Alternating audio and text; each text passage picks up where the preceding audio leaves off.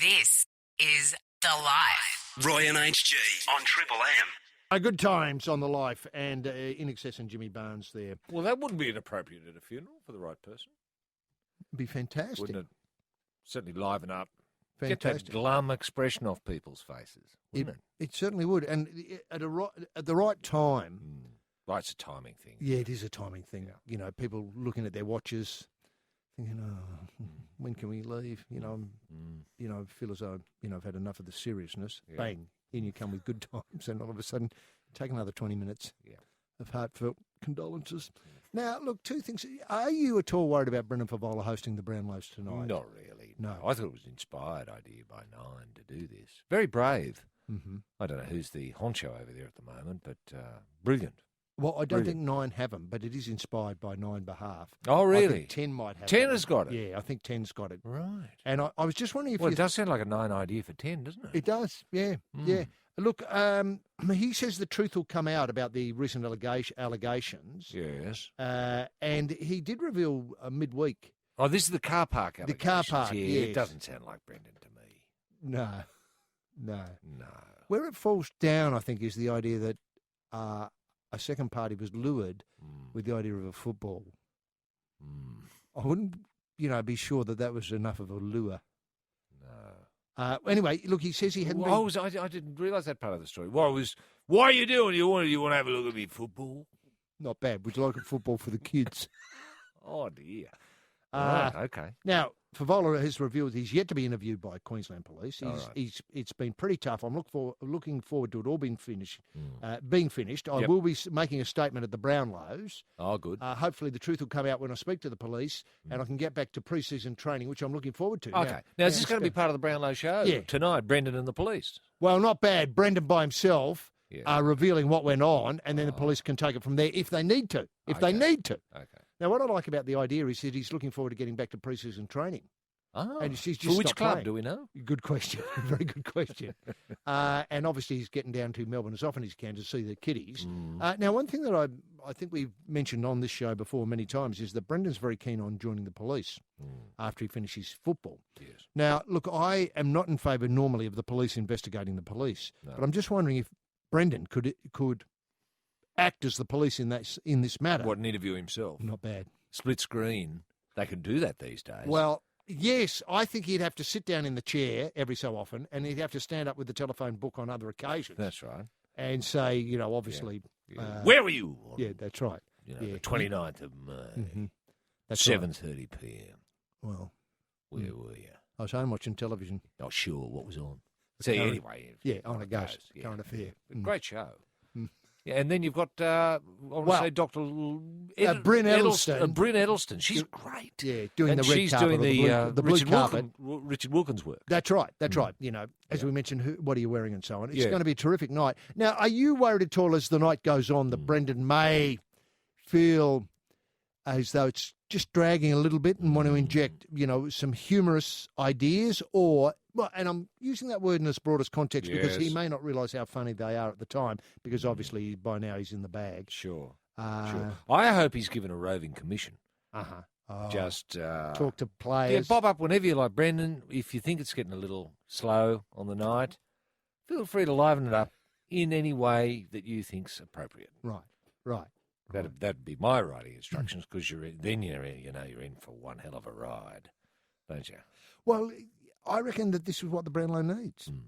I've got to say, is the television figures for the matches on the weekend outside Victoria were very well. I shouldn't argue say about Adelaide and Perth or Western Australia and South Australia. Yeah. Very disappointing. Were they really? Very I find disappointing. that hard to believe. I know.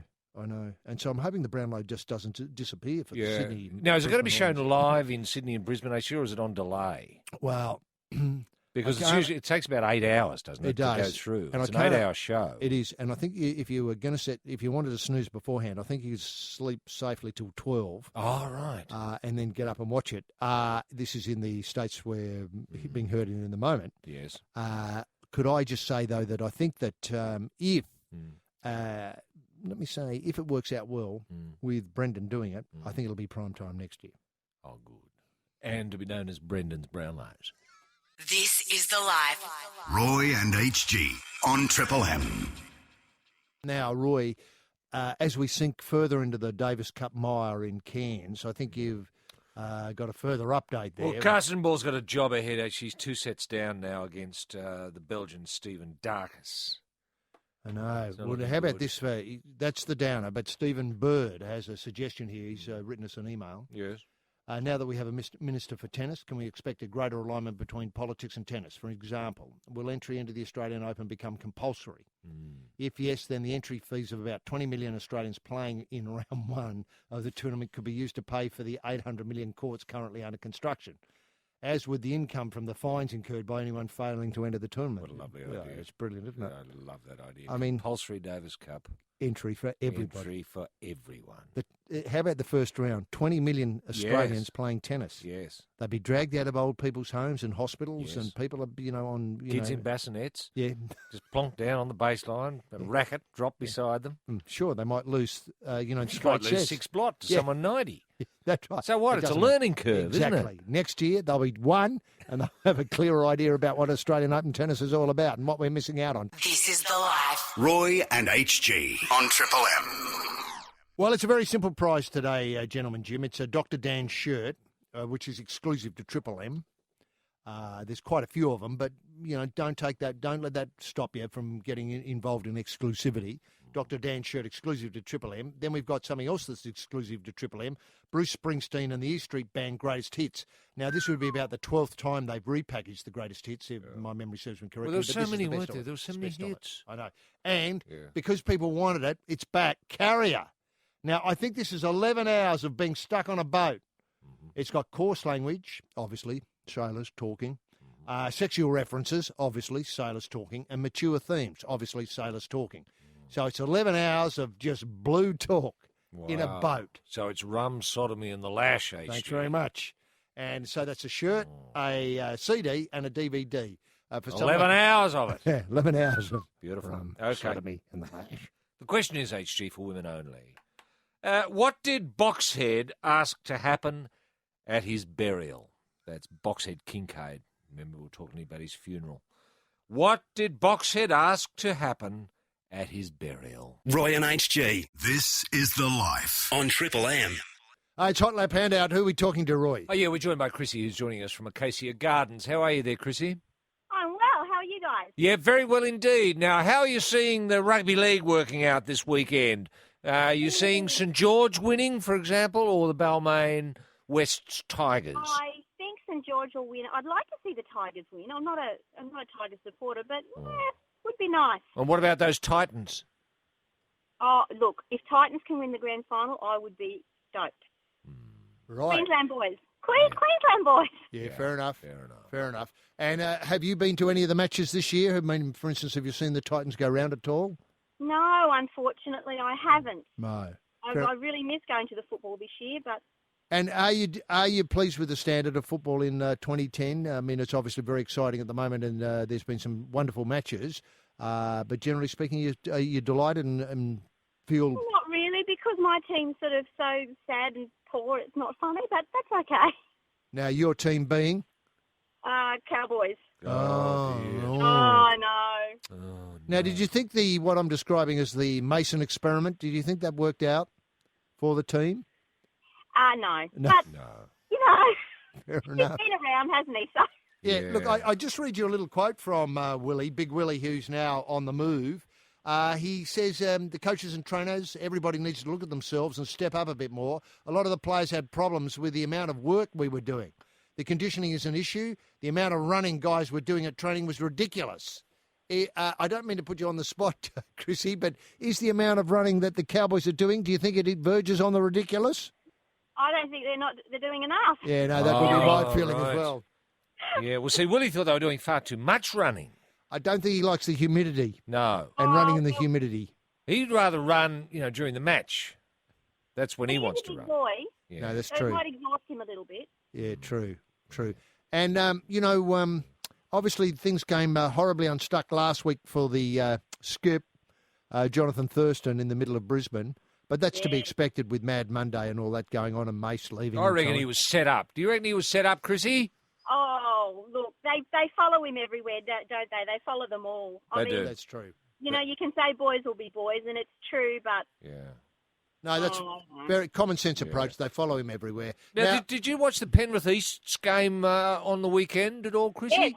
yes, I did. Now, did you enjoy the face clash as much as everyone else? You know, two blokes smashing into each other's faces? That's what you got to love about rugby league. Yeah, I suppose It's so. an That's interesting, beautifully. good development, isn't it? If we can get more face work happening. Well, yeah, I'm a bit of a boy, so I in a girl's body, I guess, and I really do like watching the clashes. Right, now you've got a couple of kids who are growing up and they're described as lazy and love going out. Is that right? No, I love going out. Oh, you love All going right. out. Oh, sorry. Now, these lazy blokes of yours, do they play rugby league? No, one follows the rugby league and the other follows the AFL. Ah, fair enough. Fair enough. But they don't play at all? No, not anymore. The old they both played AFL for a while, Yep. and then we moved to Sydney and they became lazy. Right, fair enough. Oh, Sydney can do that to you. Can make kids lazy, that's true. Now, Roy, set out the question and Chrissy, have a swing at it. Now, Chrissy, what did Boxhead ask to happen at his burial? People to vomit on his coffin.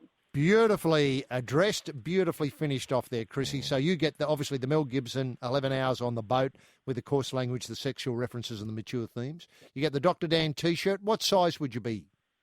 Oh, small. Small, good. And you get the Bruce Springsteen and the E Street Band on CD. So it's a terrific price, Chrissy. Thanks very much for being part of the Life on Triple M. Roy Slavin and HG Nelson. This is The Life on Triple M. Yes, thanks, Jim. Now, Roy, the A-League. Yes, it isn't the A-League great? Well, obviously it's great, but it's in a little bit of trouble. And I don't, for the life of me, see why. well, I'll give you. We need to. How is perhaps what I'm asking. A multi-dimensional problem, a set of multifaceted problems.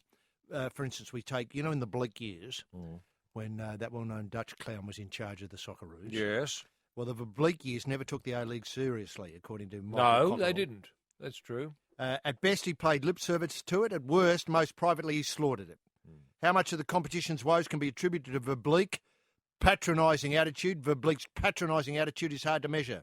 The man now charged with rebuilding the league's credibility, Ben Buckley, is the same man who sat idly by when former national coach, that's Verbeek, did his best to destroy it. Right. One of the reasons I'm sure this is Mike Do we know Cockerell. what Henk Doot felt about the A-League? No, what a fascinating question. As neat as until Henk Doot didn't have an opinion. Did About anyone ever No. bother to ask No, Doot? he was never on a current affair of Today Tonight, Probed, or that Sunday night show that Mike Munro does. He, the bright spotlight of Australian searching reporting, was never shone in his eyes. No. And asked where He was do you a stand? faceless man of Australian soccer, Henk Doot. He was a factional warlord, Roy. Factional warlord, yes. It was a faction of two, him and Verbeek. Yes. And he was the silent partner. Now, look, it does unravel a bit. Verbeek's arrogance meant he was never going to admit he was wrong by never selecting an A-League player. The Cockerell thesis is if Osijek, the new coach, could put a few A-League players in the Socceroos, it might encourage people to go along and watch the games. I think there's some, merit in this suggestion. Yeah. Wrong that training in Europe this is Cockerell, wrong that training in Europe is better than playing in the A-League. He and Buckley dressed it up as typical Dutch honesty. What it was, in fact, was a lazy, condescending stereotype. Be interesting to know what he really thought. A lazy, condescending stereotype. Yeah. It doesn't get much worse than that. Doesn't get A-League worse. players, with the right encouragement, this is Cockerell, can handle the transition to international football. New Zealand, the All Whites, proved that at the World Cup. Let's not forget the New Zealanders didn't lose a match at the World Cup. No, they didn't. Verbeek effectively forced players to leave the country if they wanted to play for the Socceroos. Osijek's challenge is not to be so discriminate. Yes. Now, Okay. then that's the view from the top. Then you get the view from old players, and here we go to Craig Johnston. Oh, good old Craig, yes. Remember, he has won Yeah. more top-class domestic honours Yep. than every other player in the Socceroos squad put together. That's right. Bears repeating, doesn't it? It does. More honours than every other Yep. player in the Socceroos squad He's put together. arguably Australia's greatest. Correct. Robert Dillon suggests this. He is perhaps best remembered for his goal in the Liverpool's 3-1 FA Cup triumph against right. Devon in '86. Yep. He said to be able to come back from England and represent Newcastle, my hometown, and play alongside people like Joe Senkalski and Bunny Curran, who I idolised in front of 15 or 20,000 people at the old International Sports Centre, as it was known back then, was a very humbling and personal experience. Yes. He's talking about, these are long days gone, Roy. They are. I think they're lucky to get 6,000. In fact, the Jets played to Perth Glory on the weekend to the best part of 7,000 people. Yeah. Look, I think put it down to a little bit of style. I mean, with Craig, actually, when Craig was playing the equivalent of the A-League all those years ago. Might have been the NSL in those days. Yes. You got a lot of goals scored off the foot. And I think people like that. With the A-League, you see a lot of goals off the nose, Shoulder. off the tool, shoulder, Date. That's which is funny, and that's fine. But I tell you what, you don't go to the A-League, or people don't go to soccer for a laugh, No. generally speaking. No. If they did go for a laugh, honestly, the place would be packed, wouldn't it? Well, you're absolutely right. He said he went in 2007. The Jets beat Sydney FC in a 2-0 in the semi-final at Energy Australia Stadium. Emotional experience, crowd, was a record club at 24,338. All of a sudden, I felt like I was not one of the players, but this time one of a squadron. Now the club and the players need people to rally around and support us to do their bit. Yes. I go to the matches. A-League club is struggling financially. Did not surprise him. Worldwide trend. Football is generally facing a huge financial crisis. I've been expecting the bubble to burst for some time. I've been saddened to hear what's happening at my old club, Liverpool. Right. They're apparently £250 million in debt. £250 million in debt. The A-League's got nothing to worry about. Obviously, the money or lack of it, in this case, the A-League is on a different level. But in many ways, it's the same story. From Newcastle's point of view, I'm sorry to hear about Con's misfortune. Constantine being the owner or the manager up there at, obviously in the Newcastle area. Yeah. Look, I've just set that aside there because it does go on in many directions. And Yeah. Craig Fozzie Foster does have an opinion. Oh, well, Craig would. What does the Foz? Well, I'll come to that. But first, soccer's most controversial columnist, Robbie Slater, Oh, yes. he thinks Jennifer Hawkins selling Australia and the A-League to the world. I mean, how about that for a double? Australia and the A-League to the world. Jennifer Hawkins. Jennifer Hawkins. Does she love her soccer age? Well, She does. She's from the Newcastle area. Yeah. Oh, so that'd be okay, a very good start there with Newcastle Yes. leading the charge. So she's going to sell the Jets to the world? Well, Or the whole of the A-League? both. Oh. Both. The A-League feature the Jets, if you know what I mean. Yeah, That's the right. message. Okay.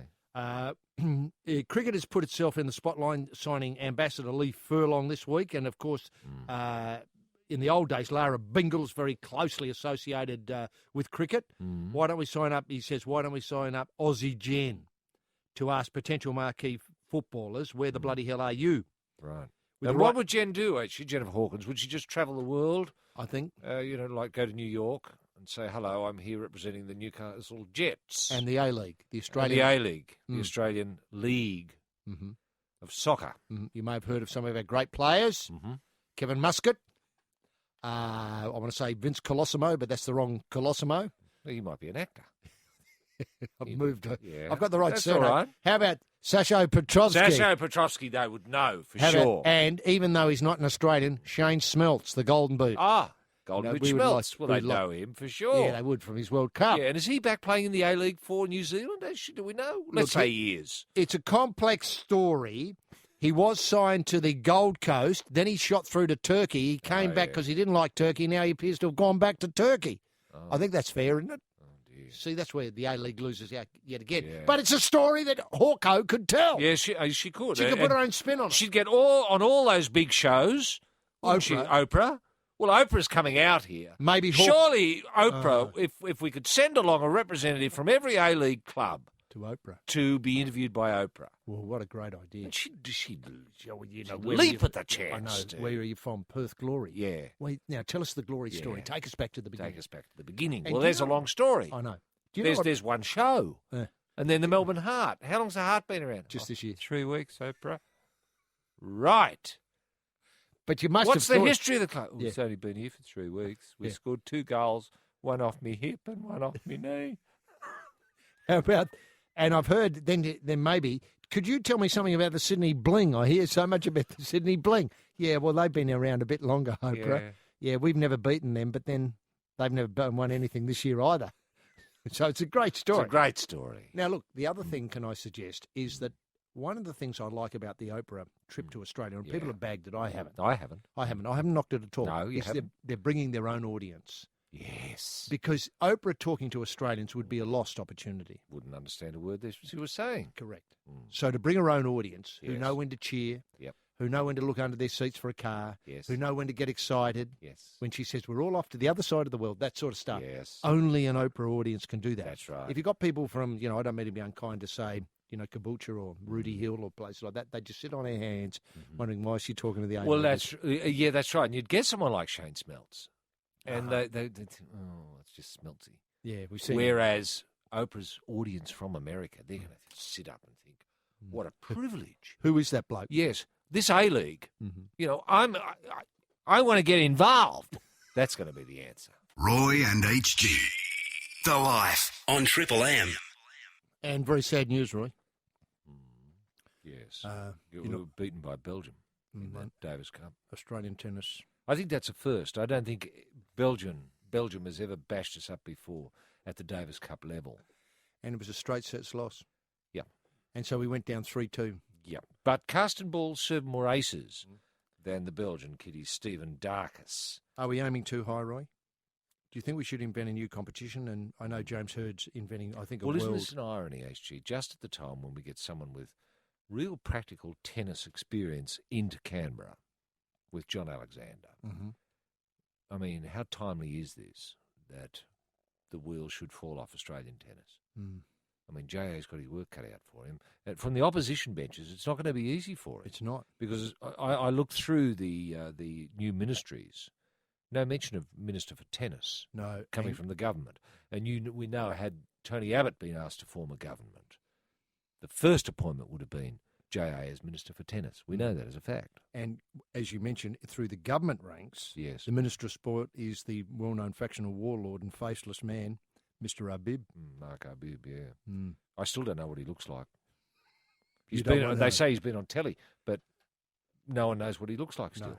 He does a lot of, Well, he's got a bag over his head as he has. well, behind a screen. Oh, behind a screen. So it's a shadow cast Yeah. on screen, Ah. backlit. Right. So, those people who can do those cutouts Yeah. at the Royal Show. Yep. With the shows. Yeah, and does he change his voice? So He does. Well, you've got to sort of put your fingers in your ear Yeah. to work out what he's saying. Mm. You can do it, though. Mm. Look, this is a very low moment for us. Mm. Great supporter as yourself is of Australian tennis Mm. and that history, that great history. Yeah. I'm just wondering if Jennifer Hawkins could be the answer. The new face of Australian tennis. Mm. Maybe going. As well as A-League. Could she Well, do A-League and tennis? I think she could. She wouldn't mix the message in New York when she touches down. Why are you here, Jen? For Australian tennis. A-League. soccer and tennis. Now, going back to the story that Robbie Slater's breaking, Yeah. he said, Has Jennifer Hawkins been approached yet? No. Does she know that the A-League's coming up to tap her on the shoulder and say, well, does she know the A-League's in crisis? Might be the first Oh, point right. to start. And then at least when the tap comes, she'd say, yeah, well, no, I can't do it. I'm too busy. yeah. I'm building the house, remember, up Curl Way? Yeah. She's doing a lot of that work, tiles, everything like that. She's become Okay. fully Flat ticketed out. in those Yeah. trades. Now, Robbie says, would you rather be living in Manchester, Dubai, or Sydney, or on Sydney Harbour? I mean, it's a no-brainer, really, isn't Yeah, it? it is. And yet we can't attract great players from overseas to come Yeah. here. Well, haven't we got to bring in a law that says you cannot play for the Socceroos unless you're playing for the A-League? And cannot we force our players overseas to come home and play here? Can't we force them? Well, I think if we, If Well- we draft the legislation properly. yeah, you wouldn't want to make it And look you too arrest them draconian. overseas, arrest them. Arrest them, I like that. March them onto a plane and Yes. send them home. Yes. And force them to, at gunpoint if necessary, to play for, say, the Newcastle Jets Right. or the Melbourne Heart. Perth or Glory. Perth Glory. Now, he says, I've been critical about, this is Robbie Slater, of our obsession with hosting the 2022 World Cup, but also know if the decision falls our way in December, it'll be massive. It'll give us a huge, wait for it, shot in the arm. Oh, really? Shot in the arm. Mm-hmm. Throughout the 12-year-old build-up, and soccer will ride that euphoria. He's also targeted what I consider a handful of players. Ryan Giggs. Oh, Ryan Giggs, great. I don't know if he's out of contract or not, but and let's face it, Ryan Giggs would probably be He'd the be old. about 80 now, wouldn't he, Ryan Giggs? I was going to say the oldest player in the English comp. Yeah. Ronaldo. Oh, Ronaldo, yeah, good. What about Pele, HG? Is he doing anything? What about Stanley Matthews? Is he still alive? No, he's dead. Now, Ronaldinho. Paul Scholes. He's a bit Man United, centric. Yeah. And he says the little Portuguese playmaking wizard Deco. Why don't he get Messi out? That'd be a better start. Yes. Messi would be good. Yes, he would. And I saw him get a couple of great goals the other day at What about Diego Barcelona. Maradona? Yeah, He'd well- still be fit enough for the A-League. And God almighty, I'm telling you, he'd slot into that front line. That Hand of God, 3-1-3-2 combination they got there up at the I want to say the Newcastle Jets. That'll do. He'd slot in well there, wouldn't he? What's he got, a 3-1-3-2 line-up? He's a couple short, I think. This is The Life. Roy and HG on Triple M.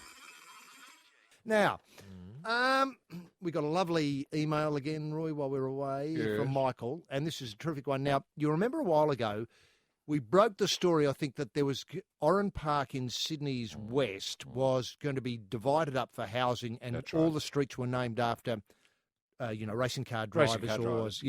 prominent figures in motorsport. Yep. He said Ray, Peter Brock Close, Lane, Street, Circuit, etc. It just occurred to me that it might be interesting for people visiting. You would inevitably have people who went to visit, say, 3 Peter Brock Street, but wind up at 3 Peter Brock Close or Yes. 3 Peter Brock Lane, Yeah. open brackets, Sydney taxi drivers, question mark, Oh. close brackets. But I'm not casting, No. rocks in their direction. No. Anybody could make that same mistake because you look it up in a street directory and all of a sudden you misread the... Yeah. Or, Less think- likely with the GPS these True. days, HG. Now, yeah. first you might think this would But you seem- might program the wrong one in. You might press Close instead of street. avenue. I can Yeah. see that happening, yeah. Now, at first you might think this would seem an inconvenience. However, think it through. You wind up at somebody's place who has deliberately bought a place so that they must obviously be a Peter Brock fan or a fan of Peter Brock. Now, you could imagine this is an excellent way to meet new acquaintances, as eventually fast friends, because you have in common an interest in A, motor racing, and B, Peter Brock. Yes. In fact, you couldn't go wrong no matter which house you wound up at because you'd be assured of a friendly shared interest and it would only be a short car drive to the proper house, i.e. the destination you wanted to go to. Yes, they'd take you probably. It being at the same complex, so you would be assured of a decent welcome no matter where you found yourself. Yes. This is the kind of thing Australia really needs. I think that's a Turn wonderful up. attitude, yes. Turn up unannounced at the wrong address, but find good friends there anyway. Yes. And since you bought the wine or a plate, have an impromptu barbecue with your new friends, Yes. and they can be introduced later to your relatives who live at number 3 Peter Brock Circuit. Yes. Odd that you didn't mention the Peter Brock Circuit as one of the potential street names. Must say a glaring omission from our otherwise astute observations about Oran Park. Yeah. Circuit, Circuit it is good. escaped me too. It's like the roundabout, the Peter Brock roundabout, which sort of Yeah. suggests itself. Did we as have well. a Peter Brock parade? No, I don't think we did either. No. Okay. But these will But come. is there any guarantee, HG, if, I don't know what council would be looking after the way this is going to be divvied Might up? be Camden Council. Camden Council. Well, let's say it is Minto Council. Let's say Minto it Council. is. Yeah, that'll do. That'll do. Now, have they guaranteed that Peter Brock Close is going to be near Peter Brock Circuit? Which will be near Peter Brock Avenue, or are they going to be at odd, different ends? I think Because if you do make a mistake, there's no guarantee it's going to be a short trip over. No, I think we suggested, as often happens in these things, that the close Circuit Avenue, dead end, etc., are all relatively close together in the... So you'd get all the Brocks together. There's no point, And okay. There's no real point. And the Frank Maddich area. Close A Circuit. little bit further away. They'd have older residents in it I suppose it would. because they obviously Yes. only older people. And your would rent it. Winterbottom. Yeah, Win well, Cup that'd have your young Avenue tearaways would be in for it. the young tearaways, yeah. Mm. But Who I hope we're not donuts going to and have fights, though, burnouts. actually. Fights. Let's say Win Cup Street challenge Peter Brock Avenue. To a For some go-kart. reason or other. Yeah. go-kart race. Or it could be for anything. Yeah. Or just say they hate them. Just put something in the paper. Anyone living in Peter Brock Close is a dickhead. Signed, Yeah. Winterbottom. Winterbottom Avenue. Well, the Winterbottom Warriors or something like that. Well, look, I can see that happening, but I kind of like I'm not that. saying it's a bad thing. No, exactly. I kind of like that. Especially if they start playing, say, soccer. Well, what a great idea. Well, remember how the Bra Boys, Yes. I don't know what's happening where we're at with the Bra Boys at nor the do moment. I. Anyway, the Bra Boys used to do that sort of in the Maroubra area. Oh, okay. And they're always, sort of the south side, north side, Yeah. Narrabeen, locals only, all that sort of Yeah. stuff. It's But been did going they? on for But years. did they lift the stand of Australian soccer, HG, the Bra Boys? I'm not saying. I don't think they did. Yeah. I think the jury's out on that. But hang on I a think if minute. we look at the A League, we don't think, oh bloody hell, those Bra Boys certainly brought it home there. Can I just point out that the confection you overlaid on this was Yes. that they would be good/interested in playing soccer. It'd be more likely they'd be good/interested in motorsport. Oh, well, that's true too. Now, I Yeah. agree. The Bra Boys did nothing with Australian soccer or motorsport, but they had a sort of patch mentality Oh, sure. and surfed. They were very good surfers. Yes, okay. And produced the odd rugby league player from memory. Oh, okay. But, oh, well, that's good. Hmm. That's But good. so, I mean, it could happen that a motor car person could end up being a Socceroo. Mm. Well, what a story that would be. This is The Life. Roy and HG on Triple M. Well, look, exactly the same as the first hot lap today. We've got a Dr. Dan shirt exclusive to Triple M. Obviously. Hasn't the nation gone Dr. Dan mad? Well, I reckon what's great, it's been the greatest reinvention Yes. of something since they bought Wheel back. Remember how Wheel fell away from Australian television for a while and then they bought the Wheel back? Wheel's not on at the moment, but they'll bring it back. I'll And tell people, you well, what, the world's nearly ready for Wheel again, isn't I it? reckon, well, look, you kicked me up the date this morning and said Yeah. the block's back, and I said, get out, Roy. But it's Yes, not. It's it back is. on Australian television. But is Amity Dry still part of it, HG, do we think? I think Amity Dry's contributed the soundtrack, the Ah, musical soundtrack. The to it. Lighthouse? Mm. Right, okay. Well, that'll be good to hear again. Now, we've got a Dr. Dan shirt exclusive to Triple M. Well, I was going to develop a point about the exclusivity of it. Oh, yes. I think they made 10,000, so it's sort of, 1 in 10,000 you're likely to be wearing. We've got Bruce Springstreet and the E Street Band Greatest Hits. They made 20,000 of this. Yeah. And Mel Gibson's Carrier. This is the 11 hours of coarse language, sexual references and mature themes Good. on a boat with blokes standing around. Maybe not blokes, that might be a bit unfair because some of these carriers carry enormous numbers of personnel, men and women. And in fact, Is I it can a verify little that bit by looking- like Love Boat, HG? Is it Love Boat with sort of adulty themes? Because that was a great show, wasn't it? I can honestly say, while I agree with you entirely that Love Boat was a great show, I never watched an episode. I only ever saw promos to the Love Boat. Correct. And Because it just looked to me to be too funny to watch, and I thought I was going to do myself a damage. That's the truth. Now, is Carrier as good as Love Boat? Is that what you're saying? Yeah, but I would say it was an adult version of Oh. Love Boat. Okay. Especially with these nautical themes, because the Love Boat dealt in romance themes, not Did. nautical themes. No, it did. Not like, well, you just have to use your imagination. Okay. Sailors in port, Okay. they've been, on the boat for months. They come into port. What do? They go a bit silly. Then they get back So on it the is boat. a romance show. Yeah, what a fascinating question that is. A romance show of a very particular sort. They get back on the boat and they talk about the romances they've had on shore. Ah, yeah. I'm with you. How about I've got it. It's down. great. It sounds great. 11 hours. Yeah. Mm. Okay. Now, the question is for all comers, HG. Who should be approached to be the new face of Australian soccer and Australian tennis? Mm-hmm. Difficult burden. Yes. Who should be approached to be the new face of Australian soccer and Australian tennis? This is The Life. Roy and HG on Triple M. It's Hot Lap Handout. Who are we talking to, Roy? Oh, yeah, we're joined by, pardon me, Tony, who's joining us from Sutherland in Sydney. How are you there, Tony? Fellas. Now, Tony, did you get along to Cogra Jubilee Oval weekend before last? I did. I certainly did. Yeah, and must have been magical. It was fantastic. The atmosphere was outstanding. Yes. Now, do you think, how are you seeing this unfold, say, on Saturday night? Mate, I see us giving them a thumping, A thumping? basically. An absolute thumping. Now, you don't fear, you haven't got any fear, have you? You haven't got any fear that, maybe, I don't know, Mark Gasnier might become Goober Gasnier and make a lot of mistakes? Well, look, that's what they're expecting. See, that's the situation. They're expecting us to choke. They're Yes. expecting us to fall. Yes. But that's not what's going to happen. This year, it's our year this year. Okay. You're not worried about the week off, Tony? Often in the AFL, the week off helps. In the rugby league, we observe that playing all the time is the best thing for rugby league players. Yes. Well, yeah, look, I think it's good to get over those little niggling injuries, those groin strains and the hammies. Mm-hmm. But, so I think it's a good thing. Now, Tony, you got wet on the weekend. There was big swell on the east coast. Where did you get wet? At Shark Island. Shark Island. In Cronulla. Yeah, Cronulla. Many people out? Quite a few, actually. Yeah, so- Yeah, a lot of absolute nutters. Right, and a lot of boogie boarders? A lot of boogie. I'm actually a boogie boarder. Oh, okay, fair enough. And sizable surf? Absolutely huge. Yeah, Yes. I was pretty scared. Yes, I bet. And it dropped away pretty quickly, though. It came and went pretty quick, but it was certainly hair-raising there for a while. And the swell of the year, do you think, Tony? Pretty much, yeah. I haven't seen it that big for quite a long time, particularly down at Cronulla. So it was good. There was a whole bunch of people watching from the cliffs there, and it was a pretty good atmosphere, actually. Wasn't there a suggestion it was the biggest swell since about 1956?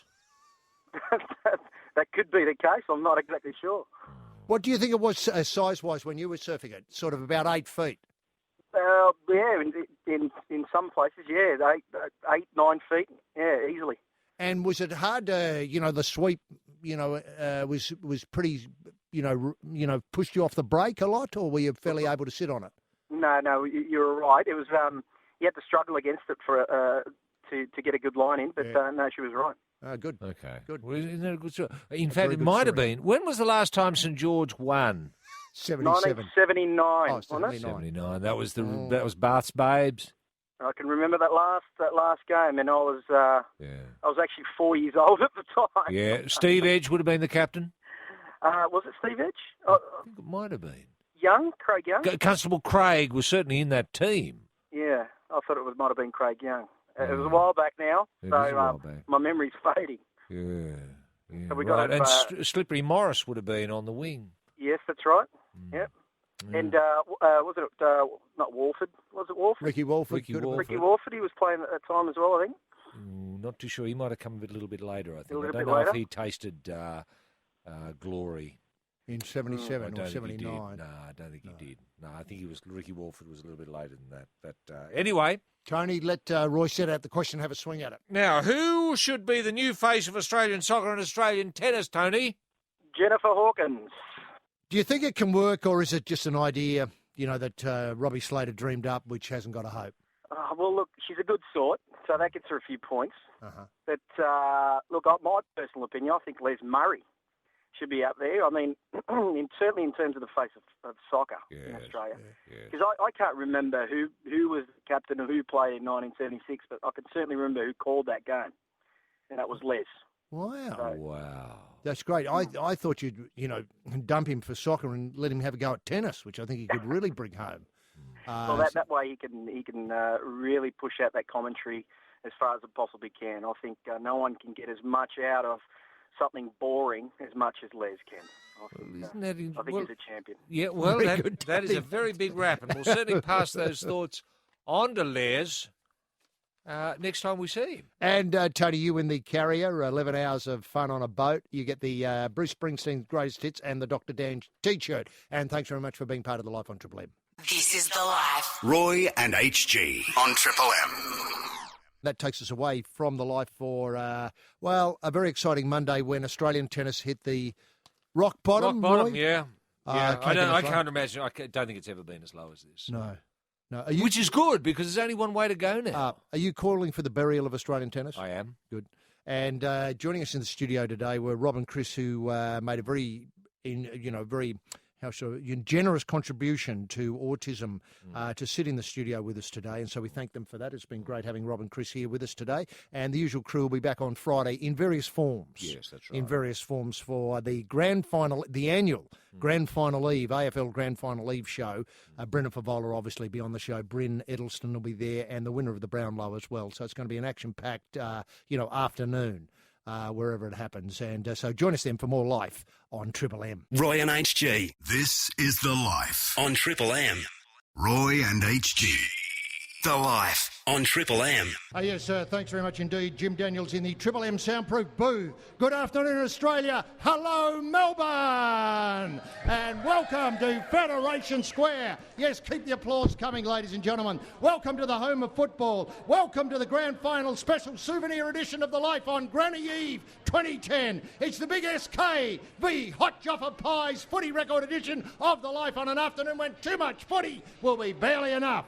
What a week. What an incredible week, my very good friends. Best week of football, ever. easily the best week in 2010 and arguably, as I said, since the dawn of time. Monday, the Brownlows set the tone, and didn't Bryn Edelstone bring a touch of overseas glamour to the blue carpet? When Bryn sashayed up and buttonholed the Premier John Brumby, I did not know where to look, honestly, and thank goodness John didn't know either. Midweek, 10,000 crammed Gosh's paddock for Magpie training, 100,000 turned out for the parade today, and this afternoon 250,000 Victorians have crammed into Federation Square for the Life on Triple M. Congratulations to everyone involved in football at this special time of year. And now, without further ado, can you give a big Federation Melbourne Square welcome and a grand final welcome to a man who's simply known as Mr. Boot?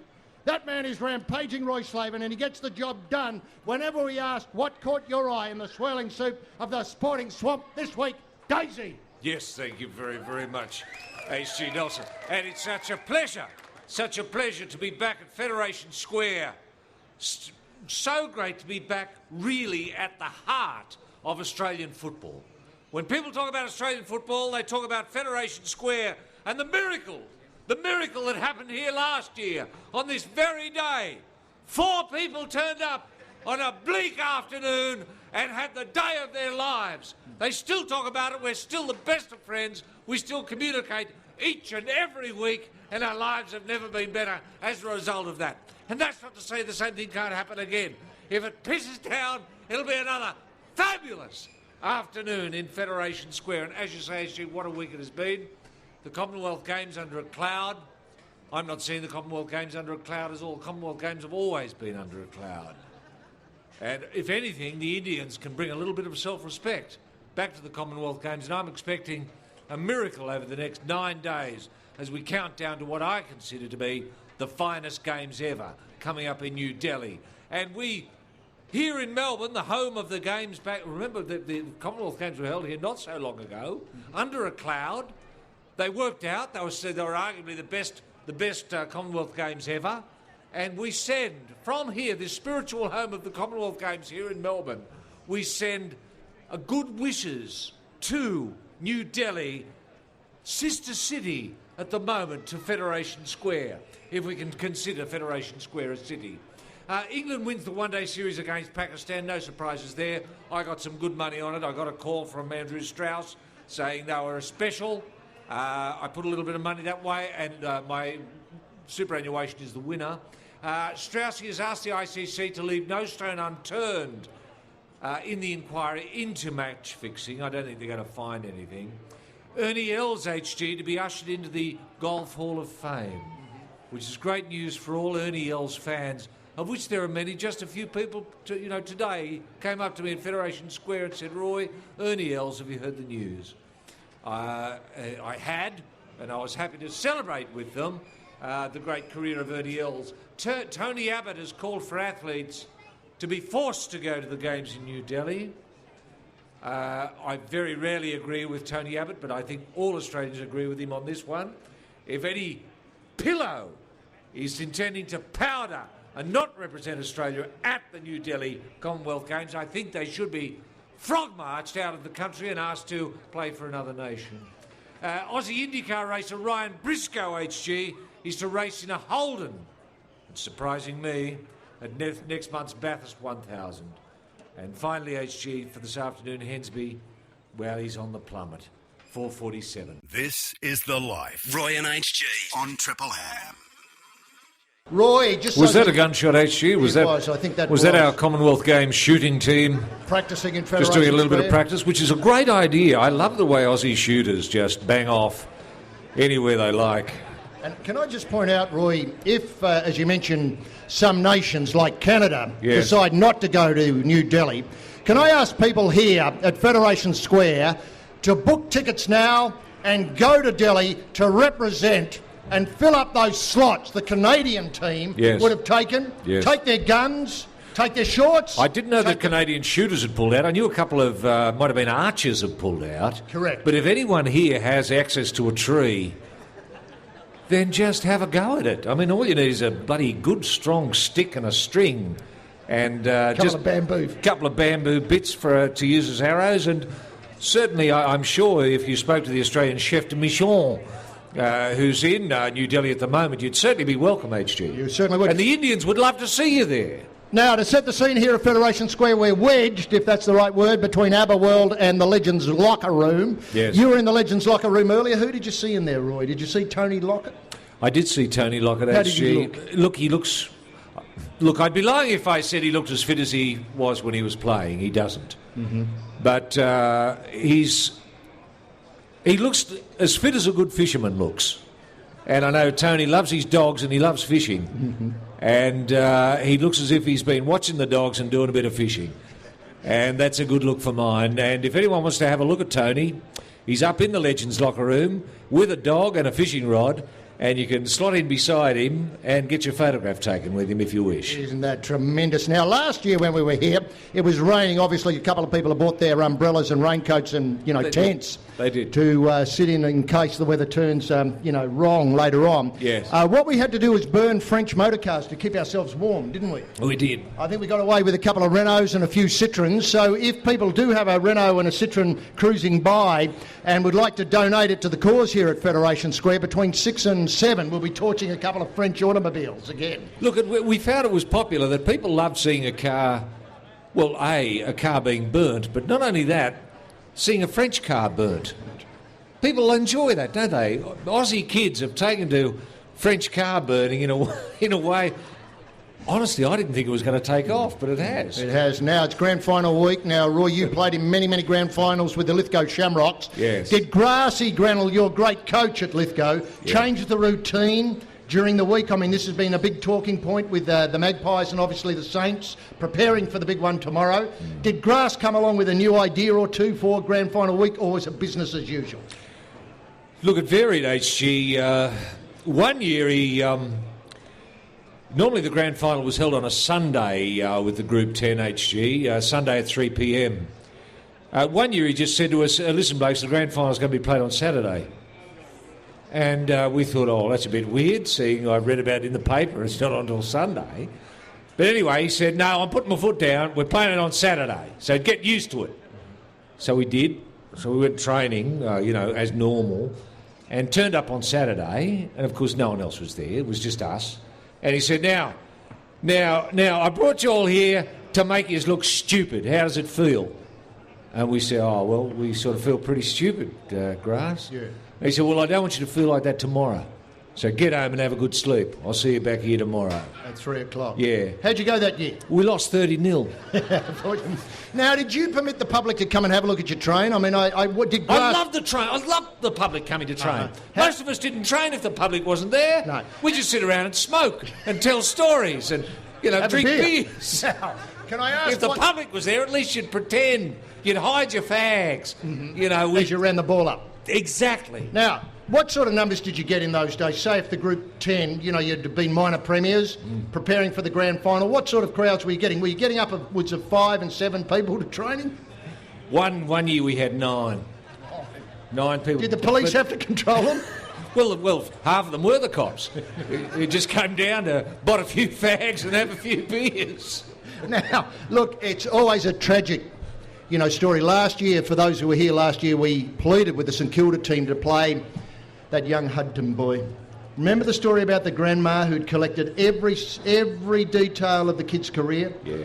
And, of course, he was dumped. He was. He was grinning from ear to ear at 5 o'clock on Saturday night, though, wasn't he? Because he was not part of the losing side. That's true. Having said that, he's now a coach at Collingwood. How the wheel turns. Yes. I might be a defensive coach at Collingwood. Now... People miss out on finals. We might talk a little bit about this later on, but I was just wondering about the story about Boxhead Kincaid. He never got over being dumped in the 72 grand final team, did he? No, he didn't, HG. And we never really understood why he was dropped. He was as fit as a fiddle. Mm-hmm. There's nothing wrong with him. I mean, he was always emotionally a bit weird. He loved practical jokes and they rarely went over very well. We all thought the reason he was dropped is because he'd burnt Grassy's car, torched it and burnt down the presbytery beside the church, and admitted it, with a big grin, saying, Grass was me, dobbed me in and arrested me, I couldn't give a bugger. Yeah, what are you going to do about it? What are you going to do about it? Well, what Grass did do is drop him from the team. And he went fairly quiet for a few years, didn't he? He didn't speak HG for 8 years. Mm-hmm. And the only time he did open his mouth after 8 years was to say, "That's it." And then he took himself off to Mount Walker HG and threw himself down a crevice. It took the SAS roughly 7 years to find him. When they found him, obviously there wasn't much left. There was just a tibia and an elbow. And that's all that was left of him, HG. We don't know what became of the rest of it. We don't know whether blokes went up there and fished him out and had him, or we just don't know. There are too many questions. We just don't know. But all we know is that he was very close to the police. Right. That's right. all. Now, that was, of course, an interesting problem because he had left a will. He did. And we were revealing on Monday's show of The Life that part of the will was that he wanted people to vomit on his coffin when it was in the hole in the ground. Well, yeah, we did. And everybody did that, and everyone did that with a sense of joy too, HG. Of relief? You might recall. Yeah, well, it was great, even though we knew there was a big box, because he was a big bloke, Boxhead, but we knew there was only a tibia and a fibia in there. And the elbow. And the elbow, of course, of course. We knew they were in there, and when the time came to have a vomit, everyone lined up, and it was the most moving thing, HG. Was that near the grand final that year, and did that motivate you? It was very close to the grand final, yeah. In fact, it was 2 days after the grand final, so blokes were still pretty legless, and it was pretty easy to go on the vomit, if you know what I mean. Because they only found him, they found him just after the final hooter of the grand final when we won that year. The word came out, people started screaming, "They've found Boxhead, they've found Boxhead." This is The Life. Roy and HG on Triple M. And Roy, obviously a big part of Grand Final Day is the entertainment that starts about 4:30 in the morning and kicks on well into the night after the match is over. And usually the AFL get an old has-been act out of the mothballs and parades them around, like somebody like, I was going to say AC/DC, not so much them, but, say Rose Tattoo or somebody like that. This year, in a break with tradition, the AFL are going with In Excess. And the In Excess are going to kick off the AFL Grand Final pre-match entertainment, and they're going to have a bit of a surprise, followed by a string of hits, according to the paper today. Would the surprise be Michael Hutchins coming back, HG? Wow, what a fantastic idea. That would be incredible, wouldn't it? It would. How would they do it, do you think? I'd like to see a bit of show business. Would he come out in the coffin and the lid flung off, and him jumping up and saying something like, "Fooled you, isn't it? AFL, great!" and launching into something like, I don't know. Suicide Blonde. Yeah, well, yeah. Well, it's a poor choice, but I know what you mean. Appropriate, but poor. Or insensitive, should I say. Well, if he manages to come back, HG, I mean... He can do anything he likes. He can absolutely do whatever he likes. But I'd like him to do the first 2 or 3 songs out of the coffin. Keep people guessing. Who's in there? They'd be thinking, "Oh, no, it's just recording. It's not him. Mm-hmm. It's not him. Boo. Mm-hmm. Boo. Then... Boo In Excess. Boo. Uh-huh. And then... Boom. Out he comes. Out he comes. This is The Life. Roy and HG on Triple M. AC/DC there, and who made who? And the big surprise, I think, Roy, tomorrow is AC/DC will be joining In Excess at the grand final. Wow. And doing Shut Up Your Face.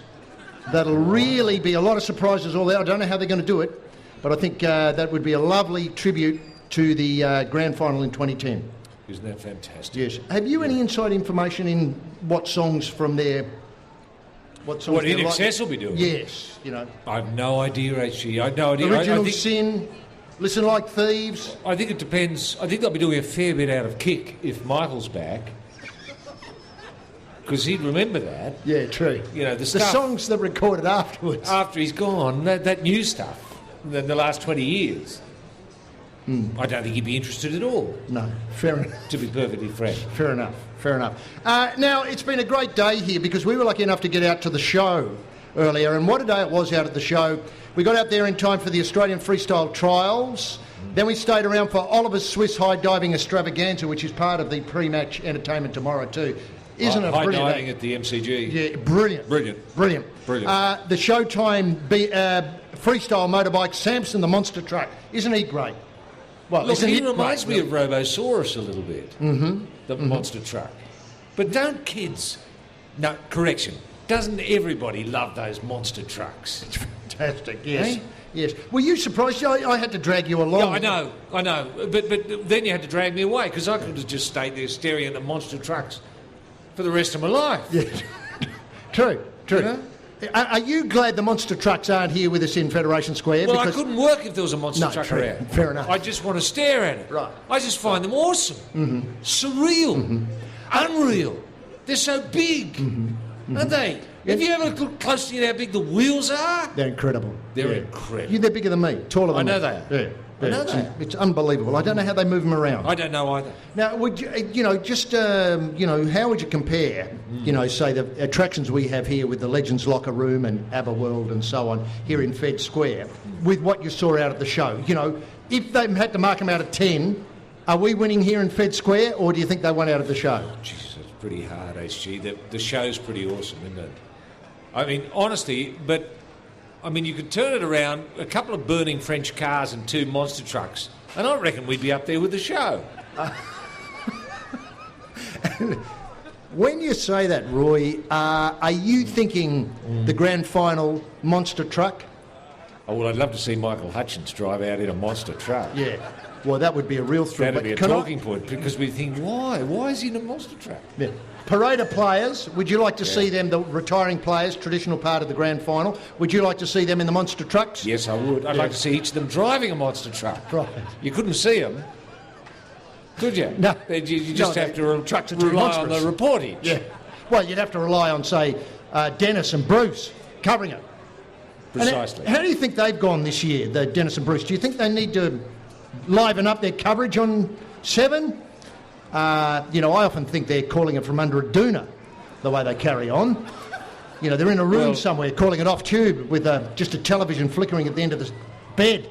Well, I think they've got to return to the idea of actually calling what they see, rather than just sitting together in the back of a monster truck, fiddling with themselves, calling whatever occurs in their mind. This is The Life. Roy and HG on Triple M. Roy, it's been suggested to me that Brendan Favola could be the surprise at In Excess tomorrow at the part of the grand final. Do you think he's been practising a couple of numbers? Well, he certainly put on a show. That's absolutely right. Yeah. Even if he didn't know the songs or didn't know the lyrics, wouldn't matter with Brendan. He'd certainly do something that would be memorable and that wouldn't really pull the head too much. I think, and would be in keeping with the day. It would be in keeping and in sympathy and knowing his appreciation of context. This same person who suggested Brendan wanted me to say Coen the Pies. Yes. Which I've done. Yes. And then he also suggested that St Kilda have named a couple of people who could go a bit silly at the start of the game tomorrow. Right. There's one player in particular who I think is retiring after the match tomorrow. So he won't give a bugger. He won't give a bugger. Are you expecting it to be the first 20 minutes, 10 to 15, 20 minutes to be fairly fiery tomorrow at the EG? Well, this has been promised for so many years I now. know. It never is. No, 89 was the last really red hot go. Yes. Yeah, a long time ago. It never is anymore. No. And more's the pity. I think it robs the match as a spectacle. Mm-hmm. Because people want to see, full... Angry, face-on-face confrontation. Don't they? They want to see two heads running at each other and just smacking in. Don't they? I suppose so. And if that was the first thing that happened after the ball was bounced, it could be extremely, how would I put this? Well, memorable. Memorable. Look, memorable. I think it's great when you see, in the first 20, 30 seconds, 2 blokes carried off, both pronounced dead, because they're committed. Yeah. They're committed, and they're not bunging it on. And bets probably haven't been taken, because who's going to be silly enough to put their head up and say, well, okay, I'll die. It doesn't happen. No. It doesn't happen. So, everything is above board. Mm-hmm. I remember, with the, in 2 of the finals involving the Shamrocks with the Group 10 HG, we had 2 blokes die 2 years running. Yeah. And I tell you what, it really swelled the crowd numbers. The second year? The second year, it was fantastic. A lot of disappointment in the third year when there were no deadens. You just hear people crying out, "Oh, come on, give us some deadens! Give us some deadens! Kill him!" Yeah. Didn't happen. And were these as part of the rugby league match, or were these incidental? You know, like I could understand if somebody obviously pretended they were a rat and chewed through some wiring or something like that, you know, just as a G-up in the room, say, beforehand. No, it did happen on the paddock, HG, but there was baggage, you know. It did involve Boxhead Kincaid, who was going out with the sister of one of the players of the Bathurst Charltons. He took umbrage and went out with a shotty down his shorts. First scrum that occurred, Bang. pulled out the shotty and blew his head off. Nobody knew for a while. They just thought, oh, well, Boxer's playing it a little bit quiet, isn't he? Haven't seen much of him. Yeah. And then we realised he didn't have a head. Can I ask whether this motivated the side? Or did this seem to be a dampener on the festivities? Because let's face it, Group 10 grand finals were... Well, that's true. They brought the community together. Well, the fact remains, well, we didn't mind. His body was dragged off and, you know, later to be found many, many years later, as you know, in the crevice up at Mount Walker. Nobody ever found his head. That's the weird thing. No. But we know someone's got it out there somewhere. And what they're doing with it, God only knows. Roy and HG. This is The Life on Triple M. Now, Roy, I hate to introduce this topic here because it does come from a university, and you know how I hate universities.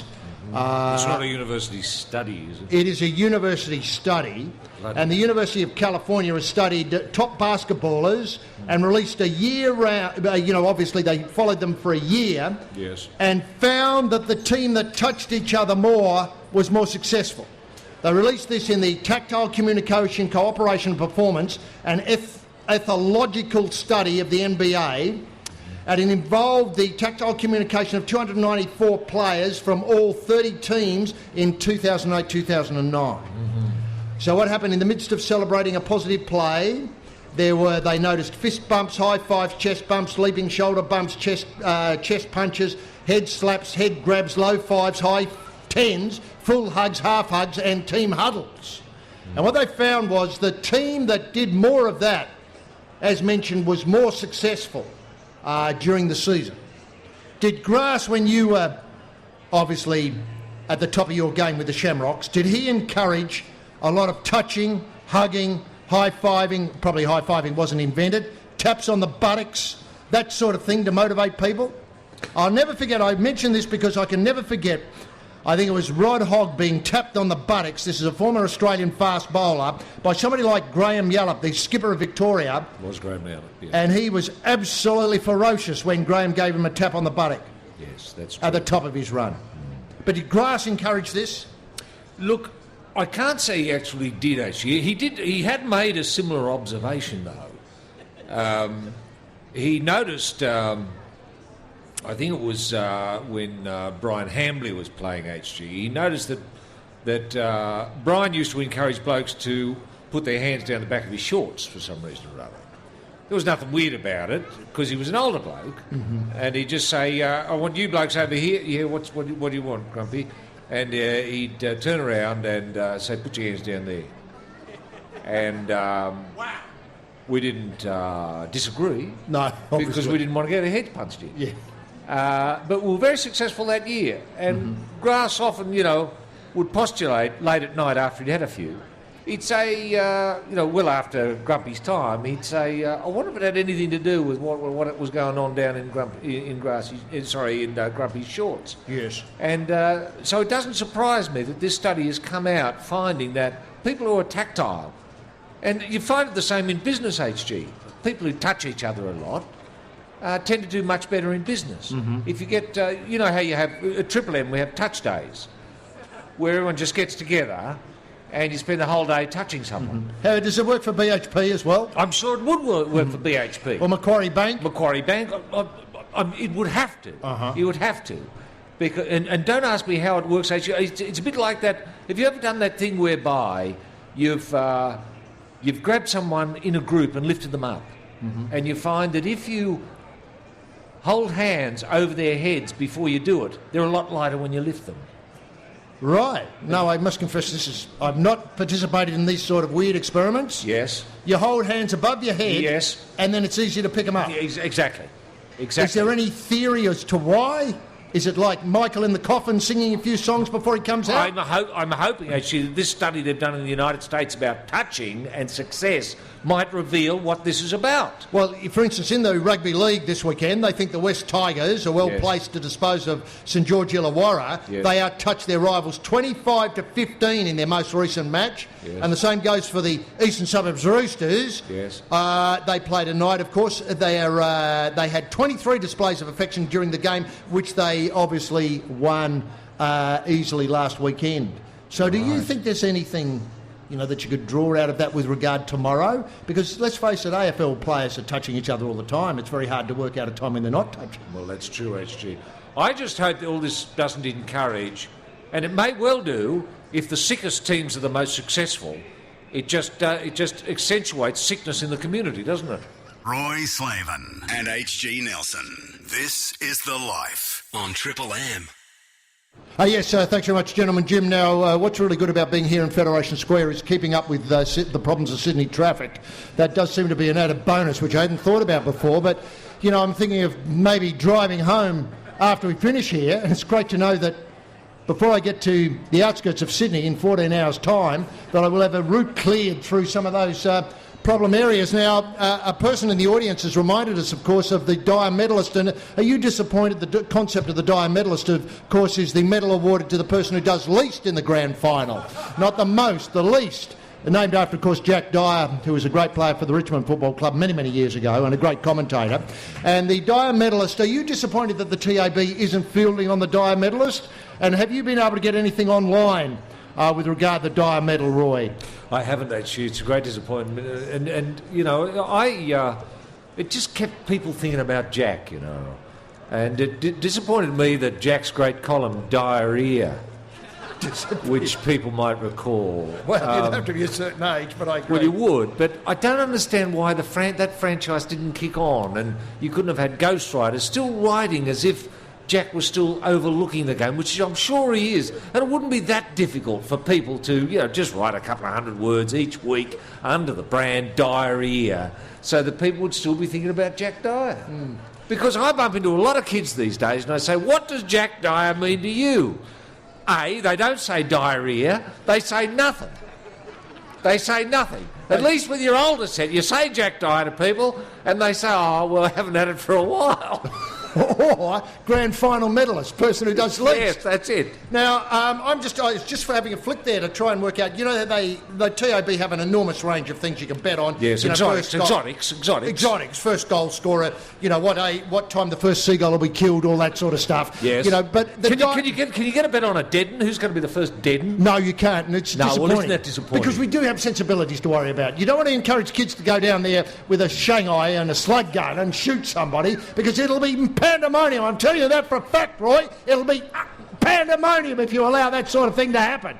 No. I suppose it would encourage terrorists in a way. Well. So we don't want to do that. No. Now, I was just wondering if before the end of the coverage here from Federation Square, we might be able to suggest Dyer medalists. Like, for instance, it'd be wrong to suggest Alan Didak is likely to be a Dyer medalist. I just think he's got too many runs on the board to become... Same as Nick Riewoldt. Yeah, well, Nick's very unlikely. But because our expectation is so great... The odds would be enormous on Nick Riewoldt becoming the Dyer medalist. Yeah. Now, one thing that did occur to me was you get these fascinating insights at this time of year. And I must highlight the work of Julian Nation, who is the Collingwood mascot. And he said that he obviously Stig-like, he suppressed his identity for years, but we winkled it out of him what his name is. And he's a university student. He says, I feel about as much pride as you can feel wearing giant foam pants, a ridiculous proportionate foam head and puffy foam shoes. So it's difficult to retain dignity when you've got that all around you. But he said, obviously, security's a big issue. The suit is under lock and key. No surprises there. Somebody get it and obviously get into a grand final for free wearing it. The mascot will get security detail for the parade today. People do take it on. They try and throw things at him. He's donned the suit for more than 7 years. And from the first moment he enjoyed being the character named after the legendary Jock McHale. He's called Jock Mapai, the mascot. And running out onto the hallowed turf of the MCG and rubbing shoulders ... with the players, he said there's a fantastic sense of pride. Roy, in your day, did you have mascots with the Shamrocks? Somebody dress up in a foam rubber shamrock leaf? Something like that, four-leaf clover idea, or...? No, we didn't actually, no. Do you think it would have brought something to the game? Look, I suppose it would have done. No, we took we were a bit literal about it, HG. We shamrock meaning lucky. Mm-hmm. Lucky. And people would devise different lucky things that would take place. For example, sometimes someone might bring along, half a dozen cats. And we'd pick one out, and the rest would be drowned. And that cat was called Shamrock and given away at the end of the game. Someone had the lucky cat, if you know what I mean. Yeah. Just as things like that. Did it ever bring that person luck? You had a lot of Can you think of anything, like the chook started laying when the cat turned up and well, no, that's a dog funny started thing, barking? HG. Two people that won Lucky the Cat, or Shamrock the Cat, as it turned out, won the lottery the following year. Wow. Yeah. Wow. It's amazing that, isn't it?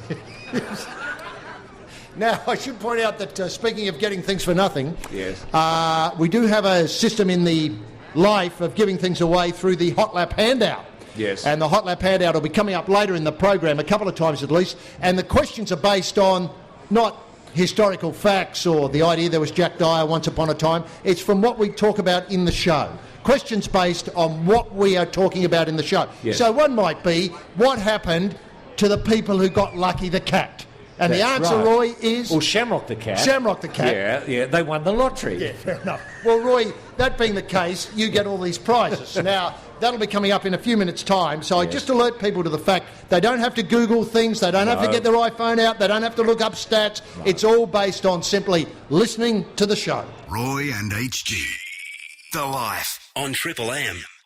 Look, I don't want to inflame sensibilities between Australia and India, but I feel as though we have to talk about the Commonwealth Games. And can I point out that you and I will be presenting a program based on the events in India while the Commonwealth Games is on Triple M, called The Shocks of Your Lives. It's a terrific innovation, and you've been recently in India having a look at the preparations, and I know the reportage is very colourful in the paper. If I read just a little bit of the Herald Sun's coverage today, it goes... Photos taken at the complex show dirty apartments with broken windows, torn curtains, grubby showers and dirty toilets. The apartment block cabling was strewn across the ground, fly screen had been discarded and the toilet bowl sat open on a dirty pathway. Inside one apartment the floors were covered. Anyway, you get the idea. It's nothing like that at all, is it? No, it's not. There's a lot more excrement than that, HG. That article didn't refer to the excrement. You took some great photos, which you gave to the Herald Sun, and they point blank refused to publish them. That's exactly right. That is. It occurred to me. It seemed to me, HG, in visiting, I went into the Canadian section of the accommodation for the athletes, and it looked as if someone had been having a competition to lay the world's longest turd. It was just extraordinary. I didn't know where to look. It was... I have never seen anything like... And we've been going to game sites for a hell of a long time, HG. We've seen shocking circumstances that athletes have had to put up with and endure over the years. We have. And some of them have just been appalling. Mm-hmm. I mean, we don't talk about it. We don't... That's not the sort of trumpet we try to blow on a program here like this on Triple M. No. But I think in India, I think they have just gone far too far. It's as if someone has said, all right, the athletes are coming, what can we give them as a surprise? Well, let's just all go over there and dirty our pants and leave the stuff hanging around on the floors, in the baths. Now, you open the drawers, HG, and you get spoons and forks out. They're all covered in excrement. Yes. It's human excrement. Yes. Just everywhere. And you thought immediately rugby league players have been here, didn't you? I did. You thought, hello, it's the eastern suburbs on an away They're trip. expecting the Roosters. Yeah, that's the walking down the corridor. Exactly. Can I just ask, though, is there, in this two things, I know you've called for, and on Radio Today, you've called for people to go over there with plumbing tickets, with obviously bridge building technologies. It doesn't have to be a lot, angle grinders, people who might be able to do double up and maybe able to run a 400 metres at the same time as fix obviously a cistern in their spare time when not there. You've called for that. Yes. You've said we've got to help. We've got to help. The world has to help. Yes. It's too much. Yes. And one thing that worries me is the problem of young people working on these game sites.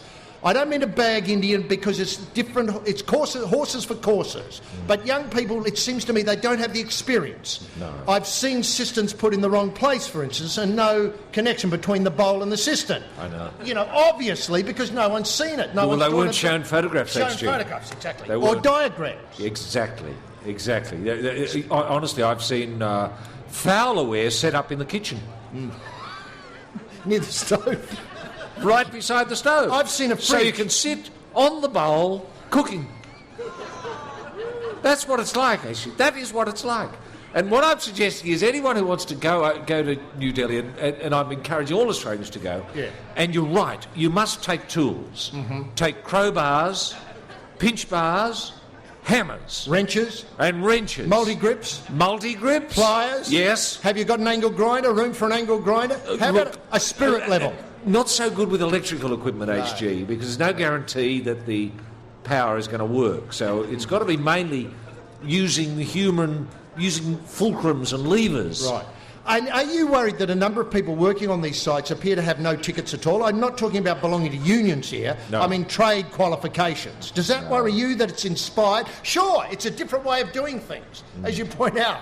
The foul went near the stove. Great idea. No one's thought about that in Australia. No, they We're haven't. way behind where they are at the moment with things they're doing with plumbing. Yes. But, true. are you worried that it's sort of got off the page a little bit and... Well, they do seem a little what I describe as toilet-centric. In one of the units I went into, HG, there were 25 toilets. Now, I thought that was toilet excessive. For example, in the bedroom, you can lie down, and it doesn't matter which way you roll, you find your face is within 3 inches of a bowl. Now, personally speaking, I sort of found that refreshing, because you know how it is. Some nights you wake up and you think, oh, good, I've got a bath. Yeah. For people who do suffer from that malady, it's the perfect spot for them. But you go into others, HG, and there's no toilet at all. No. Not at all. And you say to them, where are you supposed to go to the toilet? In the sink, they say. And I said, well, that's not how we do it at home. No. Advice for athletes going. I know you've spoken to the team and tried to settle down some nerves. Yes. Can I just ask, if people are thinking about going and would never thought about the discus, No. could some now start thinking about the discus? Yes. Some think about the triple jump. We don't want everybody going for the discus, obviously, No. but we just need some people there who can triple jump, because let's face it, the competition is pretty ordinary. Yes, it is. And yes. Australia will win everything at the Commonwealth Games, especially with these teams, not turning up. It'll be Australians v Australians. Yes, it will. It'll be like, say, the the Lithgow High Sports Carnival. Yes, it will. Probably a lower standard, in all honesty, but nonetheless, it'll be like a school sports carnival. There's nothing wrong with that. There's nothing wrong with that, and you will have the time of your life. And let's face it, it's going to be... All your expenses will be picked up by the Australian government, by Athletics Australia, HG, so you'll have a great holiday. And it's not as if you're overburdened by work. Let's say you do discus. You've only got to throw it 3 times, and that's it. 3 times. And for the rest of the life... And for the rest of the time, you just show your gold medal. This is The Life. Roy and HG on Triple M. Roy, are you at all worried that the Gary Ablett decision is casting a pall over proceedings? This is, of course, Gary Ablett from the Geelong Cats. Yes. Looks as though he may or may not be going to the Gold Coast Suns. Yes. And I'm just wondering what you know about this. Obviously, in every paper you pick up, every television show you see, there's talk that he's going, the deal's done. People are asking him to come out and fess up that he's off to the Gold Coast. or that he's decided to knock that offer back and stay where the groceries are much cheaper, and that's in G-Town. Yeah. Well, that's true. There's so much for Gary to weigh up, really, aren't there, HG? He's got to weigh up whether he does want cheaper groceries, whether he does want the lifestyle of the Gold Coast. Yes. That crazy lifestyle that may not suit his lifestyle at all. Mm-hmm. He's got to decide whether he wants to be a multi-millionaire. Multi-millionaire. I think the offer is something like $7 million over 4 years. Is that about it? I think, well, it may be even more than that, but certainly $7 million early up. Yes. And the idea that he would be captain. And play with Carmichael Hunt. Now, that's got to be a lure, hasn't it, for someone like Gary? I'm just wondering if But can the people of Geelong, are they able to, say, put the bucket around and raise a bit of money amongst themselves just to keep Gary? Well, or promise him free vegetables? Or food. They could have a roster system whereby he might never have to cook again. Yes. Which would be, I'm not sure. Sort of Meals on Wheels for him. Every night there'd be a 3 or 4 course meal for him brought around by one of the members of the community. You know what would worry me about this deal is... How about a car parked outside his house all the time? If everyone wanted to go anywhere, they just give him a lift. They would. Yeah, they could do that on a roster too. Yes, on a roster. So meals, that sort of stuff. What about free toilet paper or something like that? Just thrown in. Yeah, look, I think that what you'd have to do there is somehow not get a sign up with Sorbent or something like that for it. You'd have to do that personally. Yes. Gary, how you fix for toilet paper when you see him in the street? Well, it would just be a case of a fan going up and saying, Gary, what do you normally use on your bottom? Do you use... A double strength? Double strength. Do you like design? Do you like patterns on it, or do you want it just white? Do you have problem with it pilling? Yeah. Do you like it a little bit smoother? And once you work out what Gary likes, then someone turns up every week with maybe 20. How many rolls? He's 20 or 30 rolls. Yeah, probably. And if he's got too many, he could just put them in the city, or maybe someone could provide storage for Gary and say, Gary, if you're having trouble with too many toilet rolls, we can look after them for you until you really need them. Are you worried that some of this would affect the salary cap issues? Well, only if someone starts blabbing about it. Just shut up about it. Can I? Just do it off the bat. Just arrive with the meals. Just arrive. Just here. The car's here for you, Gary. Now, the toilet paper's here for you, Gary. Now, look, one thing that would worry me about this deal is having to learn a new club song. Now, the great thing about the Geelong song is they're very short. Yeah. It's not a huge get to learn the Geelong song. No. Well, he'd have learned it from his father. Of course he would have. He'd have had that from a very young age. Yeah, that's right. Yeah. That's right. And being in the rooms with the boys who played with his dad. Now, learning that Suns song, that's going to take some time. And if he's the captain, I know he's going to have to lead, I know, isn't he? Oh dear. Very difficult. That could be the tipping issue, couldn't it? Can you recall how it goes? Which one? The Gold Coast song? Yeah. Win! Put it in! Wipe it up! Put it out there! Win! This is The Life. Roy and HG on Triple M. This is The Life. Roy and HG on Triple M. And look, I was taken by these markets that we're talking about with regard to the Dyer medalist. I notice Dane Swan for the Norm Smith medalist. That's the person who does the most in the grand final. Yes. Dane Swan is at $5. Alan Didak $8. Nick Rewald $8. Brendan Goddard $11. Yes. Lenny Hayes $11. But it still irks me that nobody. I mean, we've been on air here today from 4 o'clock, and nobody from the TAB has come up and said, "What a great idea! The person who does the least, the Dyer medalist, we love it. We want to get behind it and open a market for it." Yeah. I mean, because these things can be done instantaneously. Of course they can. Of course they can. It doesn't require any effort. It doesn't require effort. It doesn't. It just requires imagination. Imagination. And that's what the TAB does not have. That's true. No imagination. No imagination.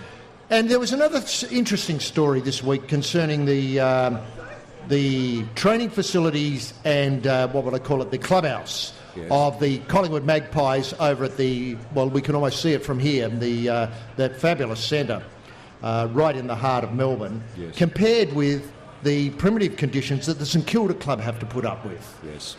Roy, I know you're outraged by this. You feel as though it's inhuman what the St Kilda team has to put up with. You've described it as worse than Delhi. Are you worse than Commonwealth Games standard in Delhi? Are you still standing by that today? That if people want to know what it's like for our athletes, go and have a look in the circumstances in which Moorabbin trained. Well, that's true, HG, but I've turned around completely on this. I just don't like players being pampered anymore. I think the more difficult it is for players in their training, in their preparation, the easier it is on game day. Because they get it... Yeah, well, because you get it easy on game day. Yes. You know, it's so bad down at Moorabbin there that they have to park their high-altitude chamber in the car park, in a caravan in the car park. No way. Yeah, that's how bad it is. Their hyperbaric chamber is in the car park. Yeah. So they have to change, get dressed to go in the hyperbaric chamber, then walk out in the cold to get in the chamber. When they're finished in the chamber, they can walk back in to put on their civvies. Yes, but on the upside, actually, you can sometimes borrow the hyperbaric chamber for the weekend. And in the off season for fun, picking up chicks, for example. It's Hot Lap Handout time. This is The Life. Roy and HG on Triple M.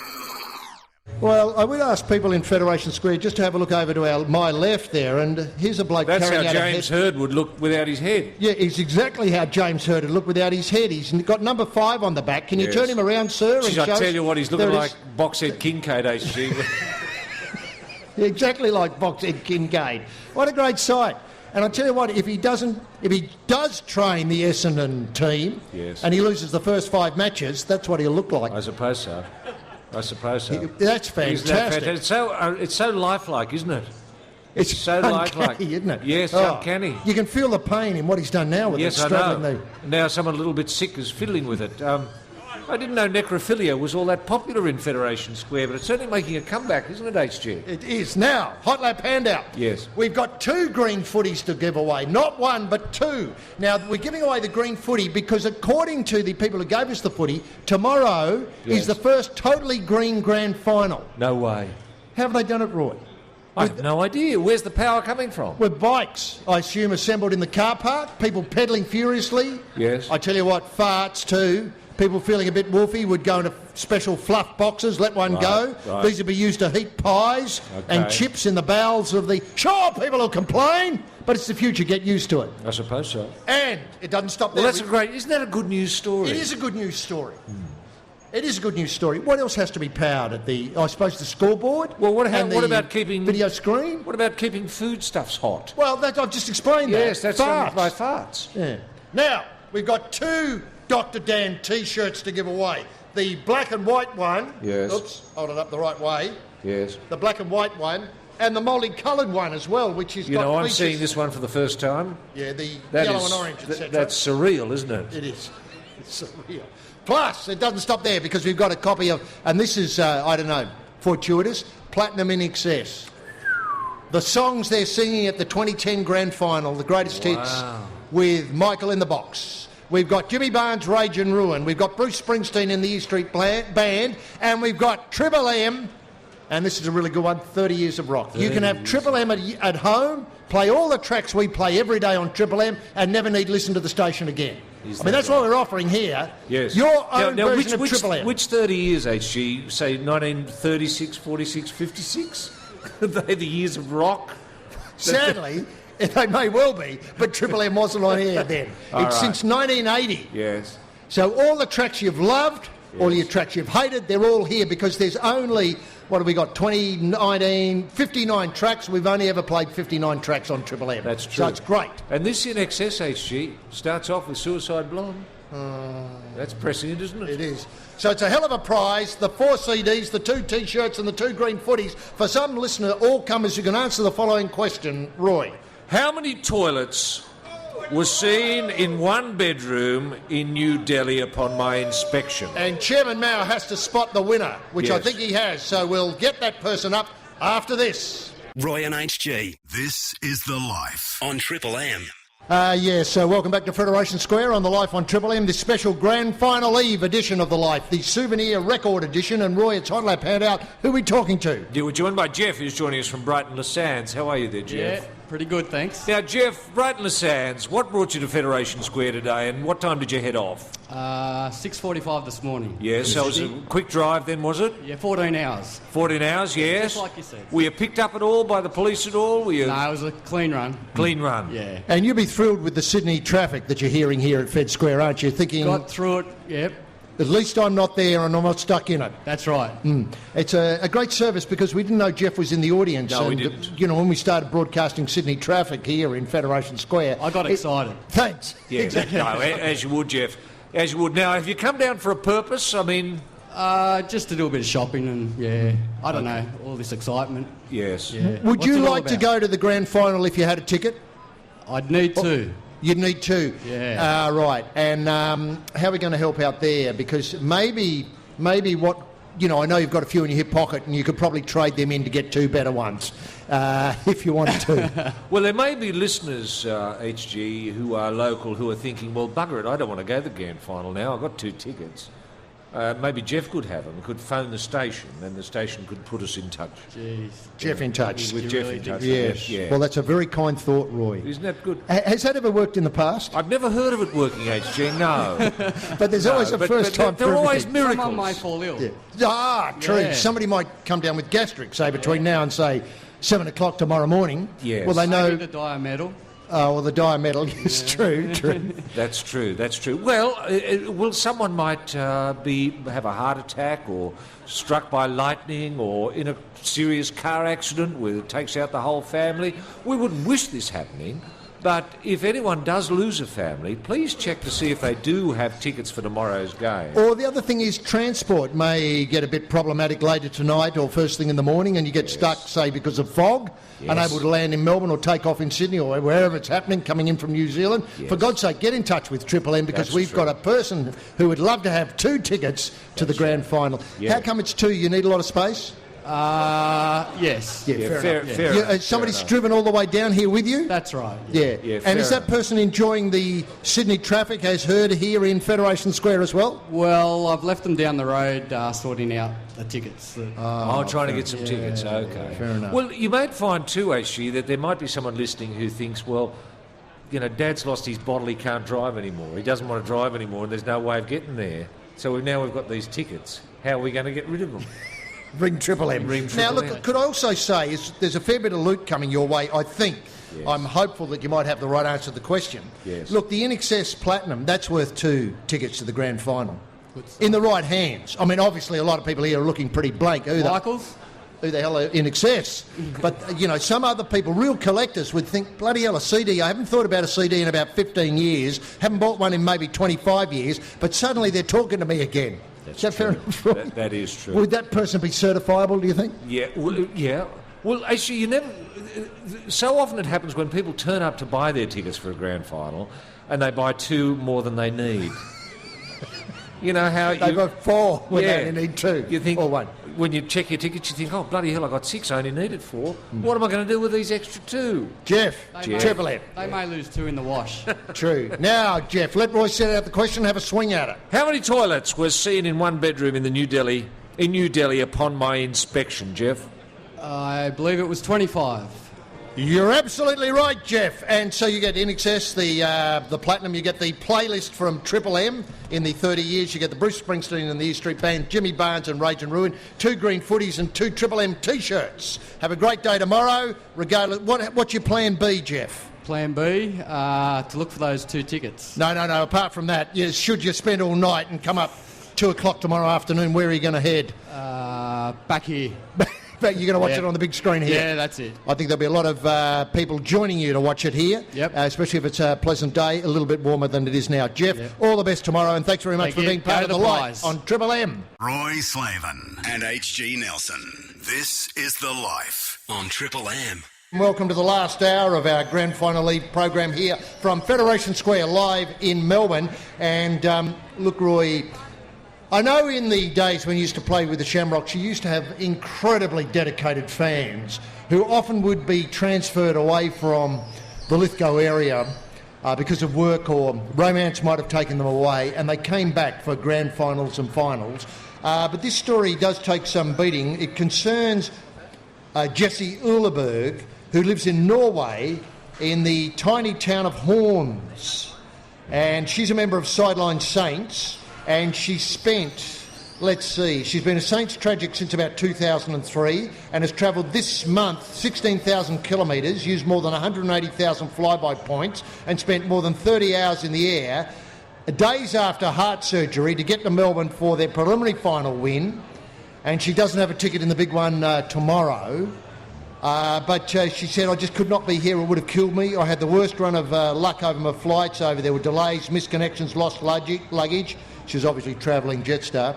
I'm begging someone for a ticket to get her help. She's been a Saints girl, devoted fan.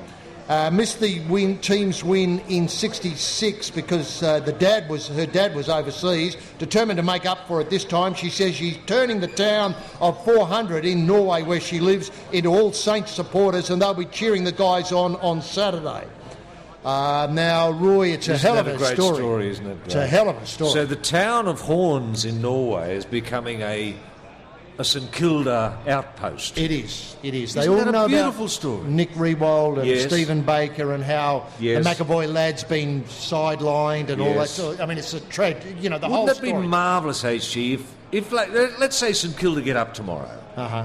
Wouldn't it be wonderful if the team went to Horns in for their Norway end-of-season for their trip. end-of-season trip? Fantastic idea. Wouldn't that be Fantastic wonderful? idea. You've obviously been around football a lot longer than Yes. me. Have you heard a story that rivals that? Not really, no. 'Cause I suppose- in terms of fan enthusiasm, you mean? Yeah, like somebody from the Lithgow area might have, for some reason, ended up in Ireland to see where the Yes. Shamrocks came from originally, Oh, and yes. then heard that the Shamrocks got, Yes. and were likely to get in the grand final and ran all the way back from Ireland because they didn't have the money for a ticket. Something like that. Yes. Look, I'm sure that did go on, HG, but we were sort of kept away from that as players. You were in a bubble. We were You were in the we bubble. in a total bubble, HG. Absolutely. In the same way, I'm sure if you went up to Nick Riewoldt or any of the the St Kilda players tonight and said to them, "Are you aware of what's happening in Horns in Norway?" They'd probably say no. Right. And you wouldn't want to put that pressure on them, would you? Yeah. Do you realise, you could really moz them if you Yes. realise that you're doing it for Horns, Yes. that all the people there are supporting. It's like an extra suburb of St Kilda that they never knew about. Yes. Except it's in Norway. That's right. And is that an area that teams the AFL has overlooked, Norway? Well, I know it's going off in Shanghai. I And know. they've got the match up there, and I think in Well, it's a October. bit like the V8 supercars. Have they ever been to Norway? No. No. No, they haven't. No. And No. do you think they could be supercar crazy in Norway? Well, I'm sure Norway. V8 Look, if supercar. Norway's fallen under the dizzying spell of the AFL, there's no reason it wouldn't become V8 supercar compliant very, very quickly, even though they're madly green there. Yeah. They've got those plug-in cars and that sort of nonsense. Now, do you think it would be a good news story tonight? Yes. To lead the Channel 9 News Yes. with Andrew Demetriou coming out and saying, yes, We're Jesse, going to Horns in Norway next year for the grand final. to hold the grand final in Horns. Yeah, now. Wouldn't that be beautiful? It would be possible because the winter doesn't set in there. The permafrost won't come down for another couple of months No, or a that's couple true. of weeks yet. That's true. It's just the end of their summer. No, what I meant was tonight we found 2 tickets that somebody has given back due to bereavement Yes. in the family, and we're going to give them to Jessie, who's come all the way from Horns, and there'll be footage of Andrew handing the tickets over to her. That's beautiful. What you want to do, though, HG, is keep the players in the bubble because you don't want to put any added pressure on them. You mean to imagine they're going to be playing for Horns as well as St Kilda? I think that's too big an ask. I remember years ago, HG, with the Shamrocks, we got a call, or Grassy, our coach, got a call saying, if the team doesn't win the grand final tomorrow, I'm going to murder my whole family. Now, Grassy didn't tell us that story. No. Very wise, I would have thought. And I'm glad, I'm Under the glad he circumstances. didn't. Yes. Yeah. How'd you go? Look, we lost. Yeah. But we did hear of a family being taken out, but we don't know If they whether were that were the ones or not. Coincidence. We don't know. It was Well, total coincidence, yeah. The great thing about that year was the grand final was played in a bubble. And no one knew it was on. That's right. I think that was the year where you actually did play it. Instead of 3 p.m. on Sunday, you played it at 3 p.m. on Saturday. Saturday, that's because right. of this crisis. Well, that's right. That's right. Because of the threat of mass murder throughout the Lithgow area. Mercifully, it didn't happen, HG. And I know if you spoke to any of the players, if you said to any of the players tonight, listen, blokes, would you like anyone, to take out a lot of people's lives should you lose tomorrow? All of them would say no. Yeah. It's a funny thing. It's funny that, isn't it? Yeah. Do you think that Lithgow was an atypical area for that sort of incidents? That it somehow was a bubble that, I don't know, bad things just happen into? It's very difficult, isn't it, from this distance to remember how rowdy Lithgow was in those days. That's right. Look, all I would say in defence is that we took our football very seriously. And we loved our football. Football was everything. And if you said to a lot of players, and I know this is a fact, if you said to them, listen, you blokes, what would you prefer, to win a grand final and die, or to lose a grand final and live? All of them would have said, take me out now. Roy and HG. The Life on Triple M. Now, Roy, look, let's talk tactics briefly here. Yes. Obviously, the big one, the big SK v the Magpies tomorrow. Now, it's taken from, obviously, some thoughts of James Hird in the Herald Sun today. Very provocative thoughts about how he would coach. And remember, he looks as though he may become coach of the Essendon Football Club next year. So it's well worth taking on board James's thoughts. And his... This is The Life. Roy and HG on Triple M. Yes, welcome back. Sadly, I think some parts of the Austereo footprint may have had trouble listening to some of the feed from Federation Square during that last, analysis of the game, courtesy of your good self, Roy and James Hird. Can I ask whether you think kicking straight would be... Well, it surprises me that James Hird has missed that. It's unlike James Hird to miss much, but I would have thought kicking straight would have been right at the top of the pops as far as he would be concerned. Yes. For instance, changing Does he refer to kicking at all? That's no, the thing. he doesn't. He doesn't refer to kicking at all. I find that extraordinary. Yeah. Well, look, about changing the tempo, he writes, the Geelong coach Mark Thompson said after the preliminary final that the Cats played on 100% from their marks against the Pies. Now, so what the Hird position is that if you get a mark, don't play on. And if preferably, kick it backwards once you get the mark. Yes. Now, I'm just wondering whether you think that the Hird thesis has some holes in it which could be exploited by Collingwood vis-a-vis kicking straight. Just taking that as an example. I mean, how extensive is this coverage of the tactics here? Do you think that all that matters? Like, it doesn't say anything about taking marks in the forward line, doesn't say anything about tackling, doesn't say anything about contested possession. But James isn't suggesting that if you do take a mark right in front, that, sure, slow things down, but he's not suggesting you then kick backwards. Well, rather than take the goal. Well, look, I'm not completely certain that he's not. Is James Hird sane? That's the first question you've got to ask. Is he totally sane? Look... Or has this column been written by someone calling themselves James Hird? Well, he writes for the same paper as Mike Sheehan, and I've always worried about Mike's, mental capacity. Okay. Now, the big night begins tonight with footy flashbacks on 7. What's your plan, Roy? How many of the footy flashbacks will you get through from 7? How many hours of footy flashbacks are there, HG? Well, at least till about 8 o'clock in the morning.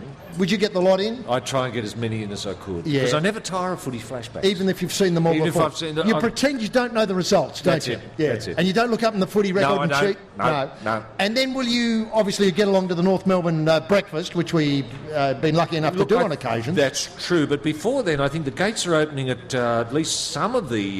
they open some of the gates are opening at 5 a.m. I'd like to be down there at 5 a.m. to see the gates open. I think that's great to watch. A lot of people think, God, how do they open these gates? Well, if you get there at 10 to 5 and be patient, be prepared to wait for 8 or 9 minutes, you'll see the gates open. Well, look, I think I can probably put my hand on the order in which the gates open, because you can go round and watch a number of gates. Can you watch more than one gate open? You can. Yeah, right. Yeah, I'm pretty sure they open, Are they staggered? Are there official MCG gate openers that move from gate to gate, and that's their job? Well, gate 3, for instance, opens at 5 a.m. That's right. That's the one I want to be at. Then gate 5 at 8 a.m. Gee, what happens in that 3 hours? Well, they move around and collect rubbish and do, restoring work and, obviously have a look at who's coming. You mean they've got more duties than just opening a gate? Yeah. There's probably only two, to be fair, there's only 2 people rostered on at that time, at 5 o'clock in the morning. Then there's a media gate. But is gate 5 the tricky gate to open? It takes a number of hours to get that one open. Now, the media, which you can be part of, corporate and accessibility passes, they open at 4 a.m. So you can go from 4 a.m., 5 a.m., 8 a.m. and 10 a.m. and you want to keep a record of it, won't you? You'll be taking photographs of all those. In between, wouldn't it be good to get yourself photographed with each of the gate openers? Not many people would have that, would they? No. In terms of your super. Well, or your Facebook page. You'd have that assessed by someone what its value is on the open market. And to have a photograph of, the gate openers themselves in the act of opening the gate, and then one with you in it, and get them to sign it, if you can get it done instantly. And if you've got both captains, Nick Maxwell and Nick Riewoldt, to sign it. Yes. And then maybe get all of INXS to sign it as well, the photo. Yes. Obviously, you're going to be fairly blurred out with all these signatures. But that mix and match mania that if people you could organise both captains to be there at 4 a.m. for the gate opening, wouldn't that be fantastic? That's the one. Yeah. Have you got any idea of what that... You, Nick Maxwell and Nick Riewoldt... Yes. And the gate opener. And a footy. Yes. And maybe the AFL Cup, whatever it's called, the trophy. Yes. Yeah, well, why not? Why not? And if you get Ron Barassi to come along as well... Oh, no, you don't want Ron involved. I don't mean. You think that might devalue it? It would. Okay. Okay, I think it would. Enough. Have you any idea of what it's worth? What, that photograph? Yeah. Oh, it'd be worth thousands. And if you can get, say, like Damien Oliver at the moment, he's very much in everyone's minds. If you've got Damien along as well as an exotic. Now, you frame it. Opening the gate, Damien Oliver with the 2 captains. And the plus trophy. the official gate opener who's just overseeing. Yeah, making sure. And what would you call this? You'd frame it, obviously. Opening the gate. This is The Life. Roy and HG on Triple M. Well, gentlemen, Jim, it's exactly the same price as earlier. The Platinum Greatest Hits of INXS. They'll be all played tomorrow as part of the grand final pre-match entertainment. Bruce Springsteen and the E Street Band, The Greatest Hits. The new one from Jimmy Barnes, Rage and Ruin. And the complete playlist of Triple M, 30 Years of Rock. 59 tracks, the only 59 tracks that have ever been played on Triple M on CD. Plus, you get the green footy, like that one there, 2 of them, and 2 T-shirts. The Dr. Dan T-shirt in the black and white and the Dr. Dan T-shirt in the orange and yellow. For some lucky listener here in the audience at Federation Square who can answer the following question, Roy. Yes, actually, the question is, at what time should you arrive at the MCG tomorrow to watch the first gate being opened? So I'm sure someone will be able to field that question. Yes, let's go to a track and find a winner. This is The Life. Roy and HG on Triple M. And Hot Lap Handout, who are we talking to, Roy? Yeah, we're joined by Olga, who's joining us from Perth in Western Australia. How are you there, Olga? Oh, I'm fabulous. Yeah, good. Now, when did you arrive in marvellous Melbourne? We came over Wednesday morning. Wednesday morning in preparation for tomorrow? Yes, we come every year for the grand final. We never go to the grand final. We can never get any tickets. Yes. And unfortunately, my team's not playing. Right. They finished the bottom of the ladder. Right. Yes, the West Coast Eagles. Yes. But, at least it's all up from there.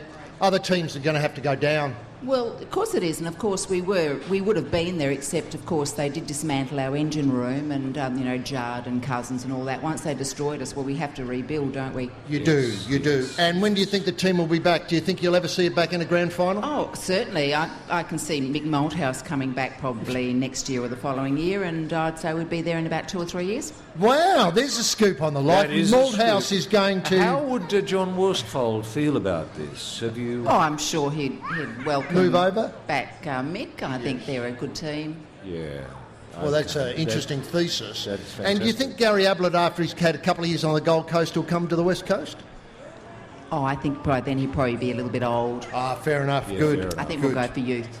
Now, Roy, set out the question and let Olga have a swing at it. Now, Olga, at what time should you arrive at the MCG to watch the first gate being opened tomorrow? Definitely at 5 a.m. Yes, well done. So the trip hasn't been a complete waste of time. And can I ask how many times you've been driven over, obviously, across the Nullarbor to be here this week and never been to the grand final? Since 2004. Oh, Lord. Right. You hadn't thought about maybe... Moving to Horns in Norway, Yeah. it seems to be easier to get a ticket. If you're...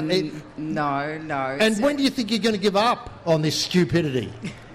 Well, it's just great being part of the, coming and seeing people like yourself. Yes, and being part of the atmosphere. Yeah, it's fabulous. Yeah. Well, of course, you get the 2 green footies, you get the CDs you can play on the car on the way home, and the 2 T-shirts to wear should the current clothes wear out. Or should the weather turn for the better. That's right. Thanks very much, Olga, for being part of the life here on Triple M. This is The Life. Roy and HG on Triple M. Earlier in the show, we talked about Jesse, who's come all the way from Horns in Norway, that great St Kilda outpost. I understand, some of the, the past players have visited Horns over the years. Have they? Trevor Barker was there for a while. Obviously, Barry Hall's been there. People forget that he began his career with St Kilda, and they welcome him as obviously a dual, triple club man. Yes. That statue of Plugger Lockett in Horns, isn't it huge? It's huge, and sadly doesn't bear a particular resemblance to Plugger. No, it doesn't. Because they were working off very old photographs. They were just working off stories. That's right. And of course, the image at the the SCG doesn't help at all. No, it doesn't. Because that's one of Plugger on the bowl, which sadly has been Well, the defaced. bowl's good. The bowl's very convincing. Yeah, very lifelike. But the stuff above the bowl, not so lifelike. The Plugger bit, not so good. Anyway, let's highlight a Collingwood fan called Paul Meredith. Now, Paul's been bedded down on the concrete promenade of the MCG since 10 p.m. on Wednesday, hoping for a ticket for tomorrow's big one. Wow. 10 p.m. on Wednesday. It's been a long haul. He said he's lost his job as a bus driver after 20 years. Obviously, he's got time on his hands. He would have been up in the queue anyway, having lined up for the past series of grand finals, in the past for grand final seats. Obviously, the Collingwood involvement ensured a special effort. He comes there every year. He's only missed in 95 when he's overseas, and he's been following the Pies for 43 years. He's lived on a diet of tinned spaghetti, baked beans cooked on a tiny burner. He's also fries up bananas to keep him going. He's dwindling supplies. He's only down to 2 bottles of water and a bag of mandarins. He expects to get a ticket at about 8:30 a.m. tomorrow morning. Wow. So we'll obviously see him there. Yes. I'll be taking over something for him, like something like maybe a Mars bar or something like that to help him out getting through that last hurdle on Saturday. Then he rushes home for a much-needed shower and gets back for the grand final. Any grand final's huge. To me, some people go their whole life without seeing a grand final premiership side. We're going to win, he says. It'll win it easily. We're not a team of champions, we're a champion team. Isn't that beautiful? Isn't that wonderful? And so, contrasting, Roy, Saints and Horns making all their way across the world here. Others haven't moved so far. They're down at the MCG waiting for a ticket tomorrow morning when gate, whatever it is, opens and the ticket... Gate 3. Gate 3 opens at 5 a.m. Would you like him to be in your photo, Roy? Would he add something to the photo? No, he probably wouldn't, actually. No, because he's a bit of a sad type, isn't he? I suppose so. I hadn't thought of that. Nothing to do except camp outside the MCG. Well, he lost his job as a bus driver, didn't he? Well, he did. It's sad. It's a sad story. I mean, great if it has a great ending to it. Well, if he gets a ticket and the Pies win. The Pies win, and the bus driver who's scheduled to drive the team back to the clubhouse has a heart attack. And the call goes out. Is there a bus driver in the house? Roy and HG. This is The Life on Triple M. Now, Roy, can you see that being sung tomorrow as part of the INXS festivities at the MCG? I wouldn't open with that. It's just a bit laid back, isn't it? Yeah. So you think they've got to do when they've got the audience what I call funked,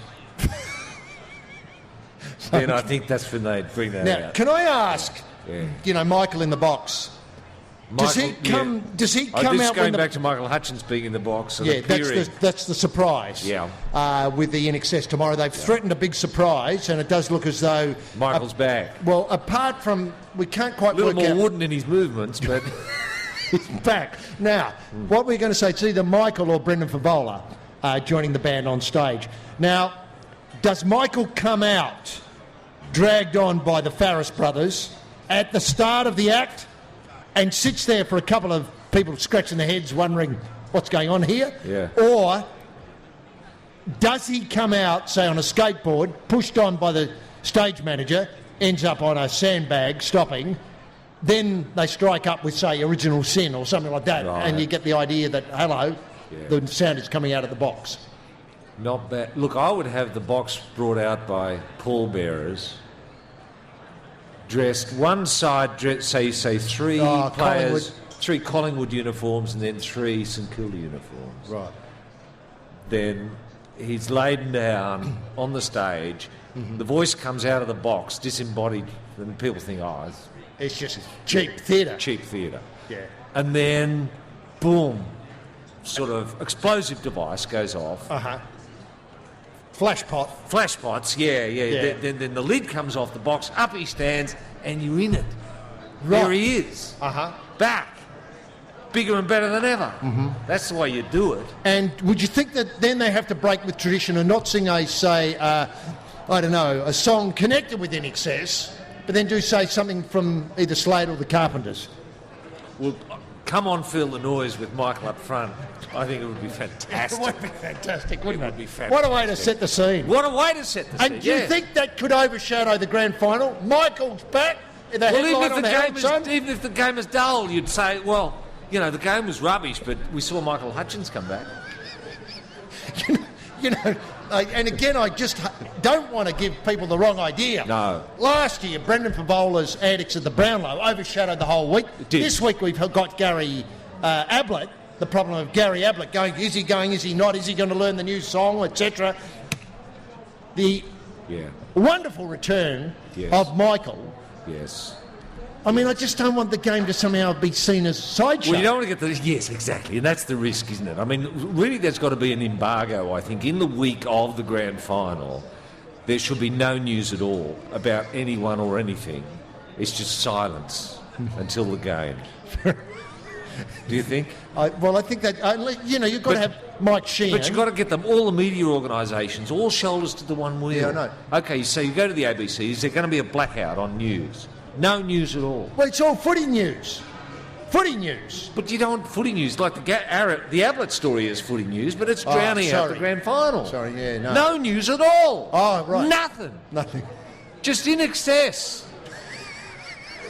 And footy flashbacks. And flashbacks. Thank you. Fair enough. Well, it's going to be And a maybe great drag someone out for a comment like Ron Barassi. week. Yeah, but what would he be able to comment about? In Excess. Do Ah. you think it's great Michael coming back? Well, I guess it is, he'd say, I suppose. And he'd say he could become a legend. Yes. mm. Yeah, that's right. Because let's not forget Ron walked on the Yarra here a few years ago. That's right. I think it was to do with the opening of the Commonwealth Games. I might be wrong about that. People here will know. He did. Was it? actually. Yes, good, thanks. He did. He did. And so full circle. All of a sudden we're talking about the Commonwealth Games are about to start in India. We spent a while today on it. We're talking footy. Yes. Ron Barassi, the legend, talking about In Excess in the News Blackout 2011. In the news blackout, yes. Well, you might find that there are some stories you can cover, like the number of people who've swum in the Yarra. Jim Courier, you can get Jim back to reenact his diving into the Yarra, something like that. It's gotta be a dull week. Well, I know, but it's not going to drown out the grand final, is it? Certainly not. Now, we sort of finish up our coverage here at Federation Square. I'd like to thank everybody who's come down and stood in the cold here again, sandwiched as we are between ABBA and the... Oh, they've almost dismantled it. Look at it.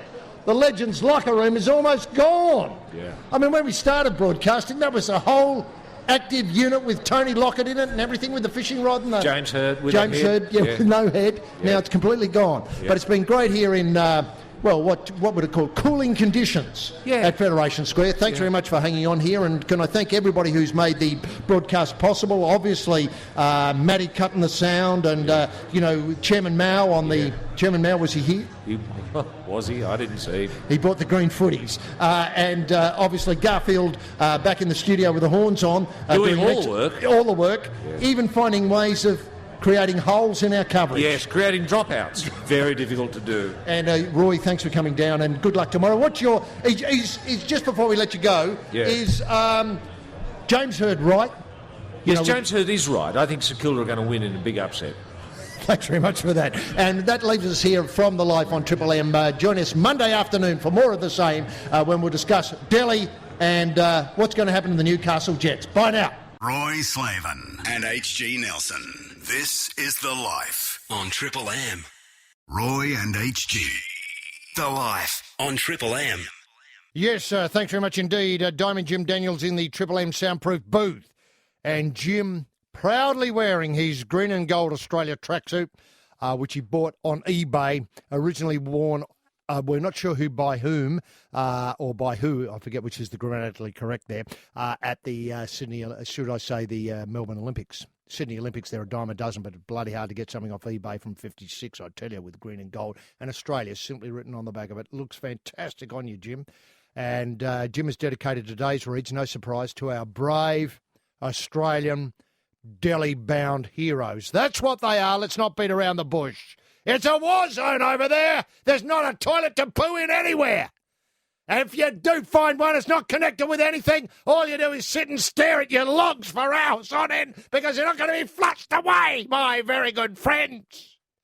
They're going to stick. They're going to stink. They're going to attract flies, and you're going to live with them. Day and night. In a bed that will probably collapse at one end, so you're staring at them with your head on the pillow up the high end. Oh, yes. Make no bones about it. It's a tough old gig being a Commie Games athlete in 2010.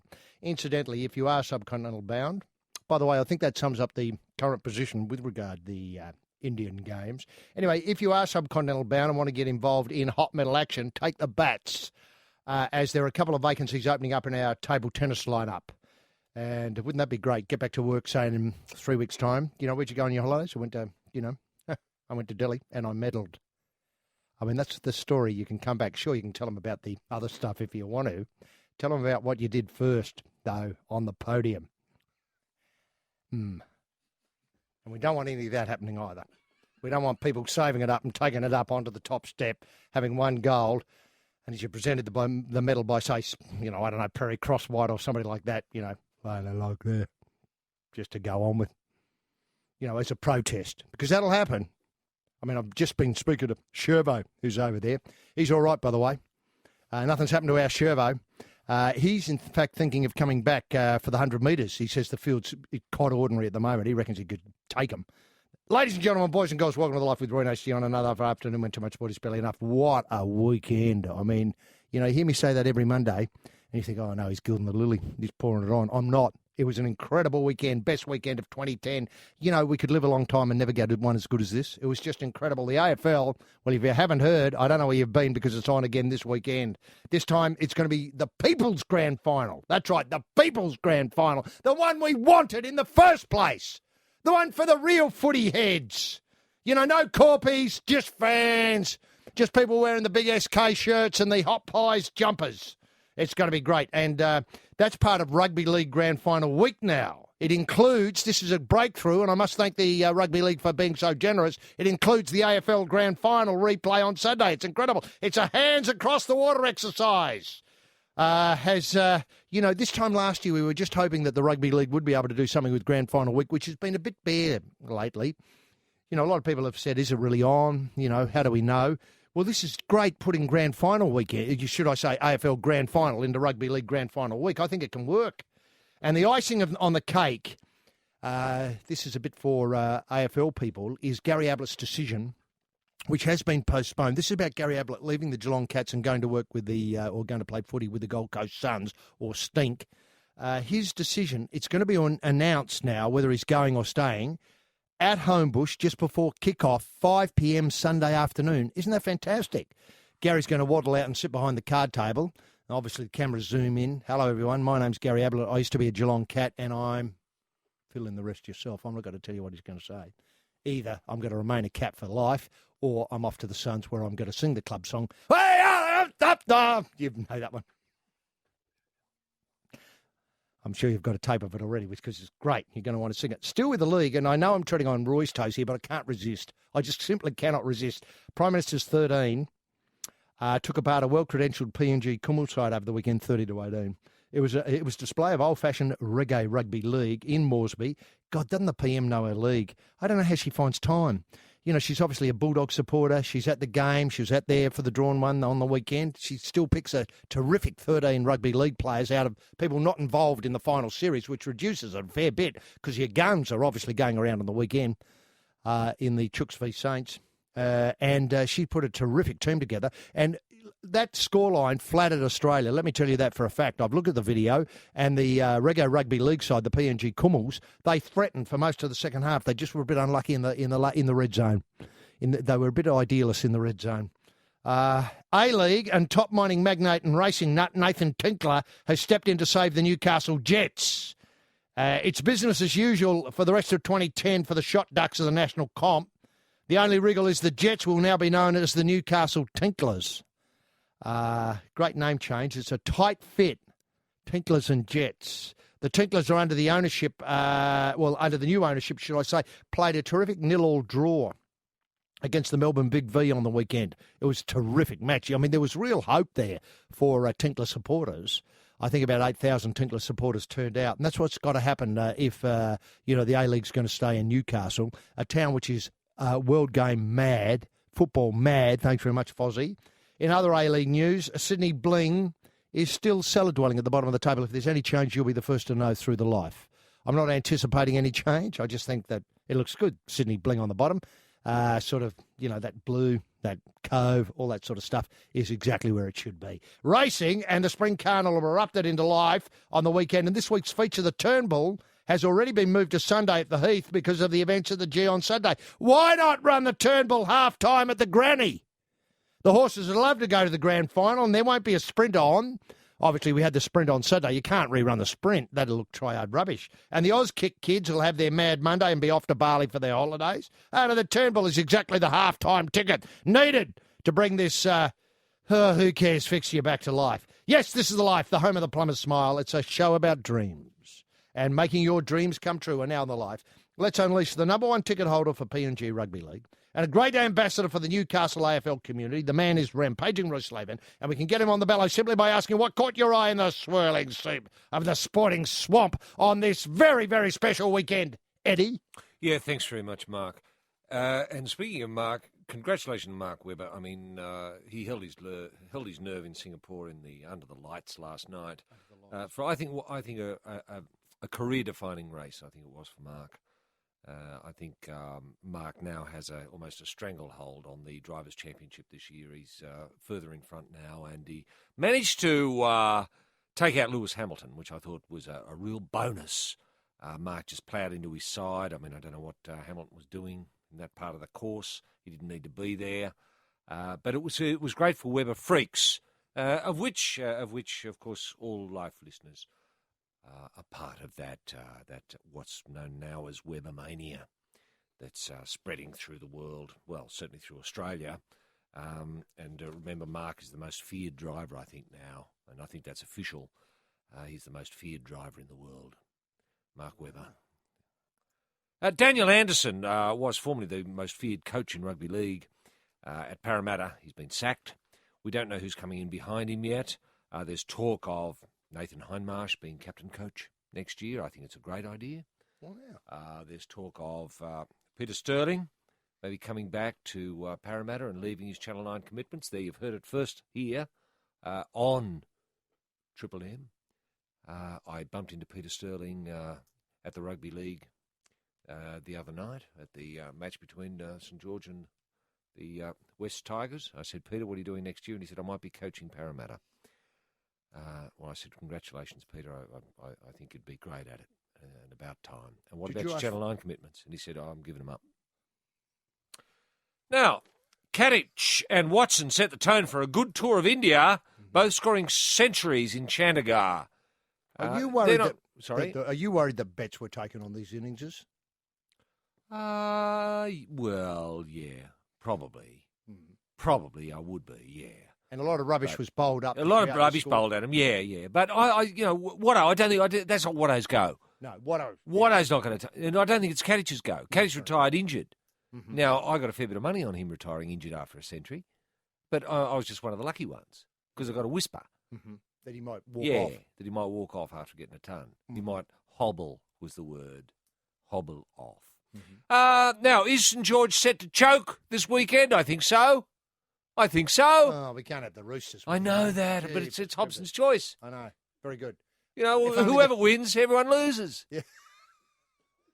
Little Leighton and Bex, guests at Kate Ritchie's wedding. This was in Tasmania, for those who are unaware. And it's good to see Kate, who's now starring in that terrific cop show, Cops LAC, on Channel 9, where she plays a detective. What, who has to seek justice outside the law? Well, no, within the law, HG. Yeah. She's got a soft part. She asks searing questions, usually at the crime scene. You know, like, what's that... bullet. Yeah, what's that bullet doing there? Oh, I hadn't noticed that. No. Maybe he was shot. Oh! Have a look at his chest. See where that red is. See if there's a hole. There is. Mm-hmm. Don't put your biro in it, though. Great show. Great show. I mean, it can be a little bit obvious, but then again, a lot of crimes are obvious. True. You know, when you burst in and there's the bloke with the axe in his hand and the severed head. Yeah, in the other hand. Yeah, it doesn't, you don't. You don't have two to and two equals four. You don't have to be nice. You know, Richie just steps in and says, arrest him. Which one? The bloke with the axe. Put the head down. We don't need to arrest him. New Delhi enters the critical hours of its Graham's preparation. These are the critical hours. Critical hours? Critical hour. I'm calling these the critical hours. Is anybody else calling them the critical hours? No. Chef to be sure. No. Not critical hours, not critical enough. Critical like, hours. Exactly. Like you, I was incredibly impressed with those Kummels. Well done, Kummels. You know, and we're not talking up the Kummels just because we're ambassadors for the New Guinean Kummels. You know, we can put that to one side and just say they were great. They were great, scoring 18 points against the Prime Minister's 13. And I think it's the strongest Prime Minister's 13 I've ever seen. Those Kummels were just incredible. And the A-League, should there be an inquiry into the Sydney Bling? I think there should be. They have not won one game this year. Not one. No. Not one. Not one. Even last weekend, a draw. Hansby holding 4-4-7. This is The Life. Roy and HG on Triple M.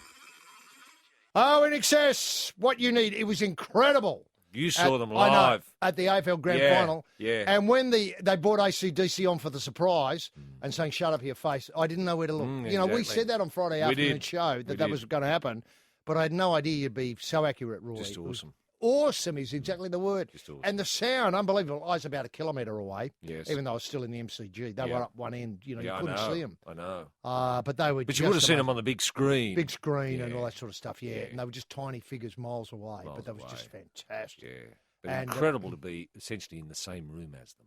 Correct. Absolutely right. And people were amazed. Yeah. They look so fit. I know. They looked as though, they look, well, I was going to use a word like young, but that's wrong. Yeah. They look middle-aged, obviously, but, they were still with it. Yeah. And they were talking to kids. Yep. They were talking to kids. Kids didn't know who they were, but they were just enchanted. It was just amazing. Oh, no, it could have gone on. In fact, I wish they'd played through the whole match. Yeah, I was expecting them to. This is The Life. Roy and HG on Triple M. Oh, yes, look, some disturbing news has reached me. Obviously, the AFL community as a whole is sort of thrilled to bits that we get to, another bite of the cherry, so to speak, this Saturday. But it's reeling after receiving an independent report into the state of its merchandising business, according to a rugby league paper, the Murdoch Press on Sunday. Merchandising business, putting it well behind the NRL in terms of multi-million-dollar industry. The report says AFL sales are $15 million less than the NRL across the country. Gee. Now, that is amazing in terms of jumpers, socks, shorts, for the fans.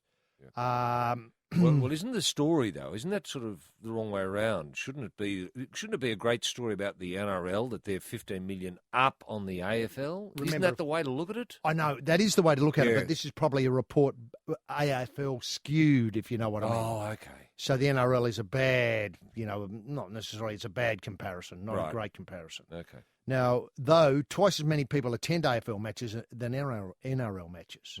So people like going and buying stuff instead of going to the games. Licensing revenue has fallen dramatically, even though memberships and game attendances are steady. So obviously people are shelling out on going to the game and paying for memberships, but not much else. The AFL sells only 1/10 of a merchandise per person attending a game than the most successful merchandising code in the world, the NFL. But I don't know why you'd make that comparison, because they're American and they're very hard to jump countries and make comparisons. The report is damning of distribution and point-of-sale strategies and has called for a complete overhaul of every aspect of the AFL's licensing department. The AFL is now looking at a complete restructure of the department, which will lead to many of the current licensees being axed. Well, I don't like the sound of that. I don't like the sound of that either. I mean, does that mean that, certain outlets where you're normally able to get a good jumper, you won't be able to do that anymore? Would this be at your direct factory outlets, HG, or would it be more likely your sports, your Rebel Mick Sports Simmons, or Mick Simmons and so on? Yeah, no, the latter, I think. Your DFOs, you can get, jumpers, etc. of those. But not quite in the same way as the. It's a sort of a second tier. Of it does suggest to me actually that there's a lot of bootlegging of AFL merchandise and happening. people making their own. Yeah. Well, look. How about this? Look, finals, NRL. The newly opened Dragons shop at the club's Cogra headquarters, the Taj. The Taj Mahal. It does. A Dragon shop. Dragon shop. What a great idea. Doesn't usually open on Sundays, but yesterday was an overwhelming exception. The doors were flung open. Yep. They were flung open, Roy. Yep. They got a couple of big, heavy guys to fling them open. At 9 a.m., as a steady stream of Argent fans arrived, keen to stock up on 2010 Grand Final T-shirts ahead of this weekend's clash. This bears out exactly what we've been talking about. Their team, the Murdoch Press got this again, their team hasn't been in the big one since 99, so the race was on early to pick up anything with a club emblem on it. Yep. The queue at the club's merchandise shop snaked outside the club all day yesterday. Security required to keep people entering gradually, or like one at a time, to avoid the crush. When we got there, you just couldn't move for people. No, it was, it was just full chockers. People were standing on each other's I'm shoulders. amazed that they had all that merchandising there, HG. I mean, where was the warehouse? I mean, I know the Taj Mahal's a big club. Yeah, but I can't help you there. You know what? I think they got a couple of smart boxes out the back. Those boxes on trailers that you see around the place, and filled it up. Oh, okay. I think the only thing left that they had left when I went there about 3 o'clock in the afternoon was some carpets, some club carpets. With the logo on the carpet. I wasn't interested in them. No. I was looking for something I could wear. Yeah. Wear it as a shirt or as a jacket. I picked up a couple of St. George mats for the back seat of the car. Wow. They had a couple of those left. Yeah. Are you pleased with them? Well, they'll do the job, and and let people know who you're supporting on the weekend. Absolutely, yes. Would you like to get a couple for the front, say in Roosters colours? Yeah. Well, no, because I hate the Roosters. You know that. I'm on record. I know that. If someone gave me a Roosters carpet, You'd burn it. No, I might use it in the boot. Very good. Well, the phones have been ringing hot at St George HQ with fans keen to find out about the events planned for the coming week and where they can see the stars, rugby league stars. Yes. Now, I can help people out with these things because if I turn up and this is where I come back to the comments I made at the top of the show. Are we doing it right yet, Roy? Is the rugby league, I mean, sure, it's going gangbusters in merchandising. Seems to be the only area, though. Because we don't have... Well, hang on, we had over 70,000 the other night watching West Tigers and St George. I suppose they're turning up. That was good. Yeah. That was good. And just about everyone had some sort of merchandising, HG. I mean, it was a sea of yellow and black and red and white. And honestly, you're expecting the same this I know weekend. that's a cliche, but I use the word advisedly. It was a sea. Wonderful. Wonderful to watch. Great atmosphere. I know. And so many people with, obviously they could all they could do was pick up a couple of car mats draped around their shoulders. People with their car mats. And I thought, what? This is fantastic. I did see some people bring along the carpets that I mentioned earlier too, draped. Yes. Around the shoulders. Yes. And somebody brought a rowboat in just in case they could get it to float on the sea. To float on the sea. Yeah, lovely. in club Lovely. colours. What about those St George curtains you can buy now? Oh, they're HG? Don't fantastic. they look good? Well, they are. And, if you're swift enough, you can run up a nice shirt. Yeah. I mean, it's not an exact I fitting suppose you're shirt, but good. you can run up a nice shirt out of those. Yes. You've just got to position the logos correctly, and it Yeah. comes across beautifully.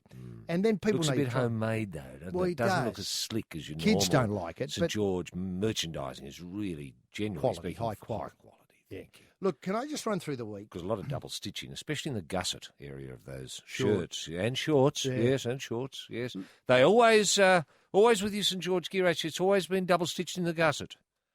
Is there any reason for that? I don't know. No, Tradition, just I suppose. Tradition. Yeah. Tradition. Yeah, it'd be incredible. Well, obviously, we've got tonight the One Community Awards, Sydney Town Hall, 7 p.m. That's going to be a terrific night. I've described it Do we also. know who the nominees are? Actually? We've got, I think, a bit of an idea. Yeah. Look, the One Community Awards are basically to award or recognise those who help out behind the scenes in rugby league. Obviously, there's only one community, in Australia, and that's the rugby league community, and they have people who help out in all sorts of ways, teaching at schools, washing jumpers, doing gardening and all that sort of stuff. Now, tickets go on sale, 14,000 tickets on sale as well. Now, Dragons, morning training at the Wynn Stadium in Wollongong. The Roosters have the day off, so you can probably see them at the front bar of any hotel in the eastern suburbs, I'd say, holding up the bar and, talking about the match. Telling stories. Tickets go on sale to the general public. Then tomorrow night, that's Tuesday, Men of League Ball, Star City. That's a beauty, isn't it? I love the Men of League ball. It's unbelievable. Now, Dragons have a swim and massage in Wollongong, and they travel to Sydney to stay overnight on Wednesday. I tell you what, if you've never had a massage from the St George masseuse, you're in for a treat. Yes. Because I know members of the public will be chosen at random to get a rub down. Yep. How many is you doing, actually? A couple of thousand? A couple of thousand, good. yeah. The NRL Club Members Grand Final Party at Star City, that's a terrific do too. That That's is on good. Wednesday night. Yeah. Thursday, the grand final breakfast at the Sydney Convention Centre. I think they're trying to cram in 5,000 to that. Very good. So that's a terrific thing Very now. good. And then the grand final fan party, Sydney Opera House, starts at 9 a.m. Ticketed activities begin at 2 p.m. Includes an appearance by both grand final teams and the broadcast of the Channel 9 footy show, I think. Oh, wow. That's a great day. That's on Thursday, is it, HG? The doors open at 9, but nothing begins at 9 in 2. the morning. Yeah, so you can talk to mates about what it's going to happen on Sunday, where you'll be, Yeah. what are you hoping for, Yep. stories about other grand finals you've been to, all that sort of stuff. Yeah. On Friday, the Dragons have a day off. Right. Saturday, AFL Grand Final replay. That's obviously a big thing. Yeah. Are the boys going to Melbourne to look at that? They HG? are. They're Both gonna- teams going to Melbourne. going to They've got Melbourne, special right. seats. There's a Grand Final Street barbecue. Yep. There's venues both in Bondi and Cogra. Isn't that great? Where I think they'll be watching the game, the AFL match. Yeah, good. So that's great. And then, of course, it's out to the, I was going to say the Grand Old Girl, Stadium Australia. Stadium Australia. With the pre-match entertainment getting underway at 4 p.m. We might have a look at that in a minute. Yeah. And the kick-off with the big one, Gary Ablett's announcement about where he's going at 5 to 5. And he's doing that at Stadium Australia. Stadium HG. Australia, Very yes. Good. And then he's the grand final kicks off St George Illawarra v Sydney Roosters at 5. Okay. So it's a hell of a week. It isn't is But a do you hell think of a we're week. doing enough? There's no grand final parade. There's no, what would I call it, attempt to give both teams the keys to the city or hold up the trophy that they Well, were I'm playing hoping for. there's time for that, actually. I'll be very disappointed if we don't see someone painting their house in club colours. That always looks good. And secondly, a number of butchers who are doing sausages in club colours. They always look good. And would you expect to see them on, say, the Channel 9 News pictures? of Yes, I do. I do, starting tonight. This is The Life. Roy and HG on Triple M. Now, you mentioned the 2010 One Community Awards. There's quite a few of them. These are the Community Good Guy Awards, actually. Yes, I'm the not community- confused. This is the one community. I'm not confusing with the good guys, am I? This is the Rugby League One Community. Correct. Now, the game of rugby league has never been in better shape on or off the field. That's because of people like these, One Community Award nominees, and thousands of others work tirelessly to make the difference in their local communities. They Yeah, open right. the tuck shop up, put the hot water on, do Yes. the lines, put out the corner posts, and we'll have a look at some of the nominations in a minute. Yes, I've seen rugby league players stop, get out of their cars, and reattach rubbish bin lids that have been blown off in high wind. Put them back on and then drive off. Have you? Yep. How about dripping taps? Have you seen any people? I have not No. seen that, but I've And- heard stories though. Can I ask, I don't know if you live in an area where the council come around and plant trees. Yes, they do. And then they're not watered, so they No. die. Community. Have you seen the rugby good league guys, players I've seen the good guys coming round and watering? Well, No. you'd call it watering, I suppose. Yeah, I know what you mean, because they didn't have any water. No, they didn't have any equipment with them. No, but they still managed to water. They were carrying their own, so to speak. Yeah, not in a bottle. No. Some will be recognised at the One Community Awards tonight. To them and all our players, clubs, volunteers, officials, we thank you and well done. Yeah, well done, isn't that Now, nice? okay, we they come didn't to have them. to say that. They didn't have to say well done. No, they didn't. No. It just sounds a bit patronising, but bugger it. It's well done by everybody. Yeah. Good on you, blokes Good on- and well girls. done. Yeah, well done. Now, we get the Telstra Ken Stephen Medal. Mm-hmm. This is The 5,000. Telstra Ken Stephen medal. Yeah, well, they're all sponsored. How would Ken Stephen hadn't got much money. I mean, I don't mean to speak. I'm not clear who Ken Stephen is, but be that as it may. Nor am I. He's I not in bet you- relation to that idiot who's at the Treasury or something, is he? I think? Oh, Glenn Stevens. Yeah. Well, that bloke's got money. It's our He's money. He's got all our money. Yeah. No, anyway, the Telstra Ken Stephen Medal, 5,000 to the winner and 5,000 to the winner's favourite charity. Oh, okay. That'll be the big one. I don't know who does this. Let's say, I don't know, Molly Meldrum, for want of a better name, is emceeing the night. Yeah. And now we come to the big one, the Ken Stephen. Everybody's interested. Ken, bit of background about Ken. Loved his rugby league. Didn't put in tirelessly for the rugby league community, say in the Maroubra area. Gave his life to rugby league. Gave his life to rugby league. That's right. Mm. And so we proudly accept the $10,000 from Telstra, 5,000 to go to the winner, and here are the nominations. Mm-hmm. Off we go. Now, Telstra One Community NRL Club of the Year. Yeah. Oh, gee, that'd be a close run thing, wouldn't it? Yeah, I suppose so. 10,000 towards the winning club's community program and or staff development training for the community relations staff. Oh, Good. No, that's all good. Yeah, Yeah, happy no, with I'm that. all for training more community relations staff. Okay. That's good. The Toyota National Volunteer of the Year, 5,000 to the winner, 5,000 to the Winners Club. Harvey Norman Women in League Award Volunteer, 5,000 Harvey Norman gift voucher Good. to the winner. Oh, well, hang on, no, rather, the cash. Yeah, and can you give a gift voucher to a charity of your choice? You probably can. Okay. Harvey Norman Women in League Award paid, $5,000 Harvey Norman gift voucher to the winner. Not sure how we get, I see, paid position, volunteer. Telstra One Community Grassroots Club of the Year. Telstra will provide 2 Telstra assistance packs valued at $3,000 each plus $2,000. AAMI service or AMI service to the community, $5,000 to the Winners Community Program. Yeah. AMI service to the refereeing. Oh, I don't like this. No, this is all good. But are the nominations listed there, HG, or not? I can give When you. can we get access to the nominees? Well, I can give you a flavour of the nominees in a minute. Just let me get the prizes out of the road. Okay. 2,500 to the win. ARL Development National Teacher of the Year, primary. Secondary as well? Is Yes. that another category? The What about A- tertiary? Oh, The Rugby League Tertiary Teacher of the Year. What a great idea. Oh, What a great idea to go to, say, one of those university Professor types. Gil Matthews for Yes, drumming. Yes. Say in the Lismore TAFE, Mm-hmm. if they have professors at TAFE, I'm not sure whether they do or not. This is the Australian Rugby League Development. Will provide 2,500 a winning teacher, 500 equipment pack for the school. Then we have the National Teacher of the Year, secondary. I'd love this to go to non-rugby league playing states too, like South Australia, Tasmania, and so on. Mm-hmm. Will provide same sort of price. Now, when we come to have a look at some of the for instance, Graham Cummings, he's nominee for the Teacher of the Year. I'd say secondary. Graham Cummings. I'm not saying these are going to be winners. No. You But he's can't- nominated, is he? He's nominated. Okay. What does he teach us? Do we know? Is he an English teacher or maths? No idea. No idea. Or maybe he just teaches rugby league in infrequent places. Maybe he comes in as a relief teacher and doesn't matter who he's replacing, he talks rugby league. And the literature of rugby league. Mm. And how creative writing about rugby league. And if How it's do they- science, it'd be scalars and vectors and how to weigh a rugby league player. If you haven't got a set of scales, what are we going to do? You know? What are we going to do? Well, I suggest we shoot a lot of birds until we have enough birds that weigh the same as him. And he can go home, the rugby league player, and then we've still got the birds there for when we do find a set of scales. This is The Life. Roy and HG on Triple M. Now, we got the weight of the rugby league player in pigeons. That's where we left it. Yes, Graham Good. Cummings. What a brilliant idea. Now, we've got Anthony Fletcher. If I haven't mentioned him already, he's a nominee for the refereeing. Right. We've got Good on him. Good on you, Fletch. Reece Williams. What's Fletch done? Has he been blowing the whistle or what? Is that it? Or does he like referees and that's why he's getting the award? or he's been talking up referees, or he met one once and was impressed. I assume that when the results are published tomorrow in the paper, you'll get a full rundown of what Fletcher's done. Yeah. I'd say he's thought a lot about refereeing decisions. Yeah, good. Ones he didn't like. Okay. Now, Rhys Williams is the nominee for the Ken Stephen Medal. That's the big one. Right. Rhys Williams, Ken Stephen Medal. Also, Tim Manor, he's nominated for the Ken Stephen Medal. God, it's a hot field, the Ken Stephen this year. Yeah. We've Rhys got Williams and Tim Manor. I think they're actual players, but they've done so much with Healthy Harold. Well, they're referees, aren't they?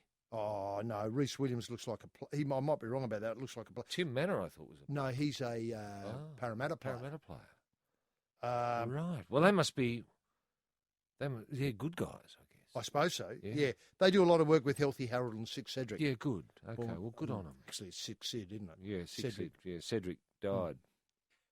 Now we've got Women in League Awards. Penny Morgan, Erica Lampke. Yes.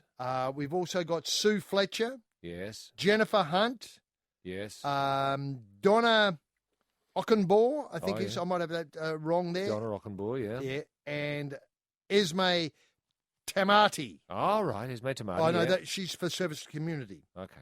And I think, so there's great depth.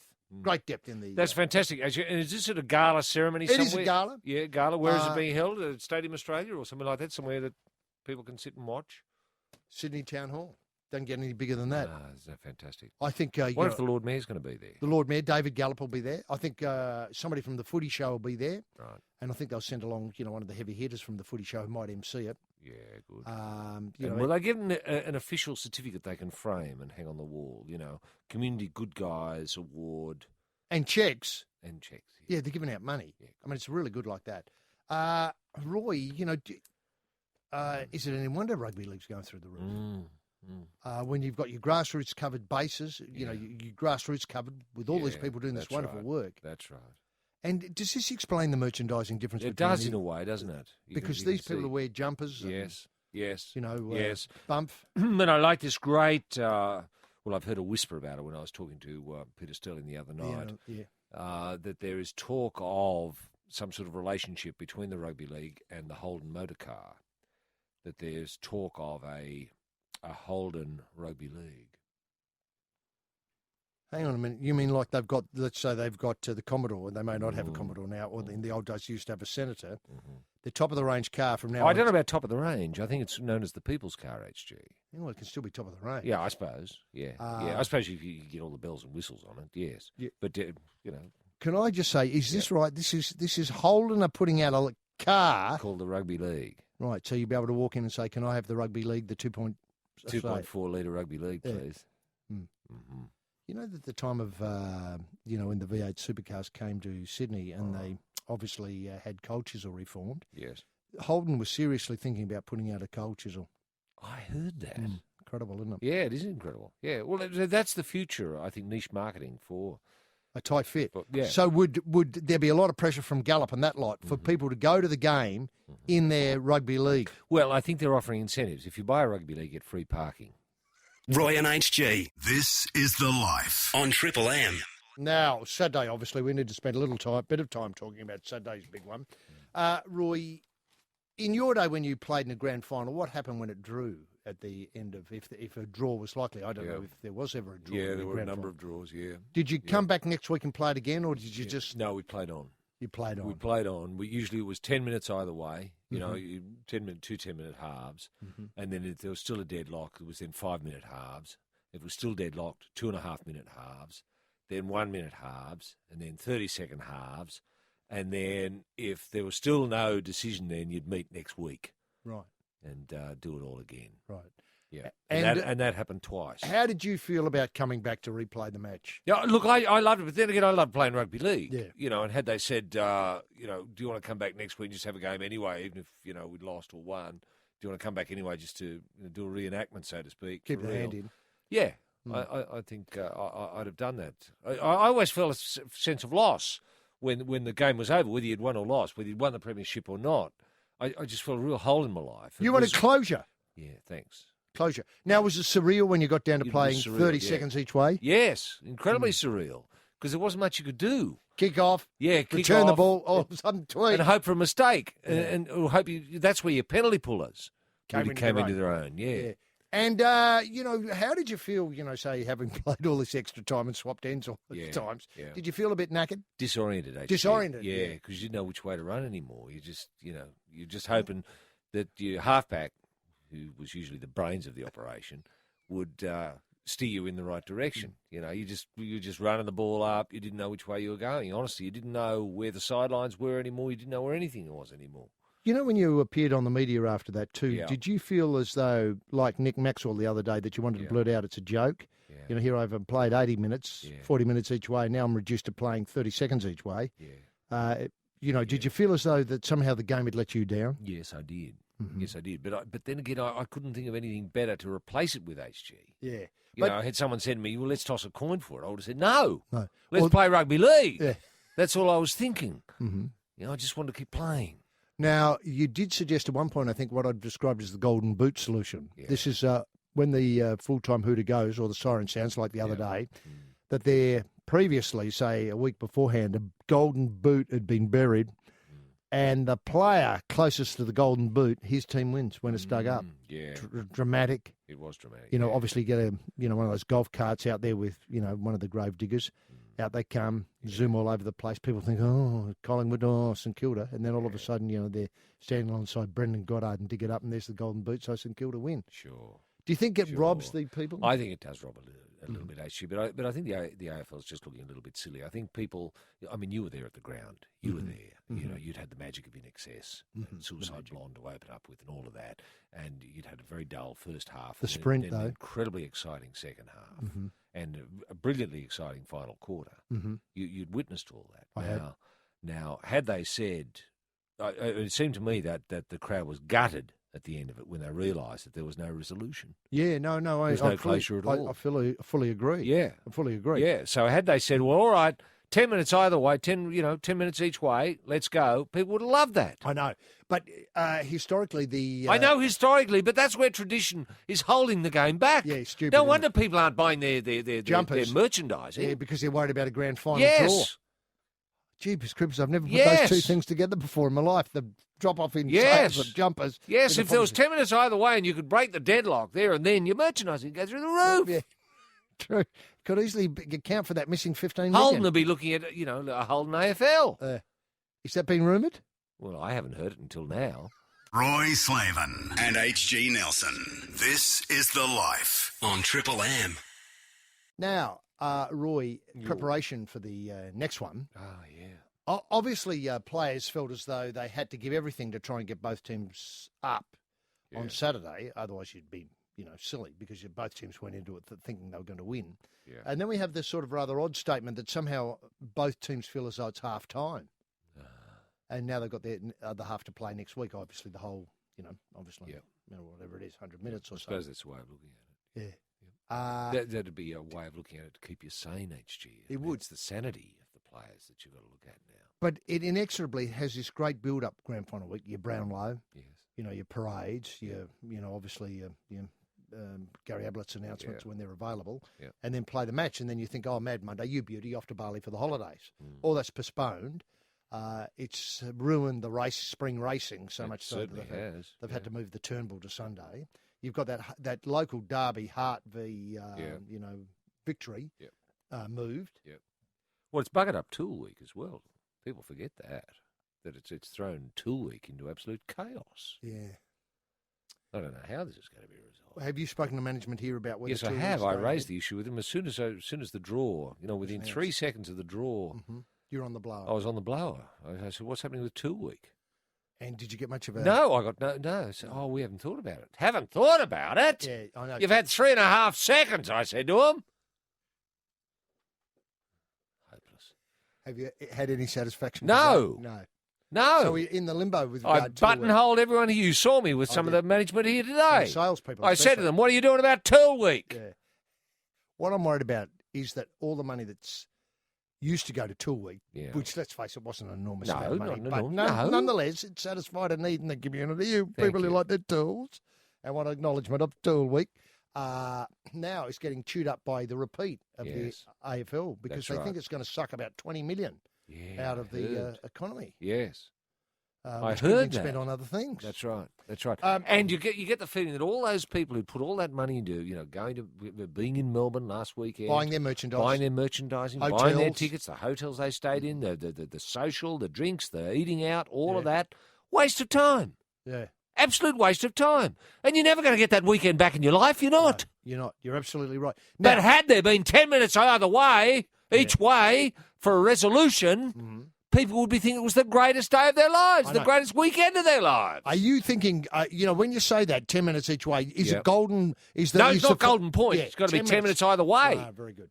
And if I was Andrew Demetrio, and I'm not, Yeah. but if I was, Mm-hmm. I certainly would get the teams back next week for 10 minutes each way. I think that's planned. But then why, can I just say, Well, it's planned. I thought they were redoing the whole match. oh, you mean just 10 minutes each way? Yeah. That's it. Yeah. Fair enough. So, well, that's not bad. That's not bad. They're doing the You'd 100 still minutes. sell and- the seats. Yeah, yeah, of course you would. Of course you would. People would love Because to it'd be a come down. magic 20 minutes, Mm. with 2 minutes off in between, maybe. To, Change ends. yeah, and And have a bit of a talk to the coach, say, True. If And you're 8 reorientate. goals down after 10 minutes. You're in a bit of trouble. Yeah. Boys. You're going to have to dig deep. Now, what I'm trying to get to, though, is the preparation of the teams. Yeah. We've got Mick Malthouse and obviously Ross Lyon. They're in uncharted territory. It's surreal for both teams. It I is understand surreal, that. yeah. And can I just say it's both surreal and unreal for both teams. Do we Mm. go hard or is it very light training? Because they had a hell of a knock to everybody Yeah. on the weekend. Yeah, it certainly was. And people are recovering. They're carrying injuries, especially at this time of the year, niggles. What do they do? Just a light swim every so often, or do you think you're working really hard? Well, I think you spend a day in the hyperbaric chamber for a start. You then spend the next day. Altitude? No, I don't know about altitude, but certainly in a cool stores, Mm-hmm. just keeping your body really cold, say for a whole day. And then the next day, Ice baths? in bed all day. Yeah. And then the next day, a bit of light ball work. Then the next day, you actually get the footballs in. Right. Then the next day, Play. where you play the game. Yeah. Give us would Hyperbaric chamber, just before you go on, cool stores, yeah, bed, bed, ball work, and then the footies. Now, can I ask, have you actually experienced this, or are you suggesting, based on say your vast experience of footy, that this would be the ideal preparation? Well, the thing is, you've got to keep the players interested. It's the mind you're looking the after. Actually, mind. forget the body. Yeah, the body's body's done. either going to be there or it's not. Yeah, this is round 27. They played 26 rounds Exactly. already. If they're not fit by now, they're never going to get Yeah, fit. yeah. They don't know the game. You're just trying to keep their mind active. Mm-hmm. That's why the hyperbarics chamber is good, because you just got to lie there and stew in your own thoughts. And then in the cool stores, ditto. Then a day in bed, ditto. So the players get a long, hard think about themselves and put themselves in the context of their mates. And then they put themselves in the context of the game. And then you get the ball work. And by the time you get the footies in, they're starting to think football again. Yeah, perfect. Now, would you see a lot of team changes on either side? No. No. Play with the same No, teams? players- Because they you've were got almost players. good enough. They Both sides were almost good enough, weren't they? Yeah. Yeah, they might have a couple of injuries. Yeah. Maybe the St Kilda side has to lose Gardner. Sure. But it's early days And- yet. They can and- get Gardner up, I'm sure. Well, that's right. Injections, and you you know. would look at replays of the game all the time, HG. You just scroll through that time until you just keep watching the replays and seeing ways you could improve your game and mistakes you've made. And you'd make a resolution with yourself and then with the team that you'd never make those mistakes again. Right. And what of the players who didn't fire? It's a bit hard to know what this means Yeah. because they've obviously played well during the year because they're the dominant clubs in Yeah. the competition. Well, it's up to the coach to Take them aside. in front of the others in the hyperbaric chamber. Say, these players, you let them down. Mm-hmm. Now, what are you going to do about it? Oh, I'm going to play better, coach. You what? I'm going to play better, coach. Mm-hmm. Thank you. Okay, you can go down to the cool stores now. Roy and HG. The Life on Triple M. Roy and HG. The Life on Triple M. Now, Roy, there are a couple of incidents the match review panel had a look at. Yeah. Do you think there should be more leniency at the time of a grand final? I mean, I think there was one incident where Jolly hit Kaczynski in the head, and another one where it looked as if he was going for the ball, though. It looked as though he was going for the ball, and just tiredness really got him, and he just hit his head, punched him in the head. And then there was that incident where I think Brendan Goddard kneed Luke Ball in the head, if I've got the right, if they've got the right incident, the former teammate. Yep. And you save a little but bit. But no extra. one was placed on report, though. Actually, there's no the match review. Is there a match review committee that would There is. Look at these They've had a look things, at these, and they've agreed that nobody's got. No, well, that's good. Well, that's win-win. I like that. Win-win. Yeah. I like that. No, look, I think grand finals you should be able to get away with whatever you like, whatever you can get away with. Yeah, fair enough. And that's what made grand finals in the old days so fantastic. You know, who can remember Dermot Brereton vomiting up all the time because he was smashed so hard. 1989. Yeah. Yes, that was a fantastic one. Yes, that was fantastic. Hawthorn v Geelong. Well, see, you wouldn't get a grand final like that anymore. No. Because it's a bit soft now, isn't it? Yeah. Are you expecting them to be a bit more willing this week? I think so. Yeah, because they've obviously yes. spent the week in the cool store in the hyperbaric chamber and so on. And had a chance to think about it. Of where they went wrong. Yeah, right. Yeah, and they might have seen some opportunities lost. Opportunities lost. Yes, when there was a head there that you could have elbowed easily and just didn't know it was there. Yeah, or a so you work on your peripheral vision. What a brilliant idea! Because accidental knee in the eye, you can bust someone's eye socket and then just sorry, mate, sorry, and it can look genuine. Especially if the ball's nearby. Mm-hmm. So you got. How close would it have to be? Say within 2 or 3 metres. Within 2 or 3 metres, I think. Yeah, just as if you look as if you're trying to go genuinely trying to do something with your elbow, apart from bust a bloke's eye socket. This is The Life. Roy and HG on Triple M. Now, coming to this weekend, by the way, just picked up a little bit for those keeping notes. Tour week will begin in 2010 in October the 18th. Right. Monday, October the 18th will be the start of tour week this year. Has it been delayed because of the... It has. Yeah, it's been bumped back a week because of the AFL Grand Final. And I suppose because of the Commonwealth Games. Oh, the Commonwealth Games has bumped it as well. I would have thought, though, the tour week and the Commonwealth Games could live together. Well, it only happens once every 4 years. Because, let's face it, the Commie Games. Tools are in... A beautiful metaphor, really, aren't they? If they had better tools. Well, it makes people feel so... We have such a generous number of tools here in Australia compared with New Delhi. Indeed. Where it's difficult to get a plumb bob or a... you got to make your own plumb bob. Or a spade that get works. Get a rock and put a bit of string around it, and that's your plumb bob. Yeah. Well, it should work just as well as a normal one. Well, it would, I guess. A bit of lead at the end. Yeah. Look, how just quickly, I mean, we can come back to this, but, your impressions, is it getting better? Well, as I said at the very beginning of the program, actually, I think these are the critical hours. I know, I mentioned that. I didn't know quite what you meant by that. How many critical hours are there? Well, about 12? About 12, I think, because the athletes are arriving now. I know. And are you relieved by Shervo's comments? Well, I am. I'm glad Shervo's still okay, because we didn't hear remember that blackout where we didn't hear any. He was on the dark side of the moon there for about 3 hours. He was. And we were wondering what's happened to Shervo. And then the call came through. I'm okay. Now, just going through the details of this week, because obviously the Rugby League Grand Final, it's really a pipe opener, isn't it? Really, the AFL Grand Final now for the Rugby League. It is. Being on the Saturday and then the Sunday. Yes. Well, you and I are the band. I've got no idea who's going to turn out for the AFL Grand Final. I thought you and I and the AFL would have been a tight fit. Exactly. But the bookings just clash now. The you and I are going to play. So, in excess reforming for the AFL Grand Final? No, I don't think they are. I think it's going to lack a lot of that sort of... Obviously, the atmosphere will be great because I do see Andrew Demetriou is going to allow charities to sell most of the tickets by the looks. Isn't that good? That'll swerve past both St Kilda members and obviously Collingwood members and just sell them to people who wouldn't otherwise have a chance to go. It's going to become the People's Grand Final. The People's Grand Final. Yeah. It's a lovely idea. Yeah. Are they allowing people from yes. Pentridge Jail to go, HG? If there were people still in Pentridge Jail, they'd be the first. Whatever's the principal jail now in Melbourne, are they being bussed in? They'll be bussed in. I think they've got a big one down at Barwon Heads where, sadly, Carl Williams originally. I think a lot of big bust up from there. Right. They're getting a special section of the, what we call a secure section of the MCG. Now, UMI's Tim Rogers will have the assistance of Dan Sultan, Grinspoon's Phil Jamison, as guest vocalists, and they're going to perform, this is great, a Rolling Stones medley of Brown Sugar and Start Me Up. Wow. That's really something new. Now, is this rugby league or AFL? Rugby league. No, the AFL is going to be a very plain. Yeah, okay. Yeah, very plain. Okay, Just footy. no packaging. No, It's like, nothing. It's like what cigarette boxes are going to look like in the future. Exactly.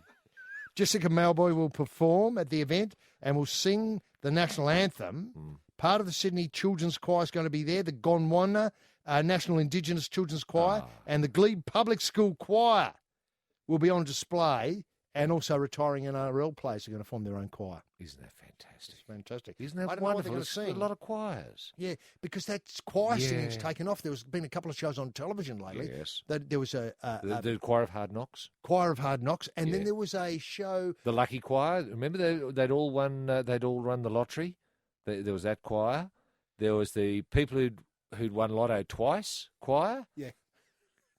And the scratch and match winners as well.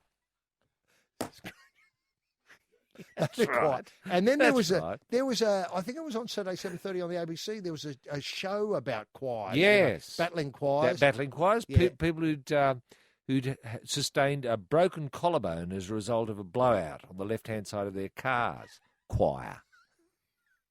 They couldn't sing very well. Though, No, I didn't think. rubbish.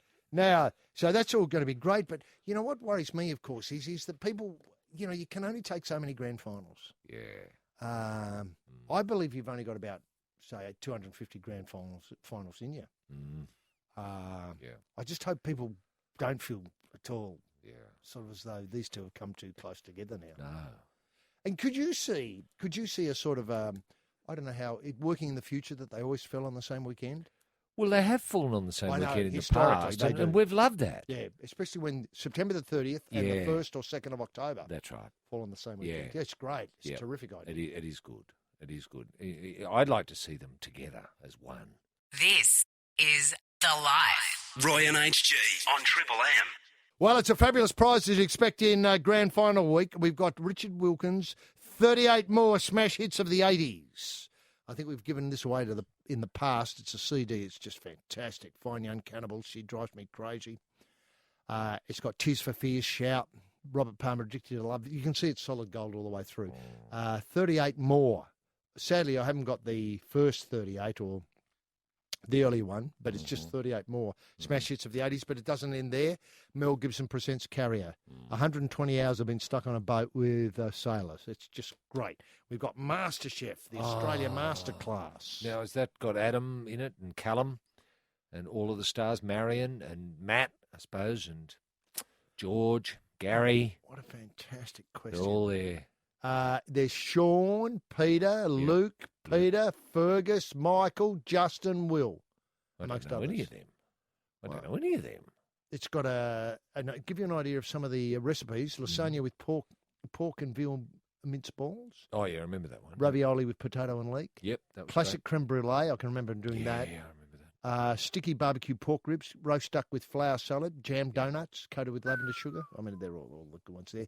Yeah. Wow, isn't that great? Now, look, this might be the masterclass, though. Oh, yeah, it is the Masterclass, masterclass. not the competition itself. Now- No, so it's just Gary and George showing off, which I love. Mhm. I love that. Good. and correcting mistakes. So it's really Yeah. good. And of course, we've got the now. This is a special book from Richard Aitken. It's called The Garden of Ideas: 4 Centuries of Australian Style. So 4 centuries of Australian style. Where would that take us back to? Well, About that would take us right back to 1600. Yes. Hell of a book. Well, what was the Australian style then, HG? Well, it's very open like and use of ochre. And yeah, that's right. And sort of a lot of native plants. are Plants. these gardens, HG? Gardens. Oh, what did I sorry. say? Yeah, I know. I thought The it was Garden of fashion for some Ideas. reason. No, yeah. No. Okay. See, it just goes here. See, you look here, way back here. Okay. I mean, obviously, Oh, this that's makes fabulous. very poor radio. Yeah. No, that but, looks very interesting. You know, sort of use of fire to, Yeah. cull the weeds, that Yes. sort of stuff. It was Yep. all going on. I suppose it tells capability Brown's not bad. work would be there. Well, if he had been here, he was here. Oh, It's only in Australia. Yeah, it says Garden of Ideas, 4 centuries of Australian style. The Garden of Ideas tells an inspiring and engaging story of Australian garden designs, from the imaginings of immigrant garden makers to the late 18th century to concerns for the 21st century gardens. The book charts its way across 4 centuries through handsome and satisfying fusion of images and text, and there's a lot of good plants involved in as well. Okay. You know, there's a lot of press plants as you do with a book like this. It's a great book. Beautiful. Great book. So that's a terrific prize. Yep. Carrier. Smash Hits, Yep. Garden of Ideas, and the Master Class from Yep. MasterChef. For all listeners, women only, who can answer the following question. Yeah, the question is, HG, if we were advising Andrew Demetriou, how long would the replay grand final be?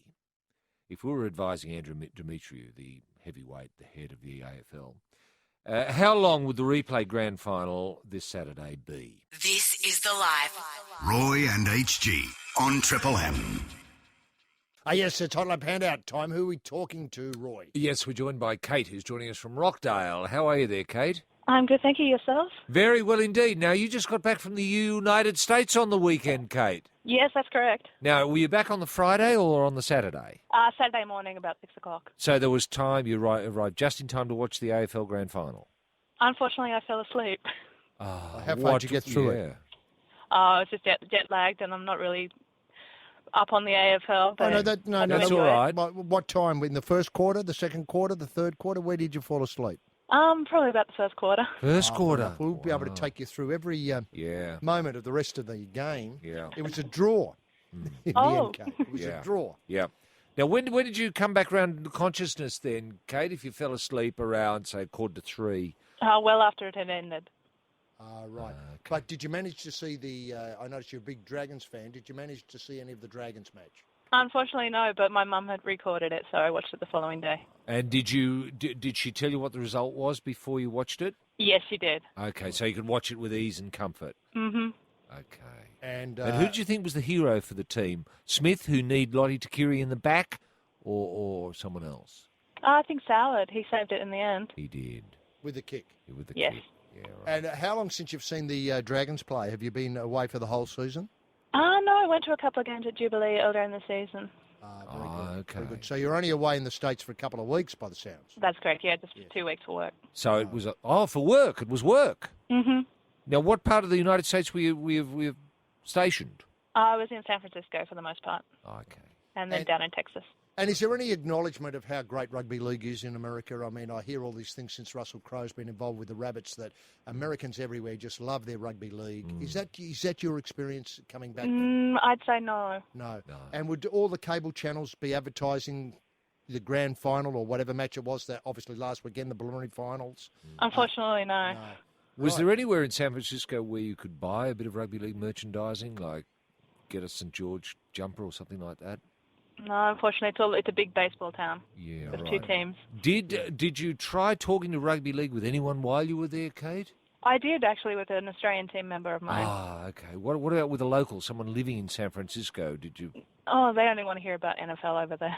Oh, fair enough. Oh, that's very sad news. It is. So you'd say Russell has a little bit of work to do before the... I think he has a lot of work to do. Right. Before the rumours of rugby league in America come true. Yeah. Now, would it be hard to get a bit of rugby league happening in San Francisco, setting up a couple of teams? Would it be worth the ARL going over and putting down some roots, do you think, Kate? I don't see why not, if you can get Russell Crowe to pay for it. Okay. Yeah. No, very good. Idea. Very practical. Very practical. Yeah. Now, when are you off to the States again? Do you know? Hopefully not till next year. Oh, okay. Fair enough. Fair enough. Okay, well, let Roy set out the question. Have a swing at it, Kate. Now, Kate, if we were advising Andrew Demetriou, the president of the AFL, how long would the replay of the grand final be? 10 minutes each half. Do you think that could work, Kate? I think it could, but they should have definitely gone into extra time. Yeah. No, true. They look a bit silly. And are you likely to get along to see the match this weekend? Unfortunately, no. I'm going down the south coast. Oh, fair enough. So you arrive back, fall asleep, and then week goes by and you're out of town again. Totally. But you'll be able to see it down the south coast, won't you? Yes, I will, and I'll be watching the Dragons game for sure. Fair enough. Well, Kate, look, you get the book about gardening, The Garden of Ideas, 4 Centuries of Australian Style. You get the 2 DVDs, Mel Gibson's Carrier and Master Chef, the masterclasses, and, of course, something for the car, the 38 more smash hits of the 80s. Even if you don't want them, they're yours. And thanks very much, Kate, for being part of The Life on Triple M. This is The Life. Roy and HG on Triple M. Roy... Now, Jim Bayview, actually, he's just left the ANZ Stadium, which is in Sydney, and he saw a man practising his pre-game entertainment. He had a backpack with sparkles coming out of it. Doesn't that sound good? What? A backpack with sparkles coming out of it. You mean he was sort of a light, but not a light? Yeah, something like that, giving the illusion of being a light. Could he be Perhaps. I'd hate to see the stadium go up in smoke. Yeah. I mean, I hope it's safe. Yeah, safe. Yeah. Would he have to stand in sand or something like that? I mean, they suppose could he'd put him have in a to- long jump pit or something like that. Stand in a big bath of water or something. Right. But that'd be hard to bump in and out very quickly during a rugby league final. So hang on. We've got you and I, Dan Sultan, Phil Jamison, Brown Sugar, obviously Rolling Stones, Tracks, Brown Sugar, Start Me Up, Jessica Moorboy. Yes. We've got the Children's Choir, Gone Wandered, National Indigenous Children's Choir, Glebe Public School Choir. We've got the people with the collarbone broken choir. With all of them, plus a bloke in a backpack with with sparkles coming out of his backpack. Starting to take shape, isn't It is taking shape, isn't it? The Gary Ablett announcement beforehand and kick off at 5 o'clock. Uh-huh. God, it's talking to kids. Can you hang around after the match and just listen to the choirs? I guess those... They'll be back out again. Yeah, the lotto-winning choir, I think, kicks on for another hour after the match. Any idea what they'll be doing? No, I don't. Lucky songs, I suppose. Songs with luck in them. Right. Don't ask me to name any. No, fair enough. Happy-go-lucky me would be one, I suppose. Yeah. Gee, I'm going to struggle But here. there aren't many songs with luck in it, are there? No. Unless they sing Lucky the Cat. Roy and HG. This is The Life on Triple M. Following the success of the Ben Cousins documentary, which I'm still watching, I put it on probably every other day. It's just so great. Yeah. To see good footy. Oh, good footy. It's all about good footy. It is all about good footy. Yeah. I mean, once you get good footy, once you get the concept of good footy, Yeah. and even though you stray away from it because you're doing gear, Mm-hmm. you know what good footy is. So even if you're doing the gear and your mind's sort of elsewhere, you can do the good footy. And the quality of the filmmaking. Oh, mighty. We've got It was more than fly on the wall. It was. Look, I saw it as sort of cockroach in the corner.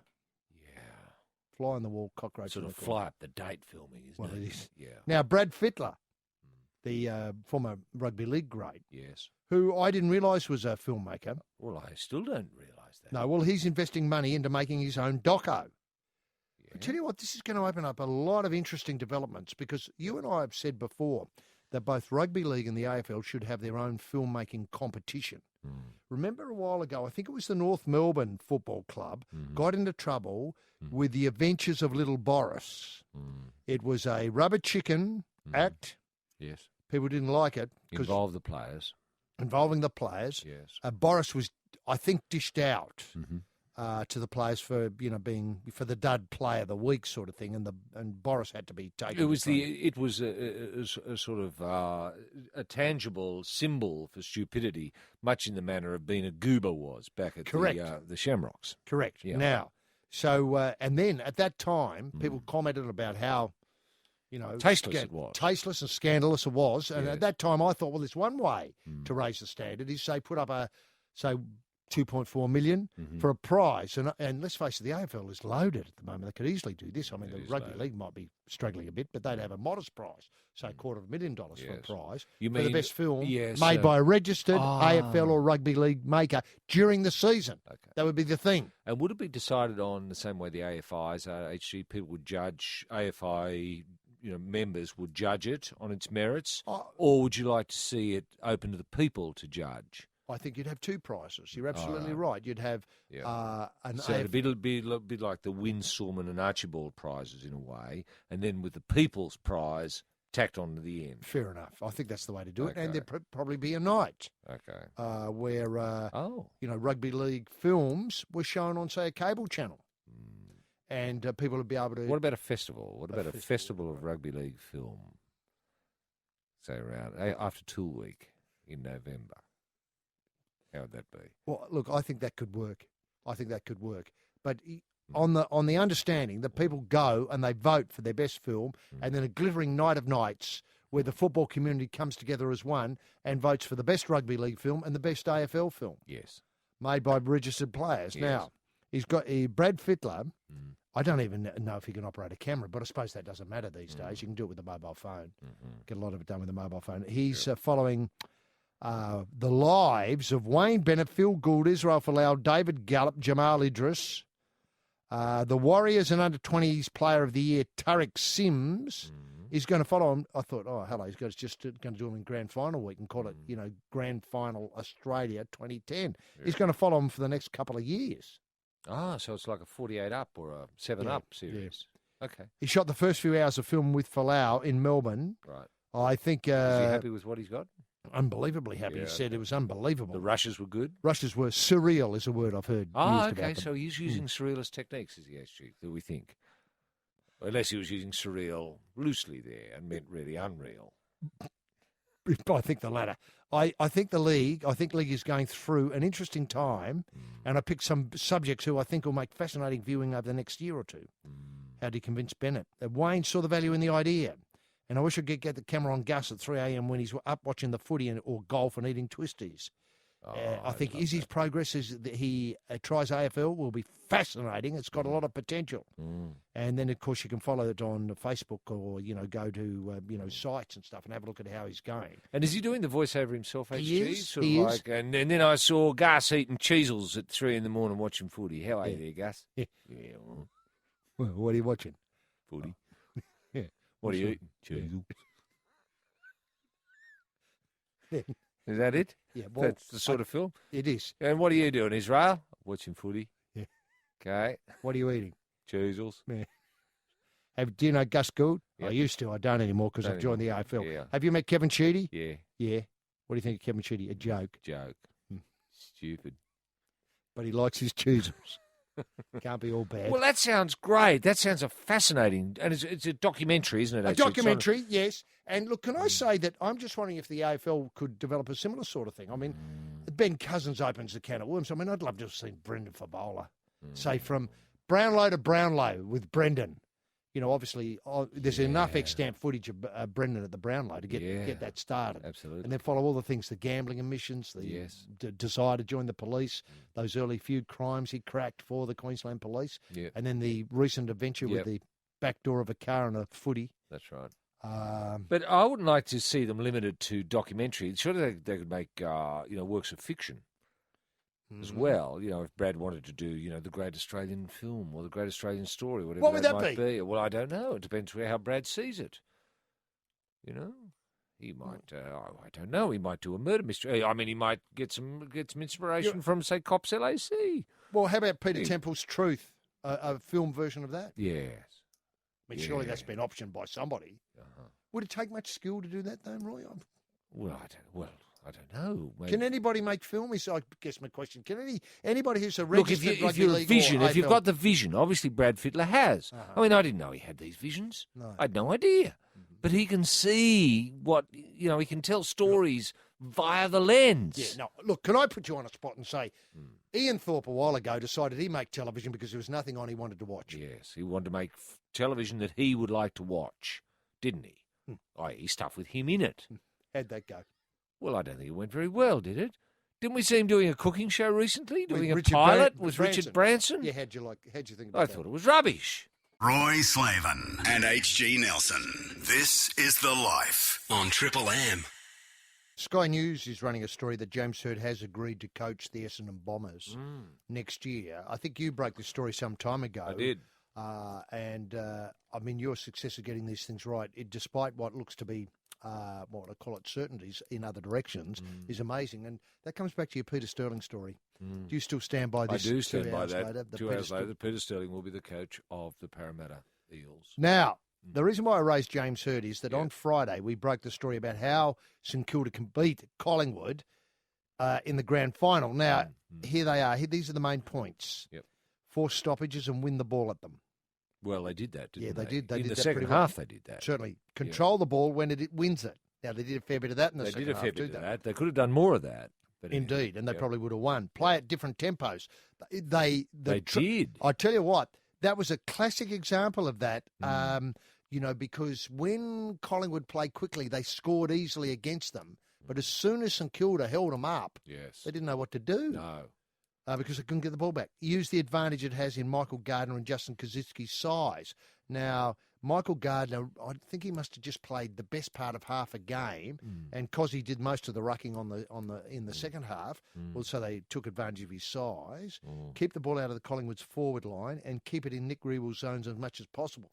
This is where it didn't go so well. No, for it him. didn't go so well. In fact, Riewoldt had to change position a lot and go looking for the ball himself. He had to find it a long way out. Yeah. And of course, he went into the Collingwood forward line heaps, but they couldn't. They couldn't take advantage of the heaps. They didn't kick straight. They didn't kick straight, no. So, if you were a marker, say if you were part of the Essendon board, and thank goodness you're not, how would you mark his analysis of the game pre-match? Well, you'd have to give him 6 out of 10, wouldn't you? I reckon exactly right. 6 out of 10. Is that enough to make a coach? I don't think it is. No. I think this is a real mistake. A real mistake. I mean, it can only lose, really. And how many years are they signing him on for? I don't know. I haven't got the details. Yeah, but it'd have to be a minimum of 3, you'd have to think. I will eventually look at the contract. Yeah. Obviously a lot of these things come across my desk as they do yours. Of course. So I can't I think the wiser course would have been to get a bit of experience back, maybe Kevin Sheedy back. What a lovely idea. Instead of this Greater Western Sydney nonsense. Just put that on pause for a while. Yes. Because they can look after themselves. I mean, Folau doesn't need any training. No, he doesn't. I mean, if anything, Hurd would be more suited to the Greater Western Sydney. Absolutely right, yeah. Where no one's expecting anything. No expectation at all. And there's just Israel Folau and a lot of hope. And at the Bombers, of course, there's no hope. No. And if Kevin was there, he could pick up where he left off. Perfect. Couldn't he? Perfect, yes. So do you think the board will sort of be replaced, sacked? I would have thought so. Roy and HG. The Life on Triple M. Now, this is a fascinating story because as we see the positions tumble away in this betting scandal that's engulfing cricket at the moment, and match-fixing scandal in Pakistan in particular. Pakistan in particular. Actress Veena Malik. Oh, yes. She's a great actress. Yeah, unbelievably good. You know, she did the equivalent. It was called Mumbai LAC. Did she? On television in India? Yeah. Yeah, great detective series. She was great. Sort of Kate Ritchie type. What, a character who had to seek justice outside the law? No, within the law, HG. And had a penchant, you would call it, for... office romance? No, for rough types. Oh, who are in jail? Yeah. Oh, right. Well, I heard that she was thinking about coming to Australia to be in The Missing 2. Oh, really? Yeah. You know how Hainslow and Ennis. Yeah. that one. Relaxing at the hotel. What's her role in that? Well, she's the match fixer. No, she's Hainslow's girlfriend. Oh, right. Fair enough. Now, actress Veena Malik, the former girlfriend of Pakistani paceman Mohammad Asif, has revealed that a death threat was delivered in person to her parents' home last week, days after she received one of her own upon giving ICC phone records showing Asif in regular contact with an alleged Indian bookmaker. Now, this is Jamie Pandaram, got this for the Fairfax people. She's had a death threat and Asif has had a death threat. Yes. Now, Asif is one of the 3 Pakistani cricketers under suspension over the spot-fixing, match-fixing, imbroglio. Malik, this is Malik, says that the phone records showed the paceman regularly calling Dheeraj Dixit. Not Dheeraj, Dixit. Dixit. He's known as Mr. Fix-It, isn't he? Dixit the Fix-It. That's dead right, Roy. Malik claims Dixit the Fix-It, a freelance photographer, a perfect beard, if ever there was one, a freelance photographer. Yeah. Spare my days. Yeah. Thanks very much, Rex Mossop. He's an illegal bookie who met with Asif in Bangkok before the Australian tour last summer to organise a series of fixes. Pakistani lost every match on the tour.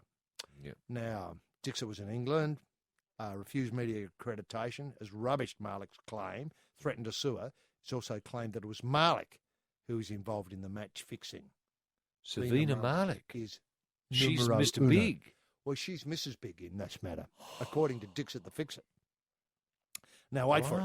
Malik received an email death threat after meeting the ICC security officer, but what most concerns her is a recent visit by an unknown man to a parent's home, the location of which is supposed to be secret. I live in Lahore. My parents live in Islamabad, and their place is very private. Show business people do not know where they live. A man went to their house covering his face with a scarf. You know, like That's a dead giveaway. Dead Sort of like giveaway. a burqa. Bloke in a burqa. There's nothing more upsetting than a bloke in a burqa, is there, Roy? Especially when it comes to crime. Thankfully, at the time, my mother was out and my father was away. The man told the house servants that I should keep quiet. This is Vina, and he quickly left on foot. Malik received an email. Did he arrive on foot as well, actually, or did he come in a cab or a limo? He came in a limo. And left on foot. Dead giveaway. Malik received an email last week saying, "Don't talk to the media. Keep your mouth shut, bitch. I'll kill you. Watch what you do." Last night, she said, a man came to my house as well, but it's not so scary for them to find my parents is really upsetting. I have a security team and I've asked for more guards. Now, Malik has told the ICC that Asif confirmed to her during a confrontation that Dixit the Fix-It was involved in fixing. I had someone tracking his calls because I was sure he was cheating on me. This is, Asif, not Dixit the Fix-It, because he's, given that he's a crook, he's fairly honourable crook. He just does match fixing. He's not. He's not. He hadn't got a But did he have anything to do with a burqa wearing bloke who bobbed up in who the bobbed limo up and with then the left on foot? with the death threat? I think so. We're not sure. The dabs. It's got Dixit's dabs all over it. It does. That's his form, isn't it? Just go. That's his go. This one Indian number kept coming up on his phone, but any time he would receive a text from the number, he would delete it. Yeah. And then he'd use one of our servants' phones to call the number back. I was convinced it was another woman, says Vina. Yeah. I took the number down and called it. I got the surprise when a man answered. A man in a burqa. A bloke in a burqa. Well, she could answered. tell the way he was slightly muffled on the phone that he was wearing a burqa. Yeah, right. Through the burqa. Got a big surprise when a bloke answered the phone. Well, you would. You would. You get the shock of your life.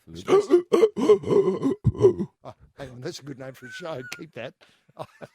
I asked him what his business was with Asif, and he said he was organising commercials for him. Asif has never done commercials in India.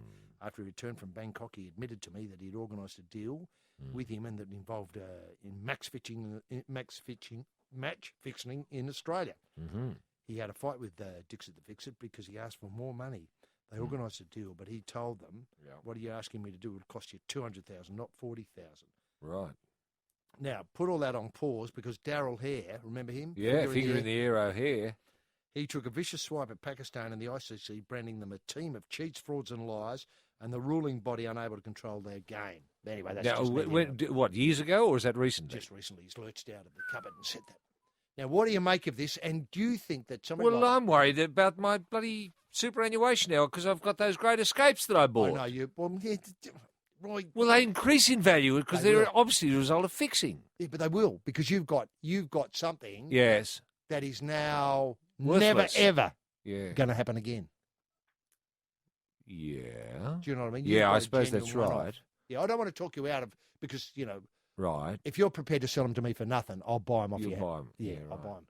I'll give you $1 each for them. I know you got about 30 there. Well, I don't know how we stamp this out though, HG. I mean, we've just got to have no gambling policy, haven't we? Well, as we've said so often, if Yeah. you get into bed with the devil, you better be prepared to take the pants off. Yes. Do you know what I mean? Or if you're going to go to bed with the devil, you better be prepared to take your socks off. Is that what you mean? Well, or have something each way. Now, look. Could take a hose. Now, look, what worries me is does this help clear the picture? No, it muddies it doesn't. even more. I agree totally. I want to know who. the bloke in the burqa. That's who we've got to find. Now, that's going to be difficult in bloody Pakistan. Could I ask whether you think that Every second bloke wears a burqa. Yeah, I'm not sure that's right, but think that as it may. Well, that's what I heard. Yeah. Now, look, should we send it Australians? Should we lend Pakistan and cricket authorities some Australians? What, Kate Ritchie? Well, not bad. She's got runs on the board with that Cops and- LAC show. And Brendan Favola, obviously, police work's his go. So we got a good. Well, if we sent those two Wouldn't take long. in mufti, In burkas. well, Brendan in a burqa is not going to draw too much attention to himself, is he? Certainly won't. He'll move quietly and silently. He'll fit right in. Bit big across the shoulders, but apart from that, no, he'll be right. Yeah, right. Well, it's a fascinating It sort is of a fascinating sidebar. sort. And as you point out, how are we ever going to stamp it out? Because it seems to be Yeah. unbelievably Well, it's people pity think it's there's now not part of the game. Yeah, it's pity rugby league's not involved because it'd make a great film for Brad Fittler. This is The Life. Roy and HG on Triple M. Roy, that it is baffling what we're going to do with cricket, isn't it? And now you see the same ideas are leaping out of cricket and going to rugby league. Yeah, of course they are. And they're going to the AFL. Don't tell me that draw was not questionable on Yeah. the weekend. I do, What was the money for a draw? You could get about 800 to 1 for a draw. I know, but at the end, it was $6. Is that all? $6. So, well, so you know, they knew live the fix. betting. They knew the fix Oh, was on. everybody knew the fix was in for that. I mean, that was obviously from about, as soon as they bounced the ball in the first quarter. And at half time, boil. well, it's just great, that result. I was lucky enough to get Yeah, I know you Collingwood did. ahead, Yeah, 24 points at half time and a draw at full time. That was obviously planned. yeah. And all those points they missed. Don't tell me that wasn't planned. Of course. I got five, terrific return on the 5 Yeah. points in the third quarter. No, it's you just did great. really well. This is The Life. Roy and HG on Triple M. Well, listeners don't really need to be reminded, Gentleman Jim, because it's exactly the same as the first prize. Smash hits of the 80s, 38 more of them. Look, you might have 150 already, but 38 more, you need them. That'll take you up to 188 smash hits of the 80s, and there's more to come. It's just great. And these are selected by Richard Wilkins. No one knows the 80s like Richard Wilkins. I mean, you see him every day on Today doing that. Well, he great was work. Richard Wilde back then, wasn't he? He was, yes, Yeah. reckless and wild. But now, of course, he does the show business news on the Today program. The No red one carpet, Mr. Red Carpet. He's Mr. Red Carpet. He's Mr. RC. Look, no one knows hits like Richard Wilkins. We've got MasterChef, the Masterclass. This is the one with the creme brulee that you use a oxyacetylene torch on. It's got the white chocolate cannelloni. That's great, and the strawberry minestrone. Yes. I mean, they're not sort of to my taste, but people do like them, and they love seeing people like, Yes. Peter Gilmore or Luke Mannion, I want to say. No, I haven't got Yep. the right person's name. Yep. Loves to see people making them. They're just great. Carrier with Mel Gibson, that's there. That's fantastic. That's blokes on a boat, coarse language, sexual references and mature themes, i.e. is she going down, Skip? Yes. Get off. Now, and The Garden of Ideas, 4 Centuries of Australian Style. A great book. If you haven't read for, say, maybe 20 years, now's the time to start reading, and Gardens are coming back, Roy. Yeah, that is a fascinating book, that garden book. Yes, HG. We don't often give away.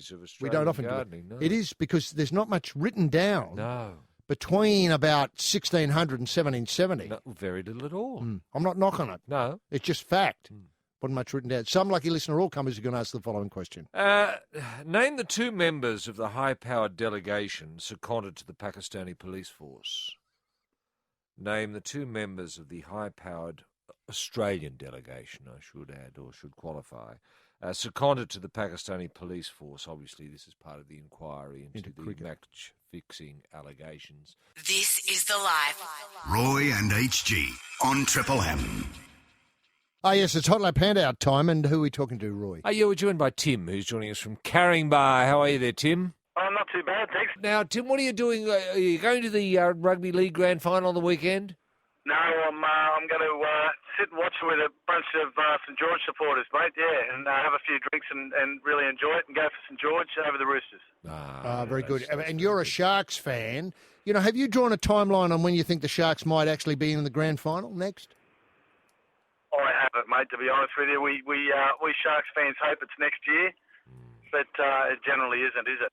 But, correct. yeah, maybe next year. Hopefully, Well, of Flanagan course, looks as if he's going to do a good job, so maybe next year, eh? We'll put it down Well, next it looks Very like Trent Barrett is going to stay on to be skills coach for the halfback and the 5/8. Now that's got to be a good bit of confidence in the team. I hadn't heard that. Is that right? Yeah, that's right. Oh, okay. All right. Well, yeah, that'd be good. I think he's got the respect of the players. And, He does. He might even come back. He was playing pretty good football there towards the end of the year. Yeah, he was. He certainly was. and remember, of course, East went from bottom to top in a year, so there's no reason why. I know you went bottom because Melbourne were below you. Yeah. Pretty close, though, weren't we? Yes, Yeah, very but East went from bottom to top in a year, so there's no reason why you can't do it. No. It's just that as you point out, it's unlikely. Now, you're hoping summer is going to turn up so you can go surfing. Oh, I'm looking forward to that. Yeah, I've got 3 young kids. 2 of the boys are into surfing, so I think I might try and get out there with them this year, yeah. Oh, very good. Very good. And what sort of boards do they surf on? They're on the short boards and the body boards. Good. And do they have favourite beaches, or they're just happy to go anywhere? They're happy to go anywhere. The young bloke's on the body boards. He goes out to Shark Island, which is a bit too intense for me. Yeah, no, fair enough. Well observed. We had somebody who'd been surfing Shark Island win a hot lap handout, I think, last week. Yeah, we did. He'd been out there on a day of Big Swell, which was recently there. He thought it was at least up around 8 or 10 feet. So he'd probably know. I recall that. Yeah, I recall that fella. He'd probably know Tim's son. Very good. Yeah. Very good. Now, Tim, let Roy set out the question and have a swing at it. Now, Tim, name 2 members of the high-powered delegation seconded to the Pakistani police force. That'd be Brendan Favola and Kate Ritchie. If we sent them, Tim, do you think they'd be able to help out? Oh, without a doubt. Thanks. Absolutely, without a doubt. Providing they've got burkas on, I'm sure they'll be able to do a great job. I'm glad. I like your confidence. Okay, you've got the Garden of Ideas, 4 centuries of Australian style. You've got the MasterChef Masterclass. You've got Mel Gibson's presenting Carriers and Richard Wiles, 38 more smash hits of the 80s. In the meantime, Tim, thanks very much for being part of the Life on Triple M. This is The Life. Roy and HG on Triple M. Roy, just before we go, I mean, what is your advice to Australians tonight about Australian competitors, Australian medalists, about thinking of going to, obviously India for the Commonwealth Games? Well, go. Yeah. Go. But arm yourself as soon as you arrive. It's very easy to buy a gun there in New Delhi, HG. Very easy. And would you worry about just generally being an Australian and never having been to India before that you could shoot the wrong person? Well, yeah. And I don't want to give Kate Ritchie too much work. No, I know that, but I think you've got to wait until you see the whites of their eyes, HG, before pulling the trigger. That would be my advice if I was to shift mission. But I'm not. No. I'm not. And generally speaking, you think the team's in safe hands? I think it's very safe hands, very HG. good. Yes. Remember, India has the 6th largest army in the world. Mm-hmm. And I was going to make a comparison between the amount of army it's got and the amount of toilet paper it's got. Can you do the figures for me? It has the 6th largest army in the world. It has the 240th smallest amount of toilet paper in the world. And on that sobering note, we take our leave from the Life today. We'll be back on Friday with more Commonwealth Games updates. Remember, of course, next week we're presenting The Shocks of Your Lives, direct from Delhi. Roy and HG's coverage of the 2010 Commonwealth Games. It's an exciting time. It's an interesting time to be in the subcontinent. I hope you'll be able to join us then. But till Friday, we live with the simple thought that this is the place where dreams are still alive, i.e., you can be anything you want to be. And let's not forget that when Talkback starts in a couple of hours' time, you'll want to be part of it. That's right. See you Remember Friday, that. What before you shoot? See you Friday. Roy and HG. This is The Life on Triple M. Roy and HG. The Life on Triple M. Yes, thanks very much indeed. Gentleman Jim Daniels in the Triple M soundproof booth. And Jim has gone Saints crazy. He's got a St Kilda Big SK beanie on top, and he's got a St George Illawarra Dragons jumper and a pair of shorts that look as though they belong to the Collingwood Football Club from some years ago. But anyway, he's made an effort. And Jim dedicates today's read to our catwalk stars, Kelsey and Amanda, who were both winners at a glittering do when our next top model was gong midweek. Look, I thought it was the best television I've seen in some time because there was, in that show, which doesn't have much contact with reality generally, there was a real moment of what I'd consider, normal life intruding, i.e. things buggering up. And look, when you see well-groomed people buggering up, it has a certain sort of must-watch about it. And I must say, I've got to say, I haven't watched any of the show. In fact, I'd be lying if I actually said I saw that moment in real time. I didn't. I watched it, obviously later because it was played around the world. And anything that puts Australian catwalk and fashion on the world stage has to be good because our fashion, our models are the best in the world, bar none. Fact. Sydney Fashion Week on top. Can't get a struck match between Sydney Fashion Week and the Melbourne Fashion Event. Don't ask me. I don't know when they're on. I don't care. I just know they're great. Pity Adelaide, Perth and, say, Cairns haven't got one as well because they'd be up there too in the top 5 fashion events of the world. Jim also dedicates his reads to Kim Jong-un, the new head man in North Korea. Far be it from me to offer advice to the new North Korean numero uno. But listen, Kimmy, if you are listening, I wouldn't let the itchy trigger finger stray near the big red button anytime soon, because obviously there'd be a lot of tears before bedtime, both at your place and my place, if you did press the button that said let them loose. Ladies and gentlemen, boys and girls, welcome to The Life with Roy and HG on an afternoon when too much sport is barely enough. And what a weekend. I mean, sure, talk about the week, and we will, obviously, but what a weekend looming. AFL Grand Final play. You've got your big day. I think they describe it as Super Saturday at Randwick. Then the Turnbull Day's been moved from... it just goes on and on and on. And then to cap it all off, you've got the Rugby League Grand Final. And when we look back over the week, what an incredible week. Best week of 2010 easily. I mean, who would have thought we... Look, last Friday...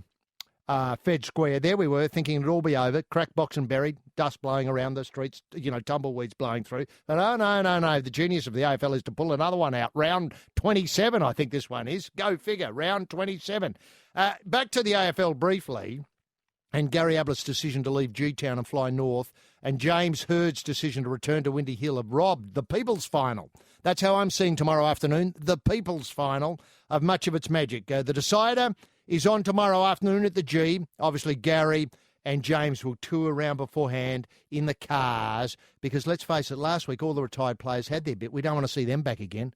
Oh, no, sorry, Bob. They lowered the tone last Saturday. There they all were. People like Treadray, last game, thanks very much, Warren, all you've done. Off he went. That was enough. I didn't want to see any more of him. And now they can't do that, can't reprise that. No, but they'll have Gary and James going around in the car, just one car. It'll be great. And that'll be followed by the big brilliance of Lionel Richie, somebody we haven't thought of here at Triple M ever. I think I was talking to Barry before I came on air. He doesn't think we've ever played Lionel Richie here on Triple M. And he'll be doing selections made famous by footballers over the years, songs like Stand By Your Man. He's learning it now as we speak. He's never sung it before. Hey Big Spender, another one of his. And If I Could Turn Back Time, which would be great to see Lionel Richie have a go at the song Cher made famous on the Mighty Mo or the Big Mo battleship. And look, can I just ask? I don't ask much of the nation because, let's face it, it's your show. But between now and tomorrow at 2 o'clock, is it possible to write a few more lyrics for the Big SK's Club song? Look, obviously, when the Saints go marching in, I want to be in St Kilda when the Saints go marching in. When the Saints go marching in. You do that till you vomit. That's all they've got. That's all they've got. There's nothing about we're the best, forget the rest, kick 'em long, mark 'em strong. That's all. Nothing. When the Saints. That's all they've got. I want to be in St Kilda when the Saints go marching. Surely to goodness that's our talkback topic. Obviously selects itself. Help us out, nation. We need you. Thanks very much, Steve Colbert. Now, don't tell me he hadn't got a lyric or two in him, because he has. But, this is just disappointed me. Last week I wanted to get involved. I realised I was involved and then I wasn't involved. After a couple of lines, I'd done it all. Look at Collingwood. Premiership's a cakewalk, side by side. Look at their lyrics. It's going great. There's so much there. But the Saints, and, people tell me it's because St Kilda people can't remember a thing. That's rubbish. That's rubbish. They can remember 1966. Anyway, incidentally, I did get a tweet from Gary about the big decision to flip G-Town. It was a terrific tweet. Hey, boys, just wanted to let you guys know first that I'm making an announcement today. After a lot of thought and consideration for many different reasons, I've decided to take on a new venture at the Gold Coast Footy Club. It's been an absolute honour to play alongside you boys, times that I'll never forget, although I'm going to miss each one of you boys. I feel this is the right decision for me. Gaz, cheers. I thought, bloody hell, he's remembered me. He hadn't even told Mark Thompson yet, the coach. Now, football, and we're talking about A-League. What has happened to the dream team at the Western Sydney Rovers? They powder before they've kicked the ball in anger. And I was just wondering if it would be possible to approach the world's richest man who's here. I think Carlos Slim is his name. No relation to, Slim, our great leader in the war. Slim, he's here. I'm just wondering if he could loosen the purse strings for the Rovers. And still with the great game of all, that's the world game, Fozzie's game, Sydney FC, the bling, is still smelling the field after 8 rounds. People in the cave must be thinking about, well, they shouldn't. Rugby league and the big one, of course, Roosters v Saints. Well, it's produced all the big stories this week. So big, I can't squeeze them in here. Racing, and with the Spring Carnival stepping up a notch, look, the Life had to do something about getting involved. And this week, where our gaze has fallen on the Bairnsdale Cup, the Paddy Foods Bairnsdale Cup, run tomorrow because the Peoples has thrown the race card, as I said earlier, into chaos around the nation. Obviously, races had to be moved because no one would go and see them. The Life's big three in the Cup, the Paddy Foods Bairnsdale Cup, a Dark Note, Olanthus and Scenic Find. We think maybe a Quinella with those three, you could do a lot worse, put it that way. Yes, this is the Life. This is the home of dreams. We're living it here. And now in the Life, it's time to unleash a man who gets the job, even when there are no jobs to be done. He still gets it done. The job done man is rampaging Roy Slavin, and we can get him on the job and doing it by asking what caught your eye in the swelling soup of the sporting swamp this week. Big jobs, Hurdy. Yes, thank you very much. And hello. Is it you I'm looking for? Very good. Hope he does that. Hope he does. This is Lionel Richie. No, very good. I hope he does that. Mm-hmm. It's just one of those songs, isn't it? I mean, everyone knows where they were on the day they first heard it. Mm. I was bending over a bowl and it seemed appropriate. Now, what are his other great ones, though, Roy? Dancing on the Ceiling. Dancing on the Ceiling. And Three Times a Lady? Yeah, that was more Commodores, I think, HG. Or once, twice, three times. I never knew what that meant. No. I mean, if you're going to be a lady once... Probably enough. Yeah. That's all you need. Oh, and the Saints! Well, I'd love Lionel to do that. He'd give it real... He'd slow it right down, pull it right back, wouldn't he? Give it that Richie feel. Suck all the life out of it. Polish. Yeah. Desiccate it, totally. Now, so that, when the Saints ran on, they'd do anything but win. That's the version he'd give. Now, Gary and the Gold Coast Suns, HG. Yes, now, I think that we can take a little talk back on this too later when it is your show, after all. Tell us what you think. Yeah. Now, was he threatened? Oh. Did he really want to go? There's just a couple of questions I'm putting out there. I don't think all is as it seems. I don't think he had free will in this matter. Mm-hmm. So I think there's a story there, and I think Bomber Thompson knows about it too. Well, they're not talking, obviously. No, they're not. Something weird's gone on. Something terribly weird's gone on. Thompson's now decided he doesn't want to coach next year. Well, he's been threatened as well by the same sources, is my information. Right. It's not good. No. And I don't think the healing balm of Lionel Richie's going to solve it either. Mm-hmm. You can sing hello till the bloody cows come home. And there's still something not quite right in Geelong. Now, will Gaz be a goober on Sunday? That's Shimmy Whoosh. That's Fubby. The other Gaz. It's Fubby. Yeah, Fubby. Shimmy Whoosh. Uh-huh. Yeah. Mm-hmm. I've just got a feeling, and I don't know if you can take bets on it, who's going to be the goober on Sunday. Mm-hmm. But my feeling is Gaz might be the favourite. Mm. Said I'd love to see Gaz the goober. Does that indicate a Roosters win? I hope. It does. Yeah. So, it Goober does. Gaz and a Roosters win.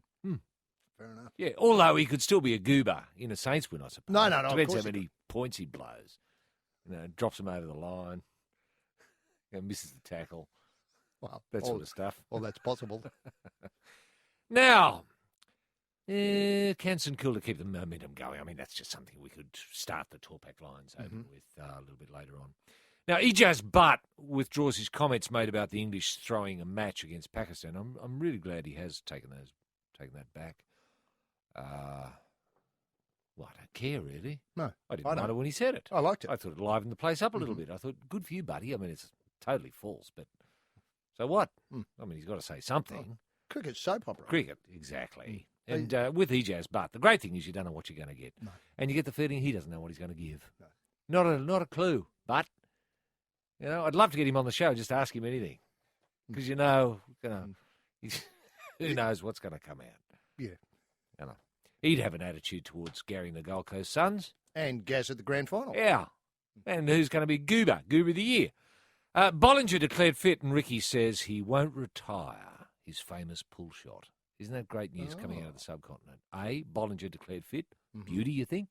Ricky, that famous pull shot is not going into retirement. How famous is it? It's a very famous. That's his signature shot, HG. Right. Yeah, think of punter. Think of punter. You don't think of a bloke spitting on his hands in slips or at wherever, somewhere near the bat. No. You don't think of that short point. You don't think of that. You think of that imperious pull shot. Somebody been caught at fine leg. Sometimes it can go Bears pear-shaped, but more often than not, the ball cracks into the pickets. Thanks very much, Roy. Nathan Hindmarsh not informed about the sacking of Daniel Anderson. Not informed. You would have thought Hindy would have been told. Yeah. But anyway, something not quite right. Not quite right in Paratown. Are you thinking threats? I think someone's been threatened, yes. The same people? Same people. Doing it? Same people, yep. Same forces of darkness. Mm-hmm. Contador, that is Alberto Contador, found with illegal substances in his system. Now, how bad was that steak that he had? Oh, horrible. He's blaming it on the steak. He is. Now, I know they're pumping the roids in some of those steaks overseas, but God almighty, they would have had to pump a fair bit in for it to show up sometimes later after a long bloody bike ride. I'm telling you now for nothing. Hensby 447. This is The Life. Roy and HG on Triple M. Yes. Now, Daniel's been on the blower saying the Saints theme song is the greatest song of all time. Look, I've got no problem with the song. Yeah. I've got no problem with the song at all. In fact, well, when probably Satchmo did it, I suppose it had a bit of meaning, didn't it? Yeah. Or, I was just thinking connection with Hurricane Katrina and all that sort of stuff. It has some sort of... Oh, in Treme, the series, HG. Thanks very much. Yes. Yeah. What I'm a bit disappointed with it, and this is only a minor quibble, a tiny minor quibble. Yes. Is You'd like a second verse. Thanks. Well, I'd like a verse, actually. We just seem to have chorus. Yeah, well, that's all it is. I know. But, do you think, look, we're in a, we've got Google. Well, you could Google all your life. You're not going to get a second verse or a chorus, or anything else. That's it. The song is it. That's it. Yeah, that's all there is. Yeah. That's the genius of it. It's a carefully polished, if tiny, nugget. Now, just staying with the... Unlike Hello, Lionel Richie's song. Now... Yes. What's the rest of that sentence? Well, it's large and cumbersome and not terribly well polished, is it? Very good. But it's still a nugget. Now, not all footy fans may be dancing on the ceiling about Lionel Richie performing. Obviously, he's thrilled to bits. Is Lionel just out here at the moment, actually? No, he's just coming in. He's just coming in for this. He's blown in for the peoples. You mean tomorrow. Somebody actually went through the list of people available and came up with the name Richie, Lionel, and thought it would tick that box, get him on the blower? I think they were thinking they might get Nicole. But they got Lionel instead. Now, the 80s singing star was thrilled to get a late-minute call from Saints fan and music promoter Michael Gudinski. Oh, yes. This is according to the Herald Sun, who asked him to step along. As long as I don't have to suit up and be on the field with the teams, it'll be okay. Obviously, some of his big hits, All Night Long. Runner with the Night, Hello, which we've already mentioned. Yeah. He's going to perform pre- and post-game entertainment. Richie said it was not complete stranger as he rules, but did find it amusing that the grand final could be tied. I've watched the game many times, and I've always asked the same question, what's going on? Oh, yes. I think that's a Marvin Gaye song. What's going on? Yeah. He might do What's Going On. Wow. Now, that'd be great. That would be interesting. Hopefully I'll have someone standing next to me to explain what's going on. I'm determined to master this thing called Aussie football. Well, that could be a song too. I'm determined to master this thing called Aussie football. Don't tell me that couldn't be a great song. It's all lyrics with him, isn't it? It is. He's going to fly into Melbourne from Hong Kong and leave on Monday for Nashville. Leaving on Monday for Nashville. What a song. What a song. This guy's unreal. What else does it say? Well, it's not long enough. It's not long enough. There's a song. There's a lament. And he said he was here a year ago. I was here a year ago. I was here in Australia a year ago. I'll get there just long enough to get a great meal. I'll get there just long enough to get a grip on what? No. To get a great meal and a party for a day. Now, to get a great meal and a party for a day. That could be the name. That could be the album. A great meal and a party for the day. Yes. Ooh, footy classics. So we've got. I can see the tracks. Hey, Big Spender, obviously. Stand by your man. And well, all of the ones he's listed I know there. All these are going to be written. Now, how about this? Julie Anthony is going to sing the national anthem. Good. Now, I thought she'll do a very professional job. Very professional job. And grooming. You know you're in safe hands with the grooming. Yeah, absolutely. In the national audience. I thought I'd done the anthem for the last time a few weeks ago. Oh, yeah. This is Herald Sun again. I thought I'd done the anthem a few weeks ago. Last time a few weeks ago. by Lionel Richie. I hope it's not a drawn match. Oh, I hope it's not a drawn match for the B-side. That's beautiful. Now, I quietly walked into the distance thinking. Oh, God almighty. I quietly walked into the distance thinking. That's your opening line. Oh, mate, it writes itself. I know, exactly. The AFL boys last week turned everything upside down, according to Julie. So I'll do it again, and then it's time to pass the baton on to the younger brigade. I've been doing this a long time. Oh, hang on a minute. She's not stopping. No, surely not. No, she'll have another thought. Now, Anthony defended the father and son duo Cameron and Taylor Henderson. Now, I didn't realise that the obviously... Did they do it last week? Cameron and Taylor Henderson? Yeah, you were there. You saw them. How were they? They were incredible. Professional? Very professional. Grooming? And they bought their guitars, Yeah. and they stood there and sang it. It reminded me a lot of, say, Johnny Williamson's work. Oh, yes, okay. But what was interesting was I just thought, oh, that's the national anthem. That's great. Now let's play footy. Sadly, people focused on that. I suppose when you've got the disappointment of a draw, your mind goes back, oh, that bloody national anthem. Oh. The excitement of the draw and Goddard's mark and all that sort of stuff. Yeah. You think, oh, what was wrong about the day? Oh, well, we can't blame the players because they drew. Oh, no, they're not these... They're not getting a bad rap, are they, for their anthem? They are. I didn't realise this. Where's this bobbing up? Has anybody said anything? Has anyone taken talk back on it? Yeah, well, that appears to be the case. They defended Cameron and Taylor, whose laid-back acoustic rendition last week divided opinions. There's always mixed opinions on whoever sings the anthem, but people don't realise how difficult it is to sing out there. Julie says, what you've just sung bounces back at you, past your ear before you sing in the next line. I thought the father and son did a fine job, but it was a different idiom. But a country take on the anthem can put some people in a spin, especially when they've seen In Excess. Yeah. You know, do that fantastic, you know, they did about a half an hour set. It was just incredible. Brought the house down, quite literally. Anthony said she hoped future anthem singers respect the song. I don't think it's a time to do vocal gymnastics. She's not suggesting the young country singers didn't respect the song. The father and son. The combo. father and son. The young father and son combo. Yeah. Did they disrespect? Did you get a sense of disrespect, HG, when you sat there, or stood there, I should say, listening to them? No, I didn't, because I was thinking, you beauty, all the fluff's almost done. You know, just it's time to play and bounce Mm. the ball. But then you see, in the disappointment of the draw, this is what I come back to. Yeah, right. People rewind, they think, oh, who was on before? They bounced the ball. The boys singing the national anthem. Oh, yeah, it was terrible. I hated that. Yeah, really lowered the tone of the whole day. Whereas if, say, St Kilda or Collingwood won, people would have been really disappointed or really happy. Yes, and suddenly the father-son combination wouldn't have warranted and they could have fully expected to be back next year. Exactly. Doing, say, maybe the the musical item where Lionel Richie's going to do it. Yes. But doesn't the AFL have some tug? I mean, to get Lionel... To get someone like Lionel Richie. Out of Hong Kong. It's absolutely unbelievable. Now, Dan is suggesting, HG, Dan from Sky is suggesting that Lionel should put an Aussie slant on some of his songs. Hello could become G'day. G'day. I can't imagine that coming out of Lionel's gob. No, I can't. While he sings. What happens with Running with the But Night? he might say, G'day, mates, before he starts. He'd obviously do that. Just to get people right offside. This is The Life. Roy and HG on Triple M. Roy, the Gary Ablett decision obviously has had enormous ramifications now, or knock-ons, with Mark Thompson now, according to the Herald Sun, at 1 o'clock today, saying the two-time premiership coach informed his key assistant, Brenton Sanderson, yesterday that his time at Skilled Stadium was up. Yeah, right. While Thompson stopped short of making an announcement at last night's Kaj Grieve medal, he left everyone in the room under no illusion that after 11 years at the helm, he was calling it a day. Well, he said he was exhausted. Exhausted. Burnout was a word I heard. Burnout. You know, just before we go on, did Grass ever give any indication that coaching the Shamrocks was... No, he's always said it was a great onerous? pleasure and he felt it was a great opportunity and what he would have liked to have coached until he left couldn't us. anymore. Yeah.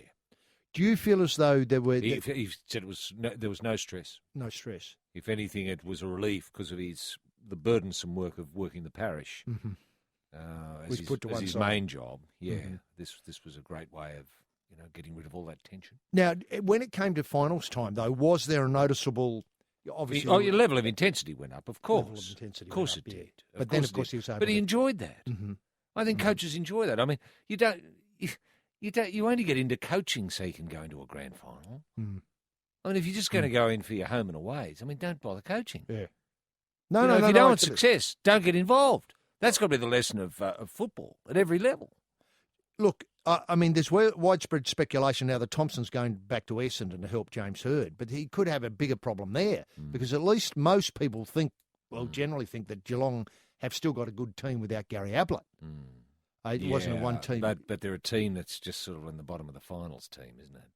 It's going to be a team that, sure, it's going to get into the finals, but it's only going to last one game. I understand, yes. But then he's got a long way up with Essendon. I mean, I'm not quite sure when they think they're going to get in the finals. Yeah. I think he's teed off, HG, that as you might have made mention of in your opening comments, that Gary didn't let him know. No.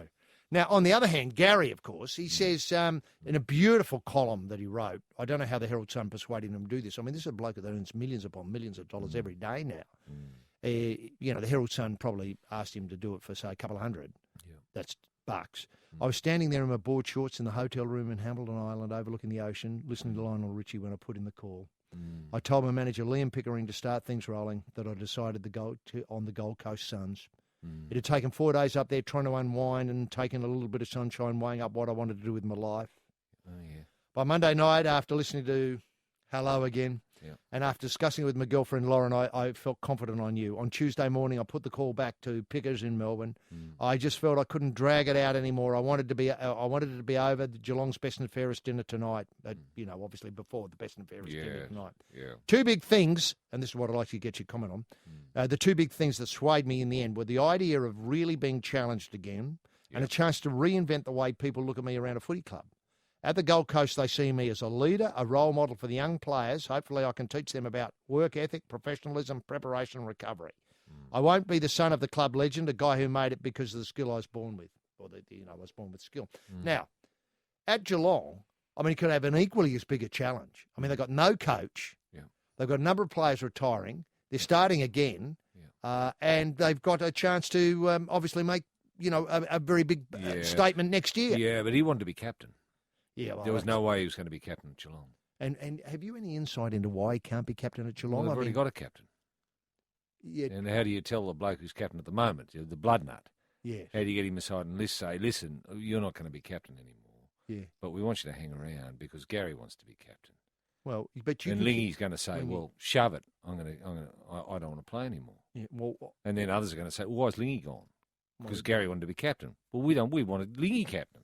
We were happy with Lingy. We don't want Gary to be captain. I mean, we like him, but we don't want him to be captain. You see what I mean? Suddenly you've got your leadership group falling out. Suddenly the whole group is up in arms. Suddenly they're knocking on Bomber's door. Bomber. Hey, Bomber, who's going to be captain? Because we like Lingy and Gary reckons he's only going to stay if he's going to be captain. Well, we like Gary, but we think he's a great player and he's got to be part of the leadership group, but he's not the captain. Lingy's our captain. Then Bomber's in a difficult position. Yeah, very difficult position. Because he knows he's got all this money. Okay. All right. Well, listen, can we have two captains? No, we don't want two captains.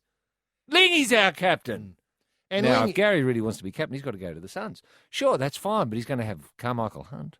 Oh, yeah. And Carmichael Hunt's going to put his hand up and say, I want to be captain. Yeah, and how about that bloke from South Australia? I think his name's Bock. He's a big defender.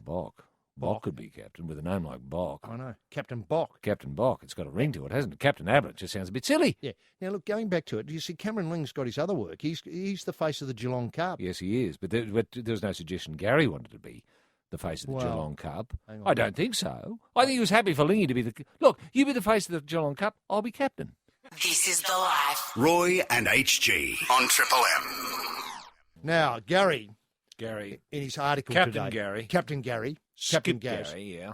You know, I hope we're not taking on, like, with another Gary that we know. Oh, no, well, not quite. Another Gaz we know.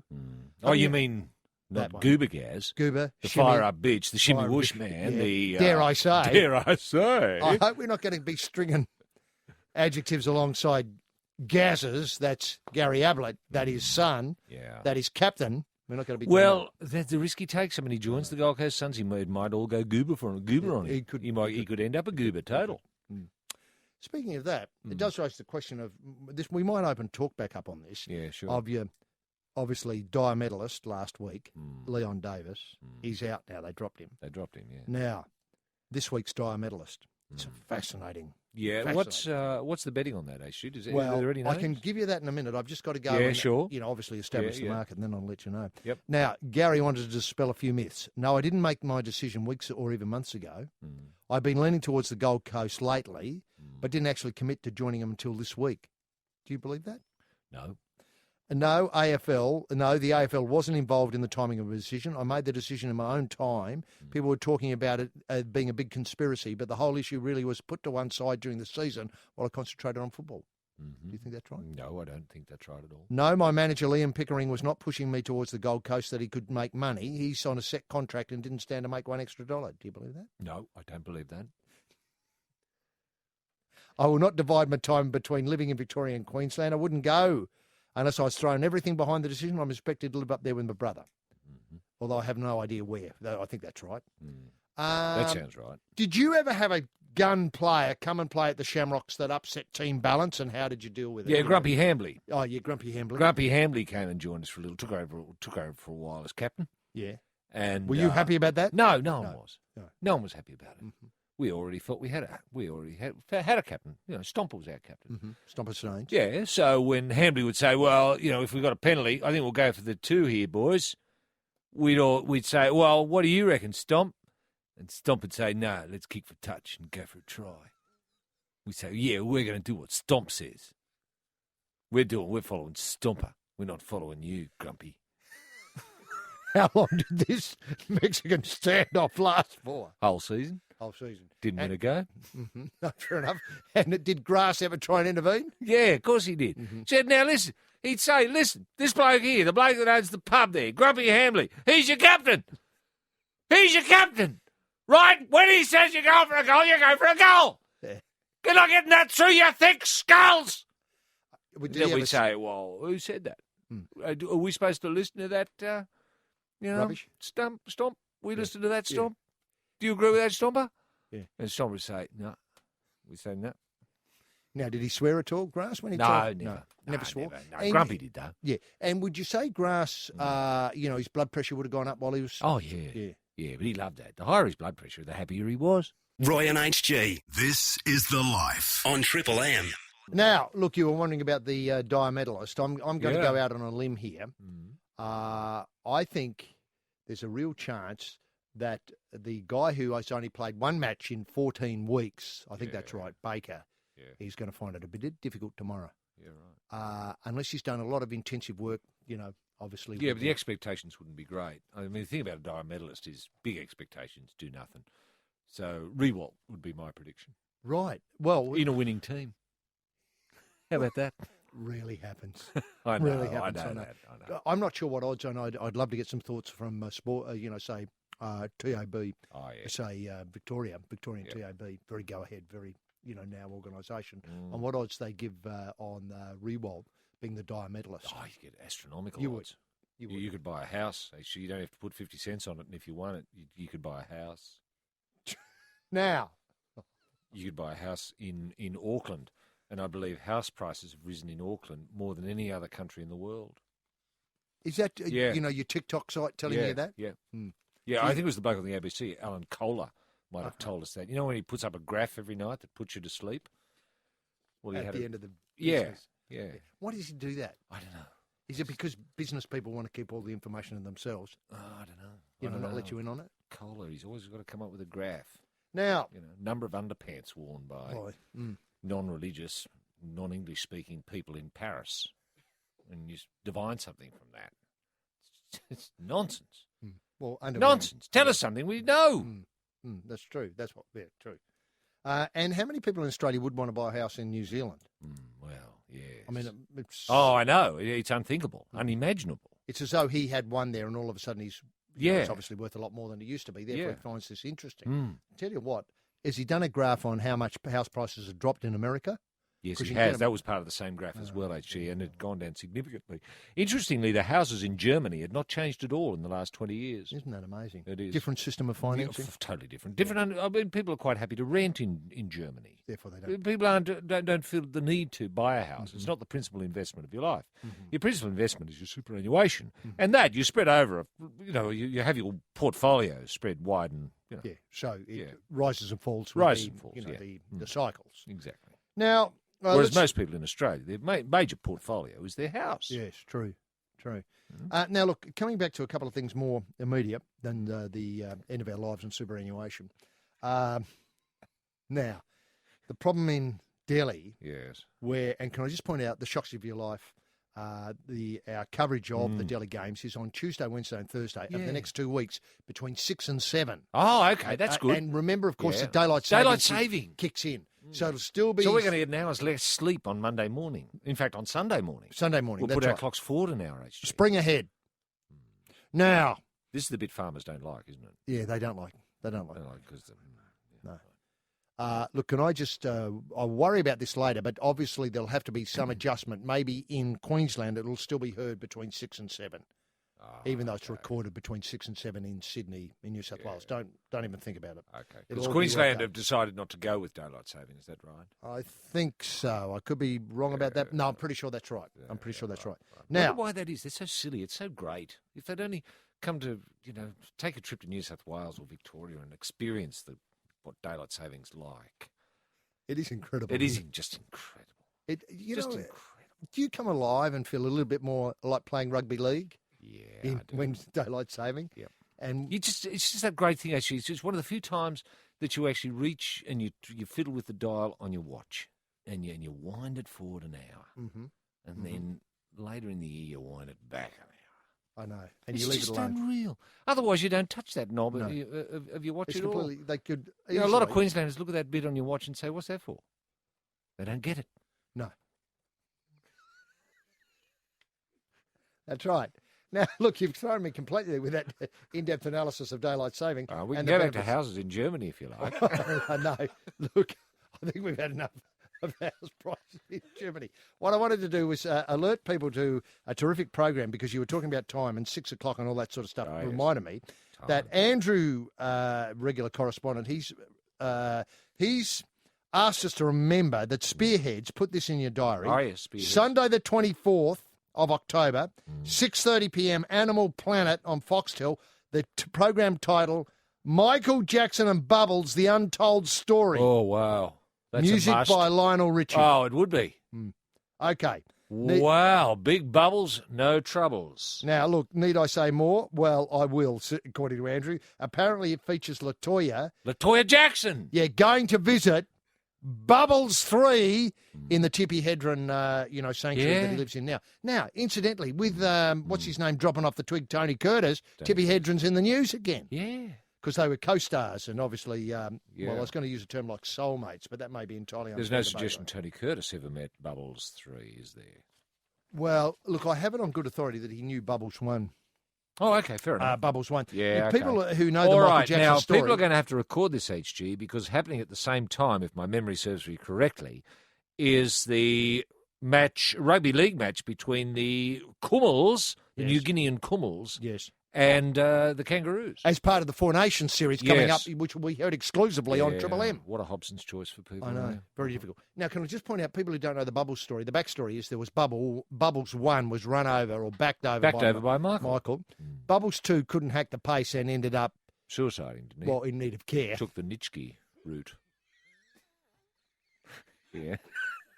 And Bubbles 3 was rescued from Never Never Land when the whole thing came unglued. Yeah. And now lives hopefully in the Tippi Hedren Animal Park, which has Sabu and Thriller. That's right. So that'll be great to see Sabu, Thriller, the Tigers, of course. And is there any Bubbles 3. suggestion Sabu and Thriller are They'll going be to interviewed appear in as this well. show? They'll They're be interviewed as well, yeah. Okay. And obviously it's great because LaToya says, she warms up with Bubble, saying, well, what he's really saying is, go Saints or something like that. Oh, okay. And she interprets what he says because she knows him really well. Yeah.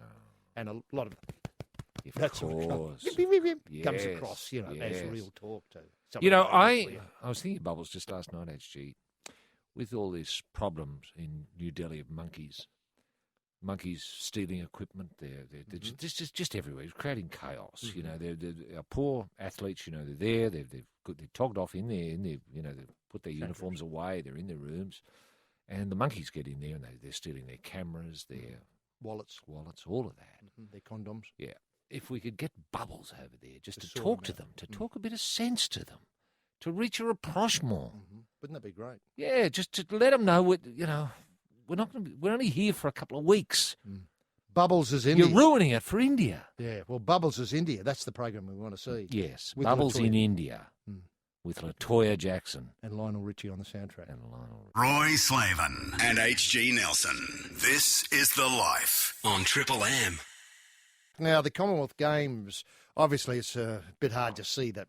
Yeah. You know, over this weekend, we got the Rugby League Grand Final, the AFL Grand Final, and so on. And then we've got the Commonwealth Games, the excitement that is the Commonwealth Games. And as we mentioned, we're covering it. Now, two issues. Scoreboard crisis now, Mr. Richard. And, you know, Roy and I don't bag India willy-nilly. We love the joint. We do. Obviously, we're going there to present the shocks of your life as part of the Triple M commitment to the Commonwealth Games, Tuesday, Wednesday and Thursday. It's revealed today that the new Swiss electronic scoreboards that will be used at the Games in venues across Delhi are yet to be installed. Are yet to be installed? Yeah. The scoreboards... It's not just as simple as slipping a watch into a, you know... Well, I go back to your point of people only touch their watches now twice a year. Yeah. I mean, it's a bit more complicated. It is more and complicated tooling them up and making them work effectively. Yeah. And these have got to be real atomic watches, HG. These have got to be, you know, so Hundredths of astoundingly seconds. yes. Hundredths of seconds. And timed within a millionth of a second to Greenwich Mean Time. Oh no! Well, that's going to be a trick too. I mean, you got because to it's not bounce. a You simple- got to bounce it off satellites. It's not as simple as ringing up Greenwich. What's the time? No. You know, or He reckons it's nearly 4 o'clock. Yeah, okay, that'll do. You know, or the talking clock. Yeah. I mean, sure, you can dial up the talking clock if you like, but then you've got to make your calculations back to, obviously New Delhi. Yep.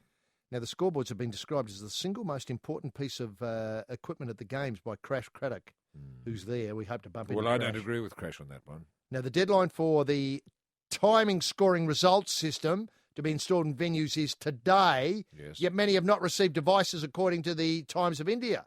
The paper quotes an unnamed source saying tight security had made it difficult to get the devices through a large series of security checkpoints across Delhi, particularly as there is a shortage of vehicles with all-access permits. Now, this gives the lie to that report on Channel 7 about smuggling bombs in suitcases in. Does, doesn't it? I mean, they're really locking down. But the blokes carrying the watches to put in the stands, they wouldn't be wearing balaclavas or anything like that, would no, they? they wouldn't. I You think wouldn't think. they got face masks and snorkels on. Bit of a giveaway. But that's about it. Apart from that, they're dressed fairly. Dressed normally. Conventionally. Okay. It must be said, however, that India was granted the hosting rights to the game 7 years ago. This is Crash. And have to have such problems. And to have such problems arriving in the last week of the games build-up can only be put down to poor planning. I find that difficult to believe. Poor planning. Well, they'd want these watches to be state-of-the-art. Now, it's changing all the time, HG. You know, they want state-of-the-art equipment, so obviously you'd get it last minute, so that it's Well observed. absolutely state-of-the-art. And don't tell me that watch technology Isn't changing all the time. No. Of course it is. Yeah, what a great story. Our technology changes all the time. Yeah. And, Yeah. you know, this is... You can't tell me, you can't, if you've got an old, pre-digital watch, you can't tell me the time that it's being recorded on that watch is the same as the It's time not. recording It's just- on a digital watch. Of course it's not. They don't measure They time don't in the measure same time way. that way at all. Yeah, no, completely It's totally different. different. It's like, it's the digital analog divide, isn't I it? know. But these are big. What I'm assuming, these are big. You know, like they... Oh, I know it's a big watch they're putting in. Are they doing They're that putting big way? are they? watches. Yeah. Well, they'd have them on the backs of trucks, wouldn't they? These state-of-the-art big watches they're putting in. Right. I thought it would be more like, in Sydney. I think people might remember they had an electronic scoreboard. Oh, yes. And they put the names of athletes on it, like Oh, Eric yeah. Muslim Barney, Yeah. Gary Hall Jr., Yeah. Ian Thorpe, all those sort of names. Yeah. And then they have printout of times, first Eric Muslim Barney in a You sure they're Equatorial doing that, Guinea. actually? Oh, you just think it's big clocks. Well, I assume they're watches. With a sweep hand? Well, I don't know about a sweep hand, but certainly with a start and stop and reset button at the top that each of the marshals hold. Oh, wow. Well, I hadn't thought of that. Which would be connected to the scoreboard electronically? Not necessarily, no. Connected to the hand of the marshals, I assume, HG, so that You know, when they say, or bang, you go click. Yeah. And then when you're following a particular athlete, be it in the pool or around the track, and once they cross the tape, then you click, and then you read 3 minutes, 49 seconds. 49.8 or whatever. 49.8 seconds or 08 seconds. Yeah, or 008 seconds, depending on the accuracy. How would you get the 008 seconds? I can see how you get 49. Well, it's digital, actually. It's digital. You're not looking at it. Ah, right. It's measuring to within a 10,000th of a second, let's say. Yeah. Now, sure, it puts a lot of pressure on the thumb that's pressing it, doesn't it? Got to get it right. But even so, you've got to trust something somewhere. Can I ask, though, I always thought we had touch pads and all that sort of stuff. So remember how there was trouble if you didn't touch the pad? Properly. It didn't. They thought you were still swimming and marked you badly? Well, see, this removes that as a problem. If you've got a marshal there and he or she is going to see when you touch the wall. Touch the wall? Yep. Click. Doesn't put a lot of pressure on the marshals. Well, it does, but okay, look, can I just say, are you telling me that somebody went to say, a Swiss, Well, Julia, look, hang on, they're not getting. They haven't got people just standing there counting. One go. and two. 1 and 2 and 3 and 4 and 5. No, not like that. No. No, what I was trying to get to was, how you often get bailed up by, especially in what I'd consider tourist traps, people trying to sell you a watch. I don't know why. Oh, yeah. Remember the other day, we were in Germany, and that bloke came up and tried to sell us one where you could twist the armband off it and put another armband on. Oh, yeah. You saw that weird thing where you could slot in different wristbands. You could divide it, So if you're wearing charcoal, you could put a charcoal wristband on. If you're wearing blue, you could put a blue wristband on. Correct. It was just unreal. It was unreal. It was they may further not be, than unreal. It was surreal because I'd never thought of that happening. No.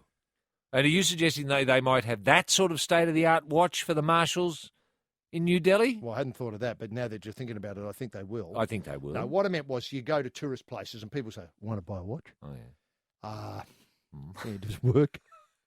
And what's a brand? Well, they might have Seiko or I hope Seiko aren't one of our sponsors or, might have, say, Rolex. Certainly Rolex. Timex, all that sort of stuff. Sovereign, I think, is a brand as well. Oh, yeah. Anyway, that they've got a lot of those on, in a shoebox, and the Indian officials have plucked out 20 that look as though they might last the distance and taken them back in. You think the marshals might be using that sort of stuff? Well, yeah, I'm asking. Yeah, I don't know if they're. I don't know if you're buying many. Yeah, I don't know if you're buying many watches that in New Delhi. I think those sort of sellers have been replaced. I think it's more these days. Hey, mate, you want to buy a head? Roy and HG, The Life on Triple M. This is The Life. Roy and HG on Triple M. Now, Roy, obviously, the excitement in Delhi is really starting to build. And the Commonwealth Games, the Australian Commonwealth Games have, they're getting ready to march into the stadium. And I did see a story suggesting that India had added another 20 people to its team. Good. So as it wouldn't have the second biggest team there behind Australia. Now they've got the biggest team. They've got the biggest team. Oh, good. Well, they should. I think the host nation should. Yeah, You know. Even if they don't do anything. Even if they... Exactly. Even if they're just doing making timing. up the numbers, yeah. Yeah. Now, the one big question about the opening ceremony is who should carry the flag? For Australia. Yes. Look, by the end of next week, I'm going to be full bottle on the Indian Stars of their sporting firmament. But at the moment, we only can talk about the Australians, really. Yes. Well, there's no suggestion we'd get an Indian to, like Rajiv Singh, for example, to carry the flag for Australia. No. Well, what a brilliant idea. Hands across the water. Yeah. What a great idea. How about the little master? Oh, wouldn't that be wonderful? To tie our flag to his bat. And away we go. And carry it in. And something to do with, I don't know whether there's going to be any transference from Melbourne. I know, you remember in the closing ceremony, there's the, obviously the handing over to the next lot who are going to do it in India, did a terrific job in Melbourne 4 years ago. I'm just wondering if there should be a touch of Melbourne somehow in India. Okay. Maybe just people come out and kick Sherrins into the crowd or something, that says, hello, India, this is part of Melbourne. And then we have the march, and of course Steve Hooker. And just before we come to your thoughts on Steve, we did see some incredible pictures of the Commonwealth Games baton being toured through the streets of New Delhi. Yeah. And there were at least 20 people there. It seemed to be, yeah. Maybe I was exaggerating. I mean, it didn't get a police figure on the crowd. No. But I'd say at least 20 people there. And that was just spoke to me. Well, they were volumes. spellbound, weren't they? Spellbound. Those 20. Remember, this is the baton which replaces the torch in the Olympic Games. They can't afford a torch. Have they ever met, the Commonwealth Games torch and the Olympic baton? Or the other way around, if you know what I mean? Yeah. Have they ever met? Wouldn't it be great to light... Is there a flame lit for the Commonwealth Games or not? What do we do? How do we kick it off? Right. Is there a 21-gun salute, mate? 21-gun salute, probably. And guns go off every 20 minutes. Yeah. Wouldn't it be great to while the game's get an on. old cannon that has a wick that needs being lit, and to get the baton from the Olympic Games to come so over the and help flame. Oh, what a brilliant idea. Brilliant idea. Because that would unite the two in a way that's never been done. Because they've never been united in any way, shape or form, have they? Now, the hang on. Commonwealth Games and the Olympic Games. They've never been together. Remember the Beijing torch had a very troubled path around the world, and wouldn't it be great to, I don't know, where Well, it that created torch is. controversy wherever it went. It did. Because there were bodyguards, vicious Chinese bodyguards bashing people up, enthusiasts that came up Who wanting wanted to get a little bit closer to the Olympic to want torch. to light a fag off it or something like that. Now, what I tell you, wouldn't it be great to get that torch and relight it in Olympia? Yes. And then bring it and torch the cannon. Yes. At part of the opening ceremony in, obviously Delhi Sunday night, I think it's coming. It's that close now. Straight after the Rugby League Grand Final. And thank goodness the Rugby League Grand Final's on at 5 o'clock, because they would have probably clashed. You're right. Or send an intercontinental ballistic missile, say, from Delphi straight to New Delhi. Wow, what a great idea. I thought you were going to say for a minute from North Korea. North Korea. It's a bit of a... Well, it'd be lovely to get North Korea involved in the Commonwealth. Well, but the new boy. The new boy. I don't know about Kim Jong-un. Yeah. Gee, he reminds me of... somebody. You're not quite sure who. Kim Il-sung. Oh, the original. Yeah. He was the original. Yeah. Now, and isn't it great having a sort of monarchy now in a communist state? No. I know. It's Why just does it never weird. cease? Yeah. Now, look, Steve Hooker's been... This could be the third way that Tony Blair's been talking about all these years. Well, I didn't realise this is what he had in mind. I thought it was something to do with the public-private partnership, your PPP. Oh, that's the third way. Well, I just made that up. Right. Because I thought it seems unlikely that somehow... Well, I North thought in the Korea old would days crack. you sort of had your Conservatives, you had your Labor, and Tony Blair said we need the third way. Yeah, but what does that look like, a hung parliament? I guess it does. Well, no, I'm suggesting that North Korea with, the kitty, Kim Jong-un, it's starting to look like the third way. Yeah. Do you think it's socialist, it's communist, but it's also a monarchy. True. In a way, although they're not called. He's been made a 4-star general, I think, Ungi. Yeah, he can shoot a gun. Oh, yeah. There's no doubt about that. Do you think we'll ever see him at an AFL Grand Final? I'd like to think. I'd love him to come out and sing hello or anything from the cannon. This is The Life. Roy and HG on Triple M. Roy, do you think there's any, opposition? I mean, to Steve carrying the flag? I mean, it'd be great to get the Little Master, and I'm sure Steve would step aside for the Little Master. Yeah, he would. Steve Hooker, this is. Yeah, he'd be an Australian Our for pole the day. vaulter, our world champion pole World vaulter. champion pole vaulter. Yeah. He was lucky the other day. He almost missed the mat. Did he really? Yeah, on the way down. That's, of course, the pole vaulter's Nightmare. Yeah, that's right. Missing the mat. A lot of them don't get to talk about it. No, Sort of they good don't. night nurse, really. It is a good night nurse flop. They suggest Commonwealth Games, who's Jamie Dwyer, Commonwealth Games hockey star, who's been to the Games 3 times. Yeah. Hooker says it's unexpected. We have a lot of really fine athletes on the team, so to be considered a leader is great. It's something I take seriously, like Cameron Ling at Geelong, and I try to live up the fact that I'm the team captain of the athletics squad. I'd love to be the face of a race, though.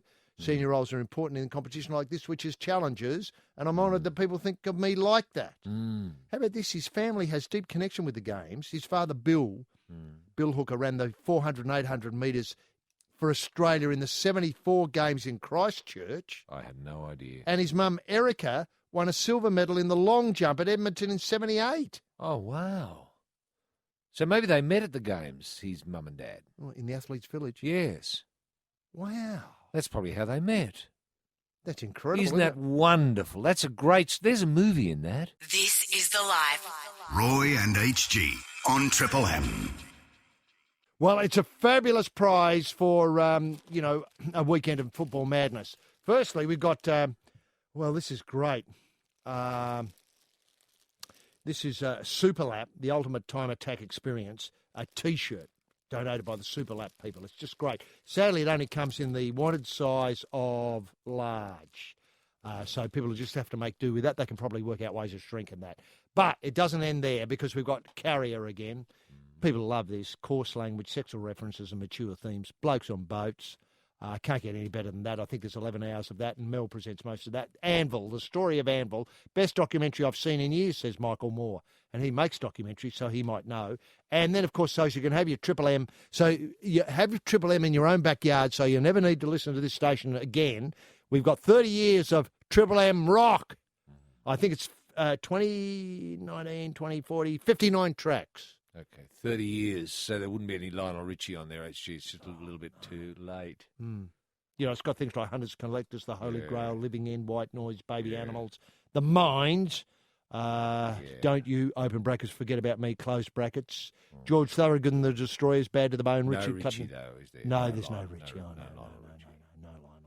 Anyway, it's 30 years of rock. Can I just say that, you know, generally speaking, I wouldn't have thought of Lionel as a rock act. No. But that just may be me. No, he's not really a rock act, is he? He's sort of cabaret now, really, isn't he? But when he gets to sing some of these songs on, obviously he'll rock them up a bit for the crowd. Oh, of course he will.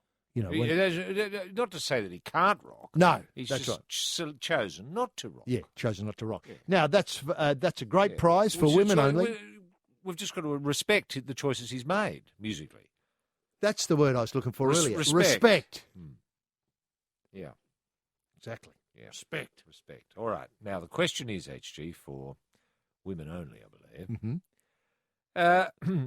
To speak of respect, who could talk some sense into the monkey community of New Delhi? Who could talk some real sense into the monkey community of New Delhi? I tell you what, this, the answer would come with enormous respect to that community. Oh, absolutely. This is The Life. Roy and HG on Triple M. Roy, it's Hot Lap Handout, and who are we talking to this evening? Yeah, we're joined by Leah, who's joining us from Arana Hill in Brisbane. How are you there, Leah? Gents. Now, Leah, how are you seeing the grand final on Sunday unfolding?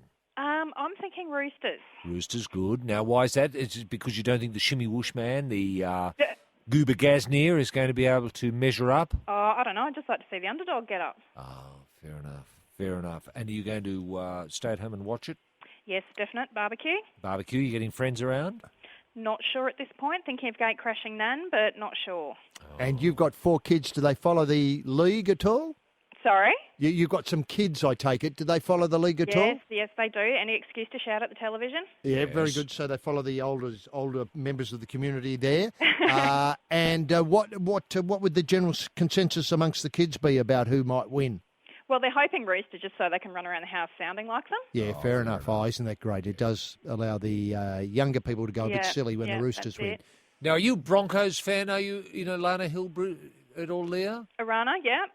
You are. You're a Broncos fan. Yes, don't mind the food at the club either. Now, fair enough. Now, I heard a bit of a whisper that maybe Sticky might be going to coach at the Broncos. This is Ricky Stewart. Have you heard this rumour? No, I have not. Would you be excited to have someone of Sticky's calibre, the game's best thinker? Oh, look, you just never know, do you? No, that's true. How did you think the year went for the Broncos? I mean, were you fairly happy with it, given it's a young side or a changing side? It was certainly a different year, I think. Uh-huh. Yeah. Now, the other thing, you're just changing the subject a little bit, you're thinking of going camping. Yes, we are, but camping would entail, because I'm allergic to tents, so that would be going to stay with Nan and letting the kids actually pitch a tent in the backyard. Oh, that sounds like a good way of going camping. It does, Is where you go, though, where your Nan lives, in an interesting part, or is that suburb as well? No, down at Chugan on the Gold Coast. Oh, well, that's great. And do Nice the and near kids the beach, like... the bird sanctuary. Have the kids done this before? They have. Yeah, right. So when you say camping, there's general level of excitement rises. That's it. Anything to get the tent out for them. Right. And is there food associated with this? You know, like, I don't know, a bit of a, I was going to say bonfire might not be the right word. No, usually sausages on bread. Oh, okay. You don't toast marshmallows at night and sit around that'd them. probably turn the hose on us if we tried that. Right. And how about a game of celebrity heads, maybe to, sort of, with maybe rugby league players as the names on the head? Possibly.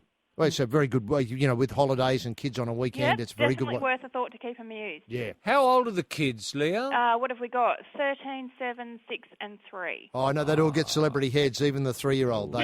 You don't need a lot of... They well, would. But not they're a little bit old experience of life. because it's always funny when kids are camping to dress up as ghosts and scare them. Yeah, no, that's usually Nan when she comes down without a teeth in. Oh, fair enough. And will you watch the AFL at all on the weekend? Definitely. Yeah, so you've got a Going big with me. weekend. And do the kids get involved in the AFL as well? Oh, probably even more so. Right, that's interesting. That is interesting. And what sports do they play, or what sports are they leaning towards, put it that way? Auskick. Ah, very good. So they know their AFL. That's Yep. great. Okay, Leah, we'll let Roy sit out the question and have a swing at it.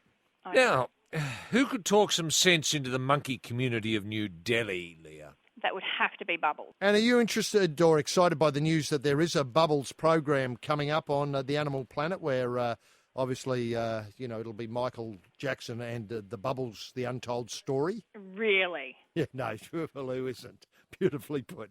Now, you get the shirt in the size of large. That's the Super Lap.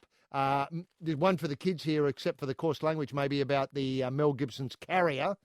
They can watch that. There's 11 hours of that. That'll keep them slow 'em up for a while. The story of Anvil, the rock band, and 30 years of rock from the vaults of Triple M. Leah, have a great weekend. Good luck with the camping, and thanks very much for being part of the Life on Triple M. Roy and HG. This is The Life on Triple M. Barbecues, Roy. I noticed in our news that there was a suggestion that people could head towards barbecues. The Cogra Jubilee Oval. Yes, that was one. I forget where the east one was. I should have been listening more closely. Yeah. It's just a bit of fun, though, isn't it? Bit of fun. Now, did you, in your days when you had a grand final, Yeah. did you put on a barbecue? Yeah, of course we did. And, was it the Saturday beforehand? And not to be confused with eating too much on the, obviously a temptation for players is to eat too much at a barbecue before they play. Well, we didn't go to the barbecue. Uh-huh. But the club put on a barbecue for people, fans mainly, on the Saturday who just wanted to go to, the recreation ground in Lithgow or Wattsford Oval or maybe the Glenmire, because there were so many people. People come from all over Group 10, For the final. For the final, yeah. And that was people at camp. There'd be tents. It was just tent city all around the Glenmire. It was tent city at at Wattsford Oval, and down at the recreation ground, and people were just barbecuing, and the smell of barbecue and the smell of sausages would just permeate the atmosphere. And when I think of grand finals, I just think of the smell of sausages burning. Really, that's what I think of mainly. But it was just a bit of fun. It was great. And of course the police have put out warnings for people not to, obviously, abuse their barbecues. Well, overload them. What I think they're mainly worried about are people in the way of a win going a bit silly, or in the disappointment of a loss. That can happen. Actually, honestly, the Lithgow Hospital people hated it when the barbecues, because so many people would fall onto a barbecue. So you get scalded elbows, scalded back doors, bottoms or bums. Maybe sometimes back, sometimes a face. Sometimes be an argument break out, and some bloke could have his face barbecued, while he was being abused and shouted at, and he'd be taken up to the hospital. So there was, obviously, they didn't like it. Obviously, Sunday morning there'd be a queue outside Lithgow Hospital that went all the way down to Main Street, with people with burns everywhere. Now, when you were playing away, because obviously you didn't always play the grand final in Lithgow. No, very rarely. Yeah. The hospital was relieved. Now, look, obviously, did you run amok? So you had to go to Orange or Bathurst to play the Group 10 final. Yep. Did you run amok at all, while you were away? Or did people from Lithgow, especially when you won, did they, and you were the underdogs often, yes. Grush got you up for a big one and, Yeah. really pulled one out. Yeah. Did the police, sort of have any need or cause? The police put their whistles away, really, HG. It's just after the grand final, if there was a Shamrocks win, obviously, Shamrocks fans had taken a lot of green paint in the boot, and they basically paint the town hall. If it was Bathurst, we just paint everything green, or the fans would, and Bathurst people hated it, because it was great though for people who remove paint removalists, and they'd usually start advertising, on radio the week before, need any paint removed? Then call us, Jim's Paint Removal, that sort of thing. Mm-hmm. And people would think, oh, why would I think of that? Oh, good. What was that number again? Yeah. Because obviously after the Green Boys, as we call them, had been through. But I used to think it always looked good, because we'd take photos of it and put it up on the clubhouse wall, a lot of the main streets of any town we'd been in. And was totally anybody covered in ever green. prosecuted? No. And did It Len... just seen as a bit of fun, really. Did Len... And they were great. The paint removalists usually came from Lithgow. So it was win-win. And look, the other thing, of course, is that it, was there any suggestions in the, the paper about how much money it generated a grand final? Well, I tell you, the paint stripping alone, actually, I tell you, millions? A can of paint in those days. Mm-hmm. It was pretty dear. Yeah, it was about... Yeah, it might have been $50 or $60 for a 4 litre. For a 4 litre can of good green paint. Yeah. Not rubbish, a good green. Yeah. A shamrock green. Mm-hmm. And then to you go high gloss, wouldn't you? High gloss, of course. Yeah. Harder to get off. And then be $80 an hour to get minimum to get it off. And it would take something like, I think they estimated once it took just roughly 10,000 hours to clean up Bathurst one year. God, the boys did well. Mm-hmm. Gee, that's a hell of a input, isn't it? Yeah. So when you think about that, the amount of money, you're talking millions, actually. Millions. And this is going back a fair way. And often, I suppose, they were under some pressure to get it tidied up before the Mount Panorama got underway. Yes, they were. They're under enormous pressure, HG. Because they didn't want that, Well, Greentown. not many people... It's not as if the boys did a good job, It's not as if people thought, oh, well, gee, I'm really liking my house painted green. I'll keep it. Yeah. That never happened. No, it's a 'cause the slapdash. boys, yeah, it was. Because the boys weren't painting houses as such. It was graffiti, really. They were just letting off They were steam. just letting off steam, just letting the people of Bathurst know that Shamrocks had won. Roy and HG. The Life on Triple M. Roy, I did notice as the footage comes in of the grand final breakfast, obviously... Didn't the boys look good in their suits? They did. I love seeing rugby league players in suits They look and so- ties. It They looked- look so comfortable. And I'll tell you what, I think it was Souths, the South Sydney Rabbits, who got the Armani people to knock them up a yes, suit. that's right. And the only downside is they look as though they should be flying planes. Yeah. But the breakfast, did you in the Shamrock Stay have a breakfast? Yeah. And, yeah. Yep. And how did that work? Yeah, good. It was great, actually. It was usually at Finley's for fine furniture in the furniture arcade there. Mm-hmm. And a trestle table set up, and we'd sit down and, breakfast was provided from the Bluebird Cafe. They just run up, some buns usually. Egg and bacon rolls. Well, no, just buns. And yesterday's buns, generally speaking, ones they were going to throw out. They didn't go to much trouble. We didn't demand much. No. Did you get a cup of tea? Yep. Yeah. And with the speeches about the season and the opponents and both sides were there? No, just yours. Just Yeah. ours. And yeah. did people and I come- assumed, the Bathurst team would have their own breakfast up in Bathurst. And was it recorded in the paper, like Saturday's paper? Yeah, Lenny boys- Ashworth was Lenny there, generally Ashworth, yeah. speaking. He'd take photographs, and you get a photograph of everyone in their suits. Then with a bit of a story under it, breakfast for the Shamrocks, seated left to right, and then you go through the whole list of the team. players. Yeah, And, often get it wrong. Obviously, Grass spoke. Yeah, Grassy'd speak. And Yep. I've always thought of the club, officialdom, like the secretary, treasurer, or the president. Yeah. Would come down and say a few words about, where, the forward-looking. Yeah. I don't know quite what No, that was more for the AGM, HG. Oh, fair enough. AGM, you'd have those sorts of projections and graphs, very much like the Alan Kohler graphs you see On the ABC on News. The ABC News, Yeah. actually, usually at about 7:20 of an evening. Now, the Alan Kohler moment. Mhm. So we refer to it around the house. Get ready for a graph. now, what I was trying to get to was did you feel as though this was a chore, though? Because can I just say... we never went to the AGMs. Too boring. No, hang on, wait a minute. Too I'm boring. back to the Once breakfast. they got the graphs out. Yeah, I know. Yeah. Get it? Yeah. I was thinking of the breakfast. Oh, the breakfast, yeah. Did you think of it as a chore, or did you see it as part of the build-up, meaning, part of the build-up tick that box? Was a way to focus the mind? No, it was more for the fans, HG. It was an opportunity to meet the fans. Uh-huh. Not that the fans didn't know us. They knew us pretty well. You know, we knew most of the fans pretty well, and they knew us pretty well. But they hadn't seen us all in suits. No. And so it was a bit special for the fans because they'd say, "Oh God, look at you blokes! You blokes are in suits. Got tickets on yourself. Yeah, you know. Yeah. What are you bit doing? of that. You're gonna Yeah. win. Go and get your shorts on. Now, were there photos? A photo opportunity? Official photos. And obviously you felt as though, there would have been a medal. I'm not quite sure what the medal was. So on the Monday night, and the breakfast on Wednesday morning. Then you did your media commitments Thursday. Probably training had to be fitted in as well. All part of the build-up to Sunday. Ball work. Ball work. And the injured players, obviously, light work. We'd visit them in hospital, HG. Visit the injured. And hope they were ready for Sunday. Yeah. And, a couple of times, I know there was a couple of times there were a couple of players that were sort of happy they were injured. Yeah. So we made sure the injury didn't get any better, if you know what I mean. I do. You like sitting on it? Punching it generally. Yeah, punching it generally.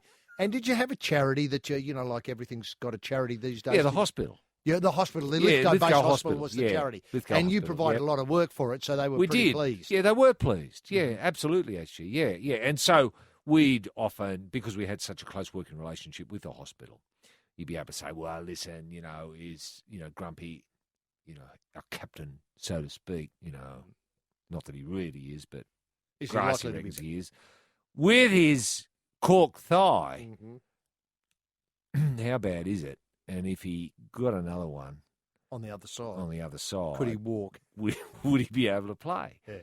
And the doctor would say, oh, no, he certainly wouldn't be able to play under those conditions. No. And then we say, well, listen, can you tell us when he's going to be asleep? And sure, he'd get the phone call, he's asleep now.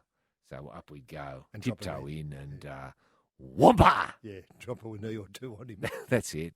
Yeah. Now, the other thing was, did you ever get medical help? Like, doctors' help. Yeah. They'd say, do you, you've got a player here, do you want him to survive? No, that's a fact. That's a fact. This is well before Phil Nishke. Yeah. Is that an opponent? Yeah, opponent, and sometimes a third grader who might have tickets on themselves. This is The Life. Roy and HG on Triple M. Now, Rugby League, we often, Roy and I are ambassadors for Papua New Guinea Rugby League. We are for the Kumals. And what a great story this is. Yep. I should point out that Papua New Guinea bus drivers who wanted to win a trip to see the NRL Grand Final, according to Nick O'Malley in the Herald or in the Fairfax papers today, they had to register in March, this is bus drivers, and see if they could make it through a season without being caught speeding, driving under the influence of booze or betel nut, overloading their vehicles or driving unsafely. There was a yellow card system, so each driver was given one warning. But out of the 1,000-odd drivers from Port Moresby region to put their hands up, not one made it through. Gee. Fairly. Not one driver. Not one driver. So they were caught They're speeding. all busted speeding or... driving under the influence, overloading their vehicles. Or betel nut. Does that betel nut help you with your driving, your concentration, HG? I've never... Well, I'm not the right person to ask. I know, but I thought you might have heard. Whether Mark Webber uses it. Yeah. I suspect he does. Right. Because it's not illegal, is it? Is it illegal? I don't think betel nut is illegal. No. People, maybe sort stains of... your teeth badly, Stains your teeth badly. Yeah. It's sort of like a locally grown no-dose. Oh, okay. It may have an, overtone of, a little bit more. Can you buy it over the counter in New South Wales or Victoria or Queensland? I suppose you can. You can get it in Darwin, can't you? There's a fair bit of it in Darwin. Can't help you there. And don't confuse it with Carver, which is the other. Confusing it with the powder That's that they drink. Isn't Betel nut. I wouldn't drive. I've seen people having Carver. I wouldn't recommend they drive cars. No. With Carver, it tends to make you a bit dozy, doesn't it? Yeah. Well, look, these exotic island, sort of preparations. They've got to be taken in the right context. The context. Where you don't immediately think, oh, moving bus is not the right context. Thanks very much. Sitting still doing nothing. is more your context. There's your context, okay. Now, the drivers, nationally, almost half of the 3,000 registered drivers were knocked out of the competition. I'll be bucking. It's impossible to exaggerate either the significance of League Grand Final in PNG nor the horror of its the only viable public transport system, which is a network of buses, trucks and minibuses crisscrossing the country. They hurtle along mountain roads and are riddled with cavernous potholes. Policing barely exists, and even if it did, it would not matter. Drink driving is not illegal. Medical care is scarce. The fleet is poorly maintained and constantly overloaded. Now, drink driving is not illegal. No. Wow, that's sort of either advanced or a bit behind. One of the two, isn't it? Between these two extremes. Yeah. Well, you see, annually they have... A lot of people say to me, the place would be a lot safer if people were allowed to drive drunk. And I'm thinking, well, I'd need to see the statistics. I haven't seen Alan Kohler do a graph on that. No. I'm pretty sure you can get some statistics from before they brought in drink driving. Seems to me a bit safer now. Yeah. Well, stricken by the estimated 2,000 annual accidents a year, Motor Vehicle Insurance Limited, that's the only company responsible for PNG's insurance, poor buggers, turned to the NRL, the only known force that binds Papua New Guineans, and created competition that became a national phenomenon. It's hard to imagine. This world is just fantastic. There should be a movie. Now, what were we talking about a movie before? Just before the news, I think it was. There was some... there was something. There was something that had a it was. I know what it was. It was the Hooker family. Oh, yes. That's Hookers. Right. The Hookers, yes. Yeah, the mum and the dad. In Auckland games. Yeah, or maybe Edmonton games. Well, he medalled in Edmonton, she medalled in Auckland, and he's going to medal in New Delhi. It was Christchurch. Christchurch, right. Yeah, you're right. You're right. So, anyway, the thing is that rugby league is a binding force. God almighty, it's hard to imagine, isn't it, in our world? That everybody, I mean, let's face it, New South Wales pretty crazy at the moment. Would get a lot crazier if the only thing we thought about was rugby league. Yeah. No Kohler graphs.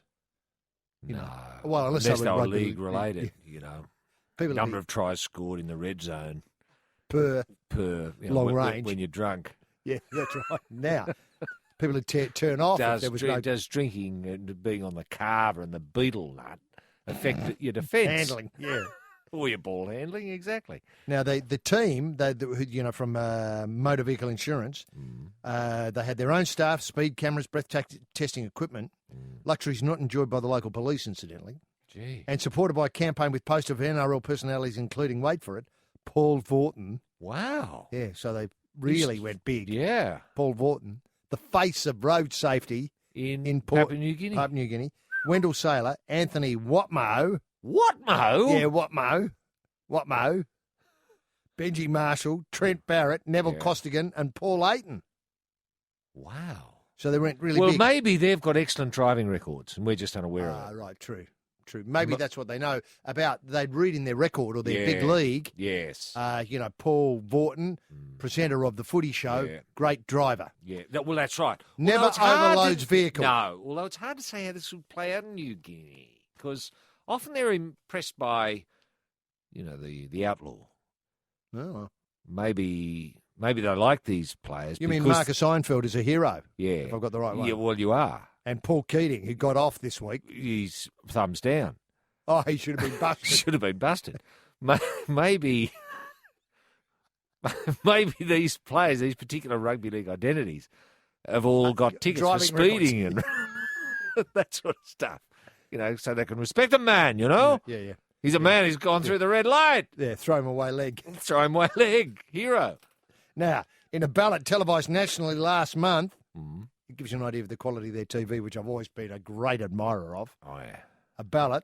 Yeah. 15 drivers selected from across the country, except Port Moresby, obviously, because they all fell over. Yeah. And the winners came and took in the fan day at the Opera House before joining the footy 15 bus show. drivers from New Guinea went to the Opera House? Yeah. Who flew them down? I suppose the company. Yeah, the insurance company. They're winners. They're going to the Rugby League Grand Final. They're here for the sights, the breakfast, the fan day, the barbecue.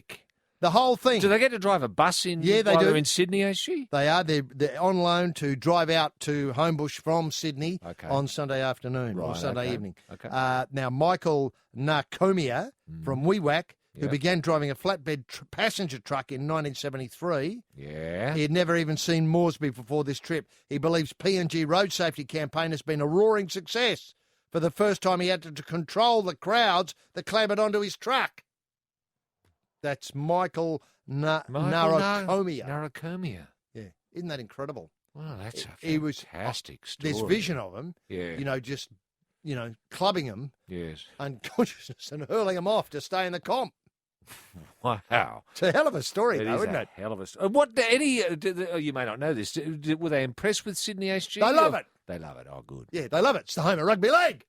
What's wrong? How could you go wrong with that? Sure. But have they had a chance to look at some of our bus routes and a couple of our buses at all to do a comparison? They love the buses. They love the buses. They just wish there was a bit more vegetation around the place. Yeah, fair enough. And a few more cliffs to drive off. Yeah, fair enough. Now, can they get beetle nut here, HG? They can. They're good. completely tooled up. Yeah, good. They'll be the biggest noise. They'll be all nutted up, ready for Sunday. This is The Life. Roy and HG on Triple M. Well, exactly. Thanks, Jim. Exactly the same prize, Jim, as earlier in the day. A T-shirt, the Superlap T-shirt in the size of large. Mel Gibson's Carrier, 11 hours of coarse language and sexual references as only Mel can deliver on a boat. Believe you me, when you put it on, you'll want to get off. Anvil, the story of Anvil, great, best documentary I've seen in years, Michael Moore. Is that the history of the Anvil HG as used by Smithies? No, it's the history of Anvil, the heavy metal rock band from Canada, who were blacksmiths. And so you're sort of partially right. But I tell you what, wouldn't the history of the Anvil be a fascinating documentary? It would. As I understand it, you think that in the Tigris Euphrates River Valley they were banging away. China, they think, HG. China, fair enough. Yeah, China. And speaking of the first things, anvil, I'm sure, would have been used in China. Speaking of things Chinese, Triple M's 30 Years of Rock. 59 tracks you can have. Triple M in your own backyard. Never have to listen to the station again because you won't miss a thing. So that's the prize, Roy, for all comers who can answer the following question. Question is as follows, HG. Who was the number one charity for the Shamrocks? Who was the number one charity for the Shamrocks? This is The Life. Roy and HG on Triple M. And Roy, it's Hot Lap Handout. Who are we talking to? Yeah, we're talking to Dean, who's joined us from Baulkham Hills. How are you there, Dean? Very well, boys, and yourselves? Yeah, very well. Now, Dean, what do you got planned for Sunday with the grand final? Oh, we've got a fancy dress 30th on Sunday, Arvo. Very good. But who are you going as, or is it your birthday? No, I'm going as Luigi, out of Mario and Luigi. Now, surely it should be all league themed. Yes. You know, we got the biggest day of. Why aren't you going as Mitchell Pearce? Yeah. It's an L themed party, and Luigi was the best one I could come up with. Oh, right. Well, I'm just wondering if it's too late to maybe email people and say go as the general. Oh, I could always do that. Yeah, or email people or text them and say, look, given what's happening at 5 o'clock. Would it matter if some of us came as our favourite rugby league player? I could suggest that, yeah. Yeah. How do you go at fancy dress parties? Are they something you think, you beauty, another fancy dress party? Or do you think, oh, no. I'm a massive fan. Are you? Oh, massive fan. Good. Who have you gone recently as to a fancy dress party? Most recently, probably the pool cleaner off the old Hahn ad. Wow. Oh, yeah, that's an obscure bloody character. Did you have to explain that to everybody?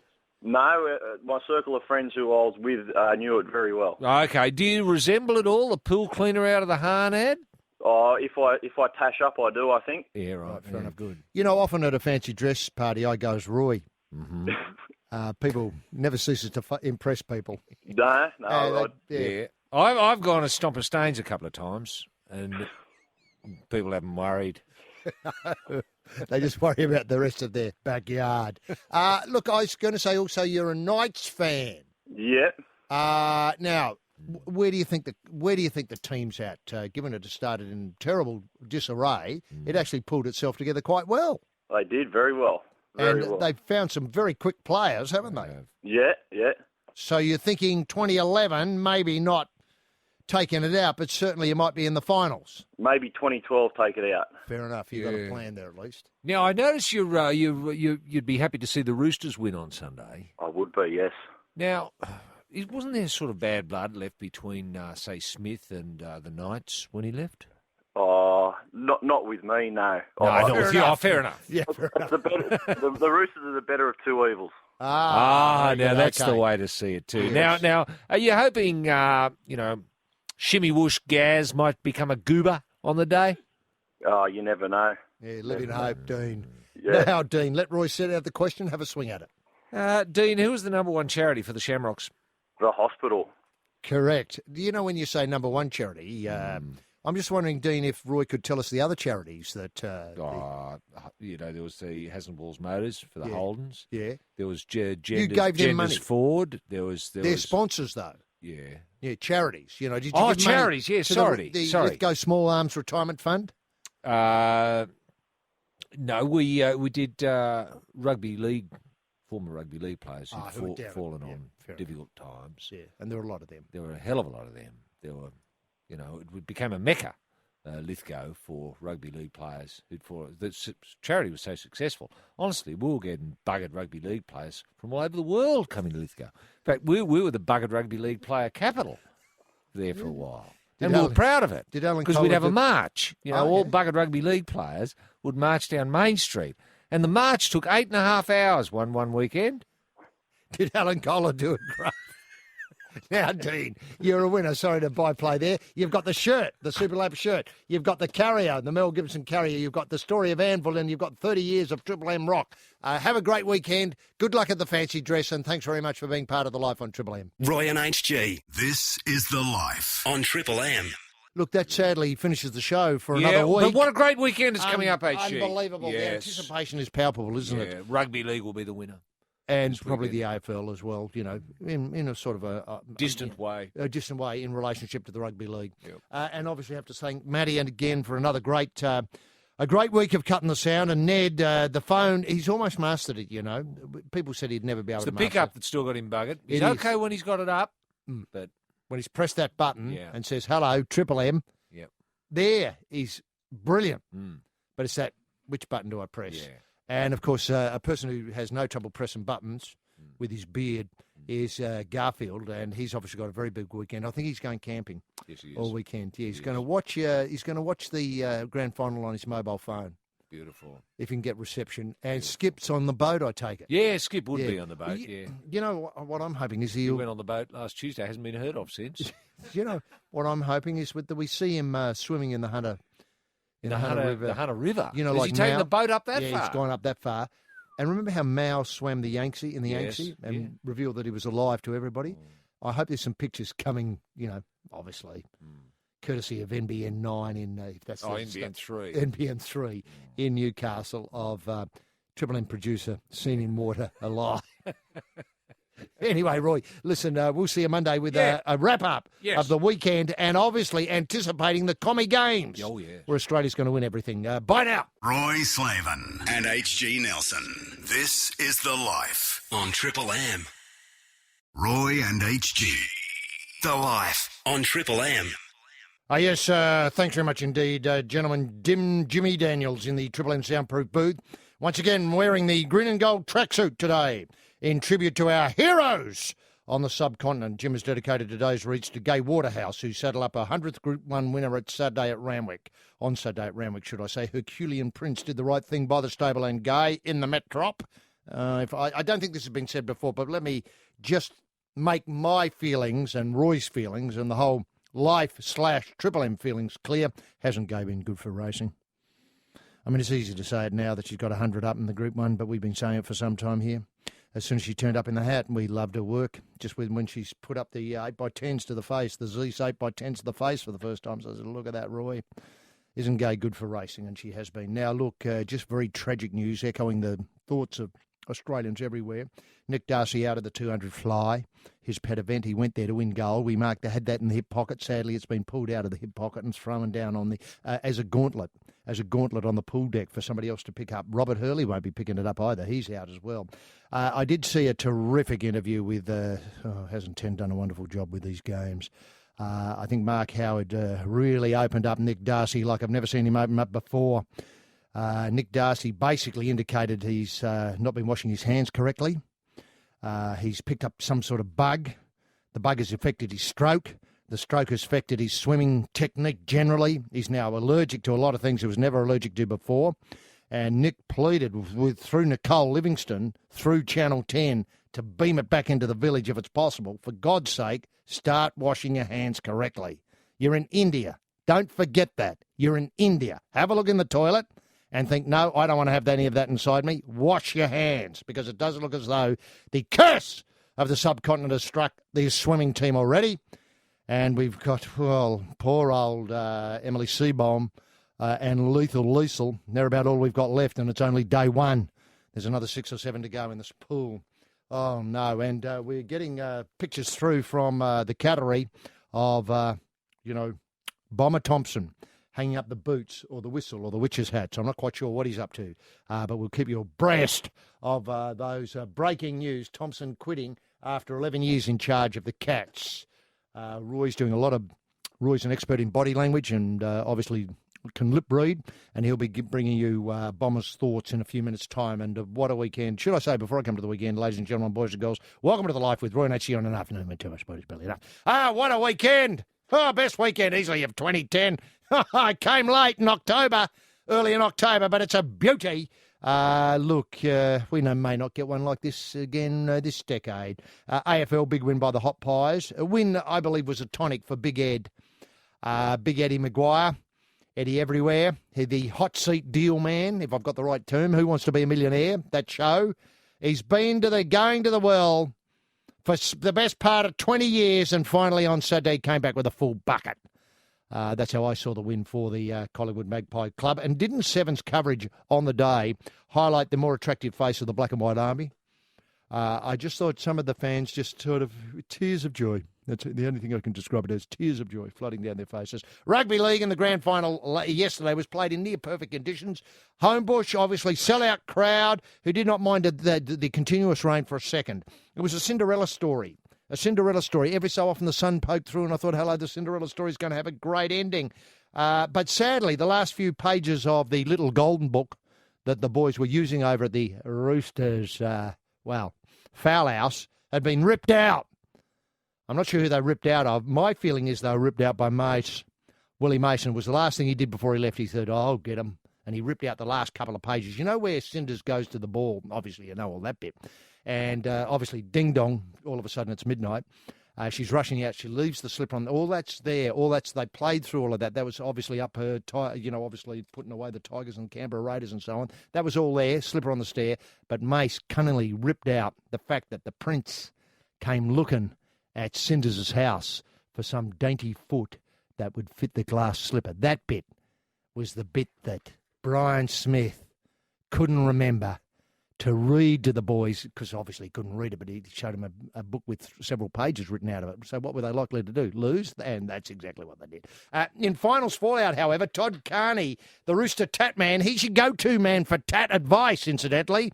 For God's sake, get online, get on Facebook and get in touch with him, because he's got great ideas about tats and where to put them. He's writing a novel loosely based on his career. I understand the book will be called Barking Mad.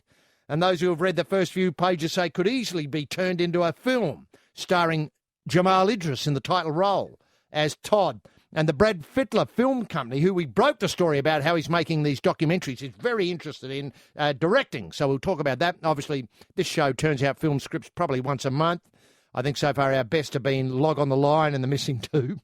But there are others in the works. And this one, Barking Mad. We'll try and flesh out some of the details later in the show. A-League and the gaze lifts from the shot duck of the World Game Competitions. That's how I'm seeing it. World Game Competitions, shot duck, A-League. Obviously the Sydney Bling still smelling the field. But we lift our gaze to the Soccer Soldiers taking on Paraguay next week. Rugby Union and the Shoot Shield.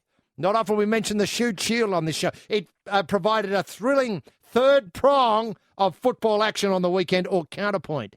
And believe me, this was a cakewalk. Uni 46, Randwick, also known as the Galloping Greens, 6.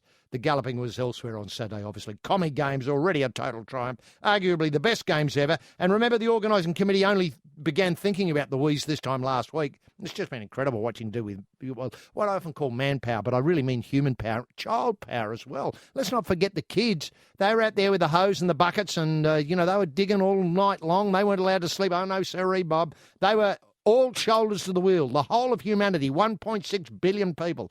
I was blown away when the gun went bang last night. It was absolutely brilliant. Fireworks, sure, limited, but effective. And, of course, when you saw people wandering around in space like that, you thought, hello, is this India? Because normally every bit of space is taken up by people.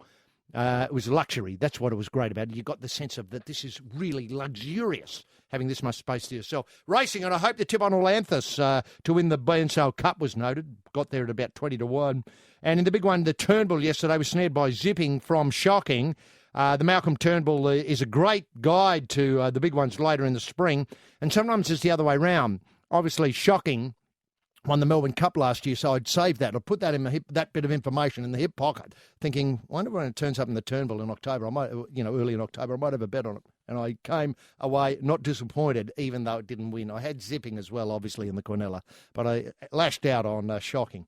Now, yes, this is the life, the home of the plumber smile. This is let's face it, we're living the dream. We're living the subcontinental dream. And now in the life, let's unleash a man who loves to play rugby league anytime, night or day, 24/7. The only time he's not interested in a game of rugby league is at 5 p.m. on Sundays. That man is rampaging Roy Slaven. We can get him on the job simply by asking what caught your eye in the swirling soup of this special sporting swamp over the weekend. QT, Benny. Oh, yeah, thanks very much, Bomber. Bomber's gone. He's just announced his... is this microphone working? Oh, now it might be better. Now it might be. I love that. Now, where we do you want to just rewind there, SG? I can rewind. Yep. I can go back. And that man is rampaging Roy Slaven, and we can get him on the job simply by asking what caught your eye in the swirling soup of the sporting swamp over this very special weekend. QT, Benny? Yes, thank you very, very much. Bomber, and speaking of Bomber, Bomber's gone. He's retired or announced his resignation. Before quite a crowd. It looks like it's in the Bombers media room, probably the Geelong media or the Cats media room there in Geelong. And, 11 years, the bloke's done enough. And I think the reasons seem to be to do with, had Gary phoned to say he was going, it might have been different. Can I just say that? That seems to be the... Anyway, it looks, if that's the case, it looks as if he was just looking for excuses.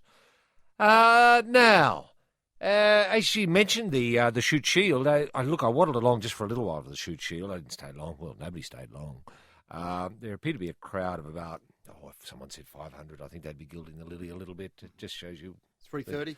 Parlour state of, and this was the grand final, actually, of the premier rugby union competition in Australia, the Shute Shield. I mean, it's not rubbish. It's the Shute Shield. I know, Shute Shield. You've been a big rep for it for many years. I know. I don't know why there was. I don't know why people didn't go. It was a wonderful event, the bit I saw. Well, when I say saw, I was driving past the Oval.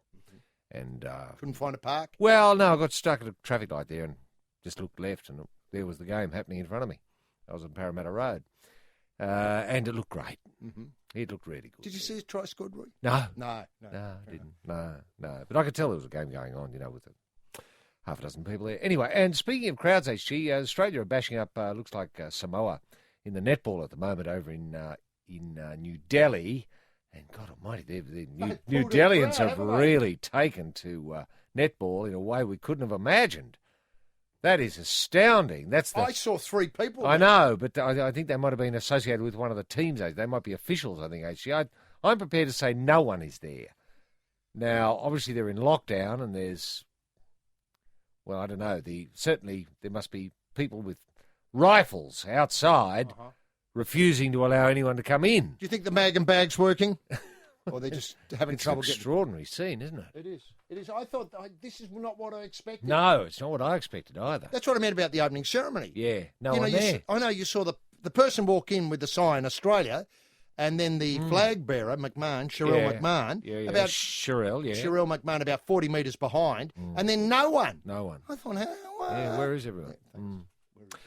Now, the man they call has his best start to a Ryder Cup. I just say that, and we don't know how the Ryder Cup's... In fact, we might have a final count on the Ryder Cup before the end of the program. They got completely towelled up, America yesterday. Did they? Oh, they got 5... English side... Tiger had a good start. Ah, fair enough. The best start he's ever had in the Ryder Cup. Mm-hmm. That's what I'm saying. No, You I'm can not write betting off the man they call all you like. But he brought it home for the Ryder Cup. He brought his A game there for a little while. Now, Mark Webber is to throw caution to the wind in Japan next weekend. I'm liking the sound of this. I'd love to see Mark throwing caution to the wind. Didn't he do that in Bloody hell. Tasmania one year and ended up with a broken leg? Yes, he did. Now, the Gold Coast makes an impressive bid for the 2018 Commie Games. And, God, you'd have to say the Anna Bly's right on the pulse. So many people would have fallen in under the dizzying spell of the Commie Games. And wouldn't we love to have the Commie Games here on the Gold Coast? Wouldn't that be great? Wouldn't that be something to look forward to? I'm sure everyone in Queensland is over the moon at the prospect of what we're seeing, this magic of Delhi, coming to the Gold Coast. It's only going to cost $1 billion. You know, cheap. How about it go to somewhere like St Helena? Well, no one else wants it, HG. Ah. No, well, that's not quite true. Sri Lanka seemed keen, but haven't put in a bid, and the bids were due in yesterday. They didn't turn up, Sri Lanka. Right. So it's just Anna Bligh and $1 billion and the Gold Coast and a bit of PowerPoint presentation, of the beach, the Coolangatta Gold, stuff like that. Oh, Lord. Now, dengue fever strikes the Indian Lawn Bowls team. We wish them all the best. Dengue fever are very debilitating and nasty. It's a shocker. Yeah, it is bad. Let's hope Nick Darcy hasn't got it. And let's hope it's quarantined to the Indian Lawn Bowls team. I mean, if they're the only ones to take the bullet, I'd be happy with that. I think most of the world would be happy with that. Sure, your heart can bleed a little bit for Indian Lawn Bowls, but hey, it ain't going to stop the planet. No. But now, dengue fever in the Australian Lawn Bowls. Oh, well, that's a different story. Thanks. Different story. Stephen Kearney leaves the Storm to take over Parramatta. That's sort of old news, really. Watto, who's still not out, he's scored another century. He's third in a row. Watto's really in a purple patch, despite the game seemingly heading for a draw. And the little maestro, of course. Oh, 98. Out for 98. I know, I couldn't believe it. North Bunny, is that how you sing it? Yeah, North Bunny. Now, Casey Stoner has won the Japan MotoGP, which is great news. And we might dwell a little bit later on, HG, on the uniforms. Why Australia hasn't got a uniform? Everyone appeared to be dressed in different colours. Last night? Yeah. I thought that was intentional. Well, it probably was, but what message is it sending out? Talkback, do you think? Well, it may well be our talkback. Should we go back to the green and gold tracksuit with Australia written on the back? Oh. This is The Life. Roy and HG on Triple M. Now, obviously, you should start with the two grand finals on the weekend, two exciting matches. When they ever. Obviously, both games got away from the opposition, can I put it that way, in the AFL. It was very one-sided, wasn't it? Very one-sided. I knew St Kilda were in trouble when Heath got the ball off Riewolds' boot in the goal square. Yeah. And I thought, Why did he play on? I don't know. I thought he didn't. Must have known that bloke was there. He was channeling Satanta O'Halpin, I think. But it was very because it made him look a goose. He did. Made him look a loser and a goose. A loser and a goose. And that's your captain. And that's your captain. And it made the coach look as though he hadn't done his homework. Yeah. He hadn't said to Nick, if you get it in the goal square, just stop and have a kick. And take your time. Through. And the weirdest thing was, I thought their go was slowing up the play. Which could have easily taken. He could have milked that for a minute. Easily. By the time he put the ball down, pulled up his socks, had a fiddle. Check the wind with the grass, all of that. Yeah. Gone back. Yep. Recalibrated it. Yes. He could have saved a minute there. Easily. He played on. Yeah. As though, and it wasn't a time to play on because that was it wasn't. It was there was nothing to be no advantage to be had. Was there a moment in the rugby league that was similar? I mean, apart from Brett Morris being out when he flipped the ball. Well in touch and passing the ball back into the play, and then a score. I think Shimmy Woosh, the fire up bitch, Fubby boy, scored a try on the next play, and that really was the end of the good section. Night nurse, really, in a way for Easts. But East were never there. Their forwards didn't turn up to play. Where were their forwards? I don't know. And how about that left-hand side? Yeah. Where the league points, that Nightingale ran right down there for the St George. He did. Look, I've got But it was great. Look, great. I just thought it was great having a grand final heavy rain. Pouring we rain. haven't seen that for a while. And I love Wayman, the effort that the East boys put into Wayman on a couple of Well, I occasions. think Colin Wayman have had issues over the years, and he decided to sort it out where it mattered. where it mattered in most. a grand Yeah, final. punch in the head. Yeah, delivered with force. If you look at that tackle, though, what happens is that two of the Roosters, I forget who, get him, and one of them manages to kick him in the cods. Oh, yeah. He goes down, obviously. While he's down on the ground clutching him, Yeah. in comes Con with a swinging arm, Yeah. way late, Very late. and manages to, well, virtually knock him out. Well, that was it. That was the end of the game for Wayman. Yeah, that was it. Now, yeah. this- But I just thought both.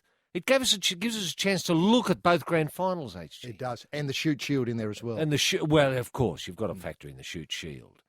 Now, yeah. Well, look, I thought, hello from Lionel Richie. From Lionel was the song of the weekend. Well, it was in a way, wasn't it? I mean, Dancing on the Ceiling didn't really fire up. I could see a lot of the younger set scratching their heads.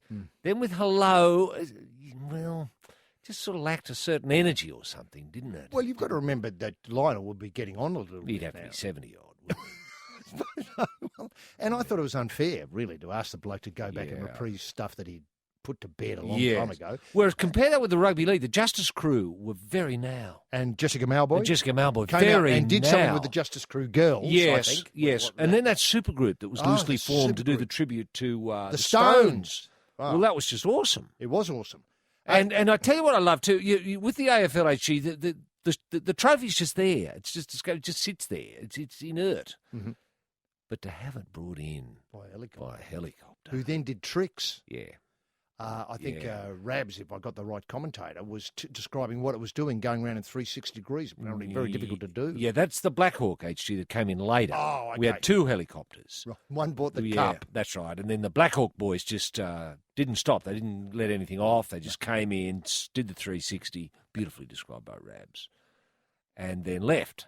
Now, with people waving. If to be fair to the AFL, they did produce. They had an inflatable Sharon, like a hot air balloon, on day one of the carnival, and somebody came slid out of obviously a rope and brought it down and put it down there for I think Tom Harley to grab hold of. Oh, okay. And it obviously was a couple of there's a gag, a few. Say centimetres short, so Tom had to reach up and jump up and try and get it. Right. But of course, no one noticed because they were all blown away by INXS. Yeah. Now, look, what I liked about the Lionel Richie though, coming out and singing hello, it was those introducing himself again to the crowd who'd exactly. never heard him. To a whole new generation. Well, Now, 2 or 3 generations.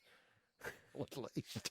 Now, what I loved was you may not have noticed this, but the Collingwood song was played by Joe Camilleri on a sax, and up the other end in reply, Wilbur Wilde turned out in a bowler and blew up a storm on the St Kilda song. Yeah, but they're both old-fashioned songs, aren't I know, they? but they were very such old-fashioned. very- And in a way, Lionel Richie was right for that event.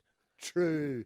He Whereas the rugby league was very pop, very modern, very edgy, very now. Oh, yeah, very now. And that hip hop dance. And that having it at breakdance. 5 in the afternoon, I mean, that's just a freak out. It's surreal. I know.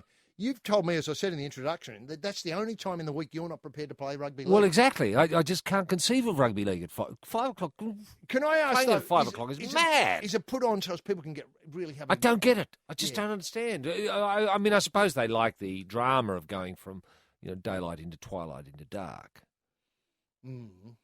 But why that adds to the drama of rugby league, I don't know. You get that every day of the week. Yeah, and maybe the Black Hawk looks better coming out of the twilight. In the magic hour. Maybe that's what it's all about. Right. Maybe the Black Hawk boys are determining when the game's played. We're only going to come, because they come every year. It's now a tradition. We get a Black Hawk helicopter arrive. Do a 360, we wave, and it goes. It's going to be sad when they pension off the Black Hawk helicopters, isn't it? Yeah. We'll have to think of something else. Yeah. I tell you what was a sight, though, speaking of aircraft, was at the first, the week one of the Festival of the Boot for the AFL, they flew a 380 about 100 feet above, or I'll speak about, 30 metres above the MCG. Yeah. That was something. That would have been something. It was something, because it just loomed up and you thought, oh, where's my camera? I want to get a photo of this. By then it's gone.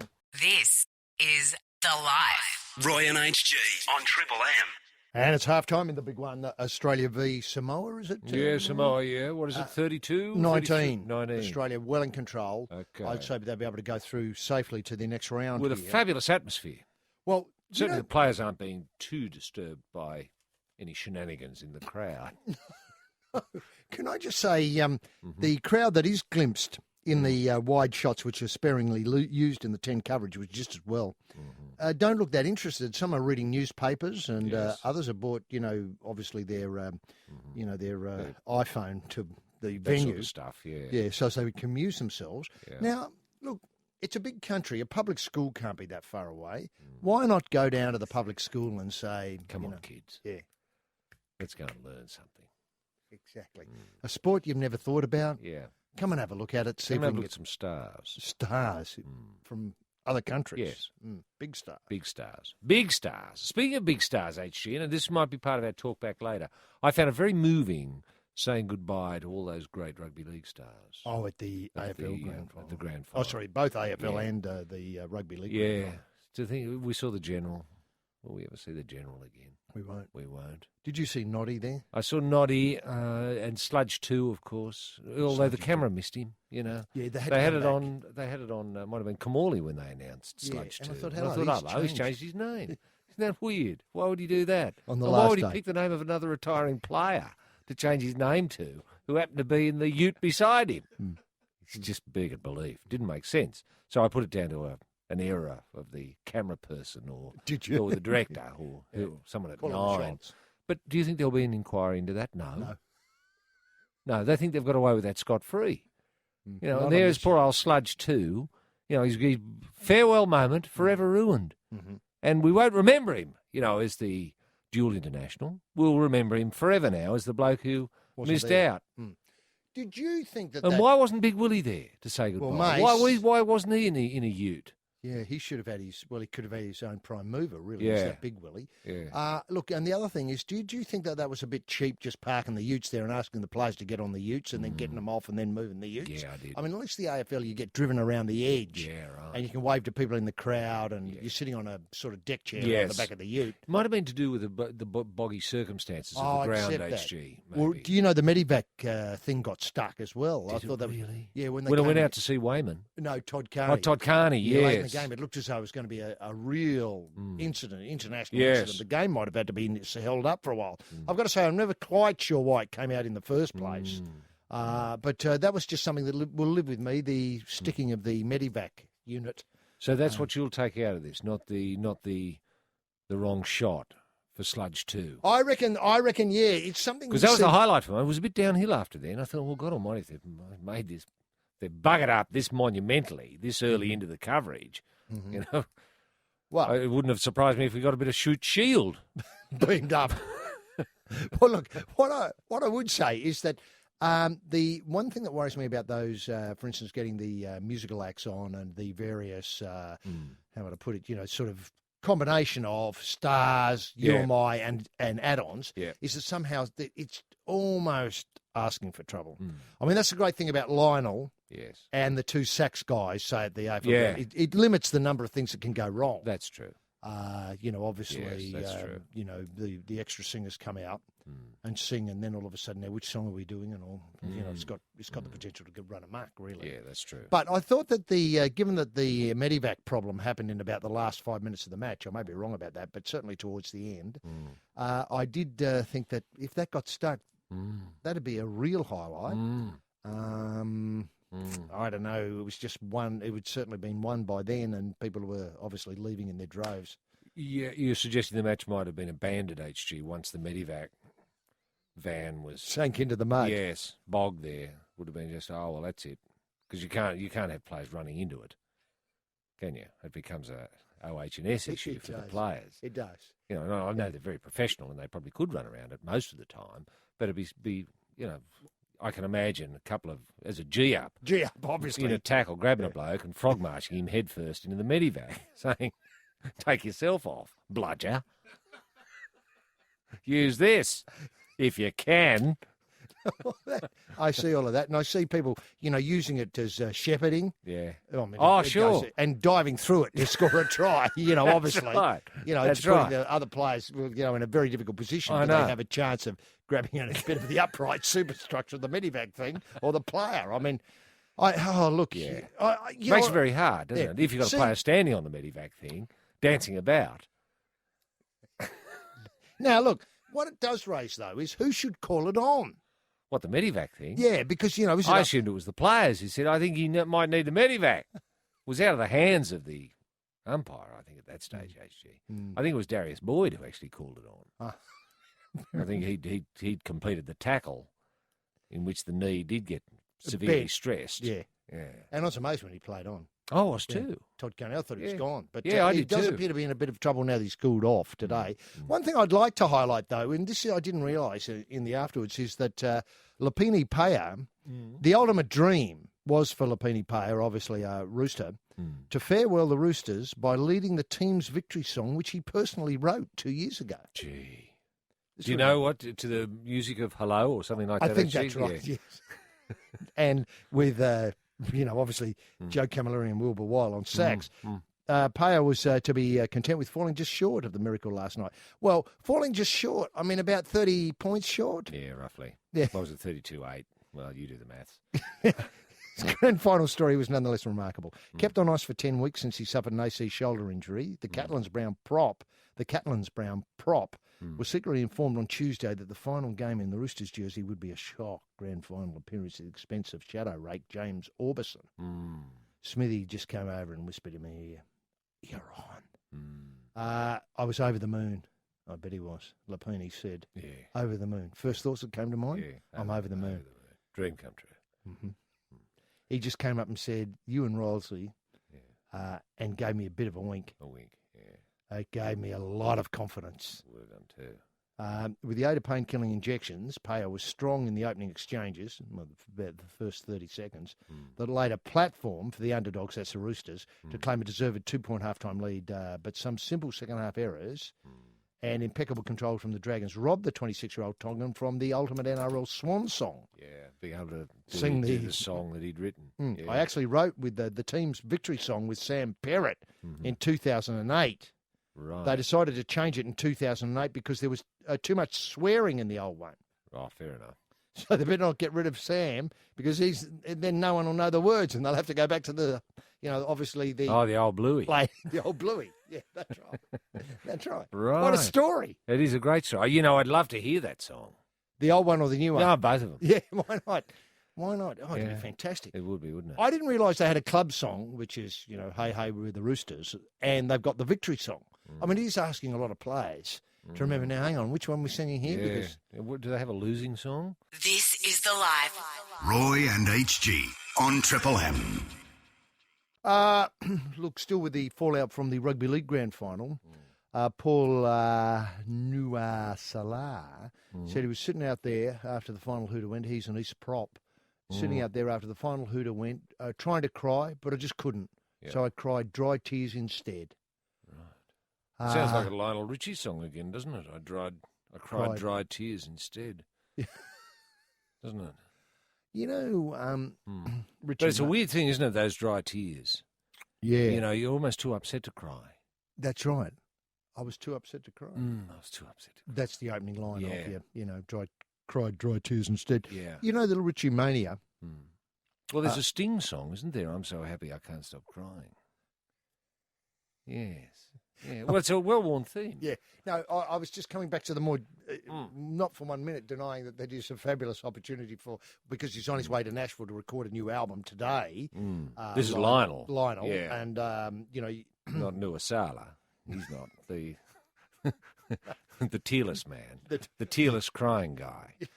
Now, what I was going to get to was Richie Mania. Are we seeing what I consider a fourth wave of Richie Mania? I'm sure that's the case. Mm-hmm. Yeah. Look, I'm sure, most people who are at the MCG on Saturday who haven't got either the Commodores or the Lionel Richie greatest hits, in their collections would have been picking up, trying to get a copy on their way home. Not that there would have been much open at that time of the day. Or downloading it. Yeah, downloading it probably, Now, look, this is one interesting thing. Most of obviously the Roosters sheds last night teamed with Life. This is after the grand final loss, 32-6 or whatever, 8 or whatever it was. Yeah, 32-8. Obviously teamed with Life and growth through the cracks that earlier leaked 4 unanswered second-half tries to destroy a fairy tale, which we discussed earlier, Yes. the Cinderella Yeah, story yeah. with the pages ripped out. Mm. Although on a self-imposed media ban. Now, is this something you What, the approve players of? are on a Well, wait a self-imposed minute. media ban? There's 2 other words I've got to put there. Although on a self-imposed media ban, Todd Carney, barking mad, spoke privately about a possible holiday to America and getting his jet ski licence. So he's looking up. I mean, hang on a minute. They've just lost 32-8. And all Todd Carney can think about is nothing to do with rugby league, about his holiday to America, where, as near as I can tell, they play. Well, he's drawn a line under the experience, hasn't he? And that's what you've got to do. I take a lot out of that. I think that shows a refreshing frame of mind, a good frame of mind that he's in. But that's going to be buggered up because wasn't he picked for the Kangaroos? Yeah, but he's buggered his leg, so he's it's got a unlikely buggered to play. knee. Well, how's he going to use the jet ski with a buggered knee? Well, Do you need a knee with a jet ski, or can you? I think you can get by with it in a moon boot. I'm not sure whether it'd be a big What if his plaster knee needs some sort of medical reconstruction. attention? Out there on the jet ski. Yeah. Yeah, no, good question. What if he's got a cast from his hip down to his ankle? You won't be able to go on the jet ski. Can you go on a jet ski with a cast like that? You might be able to get towed around behind the jet ski. But look, you'd look a goose, wouldn't you? You'd look a real goose. Speaking of that, just put all this on pause for a minute. The goober of the night. Have you had a chance to do the maths? Well, it'd have to be one of the East Centres, wouldn't it? I suppose so, yeah. Take your pick. Yeah. Now, not Kenny Dowell, the other one. The other side, yeah. Yeah. Lower, hang on, what's his name? I'll get to it in a minute. All right. He was rubbish, wasn't he? He was a real goober on the night. He was. He goobered up nicely. Yeah, because he just made some assumptions. He assumed that Gasnier was going to be the goober. Didn't he? He did. He went out fairly sure that. Yeah, fairly certain, very confident. Leo Lua. He's described here in the players' ratings as wasn't overawed and a good first half, but never good when your opposite number scores 2 tries, i.e. in the second half. Yeah. Now, anyway, what I was trying to get to back... Did he have a goober rating? Yeah, he like had a 8 goober. out of 8? Yeah. The goober rating traditionally out of 17. Yeah. He got 16 and a half. Beautiful. Look, in the rooms afterwards, okay, they got Todd Carney talking about the holiday and the jet ski. Now, I bet you in the St Kilda rooms, they weren't talking about holidays and jet skis after the shellacking they got from the Pies. No, they wouldn't have. They were there, glum. I noticed Ross Lyons spoke very positively about setting the bar higher. Oh, and if you want any bludgers around here, you come to the wrong spot. Anybody that's wanting not the time to talk about that. Wouldn't it be time to talk about what were you doing, Rewalt? I think what were you doing? Why didn't you just mark the ball and kick it? Well, I think that was a was certain goal would have changed it. We would have won the match. Yeah. What were you thinking, Rewalt? I think that went on. The captain's going to speak, boys. Come on, Rewalt. What were you doing? What was going through your head, goober? Right. Was that word used? But it fits, doesn't it? It does. It does. I mean, no one's going to disagree calling him Goober Rewalt today. Well, no, they're not. I'm just wondering. May not last forever. No. But at least until maybe round 15 or 16 of next year, he's Goober Rewalt. Well, I'll give you an idea of what a goober is. If I can quickly do this, I don't know whether I'll be able to. I might be able to. Yeah, I think I can. Now, Goobs. Is this Goobs? Goobs. Yeah. Goobs. Let's have a look here. Goobs. Here he had 10 kicks. Yeah. Well, 7 handballs. One you can't call that a kick. It wasn't. I don't think that's a stat. No, right. He just. He had 17. What about an air swing with your right boot with the ball close by? He got 1. He didn't do too badly. The real goobers were people like Milne. No, he was a goober dead set. We saw it. Yeah, well, you can't blame Milne on that lot. I mean, who'd set the bar? Well, true. Hey, Mr. C. The captain. Captain Goob up the end, on the end of it. I tell you what, that bar was shimmied under, should I say, limboed under by certainly Milne and Eddie, who did even a lot less than the air swing that somebody caught on the line. Now, sorry, coming back to the... I agree with you. I think all that was said. And then they started talking about next year. Right. Which might Do we know what Goober said to the boys? Did you just say, I'm sorry, blokes, I missed it? I wasn't thinking. Is that what he said? I think he said, I wasn't thinking. I wasn't thinking. Yeah, I didn't have my footy head on. I have got no idea. It must have been just an old-fashioned brainy. You see that every so often. Yeah. Anyway, Jake Friend, this is in the room, so the Roosters' rooms, playfully tossed snakes to, I don't like this, at Anthony Minicello, while a gutted Jason Rolls strode across the tunnel to congratulate his former teammates because he played with the Dragons. Words can't describe how hard it is seeing them celebrate thinking that could have been me. This is Rolsey talking. Rolsey talking. How about this, though? In the AFL Grand Final, Luke Ball, of course, exactly the opposite. Yes. He went from the duds to the goobs to the winners. To the winners, yeah. But it was good for them. Guys like Mark Gasnier, Ben Hornby and Ben Cray. Yeah. I'll swallow my pride and go You mean and like, congratulate them. like players wearing red and white that day? Is that what he means? Yeah, exactly. Exactly. That's right. Players like, Yeah. name any of them. Well, they're all a lot better than us. Yeah. Now, this is Smith, and you can get an idea from these comments about the hill that the Roosters have to peck up. Was this Coach Smith? Coach Smith. It's Coach Smith. Grand finals hurt more when you lose them, but they really hurt when you've not put the preparation into them. Yeah, right. We did that this week. Every bloke made a contribution to getting it right. Unfortunately, the conditions didn't suit us. We didn't get the rub of the green, and we weren't good enough. He said there's an amount of luck in a season, and we've had plenty of it, so I'm not going to jump up and down. No. And even if he had stamped and stomped, Smith's feet might well have been massaged by the unique week leading into the cider. Every form of media has been really positive about the game. I love it when our game is being promoted that way. Yeah. When we give ourselves a black eye, we usually end up with 2 and a blow to the you-know-where. It's been a great week and one of my favourites as well. No, that's good, isn't it? Mitchell Pearce. The thing is, he's never known what it's like to win a grand final. No, sadly, that is true. That is true. He's got the pull of the goob. This is The Life. Roy and HG on Triple M. Roy A-League are living aside the grand finals and obviously the Commonwealth Games briefly. Yeah. Now, the A-League, isn't it? Surging. Surging's the word. Yes. Look, so cemented its place, hasn't it? In the football. On the Australian firmament or the Australian football landscape. firmament. Now, look, one thing I was going to say was that I obviously was reluctant early on to embrace Fozzie's thoughts about the passion of the world game of soccer. The passion of soccer. But now I realise that he's absolutely right. It's the only way to embrace it is to be passionate about it. If you're lukewarm, you die, as I can tell with soccer.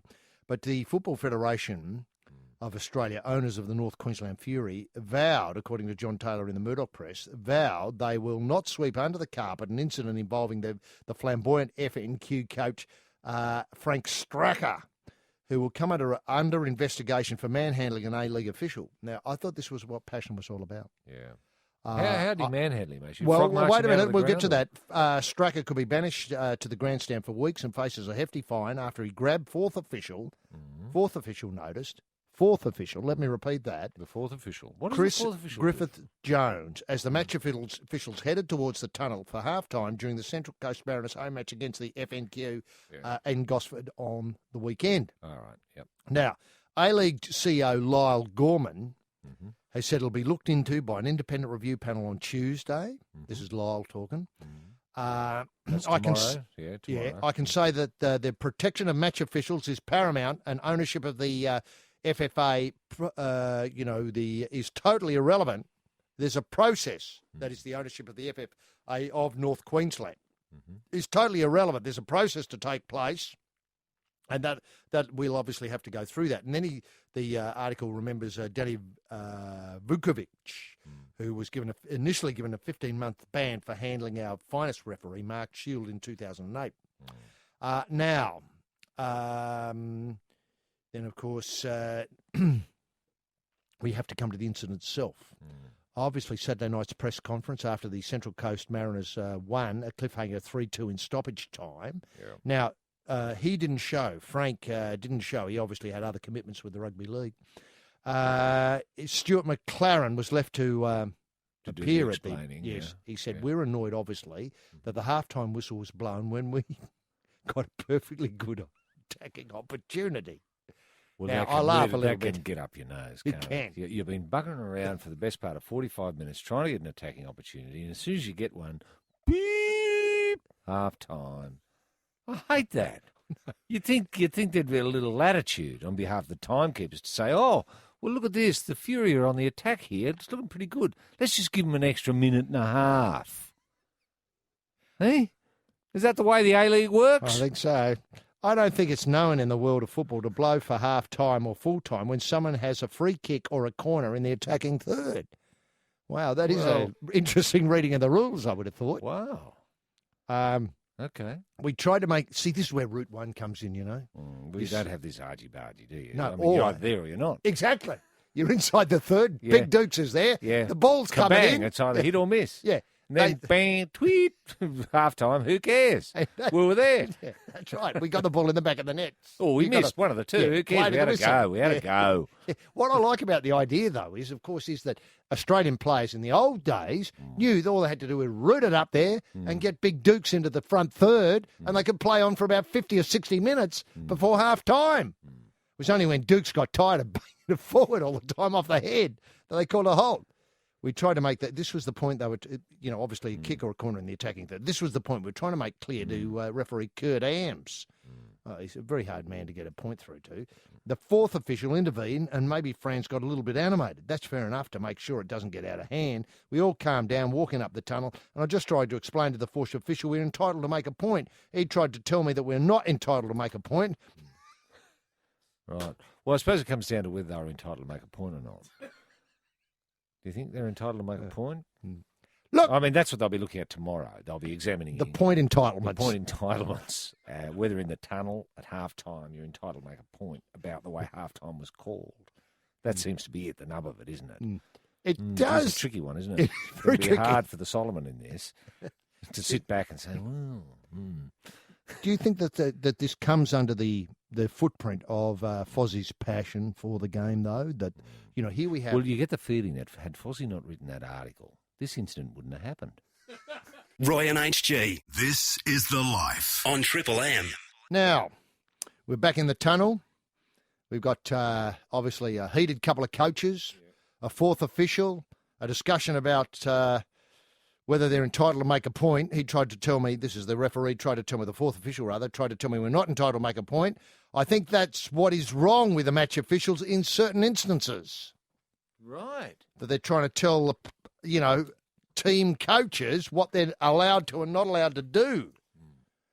On the other hand, Mariners boss Graham Arnold thought it was his team's best performance, putting away the FNQ Fury over the season, rewarded his players by giving them a 5-day break because of the Soccer Solids match. Yeah, isn't that fantastic? It was a real arm wrestle, wasn't it? What was the score at the end? 3-2? 3-2. Yeah. I think that's right, yes. What were the crowd figures, AG? You would have had a lot there because there's a lot of support. This was played at Gosford? It was 6,656. And I can tell you that's... Well, I tell you, that's a lot more than the Shoot Shield, God. Can I just point out it's 6,600 more people than are watching Australia play Samoa in the netball? Yeah, how many were there in total? 6,656. Yeah, and that's gilding the lily. Well, I'm accounting a lot of no-shows. 6,650, yes, you're right, more at that game than at the netball. You're absolutely right. See, can passion go too far, I suppose, is my question, Roy. I suppose so, yeah. See, this other article, and Robbie Slater, obviously echoes a lot of what Fozzie thinks about the game because he says football belongs to, he talks about Clive Palmer owning the Gold Coast United. He says football belongs to the people, the fans, not billionaires. What about soccer? Does he mean soccer there or sadly, does he mean he does rugby mean soccer. league? No, he means soccer. Soccer belongs to the people and fans, not billionaires. Those with the money to own a team really are just given back to the community. There is no other way to look at it. Well, there probably are several ways to look at it. Clive Palmer would have a different way of looking at it, wouldn't he?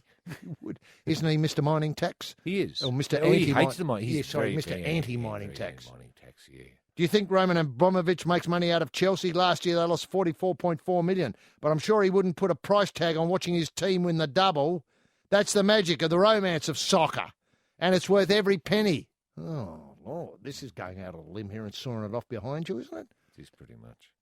I assume that Abramovich would like not to lose $44.4 million every year and tipping it into a football team. Then he goes on to talk about the Gold Coast Champions Cup, a youth tournament, which was at Carrara at the weekend. We're talking about teams from under 12s, under 18s for both boys and girls, potential A-League fans on your doorstep. The respected, wait for it, Riley Russick. Did Ruddy go up to watch He it? did. Describes it as the best used tournament in the country. So we're talking serious football with more than 173 teams. Wow. Can someone tell me why the struggling A-League franchise won't give free tickets to every kid as part of the tournament entry fee? So they might have to pay $10. They'd get a couple of Gold Coast United tickets. Yeah. But what if you gave them the tickets and they didn't turn up? Well, how would that look? It'd look terrible. But no one would know. Terrible. Unlike... I think they'd turn up if you didn't tell them what it was they were turning up to. Fair enough. If you didn't mention the word soccer. Yeah, or A-League. Roy Slaven and HG Nelson. This is The Life on Triple M. Roy and HG. The Life on Triple M. Now, Robbie Slater, soccer's most controversial columnist. Is he really? Yeah. Well, should I say? Yes, that's right. Soccer's most controversial columnist. That's how he's described. Yeah, it's that's a bit like the game's greatest thinker, isn't it? Yeah, well, in this case, it's probably got a fair bit of truth to it. Yeah. Well, he blew the lid on people bagging Harry, didn't he? That was controversial. Did. That's right. Was he controversial before that article, or has that come subsequent No, to that article? generally speaking, I think he's the sort of, I think he was very keen to get Arsene Wenger out here to coach the Soccer Salties. Right. And then he was very keen on getting Jen Hawkins to be the face of, soccer, the A-League I accept soccer he's comp. been controversial. Yeah. But when did he come? When did he start being Yeah. controversial? I think he started controversial when he found out about the Harry Kewell dinner and the lunch. the lunch where the they all players told were him bagging. to piss off. Yeah. You may well be right. That was Roy. controversial. It was controversial. Because they denied it. Harry's denied it, and everyone else has denied it. Mhm. But he reckons it's right, and he's controversial. Now, he says there needs to be a stronger connection between our Premier competition, that's the A-League, and the grassroots. And then we have people like Clive Palmer, Mr. Anti-Mining Tax, complaining he can't get a crowd. If Clive Palmer genuinely thinks he has done the best thing by the Gold Coast soccer and wants to leave our game, I say let him go. Football is all about passion.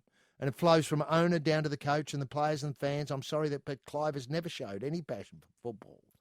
Capping, or should I say soccer, he probably loves his rugby league. Oh, he does. I know Capping that as a attendance fact. has hardly sends the right message, and crowds of about 2,000 are the end result. All you're doing is killing your club. If in their current form, the Gold Coast can't survive. Obviously, for Clive Palmer, Gold Coast United is a business. However, for the fans, it's their team, it's their sport. Well, how many fans are there on the Gold Coast? Well, and if so, why aren't they going to the bloody game? Then we wouldn't have an issue. I know. Gold Coast, well, they had 2,943. Now, I rate that as 2,900 more than watching Australia play Samoa in the netball. Much more. Yeah. It's a giant crowd, Roy. Giant crowd. Well, it's a nucleus, isn't it? It's a foundation. It's something you can build on. Yeah. A platform. If we lose the Gold Coast, this is soccer's that most 2,943 that turned up, though, is there any evidence they might come to another game? That figure isn't given, but I No. understand none. None. Now, if we lose the Gold Coast, we're back to a 10-team competition. It would be a Tragedy or travesty? Tragedy. A 10-team competition. Wouldn't that be a tragedy? Well, I don't no. mind if it's a 3, as long as there's passion there, as long as the fans are getting what 3 they might be want. enough. It sounds like the fans are getting what they want. I wouldn't rush in with Western Sydney either. It's far too important to go in half-baked Oh, no. and create this situation all over again. Let's get it right the first time. I mean, Lord, every week on this show, there's some A-League story that is just disaster for the whole comp. Every week it seems as this is, soccer's most controversial columnist. Every week there seems to be another story about a club in crisis. This week it's FNQ. They've been told they can't sign players, even though it became open slather for all the other clubs on Friday. It pains me that we keep hearing this negative issues. We should be talking about the rise of Adelaide's Matthew Leckie.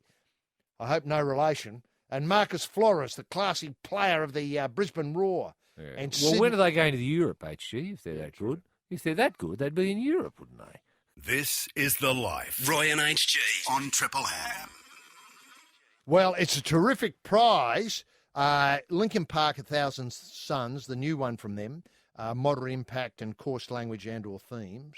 And, of course, the 30 Years of Rock. You can have this CD and never listen to this station again because it's got all the tracks you listen to every day on Triple M. 30 Years of Rock, 59 tracks, just absolutely magic, every one of them. And then we've got the Fist of Ordinariness. This is DVDs. We've got Descent 1 and Descent 2. I think Descent 2's slightly better.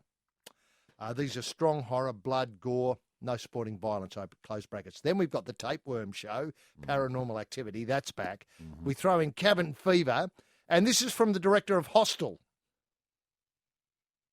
Wow. Cabin Fever, Hostel, passion. That's what we're talking about. Okay. High-level violence, medium-level coarse language and adult themes, and then The Broken, horror, violence, sex scene, and coarse language. So it's a hell of a thing. Oh, sounds good. That's a fistful, 5 of them, count them, and the 2 CDs. So it's smutty with dirty language. Indeed, Dirty but not language. lewd. No, not lewd. Or not passionate. And it's not too arty, is it? I mean, people No. it's accessible, is it? You mean the ghosts in the cupboard? Yeah. I hate those films that are like arty, you know. Well, you You gotta- don't, things don't add up. Don't add up. You know, there's a lot of swearing. Sure, you got your swearing, your nudity, all of that. Ticks a lot of boxes, but just doesn't make sense. Yeah, no, fair enough. Hate that. Hmm. Now, the question is, HG, Women only. Yes.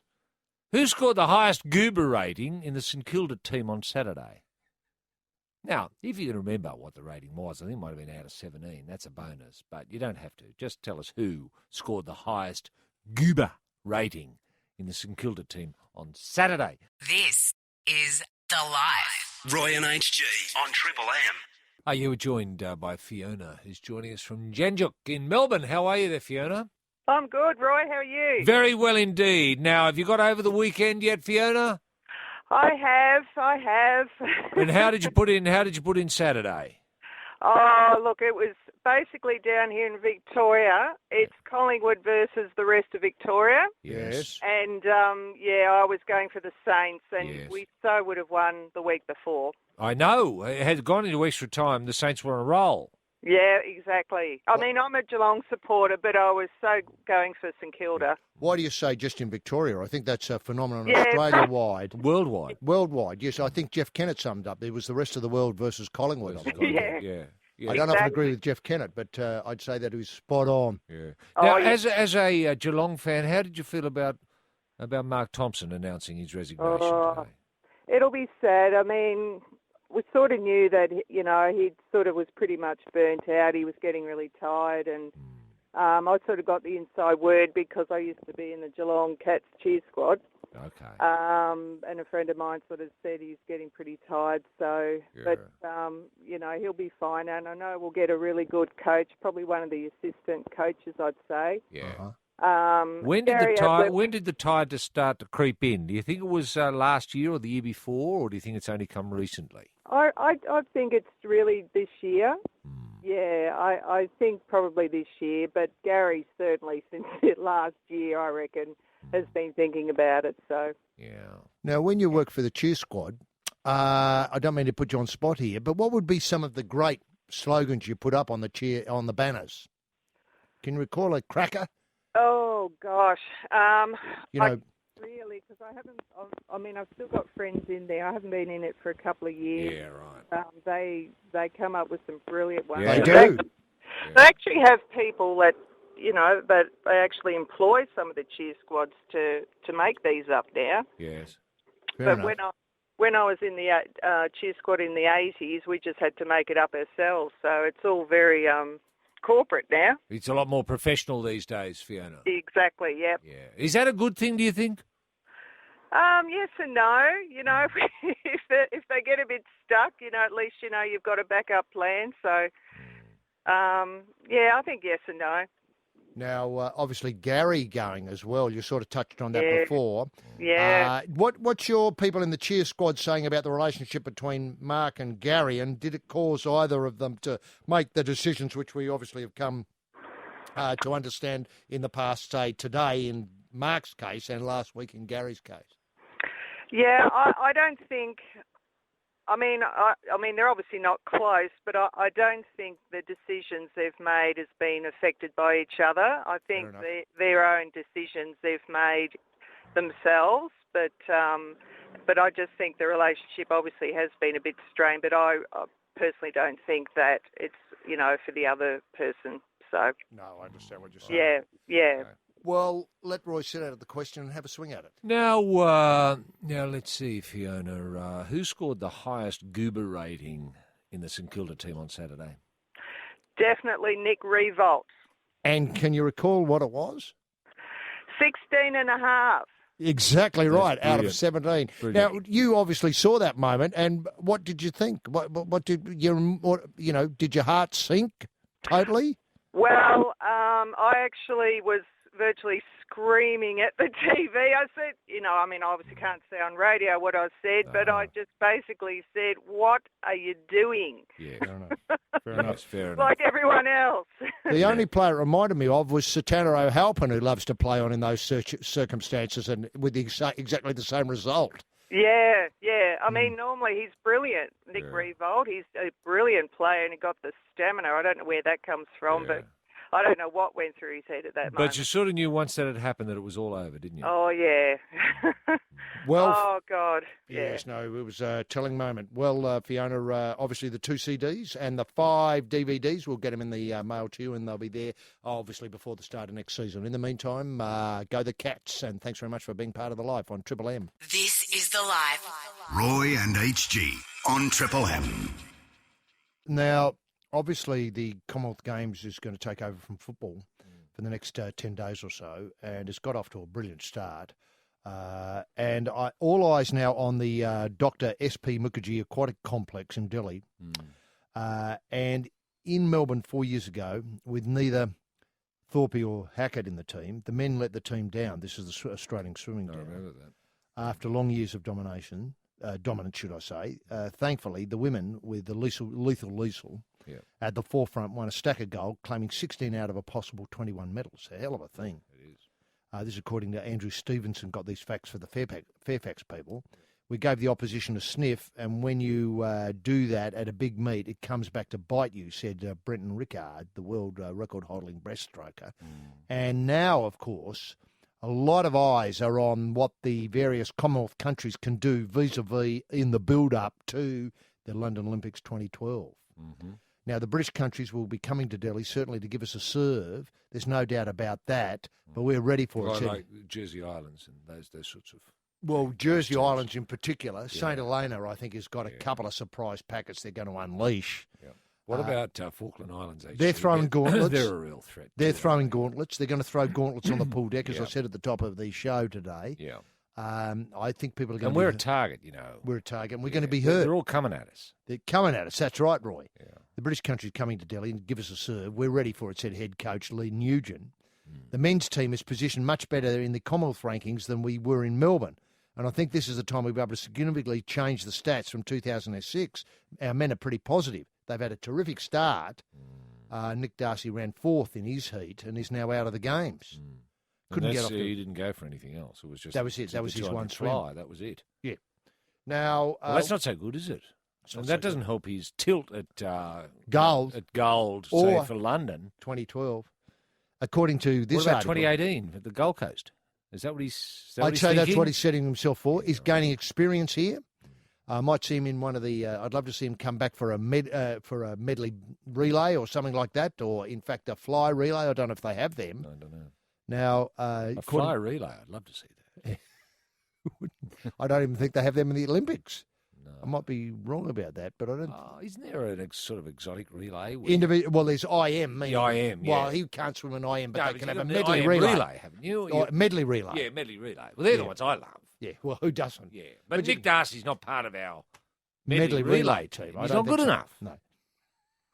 Nick Darcy, according to this article, a young man with much to prove, should set the tone in the 200 metres fly. Well, he did. He did. A sort of goober tone. Now, a gorgeous goober tone. How'd you go, Nick? Oh, goobered. I goobered. Yeah.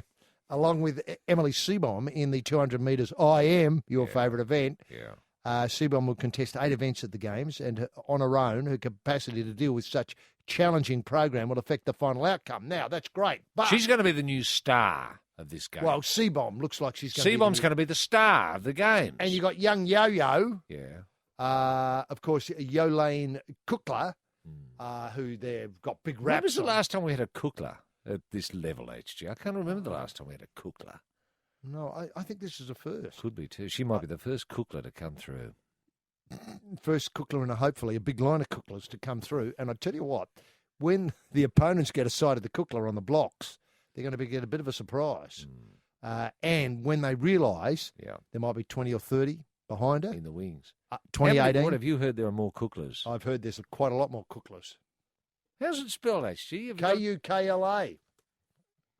K-U-K-L-A. Fairly easy to, once you get the head around It's a it. no-nonsense sort of spelling, isn't It it? is. Has it been simplified for any regional reasons, HG? Do we know? Kukla? You mean it's moved from C-O-O-K-L-A? I think it has been changed. Now, look. That's sort of like text spelling, isn't it? I suppose it is. Now, look. Well, no, I'm not saying I'm not worried about it. I'm not perturbed at all. It's refreshing in a way. Good on the Kuklas for spelling their names, but they didn't have to. No, they I know. Could have stuck with the old-fashioned C-O-O-K. Now, look, Emily's not going to have it all her own way, according to... this is Emily Seabomb. Seabomb. No, the bomb isn't going to have it all her own way. Yeah. She's going to have to fight like everyone. They're a standout British swimmers, and this really pains me. Because let's face it, swimming in England and the British Isles generally has been in the doldrum for, well, it never got fired up really. They used to have in fact, I think we've talked to one of them. Mark Foster might be his name. Yeah, Mark Foster. Yeah, he was a 50-metre swimmer. Very quick. Sprinter, yeah. Yeah. Now look, but he didn't win anything. No, he came second at Commonwealth Games level, or third at Commonwealth Games level. Just held up an end, really, filled up a lane. He was an old-fashioned lane filler. Swimming's not their go, is it? Exactly. That's my point. Who said they could do it? Who provided them with pools? Why did they pick that? Why didn't they get in the badminton? And the table tennis. Badminton, that's well, they can stick with badminton as far as I'm concerned, and table tennis if they want it. I'm not sure they're never going to challenge the Chinese at table tennis. I'm telling you that. Yeah, but the Chinese aren't part of the Commonwealth Games. I know that. They might be able to pick up a bronze in table tennis and say, or shuttlecock. Well, that's badminton, I think. Yeah, well, that's there. Let's rename it shuttlecock. Let's take it back to shuttlecock, Kukla style. Let's take it back to CWK. The roots. Yeah. And let's invent a game with a slightly bigger cock that's called shuttlecock as opposed to badminton, and they can win it. When did shuttlecock become badminton? And when did the shuttlecock become a bird? And why was it shanged? Was it because the people felt a little bit uncomfortable having the word cock associated with the shuttle? Sport? Or with sport generally? How'd you go in the cock? Exactly. Well, I lost. Yeah. I came second. I can understand people being a little self-conscious. When you get picked in the team, what do you do? I'm the shuttlecock. The what team? Shuttlecock. What? Because people think it's a joke sport. They do. Not because of the name, not because of the use of the bird or cock or anything like that. They just think it's a silly sport. I can tell you. You think that's it? You don't think it's the name? You don't think the image has been improved since going to badminton? I don't. And if you were going to change shuttlecock to something, why would you pick something like badminton? It's just as weird. Well, what it needs is somebody like Leonardo DiCaprio to come along and be the star, the Leonardo DiCaprio of badminton.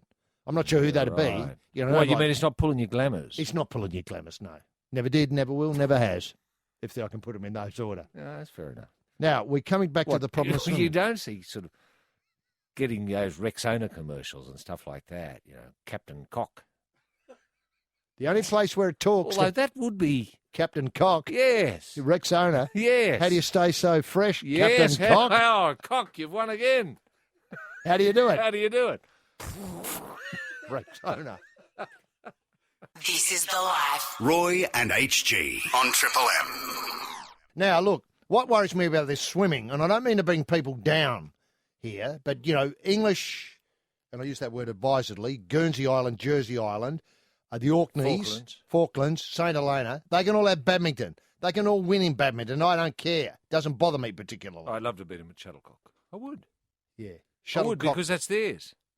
That's theirs. That's the one we should. Do you think Malaysia's going to? Do you think Malaysia's going to win the badminton? No. I don't know who's going to win the badminton. Right, but I don't know. Usually the English that's their own. Mm-hmm. They tend to win those sorts of things. I think what is going to, I should point out, China isn't in the Commonwealth Games. Yeah. More's the pity in some people's More's the pity. I mean, there was a time when England had a sphere of influence in China. Well, Hong Kong used to come. Hong Kong was part of England. And it was part of the Commonwealth. Yeah. Now it doesn't come, I don't think. No, it doesn't. That dropped off in about 1997. Now, look, what I'm trying to get to here, though, in a long-winded sort of way, is British swimmers, Hannah Miley from Scotland, Franz Halsall and Rebecca Adlington from England. They're going to challenge Australia's position. Adlington ranked 4th in the Commonwealth in the 200 free. behind Australian trio led by Blair Evans, will challenge for the medal on the first night. That's tonight. I want to make a statement to the Australians here. This is but this is trash talk. This is I know. trash talk. It's pool deck trash talk. Yeah. It can't be taken It's seriously. beneath our girls to come. You're not going to get Emily Seabomb or someone like that coming out and trash talking. No, it would be a good time to throw down a gauntlet before the London Olympics. I'm desperate to become a Commonwealth champion. Ooh. Don't like that talk. No, I don't like it either. It demeans the games. It does demean the game. These are the friendly games, remember? Mm-hmm.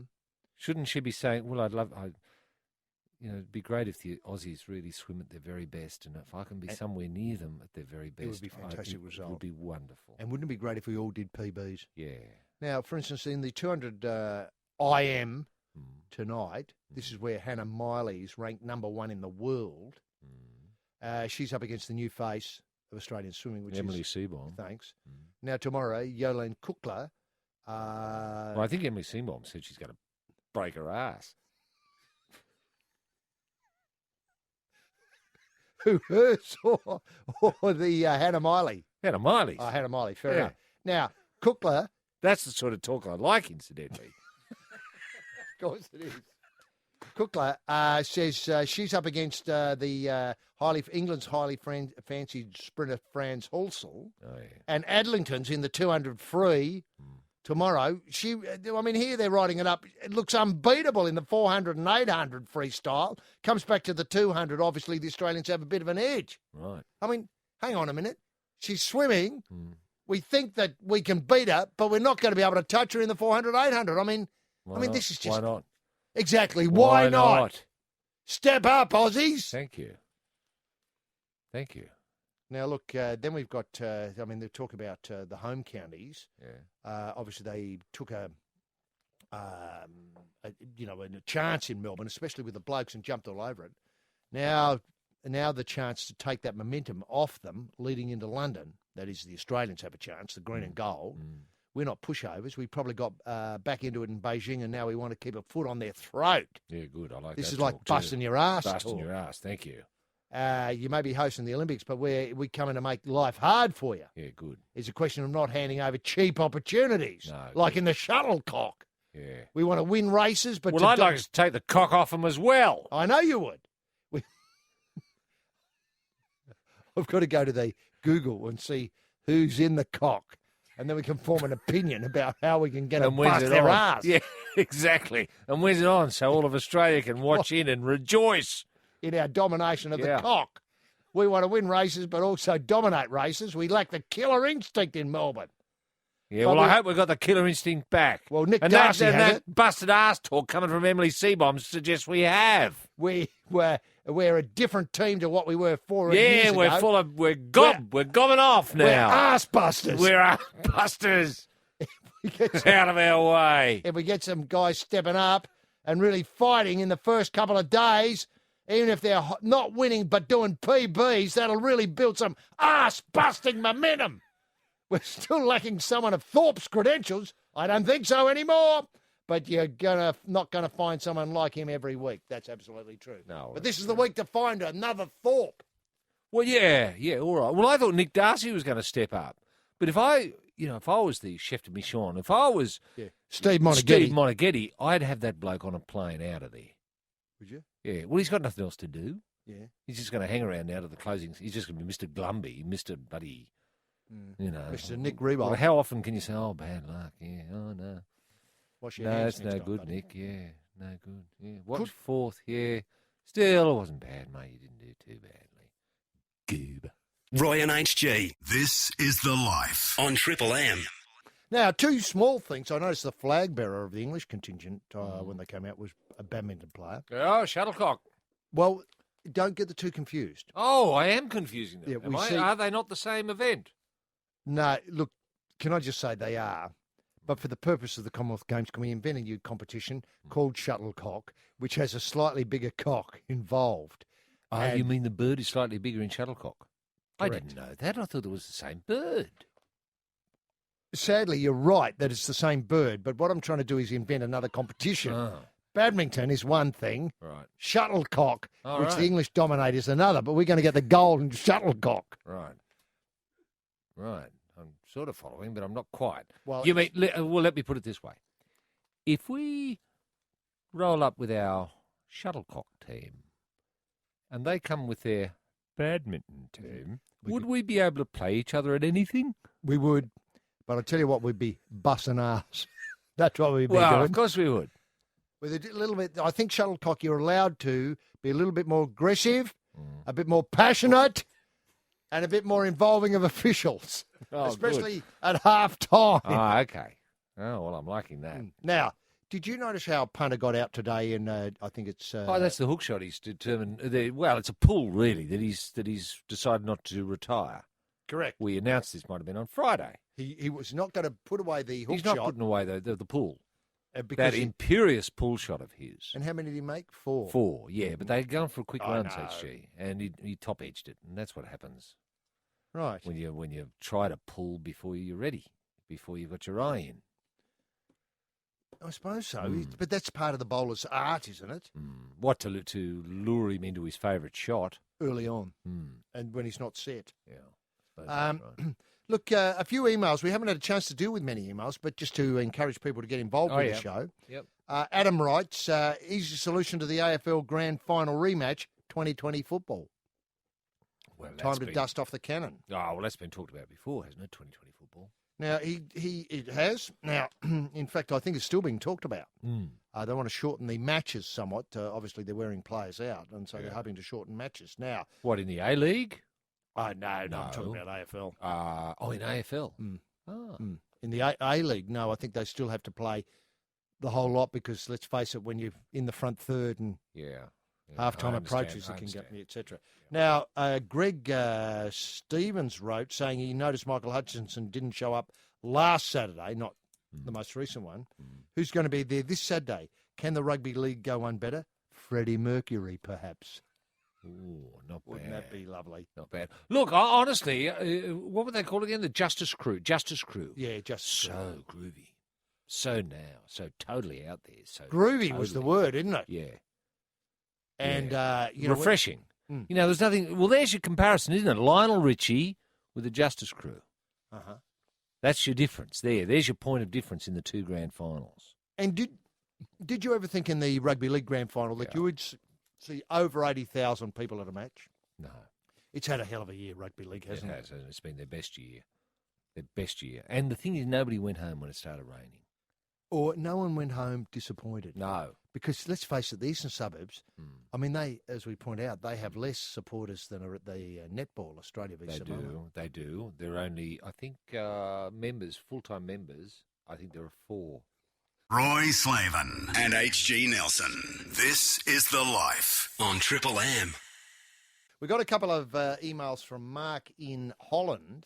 Oh, wow. Yeah. He sort of catching up on a backlog of podcasts. Yes. Putting forward suggestions for the new AFL team, in the Greater Western Sydney. All right, yes. I thought it would be a tight fit with the fan base. Call them the Greater Western Sydney Donks. Oh, yeah. Which isn't bad. And then he follows up with another email. He just thought he'd let us know that Pim Verbeek is relatively unknown in the country of his origin and has returned to life here of obscurity. Wow. That'd be a bit like Jason Crump, isn't it? Very like Jason Very Crump. like Known Jason Crump. only by a few. Yeah. But remember, he's gone to the Moroccan youth side, so he's got something to do with his time. And Mark, unfortunately, says he probably deserves the obscurity after the soccer sold his very ordinary display at the World Cup. Yeah, we all know that was Harry's fault, though, now, don't we? We do now. Thanks to Robbie Slater, Australia's most controversial columnist. Soccer columnist. Soccer columnist, sorry. Don't mind. Yeah. Somebody describing himself as Ant, avid listener of the podcast. He's in Manchester. Oh, yes. He says he can't help but noticing if the Saints could be the word for the year in terms of the finals. The New Orleans Saints have won the NFL Super Bowl. Yeah. Saint of St. Helens beat Wigan in the English Super League grand final. Although I wouldn't draw any, confidence out of that. Then he gets it a bit wrong because he hopes the big SK could get on top of the Collingwood in the replay. And Saints of obviously St George Illawarra Dragons, given the eastern suburbs. Well, 3 out of 4. Not bad. Ain't bad. Now, just speaking of the joint venture, which is a little bit lost in history now, that about 30 years ago, St George Dragons joined with The Illawarra Steelers. the Illawarra Steelers to form the St George Illawarra Steelers. Yeah. Sorry, Saints. The St George Illawarra Dragons. Dragons, sorry, yes. Yeah, Dragons. Yes. Yeah. You know, Yeah. how's that gone over now with the Well, I people? don't think anyone thinks of Illawarra. No. Well, you don't. They're St George. You know, they're at the Taj Mahal. They're red and white. They're red and white. Big the V. big V. And what did you make of the attempt by I think the editor of the Illawarra Mercury to remove the word rooster from a couple of editions last week? Oh, really? When you had to get an So ad. they were just Easts, were they? No, oh, well, not bad. I think any reference to the Eastern Suburbs Roosters or Sydney City was Roosters. excised from the copy. newspaper. Yeah. Wow. Yeah. So the wind was coming from a north ... direction, that sort of stuff. Bad. Or when you went to get a certain band of takeaway food, it was red, open brackets, Yes. ... close brackets. Right. Mm. Okay. So you had to think, well, Yeah. what are they talking about now? Right. Well- Such as their loathing for Things for East the or opponents the of Roost. for any opponents of St George. Roy and HG. The Life on Triple M. Well, it's for all comers, and it's exactly the same price as earlier on the Hot Lap handout. 2 CDs, Triple M's 30 Years of Rock and Linkin Park, 1,000 Suns, and then 5 DVDs of a vaguely, well... Fruity horror. nature. Fruity, yeah. We've got Descent 1, Descent 2. We've got Paranormal Activity, that's the Tapeworm Show. Yep. Cabin Fever from the director of Hostel, and The Broken. This is called Cerebral Horror, never adds up, creepily unsettling. So it's a bit arty, is it, with swearing and nudity? Correct. Okay, good. For all comers, you can For all answer the comers. following question. Right. Yeah, the question is as follows, HG. What is the original spelling of the name Kukla? What is the original spelling of the name Kukla? This is The Life. Roy and HG on Triple M. Yes, it's Hot Lap handout time, and who are we talking to, Roy? You're joined by Ryan, who's joining us from Langwarrin in Victoria. How are you there, Ryan? Not too bad, fellas. How are we doing? Very well indeed. Now, Ryan, I'm led to believe you're a St Kilda fan. Yes, unfortunately. Now, did you think of that moment when Nick Rewalt goobered and missed the ball? Yeah, I kind of replayed it over and over in my head a million times and wished he'd maybe just stopped and had a look around before he ran on. Do you think that was the moment where you knew the game had gone? It was the moment where I knew nothing was going to go our way. Yes. Yes. So, yeah, very disappointing again. Now, did you have a look at the NRL Grand Final yesterday? Yeah, because at least some of the Saints got up, which was good. That's Yeah. true. And were you willing the Saints to win because of St Kilda? Yeah, deep down, I watched New Orleans win the Super Bowl last year, and they were the Saints, and I thought, got it back for some Saints that win. So, yes. Yeah, glad they got up. Now, you're going to tackle the Commonwealth Games, I see. Yeah, I'm a fan of all sports. It's not the best time of night, to be honest. Pretty late, and I've got young kids, but, And you're following, say, the St Helena team?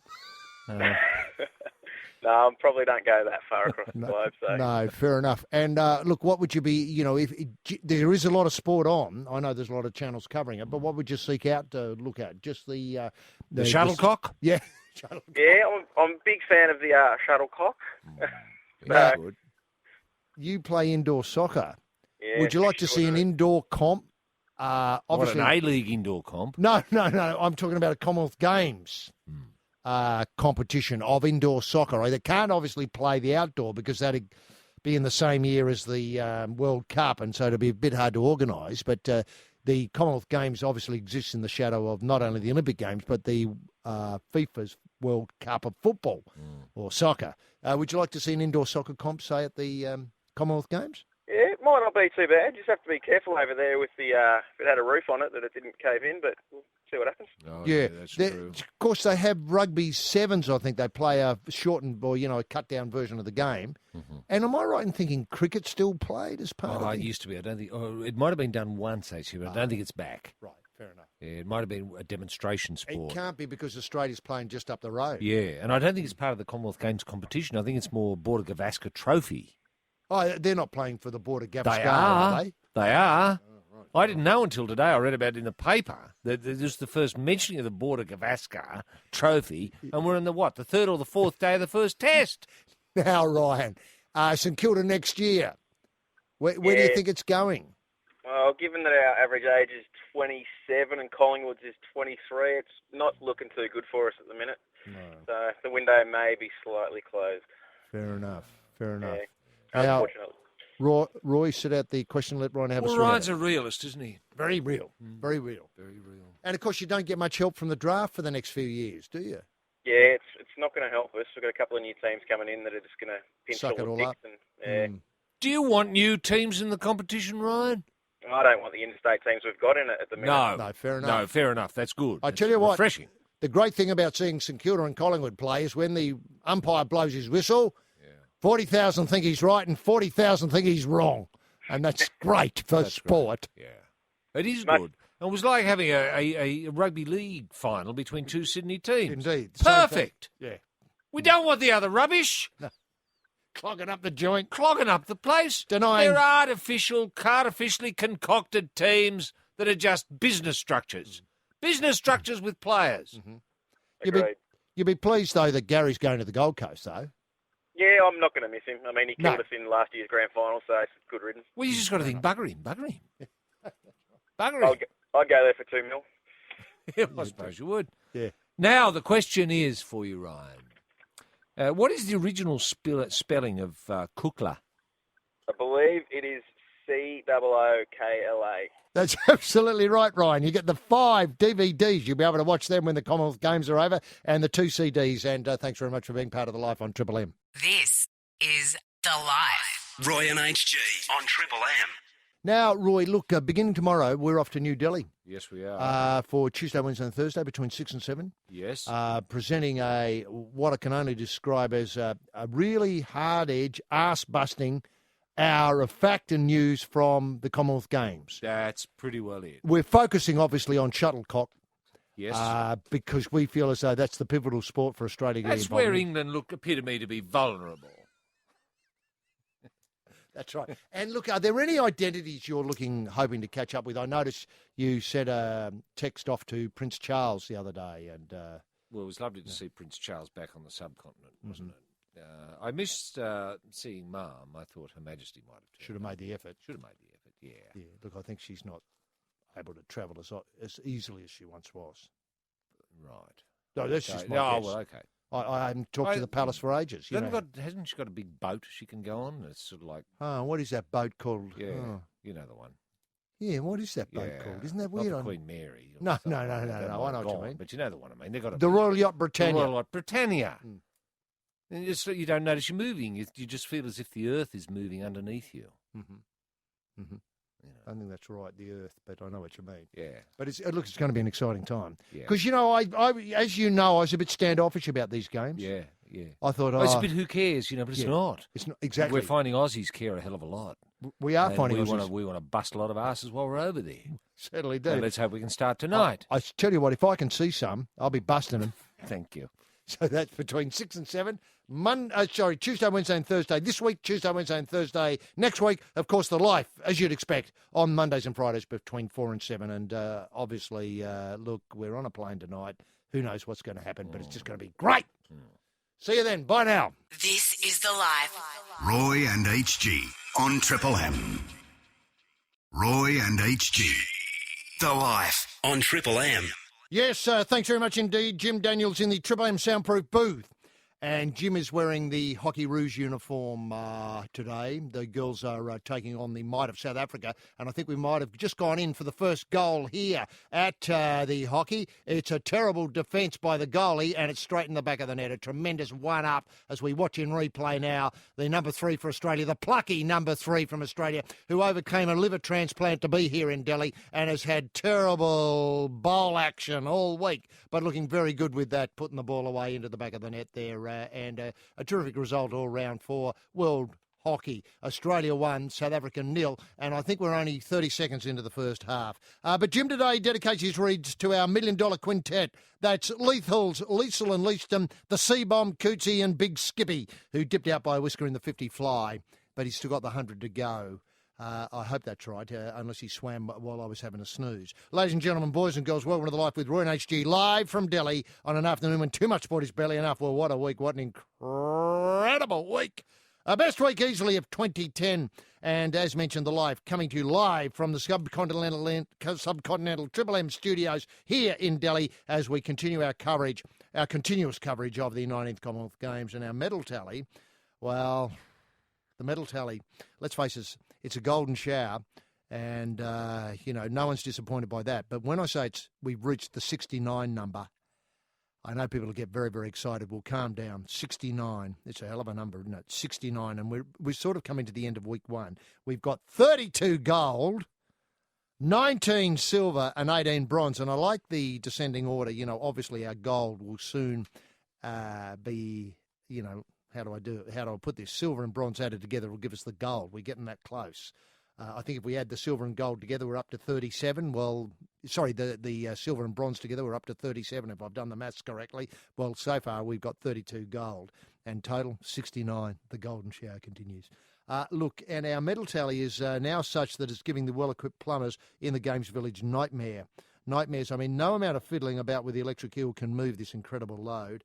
Just one disappointing result, though, in the cock, where we've been up for so long, and just really toweling countries like the Isle of Man.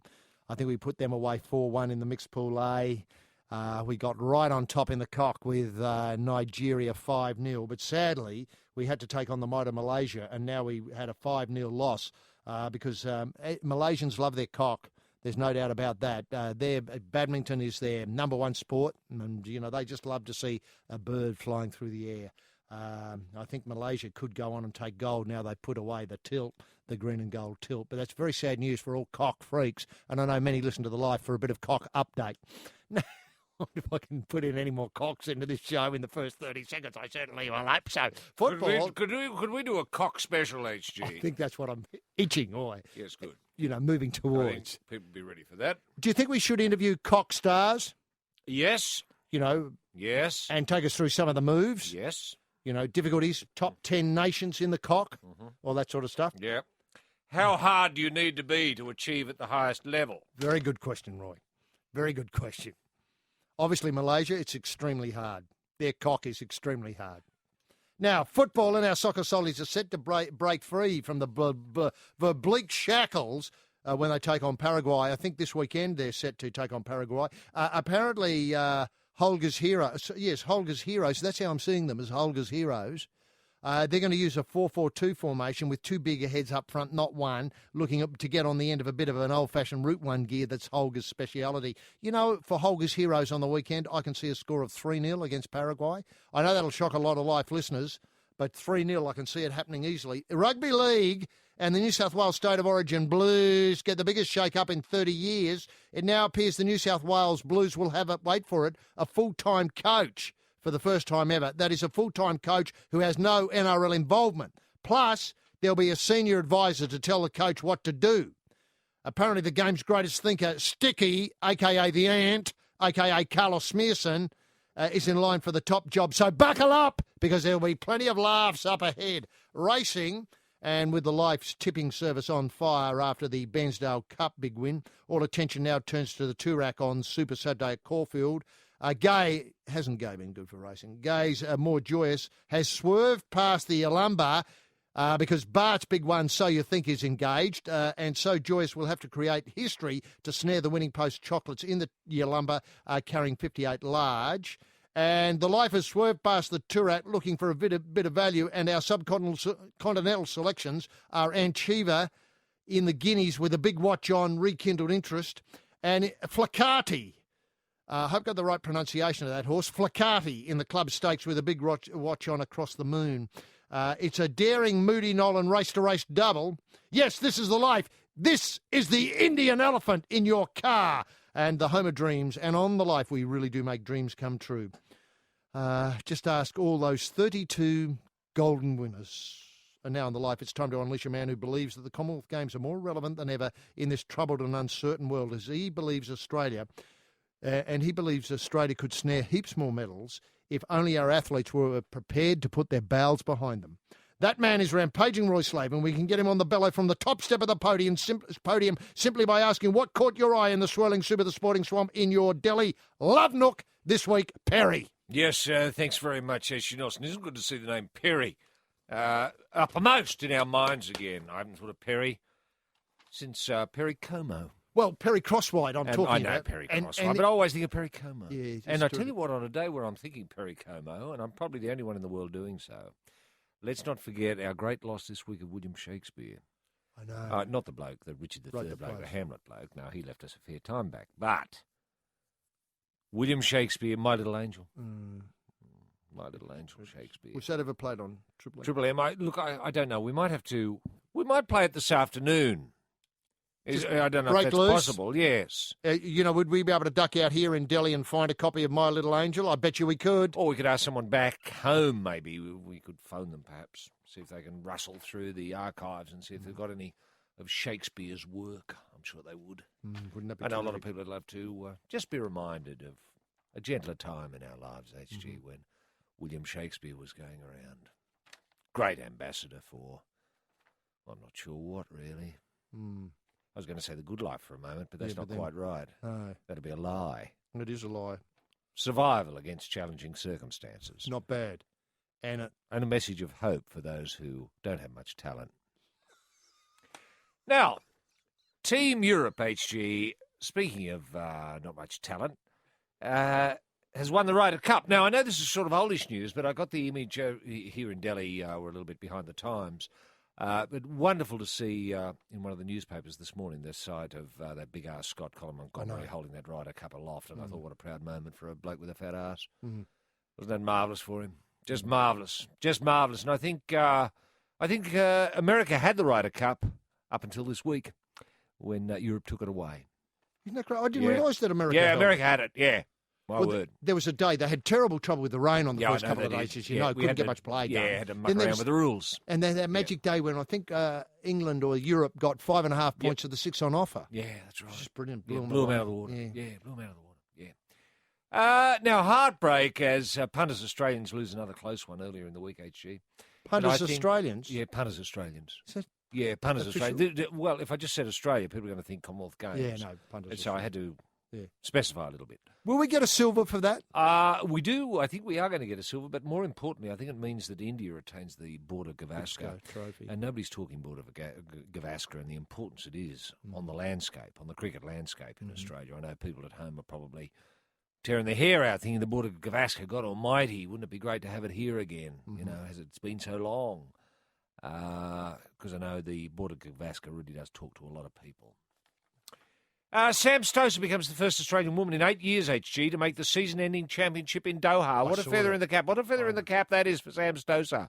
What a champion Sam Stosur. Why isn't Sam Stosur here with our tennis tilt? I wonder. Well, can I just point Could out... I suggest she wasn't approached? Well, she didn't get paid. She wasn't approached. Right. Fair enough.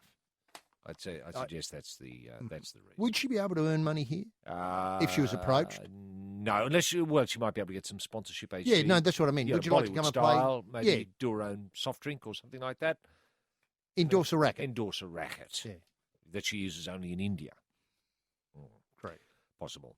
Eamon Sullivan, understandably disappointed with his bronze in the 100 metres, as are we all. This is the Celebrity MasterChef winner. You got to remember, this bloke can cook.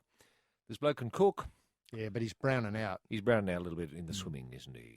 Yeah. You might recall, HG, with Eamon, might have been the last Olympics, he powdered because his goggles filled up with water and he was swimming blind.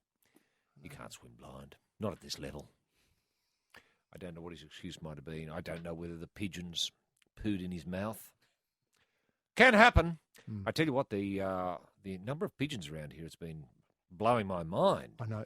And I just walking through some of these venues, actually, looking at the seating, which is easy to do because there's nothing in between, us and seeing the seat. The amount of poo on the seats coming from those pigeons, isn't it extraordinary? The guano, I think you call it guano. Can I ask the guano effect? Well, let's talk about the guano effect in a moment. But are you surprised at how much wildlife's in the middle? Yes, of the I am. I mean, elephants have priority. Elephants, here. yes. Cattle, yes. Pigeons, obviously everywhere. Yes. Snakes, cobras, monkeys. Yeah, it's bizarre, isn't it? You think it's the guano capital of the world, really, isn't it? Is that right? Are people making a living out of scraping guano off typewriters and seats? Makes me think how popular Ross Guano could be if he came over. It's spelt slightly differently. I know that. I know. But he'd change it for Delhi conditions. Indeed. And he could deliver a very interesting guano report. We might do that later in the show. We might try and link up with Ross and see how he's seeing the guano here. He might have an attitude. Would it be We'd the love best... to hear Ross Garno talking about guano. Would it be the best guano in the world? Now, could Alicia Coots be the best ever? I don't want to put pressure on her. She's a young champion. But I don't think I've seen anyone better. No, I've got to say. I don't think I have. No. I don't think I have. Now, as HG's pointed out, the New South Wales Blues are looking for a state of origin coach, someone who's just dedicated. That's the only job I assume it's going to be a he is ever going to do, i.e. they can't be coaching anyone else. But God almighty, surely we can think of someone better than Sticky Stewart. I mean, surely it's not that not that parlous. Surely the cupboard's not that bare that there's, open it up and there's only one bloke there. Imagine how disappointed you'd be if, looking for a coach. Oh, open the door, there he is. Oh, Sticky, come on in. Sticky, stay where you are. Close the door. I reckon the boys will be better by themselves. Now, Dick, just pick a good captain. Dick Johnson's racing team is in tatters. Couldn't happen at a worse time, of course, with Bathurst looming over our heads. And who will be captaining the Socceroos tonight? I don't know if a captain has been named, but this is vital. This is going to set the tone for the next 10 years or so with the Socceroos. We wish them all the success tonight. And Hensby, of course, well, he's plummeted just a little bit. 452. This is The Life. Roy and HG on Triple M. Roy, welcome back to Delhi. And look, there's the medal tally, 32, 19 and 18, 69 in all. Should be 33, 19 and 18, shouldn't it? It should. Now, can I just ask whether you do think it's the pool that's giving everybody their runs, or do you think... Look, I think it probably is, actually. You've just got to look at it. Let's look at it in terms of, say, deductive logic. Mm-hmm. I like that. You'll notice that something like 92, 94% of people suffering from extreme gastric are swimmers. Now, the swimmers are eating with other athletes from other disciplines, but it's only the swimmers that appear to be going into the pools. So it's got to be the pools. Now, you and I have noticed just casually, I just said to you many a time, look at those pigeons, look what they're doing. They're just bombing the pools by the looks, as if they've been trained to keep it all in until they're over the warm-down pool. They're just letting go. Now, there was a layer of guano on the bottom of that pool to a depth that appeared to me, when I put the stick in, to be something like, say... 4 metres? Well, I was going to say 8 centimetres. Now, that's a hell of a lot of guano. Now, if that's filled with stuff that gives you gastric, which it is, this matter that's in it, I would advise any athlete. I mean, in days gone by when we were travelling overseas, the first thing that was said to us was, don't eat pigeon poo. Don't do it. No matter what the circumstance, it doesn't matter how hungry you are, if you're walking along and you see a glob, leave it alone. Because it can be very nasty on your HG. Now, I suspect the kids that have been getting in the pool, getting a little bit of water in their mouth, it's almost impossible not to do. Correct. And they've ingested this malady that's fighting its way out through their bowels. Now, Roy, 2 things here. You're not suggesting for one minute it could be the warm-up pool as opposed to the warm-down pool. No, the I actual pool itself. I think it's the warm-down pool. Right. Yeah. So as you're happy... The pigeons have more access to that than any of the other pools. Yes. And do you see this as what I describe as... am I being paranoid if I'm suggesting, foreign influence here in the training of the pigeons? Is there any suggestion it could be a plot from Pakistan? You know how Pakistan and India don't get on? That's been made abundantly clear to me since I've been here. Yes. The Pakistan isn't liked by the Indians, and the Pakistanis, and I don't mean to put too fine a point on it, completely paranoid about Indian ascendancy. They hate that's it. True. They hate their guts. They do. And a bit like us in New Zealand. Yes. In fact, I'd say a little bit more fearful than us, or fearsome than us in New Zealand. Yes. And I think that they've been training pigeons. A lot of these pigeons look as though they've flown a fair way. Wouldn't surprise me to not learn that they're not Pakistani pigeons. Well, I don't think you're being paranoid, and I think these are very good questions you're asking, and I think there should be some sort of probe into it. Arbib? I don't know if I'd leave it to Mark Arbib. Nothing to be done. Nothing to be done, no. And he has no experience in probing in pigeons or sport. But I said to you at the time that it seemed to me that there are more frequency of pigeons around that warm down pool Than any other animal. Than any other part of New Delhi. Yeah. Now, we went out pigeon spotting the other night. We couldn't see one. No, we came back empty-handed, totally. Empty-handed. Totally. Yet you go near that pool, actually, it's like a magnet. So I think they have been trained. This is The Life. Roy and HG on Triple M. Now, Roy, you're absolutely right. Coots is the star. We've unearthed a genuine star, as we did a few years ago. It might have been in Melbourne, where we unearthed Stephanie Rice. Yes. And, of course, she went on to have great success with Advertising Rice. Advertising Rice, and yes. I don't know what Cootsy's going to advertise. Well, I was just going to ask.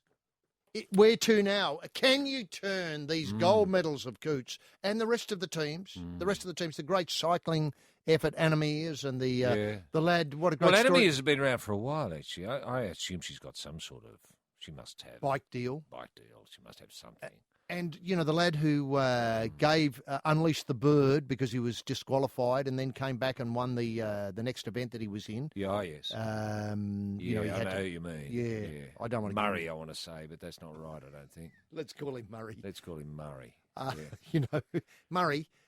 Look, Robert Murray, you know, is there something there, you know, along the lines of it's a redemption story, obviously, as an old-fashioned, you know, I was a dickhead and now I'm great. I was a dickhead, now I'm great, and I eat this. Good on you.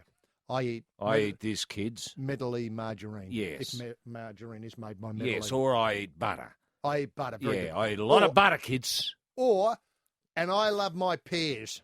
Yes. You know, something wholesome yes. like that. That cycling would be That's great right. to be associated. Yeah, I was a silly bugger. I'm sorry I did it. I'm not going to do it no more, and I love pears. Yeah, that's good. Now, with Cootsy, I don't know, actually. I mean, it's Alicia Coots, AC. Is there anything in AC? Well, AC joints.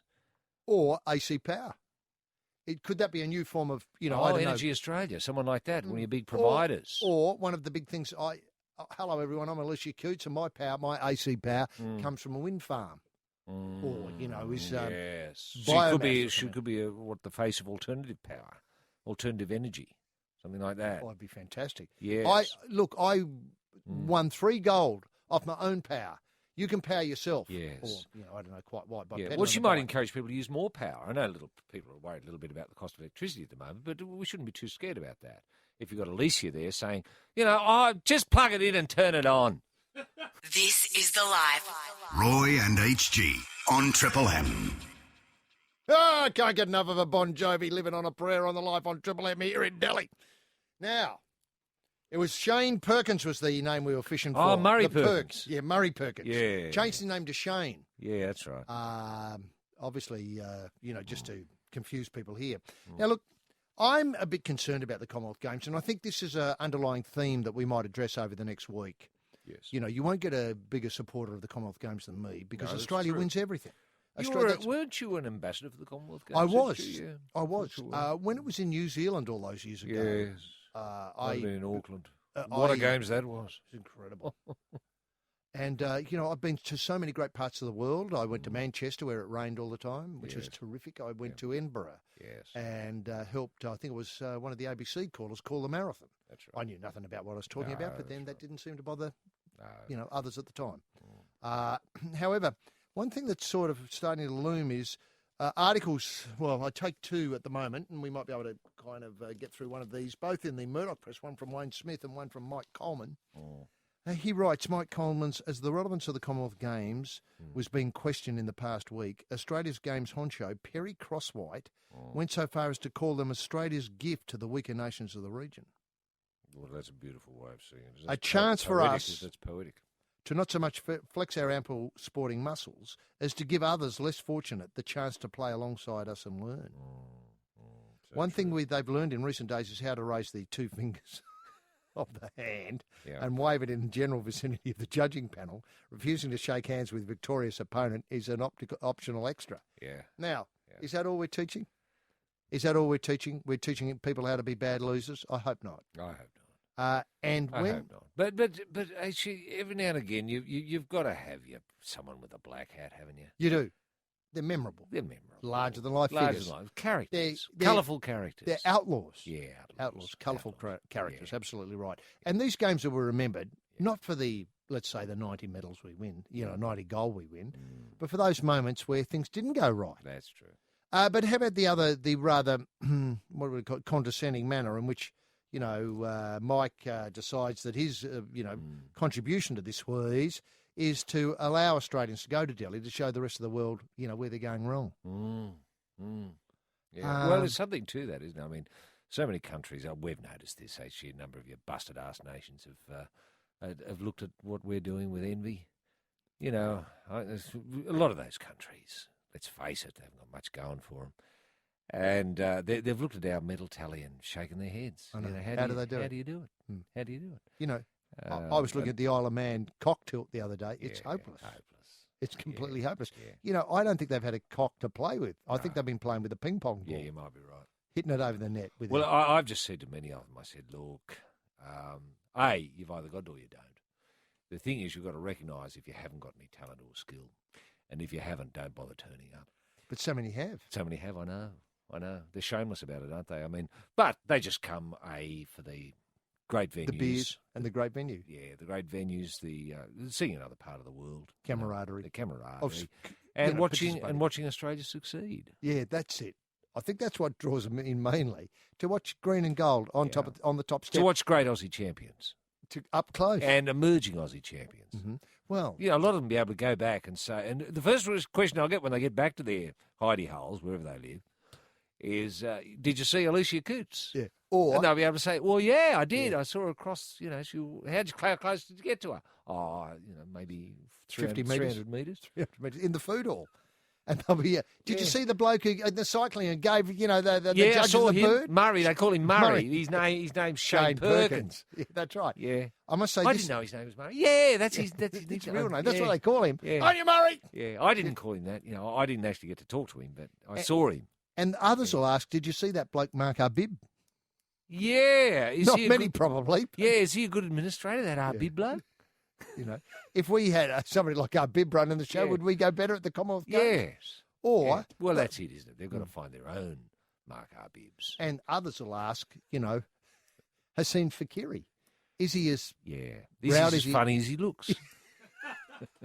This is The Life. Roy and HG on Triple M. Look, Perry Crosswhite was the person who was advancing the ideas that we were working with before the Kings of Leon. I might have confused with Mike Fennell, but I'm sure that Mike would have the same support Perry's views that the games are an excellent opportunity for busted-ass countries to see how we do it down under. That's right.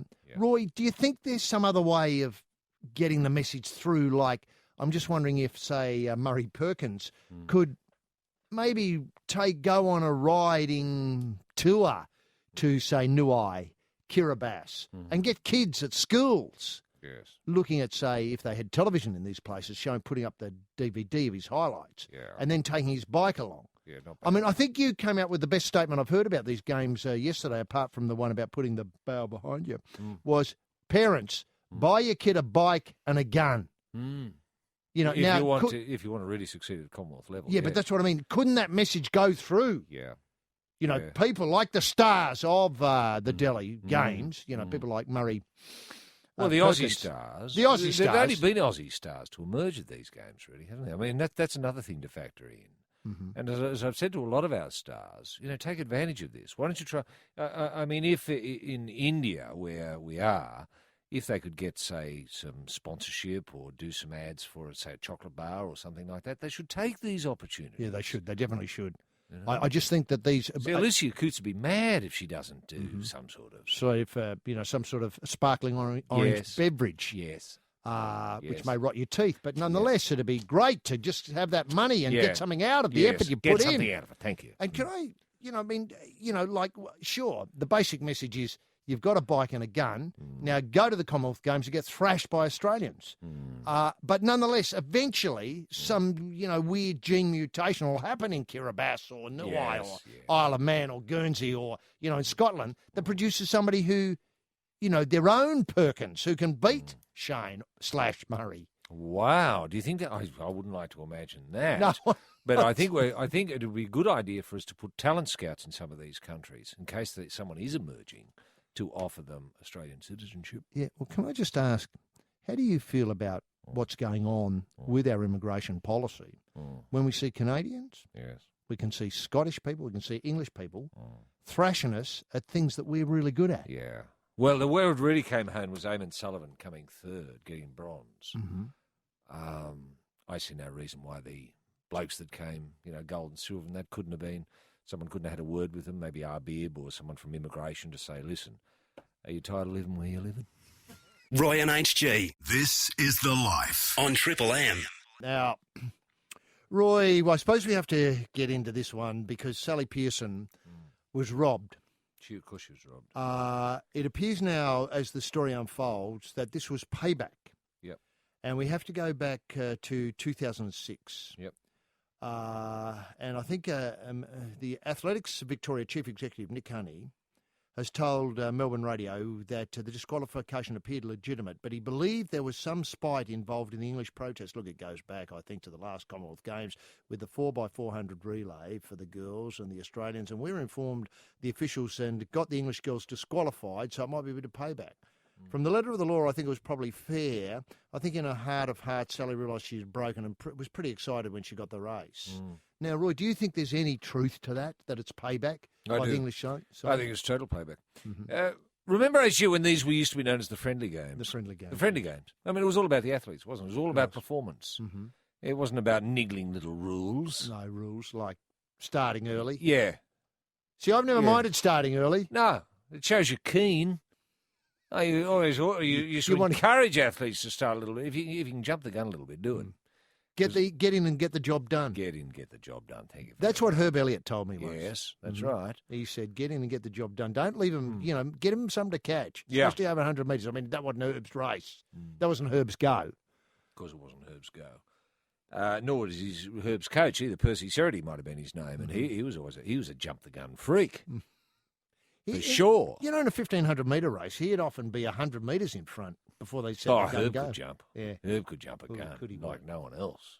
Could he? What? He'd get the field to look over there and off he'd Exactly. all those old Herb had tricks. every trick in the book. Yeah. He'd scatter minties along the path and people would bend over and pick them up, all that sort of stuff. Exactly. 1,500 metres, nah. Exactly. And if there was a Brit in the field, he'd be inclined to give him a kick in the date just before he headed off. Saying, what are you doing here, bud? Yeah. What are you doing here, loser? Of course, it's personal between Australia and England. Actually, it probably goes back to the events of 1788. Who knows? Who knows why the Poms hate us? Well, you remember Who knows why those Poms, those unwashed, seldom bath, putrid Poms, dislike us so much? Pigeon poo eaters. Pigeon poo eaters, yes. Yeah. Now, look, can I point out that at the start of this week in Delhi here, we pointed out that the Poms had launched, a secret operation, Operation Kick Ass. And they were going to kick every Aussie ass that they saw here. Look how it's come unglued. It's become completely unhinged. Yeah. So they're clutching at straws now, aren't they? Yes, they are. They're desperate. They're Desperate, desperate. that's They can't win on the field. So they try and beat us in the courts. They're unscrupulous. Let's face it. Does it disappoint you? It disappoints me heading towards London. I'm of a mind. To boycott London? To boycott London, Yeah, we're going to get the rough end of the pineapple, aren't we, if we go there? Every event, they're going to be looking for little things that we're doing wrong. Yeah. I would be prepared to boycott London completely unless Sally's medal is returned. What a beautiful idea. How That's about terrific. That's terrific. I'm prepared personally? to go to Perry Crosswhite. Mike Funnell. And it's really up to Mark Arbib, isn't it? To throw down it's the up gauntlet. to Arbib to get involved, to wade in and weigh in and be an Australian in this matter. Roy Slavin and HG Nelson. This is The Life on Triple M. Look, I was taken by the thoughts of, this in the Pearson matter, this travesty of athletics. I mean, it's littered with poor decisions and poor administration, isn't it? Especially Australian athletics. And yet we come to these international meets, we win medals, and they refuse to give them to. And when we get them, they take them off us. Jane Fleming's described it as a disgrace. While she said it appeared clear that Pearson had broken alongside the English opponent, officials should never let her run, let alone be allowed to go on a victory lap. That's the thing that I find galling. Her moment in the sun, she was seeing that, sparkling orange drink commercial, coming her way. Maybe something to do with Indian tyres also. Yes. I run on Indian rubber or whatever it's going to be. Whatever, yeah. Fleming said also that they certainly should have it in hand before she ran the victory lap.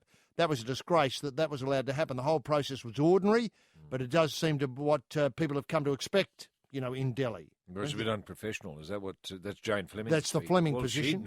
She's been to the odd meet, hasn't she? Especially at the international level. At this level, yes. Yes, I think she represented Australia in the decathlon. Could that be right? I think you're right. Yes, yeah. I think that's right. Yeah. She said, let's face it, if an Australian had got fourth and English had won and we believed the English person had broken, we'd be calling foul play. I think disqualification was fair, but I think the process was unfair. Yeah, I agree with that. Sally herself said the result is devastating. Toughest moment of the career. I'm just numb right now. I really don't know how I feel. I'm very disappointed. Yeah. It didn't go my way, and that's what I have to deal with. And I'm just going to use my emotions and my anger and my disappointment to put it in the hurdles. And I hope they'll come out on top. You've advised her not to do that. Yeah, I don't think she should do the hurdles. I think she'd be too emotionally involved. And anger's not a good... Anger's great for certain sports. Like boxing. Or rugby league. Mm-hmm. Anger's something you want, and it's very difficult to manufacture anger out of nothing. Mm-hmm. You've often got to, find real causes for anger. Whereas a sport like hurdles, HG, is such a precision sport. It's a bit like... I understand what you're saying. Snooker. It's very difficult to play snooker when you're angry too. I've noticed over. You need like a Zen-like calm to float over the hurdles. You do. It's a bit like shooting, HG. Yes. Well, you don't want anger when you're shooting. No. You want to be cool, calm, all of those things. So I'm advising Sally not to run. Unless Arbib, who, let's face it, is sports minister, factional warlord, and faceless man who could remove a prime minister. Well, if you could remove a prime minister, you get gold getting back. a gold back for Sally should be just a doddle. Roy and HG. The Life on Triple M. Yes, Roy. Look, just a quick question. I mean, we're talking about spreading the news of Australian sport. Mm-hmm. Would you like to see rugby league introduced as a Commonwealth Games sport? Yes, I would. Yes, I would. And obviously we'd probably, our main rivals would be New Zealand and England. Mm-hmm. And is there any Papua New Guinean presence here, or are they left the Commonwealth? I haven't seen any HG. No. What a fascinating question. Yeah, because obviously they were, part of the Commonwealth when they were attached to Australia. Yeah.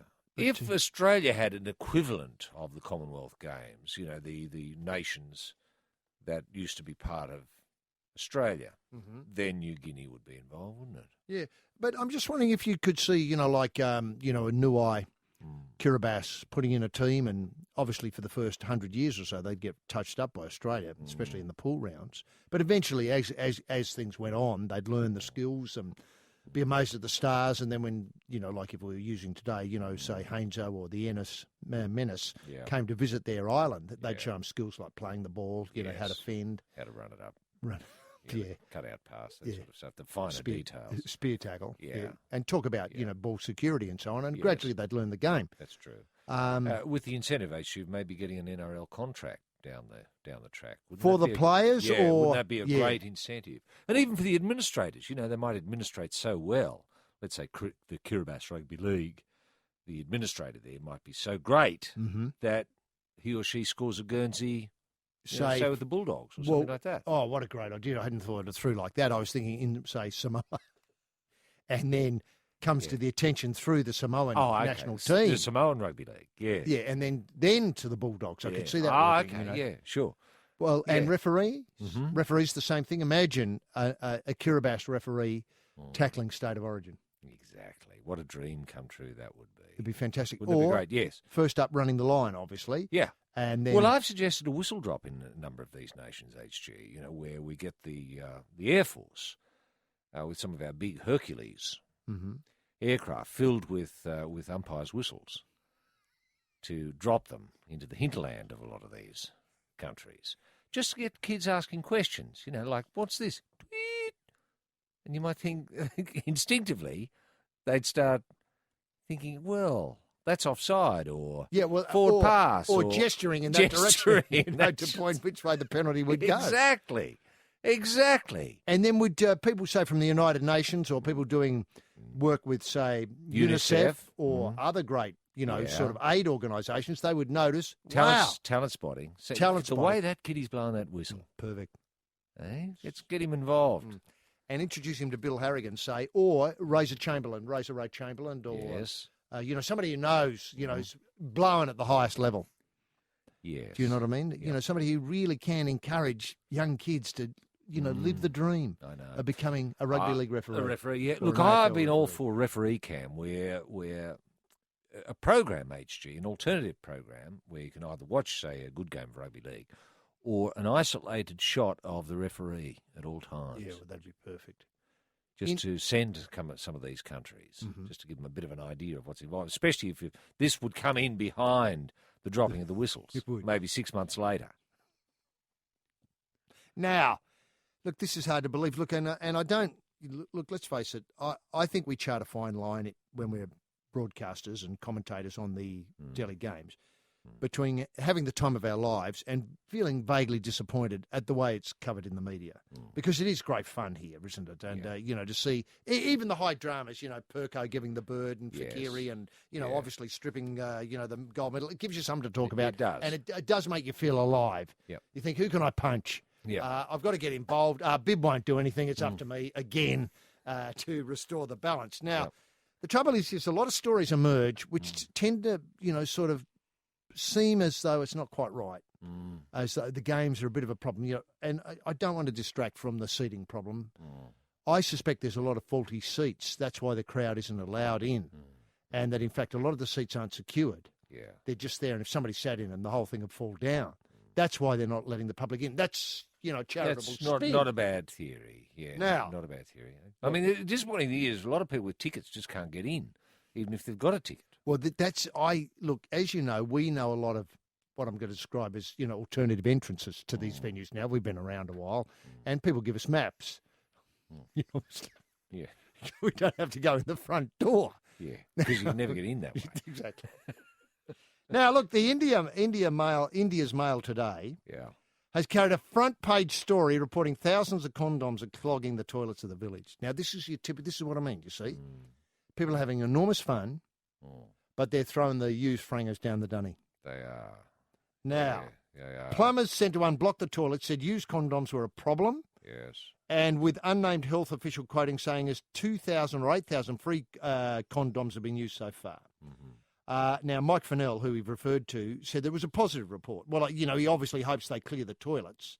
I'm not quite sure what the point is. If it's happening, it shows that there's use of condoms, and I think that's a very positive story. The athletes are being responsible. That's the spin I'd take on it. As you know, this issue was controversial one some years back of whether condoms should be issued to the athletes. But as we all know, promoting safe sex is a responsible thing to do, and if it's being used, then I think athletes are being responsible. While Australia is topping the medal table, the report suggests athletes are missing out elsewhere. No such clogging problem has been reported in the Australian sector, where the power flush is available on all toilets. There's no maintenance issues in the toilets in the 3 residential blocks that the Australians are in, Australia's chef de mission, Steve Monaghetti, said. When asked whether that suggested Australian athletes were not performing well in the extracurricular activities, Monaghetti gave a vague response. It's a very positive story. Monaghetti said the Australian team also had their own supply of condoms kept in an abandoned but clean toilet bowl in the medical room.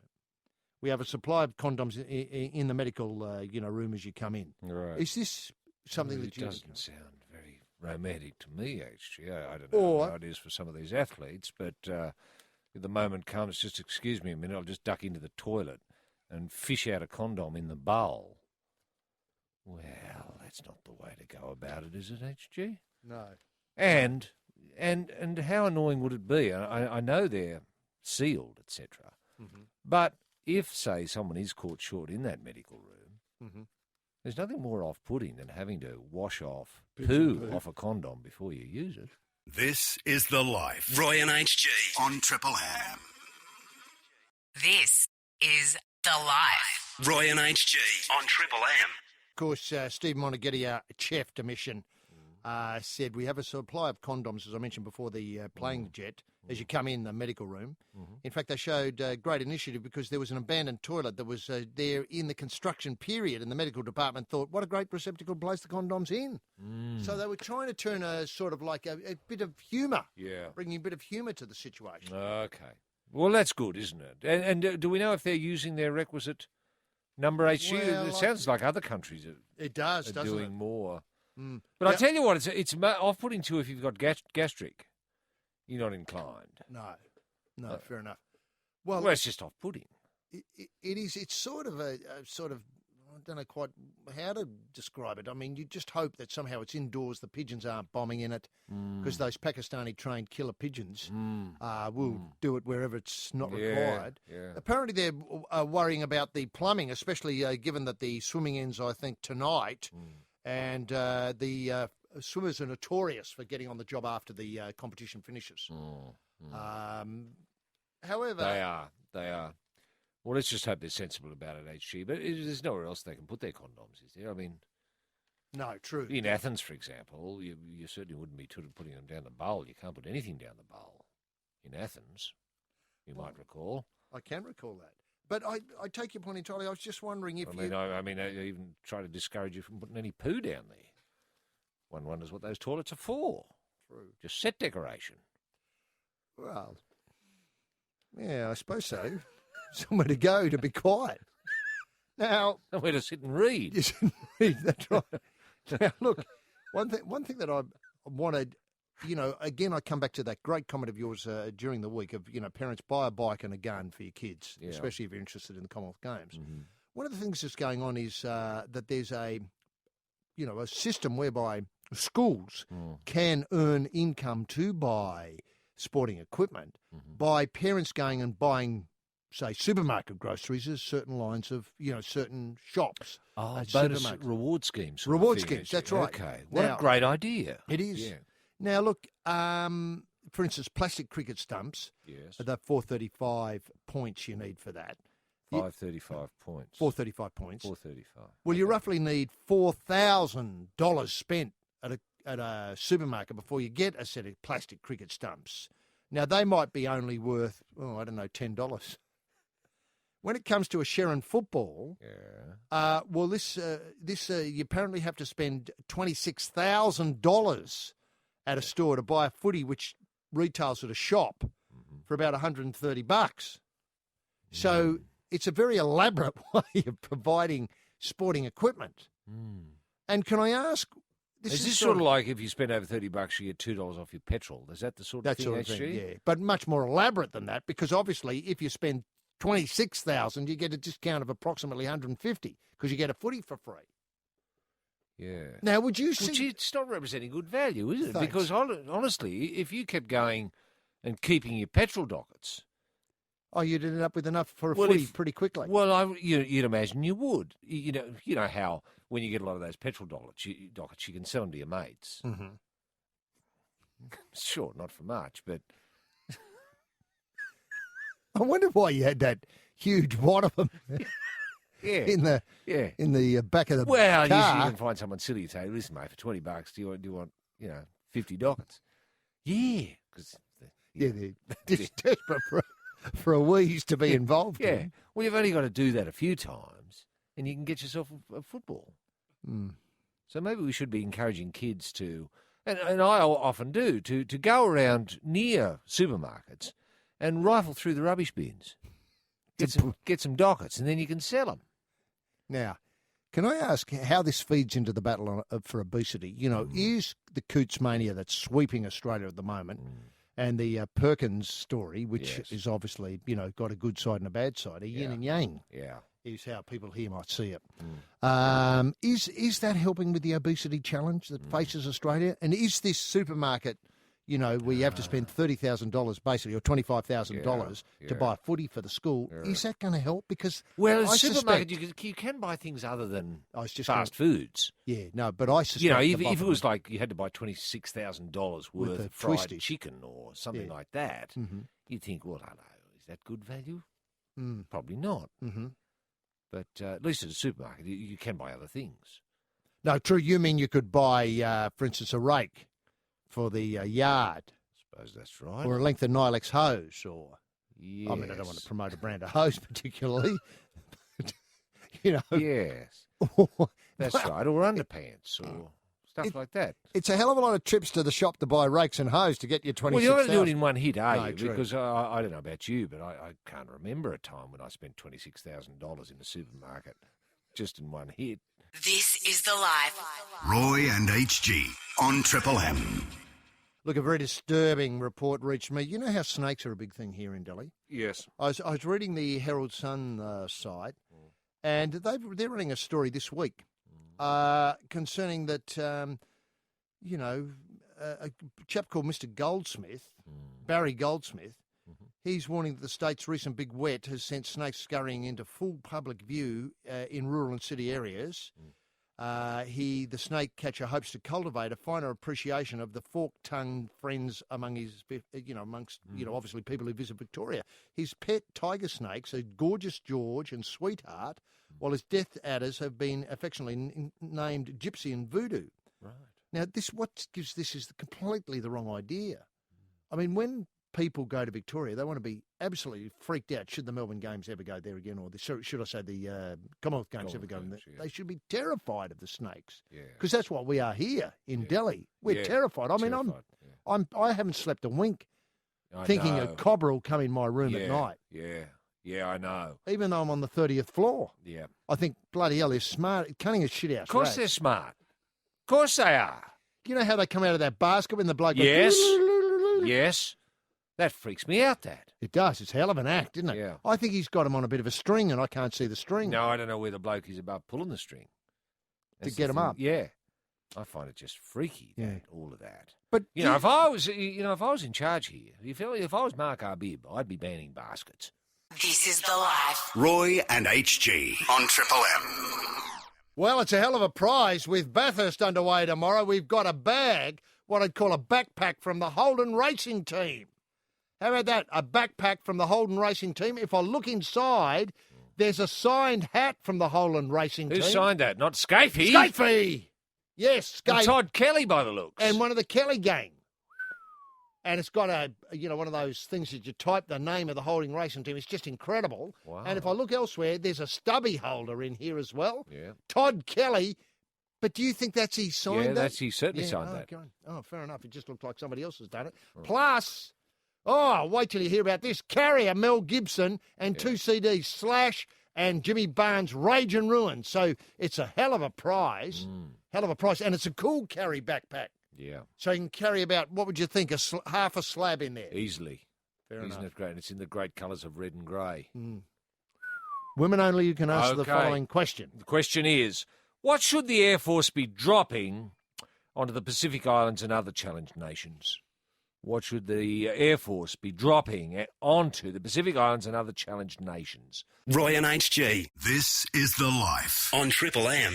Roy, just before we go to the caller, I take it, I missed your call earlier, that you think we've got 33 gold now, obviously. Well, I had Glum Sally's in there. Yeah, I know you did, but I didn't twig until just seeing doing presses here in New Delhi. Very tragic. Who are we talking to? Yeah, we're joined by Mandy, who's joining us from Keysborough in Victoria. How are you there, Mandy? I'm very well, thank you. Now, Mandy, have you been watching the Commonwealth Games much on Channel 10? I've been watching a bit of them, yes. Yes, and what are your impressions? Are you happy with the way our team is going? I think the team's doing all right considering the circumstances, but I think it's a shame there's not more people in seats. Yeah, right. It's weird, that, isn't it? It's very weird. Yeah. They probably should start giving away the tickets for free. Well, I think they're trying to. They're trying to, but there are administrative difficulties. You've got to actually print the tickets. You've got to give the tickets to someone who's got to disseminate them amongst the people who might want to go, and these are the difficulties. Well, that's true. Probably maybe they should just print out a bundle overnight and then hand them out on the streets. Now, it sounds easy. Do the Commonwealth Games, Mandy, talk to you? I mean, obviously it's great that Australia wins everything, and I'm always disappointed when they don't win everything, or they miss out and only get silver. Well, I don't mind. Look, I would like Australia to win everything, but if they don't win, then I'd like New Zealand to come second. Fair enough. Fair enough. Them, yeah. And then a probe be established as to why they've come second.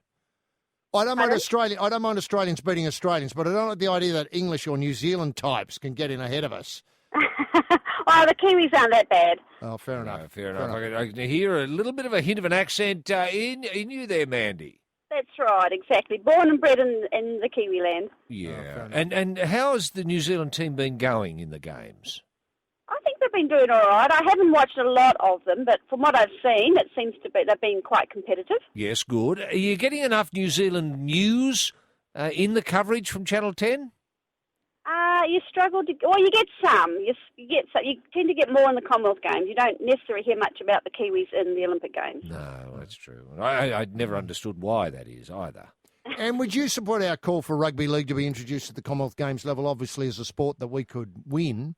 I would definitely support that because I would probably be in trouble if I didn't. My husband is a big fan of the NRL. Very good. And I take it you get along as, if you can, to the Storm matches? We do. We go to most home games.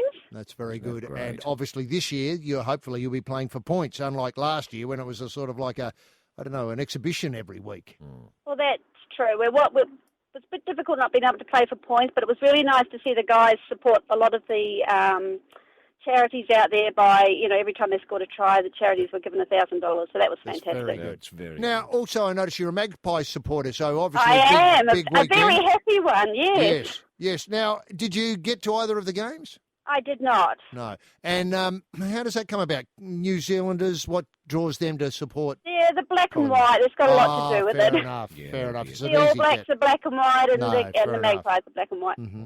Very good. Now, let Royce out of the question. Have a swing at it, Mandy. Now, Mandy, what should the Air Force be dropping onto the Pacific Islands and other challenged nations? The Air Force should be dropping whistles. Do you think that could work, Mandy, as a way of getting kids in other places interested in refereeing?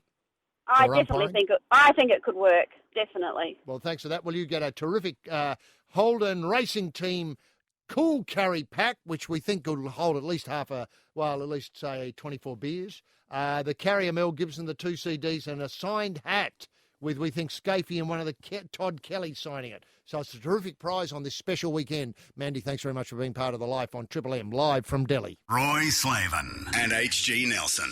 This is The Life on Triple M. Now, obviously, Niue Island is one of the places that we think could be a force in rugby league. Well, certainly referee stakes if we drop the whistles in, yes. Yeah, now it's overcome a fair share of obstacles to get to the Commonwealth Games. It's got a population of 1,400, which puts it ahead of Pitcairn Islands, the Vatican and Tokelau as amongst the world's smallest There's countries. no talk of the Vatican getting involved in the Commonwealth Games. No, I wouldn't have thought so. What a lovely idea, though. Well, let's just put that on the agenda. The separation of the Church of England, I would have thought, under Henry VIII, would have precluded any involvement of the Vatican at Games level. I know. Well, let's say there are forces in, religious orthodoxies which are crumbling. Okay. And the walls are coming down all over. We saw this in, obviously East and West Germany, the fall of the Soviet Union. Didn't we ever, yes. This could happen. That Wouldn't that be England and the great? Vatican could somehow bury the hatchet. Now, in Niue, 1,400 people. Well, that's... How many have they got in their team here, HG? I think they've got about 3,500. Now, Yeah, right. it limits the athletics pool, and shooting team have often had to take aim at fruit bats when clay targets were in short supply. Talk about being inventive. Look, Or do they tie the fruit bats up, HG? they do. They glue them to the spot, Yeah, often okay. using, say, things like blue tack. Yeah, okay. They stick their paws in the blue tack. Yep. Hey, presto, they're stationary. Yeah, Bang. Bang. Okay. Now, it's very hard for us to get ammunition and clay birds for our practice. The Sion, the Niue's veteran marksman, we've got them for about 2 or 3 months, and that's the only time we do our practice. Otherwise, we shoot fruit bats and pigeons. Well, now they'd be handy around the pool because they're pigeon compliant. To lower this, I just say, I don't think you could ever kill off all the Pakistani trained pigeons who are pooing in the pool. Niue, I should point out seriously, have 27 athletes, including a Sydney-based kickboxer turned wrestler, Justin Kalaluni, obviously representing the tiny South Pacific nation. And Alan Pulalosi is Nuai's chief demission, is a hopeful of a first medal. The newspapers are joking that a third of our population is here in Delhi. Weightlifting is our best sport, and we have the weights and the platform is all we need. You see, they've gone low tech. It's true. They don't want to get involved in something like, cycling where you need $1 million bike to just get up to the start. I don't suppose they've got a team in the Bathurst 500 or the Bathurst 1000 HG. No, they haven't. They don't have many cars on Nuai. No. Certainly haven't bought into. They got a freeway there at HG? No, they haven't. No. They're hoping to join 3 islands together with a freeway, but that'll be a fairly big engineering project. Well, it would be. Have they got concrete there? Not yet. Steel? No. Steel-making facilities? They're going to have to import all of that. Right. How's the Nuai dollar travelling? Nuai dollar against fairly, the American, do we know? Yeah, no, it's taken a hammering lately. Right. Inflation's a big worry. Yeah, right. Now, it's more difficult for other sports. There's no pool. We do have an athletics track and an open field. We do not have any other, like physio, nutritionists. It's just a coach and an athlete, and if the athlete gets injured, we take him to hospital. I should point out that history suggests Nuai, this is according to Alex Brown in the Fairfax papers, Nuai is used to fighting above its weight. Its name means, behold the coconut, a throwback to the island's often violent past when warriors returned triumphant from the much larger Tongan Islands with fruits of victory, as in the coconut. Right. Captain Cook named it the Savage Island in 1774 after his fleet was frightened away by locals who coloured their teeth red for a menacing effect. But we all know Cook was a pillow when it came to, obviously. Well, yeah, he had to give him a bit of red tooth. And off he went. And off he'd go. Everyone knew that. This is The Life. Roy and HG on Triple M. Now, going back to Nuai, boasts a proud sporting history, having competed at 2 previous Commonwealth Games and claimed Rugby's Oceania Cup in 2008. Gee. The island hosts an annual 10-team football tournament and takes in 10% of the population and will soon be home to Lawn Bowling Green. Everyone plays sport, but the problem with this is we don't stick to one sport. No. The boss said. Well, you get a bit bored after a while, I suppose. Yeah, just playing the same people at lawn bowls. Yeah, exactly. These same people play rugby, soccer, lawn bowls. It's hard to get anyone to specialise. I was just wondering if there's some way of, I don't know. What, reaching out? Obviously reaching out hands across the water. No, but somehow. But do we want Nuai to threaten us for medals? See, this is the thing. It's all well and good to say, oh, well, yeah, give them equipment, blah-de-blah. Then next thing, 2 or 3 generations down the track, there they are on the top of the podium and we're not. Yeah, no. That's what we've got to ask ourselves. Is that what we want? I don't mind giving them a bit of food, that sort of stuff. Medical attention, sure. Sporting equipment, different issue, and I think Arbib would agree. Well, I suppose leaving them with the whistles won't give them much of a leg up, will it? No. They can tweet all they like, but tweeting isn't a sport. See, the difficulty that I have is, you sort of... Well, see, that's it. That could be the future for them. They come in as blowers. Tweeters. Yeah. Yeah. The Nuai blowing team's here. See, my heart goes out to them. Of course it does. They've got a lawn after, how long have they been living in Nuai? Let's say 250 years, maybe thousands. It could be thousands upon thousands of years, 50,000 years. Yeah. And at last they've got a lawn bowls. Lawn bowls has hit the island. Funnily enough, the prospect of their lawn bowls team doesn't scare me all that much. I'm quite happy to see them. Mm-hmm. Under careful tutelage and supervision. Mm-hmm. You don't want them to... I don't know what they could do to lawn bowls, but we don't want them to get too aggressive with it, for example. Or too good at it. Or too good at it, yes. We'd have to somehow build in some stumble, shall we say. Like get their players to immigrate to Australia. If they get any good, yeah. Fair enough. Now, I was just wondering if there were sports that somehow Australia could just dip out on to give others a chance. Oh! I'm not talking about England and Canada. No, they can get stuffed. Right. No, I'm talking about something where, like, let's say, I don't know, we might have won the 50-metre air pistol. But let's say there was events like that, say, 50-metre using a rear vision mirror. You had to somehow look here and aim there sort of thing. Yeah.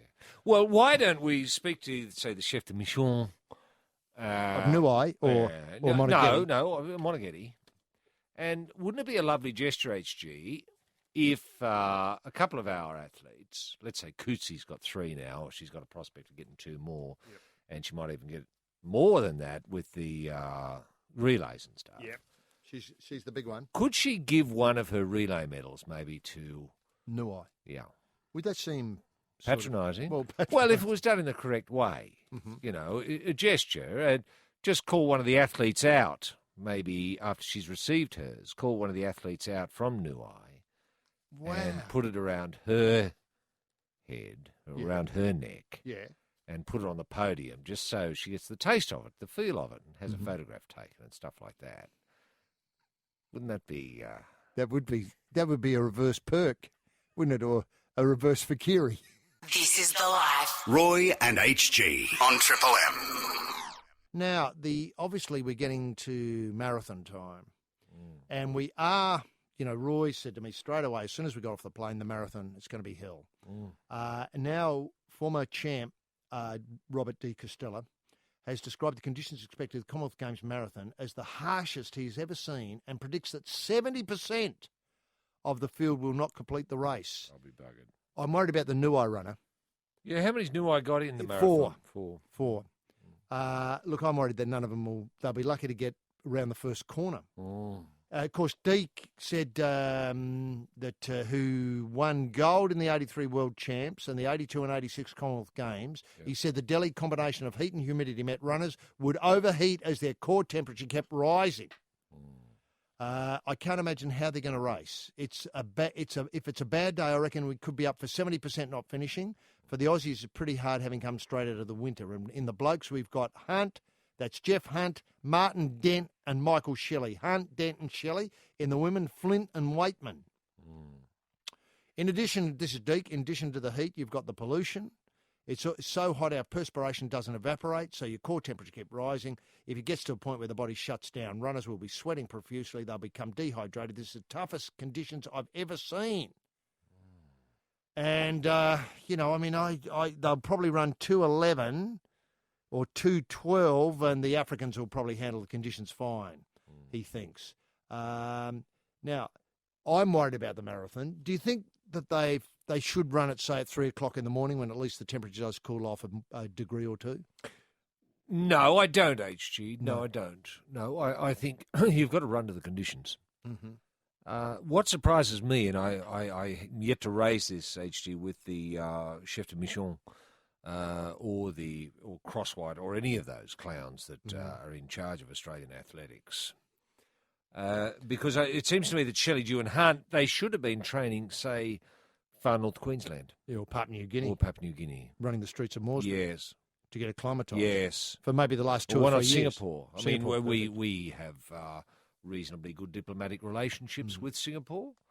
There's no reason why is it Centuri Island, actually? Was it Sentosa? Sentosa, where you could just run around. You don't get any locals there. No. There's no one there. To run around Sentosa, the Australian athletics should have hired Sentosa for a good training camp, say 5 or 6 months. Well, curiously enough, I think the swim team went to Malaysia, not a million miles from Sentosa Island, to have a go there for in the humidity that they expected to find in Delhi. Well, the last time we were at Sentosa, which is not that long ago, I said to you, Perfect. why don't we get our marathon people training here? I think Kemp was in charge there. He wouldn't have a bar of it. No, he wouldn't. No, he's just it was very blinkered in his views. Nor did Kate Ellis. No, Kate Ellis, yeah. And Arbib, I've heard nothing from. The Sentosa training ground, the secret Sentosa training ground. Look, can I just say, I remember in Greece they ran it at twilight. Yes. Like sort of ran. Well, I took that as a white flag. Putting the white flag up. I think marathon. If you get a genuine marathon person, and Deke's one of them, and Steve Monaghan, the chef, is say to them, hey, listen, when do you want to run a marathon? Really, doesn't matter where it is. They'll say middle of the day, the hottest, because that's where that's where the champions stand up. Of our 3, anyone can do a marathon at dusk. Yeah, true, yes. Roy, the marathon, and you, how did you sort of feel as though, some of your overseas, was it your best event when you went to the games overseas, or did you feel as I used to love it, actually, because it was a great opportunity to get to meet people from other countries.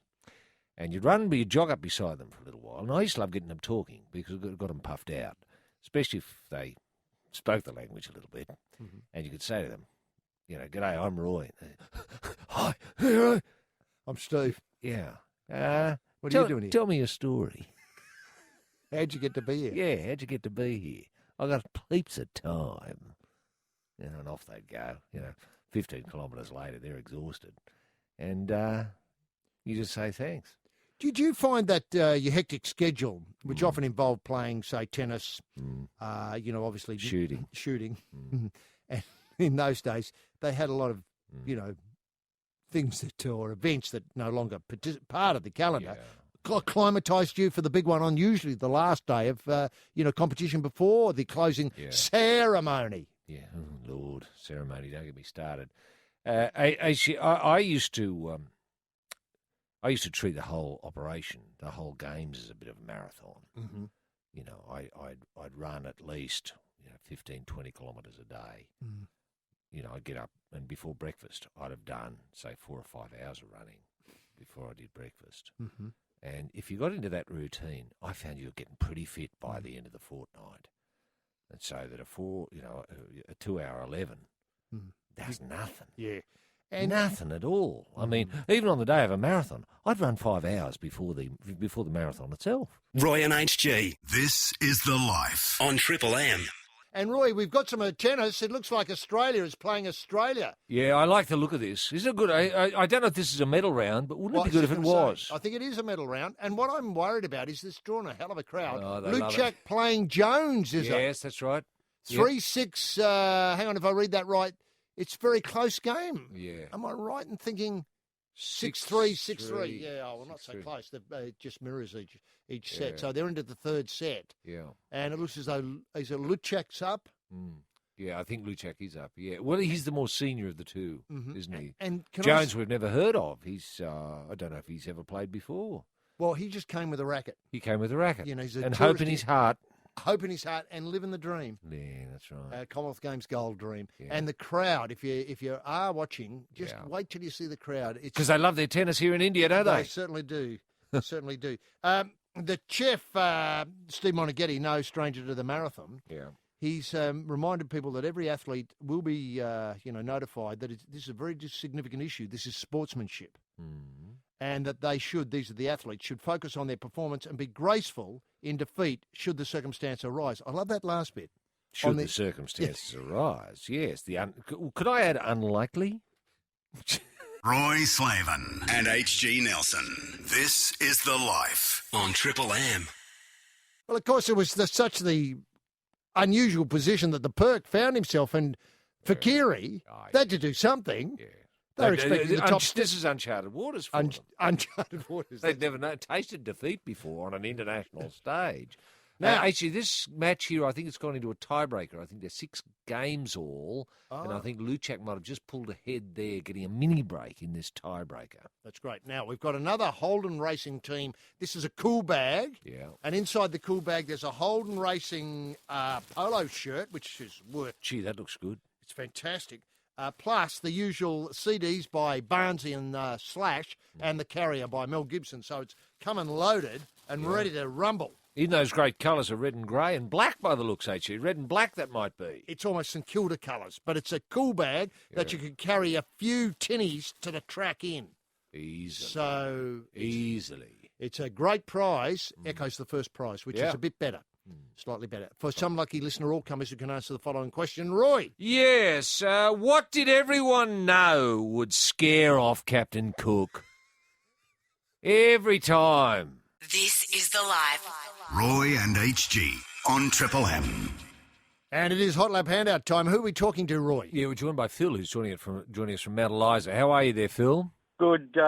Is this HG or Roy? No, it's Roy this end, mate. Roy. G'day, Roy. How are you, mate? Yeah, very well indeed. Now, I notice here, Phil, that you think the seat should be painted in Delhi for an illusion reasons. I think this is an excellent idea. The thing is, when HG and myself go up to the Central Coast on New South Wales and we go to Graham Park, you always get the feeling, because the way the seats are coloured, that the stadium is full even when there's no one there. Well, that's it, mate. I mean, you look at the Brisbane Lions there, and every time I watch them play, it looks like it's a full crowd. You know?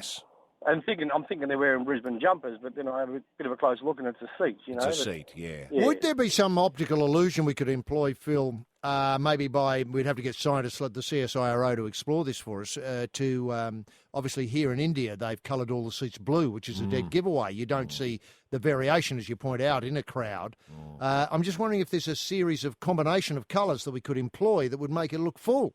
The other thing is, though, I'm just wondering if cardboard cutouts. Yes. Well, yeah, that'll work with a couple of turbans or something like that. I reckon that'd give you the same sort of illusion, I think, wouldn't it? Fair enough. Or even if people bought down, I'm not quite sure, I'm just thinking life-size, kids' toys that they may not have many of here in India. I must say I haven't been into homes and had a look. No, I don't think there are many toys. No, I don't think there'll be a lot of those. What about rubbish? What if people just bring their rubbish down and it's sort of put around? And form it into a shape of a shape. That's person. The trouble is, I think the rubbish is incredibly valuable, as nearly as I can tell here. People make living out of exploring through rubbish and finding bits of things that are valuable. Now, Phil, you've got a big day on Sunday in front of the television with a big race on? Yeah, look, I'll watch that. I'm a bit of a fan of Mark Scaife. Yes. I've actually met him a couple of times. His son plays football used to play football with my son. Okay. Down there at Mount Eliza and the Mount Eliza Demons down there. Yeah. Right. Did you ever try and race him home or anything? No, I didn't. I thought never entered my mind, actually. And what sort of car did he drive? Did it look fairly quick? Mate, I reckon when he used to rock up for training, he used to drop his kid off there for training, and I reckon every week he'd come in with this pretty flash-looking Commodore. Every week it was something a little bit different, you know. Yeah, right. But yeah, very approachable guy. Really nice guy. Nice guy. Very approachable. And did you talk about track design with him at all? Because I think he was responsible for the V8 supercar track they use that goes around the former Olympic Stadium area. Well, look, I didn't, but what I did sort of try and drop a few hints that I'm an engineer myself. And I sort of try to drop a few hints, see if I get on his pit crew there, you know. But never quite happened. No. What would you like to do, Phil? Would you like to work the tyres, maybe? No. I'd like to be the bloke at the front. Oh, that's actually Formula One, isn't it? But same thing. No. Well, they can adapt it to V8. If you want to be the bloke at the front with what appears to be a sort of trolley to lift the car a bit. Yeah, I don't think they have those in that, do they? But they could have a stop sign or something. That'll work. Stop sign. Perfect. Yeah, now, on that positive note, Phil, let Roy set out the question, have a swing. Now, what did everyone know would scare off Cookie? Mate, showing those red teeth, you know. Absolutely right, Phil. Absolutely right. And I noticed you played golf. Have you got a round planned for tomorrow before the big race? I do, yes. I'm a member down Devil Bend, which is down the peninsula down there, and I sort of play every Saturday. And they've got a game on there tomorrow, so I'll be playing. Is Moona Links very far from Devil's Bend? It's getting a little bit further down towards the peninsula down there. Another half an hour. Yeah. Yes, yeah. I only raised this because I noticed the competition which has been there, a very big part of the circuit. For some reason, they've had to pull the pin on it. I think this week. No, I didn't hear. I've been in Tassie. I'm just actually driving home from Tassie. I haven't heard much local news this week. No, that's right. And this course, is it a links sort of course at all, Phil? Or? No, it's just sort of generally long, tree-lined. Yeah. A little bit hilly, pretty tough course. Yes. A bit too hard for me, but I have a go anyway. Right. And when you say you're driving home from Tasmania, what are you on the Princess of Tasmania coming across on the ferry? No. I've just coming home from the airport. I flew in today and just driving home. So. Okay, so what, you parked at the airport all day while you flew to Tasmania, now you're back in the car? That's it, put it in the long-term car park. Now, is this from Tullamarine or from Avalon? No, Tullamarine. Tullamarine, just go there and put it in the long-term car park and off we go, yes. Good. Okay, well, you're the winner of this fantastic cool bag in the Holden Racing team. You'd be able to take that down to footy training and obviously, that'd be a conversation starter with Scaife. You've got also, you might be able to wear the Scaife polo shirt, and when you've stopped watching Bathurst, you can look at Carrier, and while you're driving around, you can play Slash and with that on and wear, and with that, you could pass yourself off as Mark Scaife. that all awaits you, Phil, and thanks very much for being part of the Life on Triple M. This is The Life. Roy and HG on Triple M. Now, Roy, sadly, of course, the satellite will go down soon, and so we won't be able to continue this. But there's a host of highlights on tonight. Skip's in. Skippy Hugel, yeah. Yeah, around about 9:30 p.m. Eastern. He's doing the 100 fly. People have described he missed out on a fairy tale gold. Is that how you saw it? Yeah, I did, yeah. But you thought the finishing coach... if we had a finishing coach, Skip would have had a bloody goal. Yes. He gets another chance. He was the 1998-2002 gold medalist. Yep. He's qualified fastest for the final, a full second clear of the nearest competitor. Which is good. Even without Andrew Lauterstein, ruled out through illness, it looks like another Australian, Chris Wright, could be Skip's big danger. Do you reckon Wright will let him have it? No, I think Skip will earn it. I think this will be the moment, Skip's moment.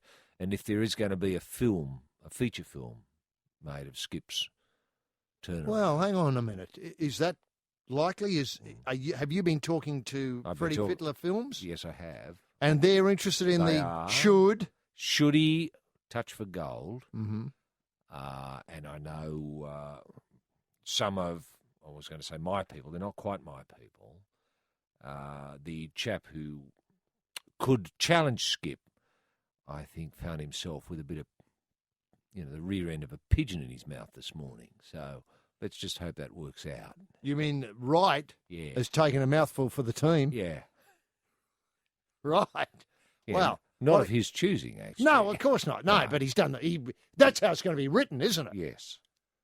Yes. Because obviously you'll see him being held down, people coming in from the pool with a handful, shoving it in. That's it. It's very dramatic. Yeah, it is. Have you thought about... Great scene. Yeah, great scene. Have you thought about casting it at all? Have we got anywhere with let's face it, the central part's very difficult. And with Jamal Idris tied up on the Barking Mad story, That's true. He'd select himself to play. Well, Russell Crowe we're looking at as Skip. And would Russell be prepared to bulk up to go to 150 kilos? I don't think he'd have to do anything, actually. I think he's right. I think he's getting him going in the opposite direction. It's the back half of the film that I'm worried about.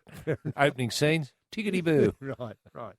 And, when you work with Russell, does he like a lot of screen time? Him on the screen a lot of the time? I mean, obviously the Skippy story writes itself. Yes. And I'm just wondering if, Russell just has to ad-lib a little bit, from scene to scene. We just set it out in the car on the way to the pool, thinking I can't just do let this him know anymore. where the camera is and just say, we'll follow you, mate. Whatever you want to do, whatever you want to say, we've got you covered.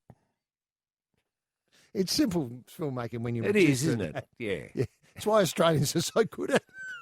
Now, obviously in Delhi, we have to thank everybody from Matty back in Chopping the Sound, back in the Sydney studios. Yeah. And Ned on the phones and the phones. He sort of, when I look there now at the phones, just as well no one's ringing. And obviously Garfield did an incredible job. Yes. Patching together. It's not easy working with All India Radio. No, it's not. Because he's done very well. Different system. Well, different, they got PMG plugs over. I know. Old, from the Raj, left over from the Raj. Yep. And I think, that he's great when you go out. He knows every dish on the menu and he's eaten them all, and he can guide you around obviously, what I call the ones to avoid. The bowlums. Now, look at you next week. Monday, we're back in Delhi. Yeah. Have we got a bit of cock on as we leave? I think we have. Yes, the cock is on. Yeah. And somebody taken one in the face. Didn't look very attractive, but that's just facts. I can only report it as I see it. Anyway, and of course the chairman, who's eased the way forward on so many occasions here with... Did he go into work today? No, he didn't go into work, but he was out trying to get the elephant off the road for us to drive the car in earlier. So he's been sort of seeing things in the distance. Anyway, on Monday I was getting around to saying we're back in Delhi, and then all next week we're broadcasting we're live here, right here in Delhi. Every day with the shocks of your life. So it's the life and the shocks of your life all next week, right here on Triple M. Bye now. Roy and HG. This is The Life on Triple M. Roy and HG. The Life on Triple M. Yes, sir. Thanks very much indeed. Diamond Jim Daniels in the Triple M soundproof booth. And Jim has dedicated today's reach, well, no surprises really, to Lethal Liesel, who snared her 10th Commie Games gold in the 4x100 relay, and to Croaky, who one of the few people in any sporting endeavour at the Commonwealth Games level who now has bagged gold in 2 completely separate disciplines. About 8 years ago, Croaky turned out in our gymnastic team and got gold, and now with, I think it's Melissa Wu, she's got gold in the diving, the synchro diving off the 10-metre mark. Tremendous achievement. I mean, we're just starting to turn heads now here in India, and Roy and I have done some polling, and we think now 0.00086% of the population know the Commonwealth Games are on here in India. So it's incredible. It's a real reversal of what it was last week when 0.00017% of the population knew it's on. And I put it down to Croaky and our $1 Million Quartet, who Jim has also dedicated his reeds to. Obviously, the $1 Million Quartet, the 4x100 relay, lethal. The quartet is fleshed out by Coochie, the Sea Bomb, and the Ship. I just hope we can get them shoehorn them into a product. I mean, in the old days, I remember the Awesome Foursome. I don't know if anybody listening today would remember the Awesome Foursome. Goulburn Valley. Correct. They did incredible things. They were 4, what Roy had described as disembodied heads rotating around a punnet of Goulburn Valley fruit. It was just unbelievable. It did incredible things for the sales of Goulburn Valley fruit. So much so you couldn't remember it. Correct. Because I only think there's one sort of tin fruit in Australia. Anyway, well done to our Sheilas there. And ladies and gentlemen, boys and girls, welcome to The Life, live from Delhi with Roy and HG on an afternoon when too much sport is barely enough. And what a weekend. What a weekend of sport indeed, and the best weekend from 2010. And before we go on, can I welcome everyone to our Mary McKillop First Aussie Sheila Saint edition of The Life, live from Delhi. And, look, I'm looking forward to it. I'm not quite sure when the big day is. 17th, so a week away. A week away. And we bought a lot of souvenirs. And I've got a few relics of the McKillop years, mainly from Penola, where she was a big wheel, a big noise for many, many years. And it's great to see her getting the gong at last. AFL and Brendan Favola was cleared to take off for China for the Demons v Lions clash. Shanghai, you can talk about India being part of the world, but Shanghai is literally the new frontier of Australian sport. By 2015, the AFL is anticipating most matches will be played in China. This fixture, this Demons v Lions fixture, is made possible by I think by the great work of our V8 supercars. Remember, they were pioneering here or there in Shanghai. It's not very far from here in Delhi. Some years ago, I think then they got excited about Dubai, or was it Abu Dhabi, and went to one of those and skirted past the Shanghai round. But look, it's great to see the AFL plugging a gap and plugging away. Incidentally, imagine the mayhem when Brendan is let loose in China for a day or two. I mean, people still fondly remember the damage he did in Ireland on a footy trip several years ago. And now imagine that mayhem and times it by a factor of 4,000.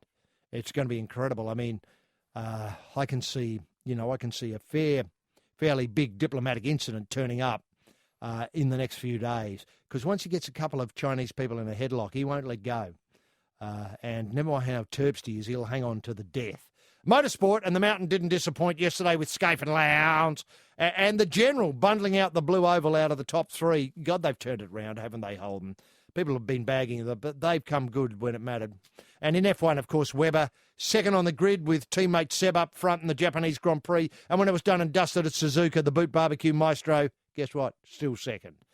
World Game and Holger's Heroes. That's how I'm describing them. Holger's Heroes dismantled the Paraguayan tilt at the Sydney Football Stadium Saturday night. The Tien 1-0. 1-0. They just couldn't handle our uncompromising boot up the date, push you off the ball, grab you around the throat style. I mean, it was great to see Australians playing as Australians know how. They were let off the leash by Holger. There's no doubt about it. He's really warmed to the Australian way. There was a little bit of route one every so often, and the defender got the goal. That's what I liked. Sure, it might have been a ricochet in off somebody, but it doesn't matter. He got the goal. The big names did bugger all. Kuehl, was he there? Kale, was he there? No, I don't think so. Anyway, look, it was just great. And that whole thing that was hidden in the Verbleek years is now somehow mushrooming even better than ever. You know, that shin high tackle in with the studs up, all that sort of stuff, push him over when the ref's not looking. Great. Great, we're back. And in A-League, the Heart take the points in the derby, the Melbourne derby. Commie Games, obviously a total triumph. And the Silver Sensation Skippy completes a fairy tale with a golden finish in the 100 fly. You know, I thought on, let's say Friday when he pulled up, within a touch of the fly, the 50 fly, I thought we were going to have to live with the idea of a silver boy who was still golden in our hearts. But now he's brought home gold. And this film, Skippy, to Hell and Back, starring Russell Crowe, has been green-lighted with shooting now to start in 2011. Russell said at the weekend, he said, the idea is so ambitious, the scale so daunting, I just had to get involved. So that's great, isn't it? It's great to have, when you've got promotion like that, it's just makes it so much easier. Racing, and I hope punters were able to clamber on board the Anchiva train in the Guineas on Saturday. Our other selection, Flacati, did bugger all in the next race. I mean, I forget, it was just a blur after I got the money from Anchiva. But he did bugger all. And I don't mean to be unkind to the horse, but he's in danger of being dumped from the Life stable unless Roy can get inside the horse's head later this week when we get back from Delhi.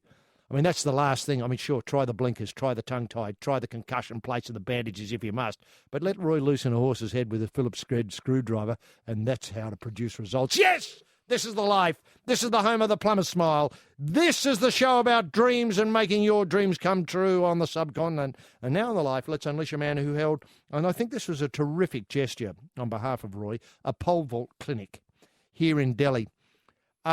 We've got a lot of starters in the pole vault. I think it gets underway about 9 p.m. Eastern Standard Time in Australia. And a lot of what I'm calling is a walk-up field. They've never seen a pole. They've never gone high. They've never stuck it in the groove and yanked on it and been pulled skywards. Well, Roy did a clinic for them and introduced a lot of first-timers to their pole for the first time. This man believes knowing the pole is the key to medal success, that and a lack of vertigo. And let's not forget, Steve Hooker flies with vertigo. He gets up the top there and gives himself the shits every time when he looks down and wondering if he can hit that mat. Obviously, sometimes he almost misses. That man is rampaging Roy Slaven, and we can get him on the job with his pole by simply asking what caught your eye in the swirling soup of the sporting swamp over this very, very special weekend. Frosty? Yes, thank you very much, Captain Gold. I agree with you, HG. The Socceroos, how good are they now? Oh, I know. I mean, with this new polish, with this new... Let's not forget our roots, but let's take it a little bit forward. Style that's emerging, this new Aussie style that's reminding us of the old Aussie style in a way Verbeek could never master. No. Never understood it, never got it. No.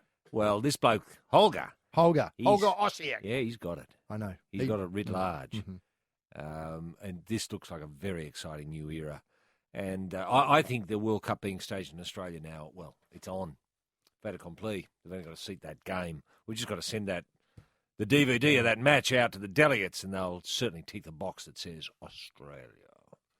Scaife and Lowndes, the greatest team ever.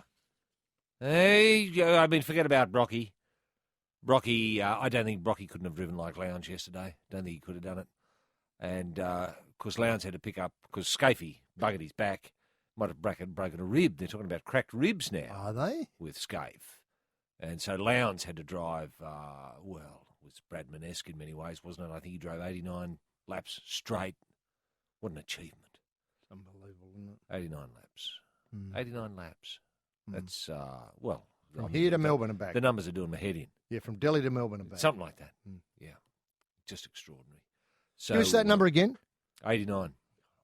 It's unimaginable. It is unimaginable. Yeah. Inhuman. Yeah. Inhuman. Yes. And to think that they won, because he could have driven 89 laps and powdered. Yeah, he wasn't going to powder. No, not Lowndes. No, not Lowndesy. No way. Marcus North, could this have been a career-defining innings, HG? We've just seen, that might... although the Little Master, I think he's 82 not out at the moment. The Little Master playing for India, of course, who scored his 14,000th run. Yeah. Might have been late last night, yesterday evening. Incredible. We could hear the cries, the shouts, couldn't we? Even in Delhi here. We could. Some people are calling him the Lowndes of cricket. Yes, they are. But I don't think the Little Master could have gone around 89 laps. The mountain 89 times. No way. I mean, honestly 74 maybe, not 89. Put the Little Master in a car, and I'll tell you what, he's got ordinary. Now, very few people are talking about Michael Diamond silver in the single trap. I mean, what a great achievement for this Master Blaster, this bloke from Goulburn. This hero who might have taken gold in Sydney Olympics. Sydney Olympics. Might have been our first goal. Yeah, 10 years ago. Well, he's still got an eye. Still can see the crosshairs. Still can see the target. Mhm. Still pull the trigger. That's a hard bit. That's the hard bit. When to pull. Our oldest athlete shoots at the wrong target. On the other hand, we'll get to that story a little bit later on. Bit of a sad story at the what about the rapid fire pistol. These things can happen. They can. You just see the wrong target. You just see a target. You just blast away. Happened to be the target of the bloke next to him, who won a medal. Get to that later. It's a great story. The Rajasthan Royals banished from the IPL. What's Warnie going to do? What's Watto going to do? Watto and Warnie are both clubless when it comes to your IPL in India. I think there's another auction, and they might be able to pick they up might a be able to team. pick them up. Okay, yeah. I think there are some sort of financial troubles that, that didn't It's pass as audit. crooked as the Common Games, that that's right. IPL. Well, yes. I mean, I think the same sort of figures that the Rajasthan Royals put up look very similar to the figures that were put up, say, by the coalition in the last election. Don't bear scrutiny. Now, Anastasia Podionova, she brings home the tennis gold. Wasn't that great? Despite a lunatic fan shouting a choke every time she went to hit the ball. And the reason this bloke wasn't escorted, frog marched out of the park, is because he's the leading tennis journalist in India. And the only one at the game. Yeah. I'm not talking about No. crowd. He's the only member of the crowd. I know. Hensby, 452. This is The Life. Roy and HG on Triple M. We're seeing some pictures here in the IBC in New Delhi of the table tennis. Yeah. And the crowd. Haven't the Indians fallen in love with table tennis? Their romance is very similar to the romance they have with the long jump. Exactly, and I've got to say is that here's some very funny shots of the interviewer now trying to play. I think it's William Hensel, the number one Australian player, and that's working out really well. And now he appears to play the It's camera. not Bill Woods, is it? No, it couldn't be. Bill's back in Sydney. Look, the thing is on the wide shots. Look at that. It's just the knowledge too of the ping pong is unbelievable. Yeah, sure is. This is The Life. Roy and HG on Triple M. And now we take you live to the ping pong and Meow and is it Wendell for Australia or Hensel it might be. Hensel, yeah. They're really taking it up to this Canadian no-name combination. Yeah. And I literally mean that no-name combination. I haven't seen them referred to in any of the coverage. I think one's Hui. Now, you're right. Absolutely right. Yeah. Now, look, 2-1. And in the fourth set, 2-1 to Australia. And in the fourth set, Australians are up 11-7. I think that's it. I think we've done it, mate. I think that's it. We're through to the next round. Isn't that tremendous? We're blowing the Canadians right away. I don't know who we're going to meet in the next. I think, I've got no idea. We'll find out in a This little wasn't bit. for a medal, was it? It could be close to a medal, but I can probably go to the records here, the extensive records we have in New Delhi here in Triple. It's Hensel and Meow, tremendous effort there, just bringing it home. Ho and Luo. Ho and Luo from Canada. Canada was smashed. They're smashed. Yeah. I don't think we'll be seeing them at this level for some time. No, I, if anything, their desire to play would have been extinguished completely as a result of today. It was a reverse of a career-defining moment. Yes. Now, speaking of career-defining moments, let's concentrate on this terrific event that happened at the shooting. Yes. Australia's oldest Commonwealth Games athlete missed out on a shooting medal after making the mistake of firing at the wrong target. Michelangelo Giustiniano, 58, in November. He's struggling to come to terms with the error that cost him a chance of silver in a drama-filled final in the 25-metre centre-fire pistol in Delhi. Giustiniano said, I'm gutted. That's the best way to describe it. Gutted. You see it happening with shooters who first start out and don't understand the system, but I don't recall the last time it happened to me, if it happened at all. It's unbelievable that I do this. I'll get my head around it eventually. What is a hard thing to get your head around, isn't it, especially when you're gutted? Well, I reckon it'll take him some time. Yeah. I don't know what He may never recover. He might be like those Canadian bloody ping pongers. Oh, that we saw in 2010. Yeah. Yeah, well, they're still not with us. No. They've never come back. No. Look, can I just say also is that I'm just hoping that Mark Arbib, the Minister of Sport, have set aside some money for rehabilitation. Thanks. For this bloke. Yeah. That's right. It's like a post-traumatic stress syndrome. well, I suppose you call it a sporting trauma, a post-sporting trauma syndrome. Yeah. Yeah. Well, I've left out the stress there, but well, you know that's what I mean. right. Yeah. It's hard to find an equivalent, a sporting equivalent, isn't it, to shooting someone else's target? Yeah. It's very hard. It's I don't know. I've been stressing all night about this, how to explain it to people. Yeah.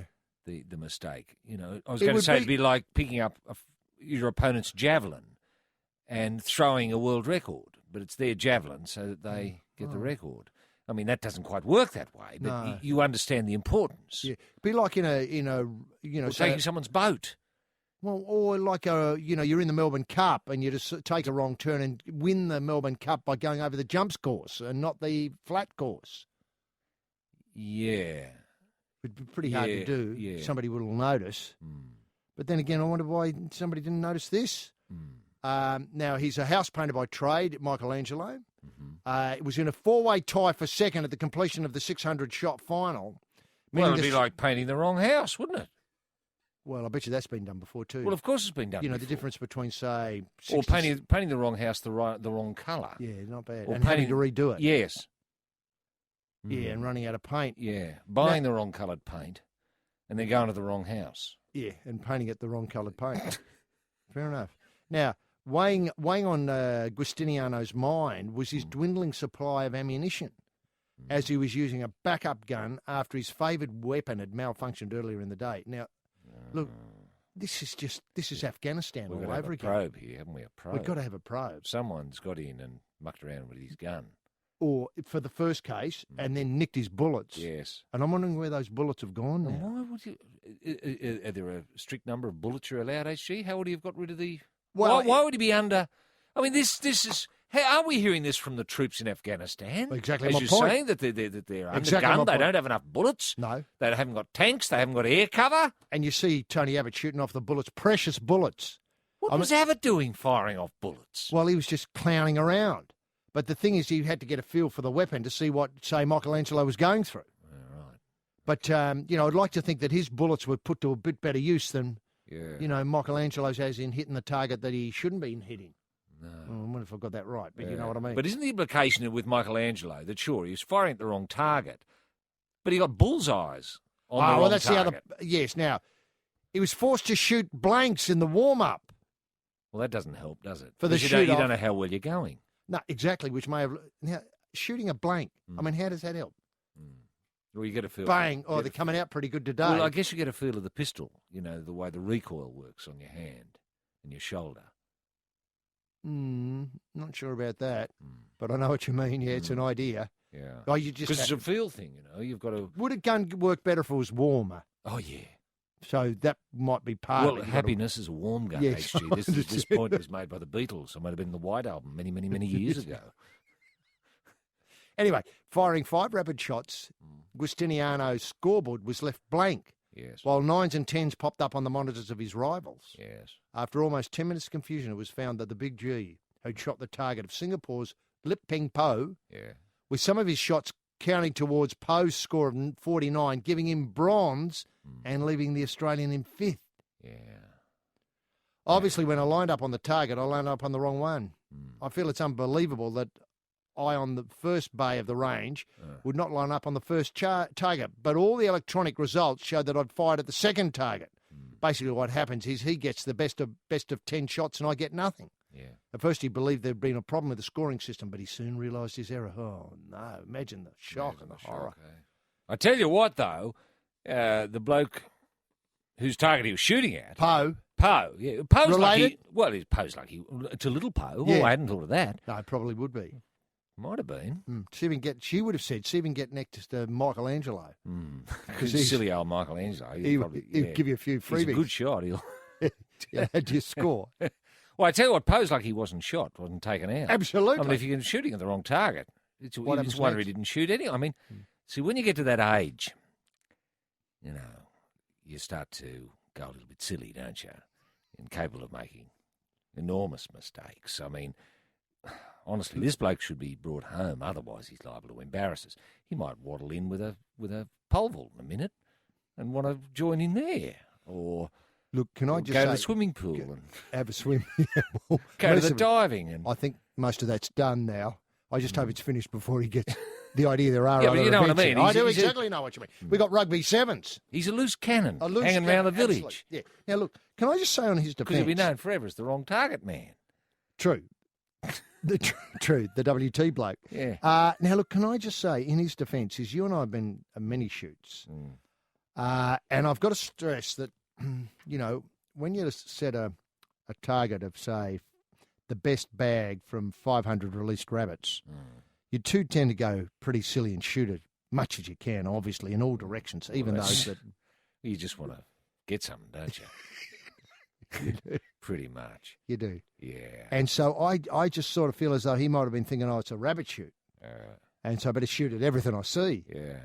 And so this is easy to explain because it was obviously a Well, target and controlled circumstance. You'd imagine we'd have some coaching staff there who would have grabbed him and said and walked out of there. It's only 25 metres away. It's not as if he's shooting Stood in front of over the target. horizon. Yeah, stood in front of the target and said, "Me, And pointed. aim at me, Pointed. Michelangelo. Hey, here, toward me. No, wait till I go." Why does he talk in a funny accent? I don't know. Look, I don't know. Why doesn't he point at the target? He stands in front of pose. Oh, yeah, but and error of points up. parallax, HG. He Oh. might have done that. Oh, But error of parallax, you know, silly old Michelangelo, you know, paintbrush in the wrong pocket, might have blasted off. Yes. He says only the system between my ears failed. It's a heartbreaking blow for the big G who came out of a 10-year retirement for these games. Oh, no, it gets worse and worse. You can see what happened, don't you? Can't Yeah. you? He just waddled put the brush down and Picked up forgot the where gun. he was. Yeah, waddled onto the bus. Waddled onto the bus Oh, with a gun in his hand. oh, And they said, hey, Yeah. sit down. Yeah, and gave him accreditation. That's right. He won the gold medal in the Commonwealth Games in Canada in 94, won gold and silver in Kuala Lumpur in 98. Did he do that or was the bloke next to him? No, I was going to say he won those under assumed names. Yeah, right. You know, Yeah, not right. his assumed name, Yeah. but he's Yeah. obviously when they called Poe out, or the Sure. equivalent of Poe, there he Sure. was. Before he... He wasn't called in to do the repaint of the shooting complex, was he? He probably was. He missed out on selection for the 2000 Olympics. Oh, Lord, just as well. Just as well. And quit the competition. Maybe I should have kept at it. India's Singh, Harpreet Singh, won the gold medal from countryman Vijay Kumar, who took silver. Now, this bears out what we say about shooting in India. It is their number one sport. Oh, it is, yeah. And it's terrific television here, the way they cover it. Oh, I know. It's magnificent. It's magnificent. Yeah. Yeah. Well, you can see the difficulty. I mean, really was a wasted opportunity because it was in there. They had silly old wobbly brush man. I mean, they've Could have got been the gold. right target. He could have got gold. You know, he's one of those loose cannons that when he hits, he really hits. Look, can I just say, are you counting this as obviously 61 gold plus one, the PSO gold? Yeah. Are you counting this as plus two now? I think, maybe silver. So we got 61 plus one PSOs. 39 plus one. one. Yeah. The wobbly G. Yeah, and you've got to remove one from Singapore. Yeah, give it back to us. Give it back to us. Right. Yeah, they shouldn't be taking that bloody medal. No.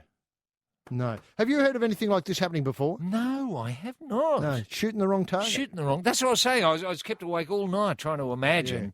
You know, it'd be. I don't know what it would be like. It'd be like I don't know. See, most sports wouldn't be allowed to happen. You know, let's say punter goes a little bit silly and finds himself waking up in the Indian dressing room. It wouldn't matter if he went out to bat for India. Someone would stop him. Or they just count his score as part of the Indian total. Well, yeah. Well, that's what's happened with Michelangelo. That's what here. Yeah, but something had happened. Someone had go, like one of the umpires, own goal. Tony Crow. One of them would go up and say, "This Billy is Bowden. punter. Wake up." Yeah. You right? You right here, Philly? Should you be wearing that blue helmet? Shouldn't you be? Shouldn't you be spitting on your hands at point? That's right. Now, can I ask whether it'd be like an own goal in hockey? Yeah, it is rather, isn't it? Yeah, well, yes, yeah. But it'd be like... But several own goals. And you'd be wearing a foreign uniform as well. Yeah. Yeah, I'm just watching some hockey now. Where who's this? Australia playing England. This could be a grudge match. Yes. Have I got that right? And the think score you're at the right. moment is 0-0. And I assume the winner of this will play India, HG. I thought we put away India. We'll have to work on that. Well, I think India put away Pakistan rather severely earlier today. Okay, fair enough. So we're up. So this can't be a medal round yet, but not far away. Not far away. No. This is The Life. Roy and HG on Triple M. Roy, just coming to that wonderful display by Australia at the Sydney Football Stadium Saturday night against the Kings. The Kings of South African football. South American, maybe. Sorry, South American football. Yep. Paraguay. Well, they're probably the Kings of South African football. They'd bash up most of those South African teams. They would.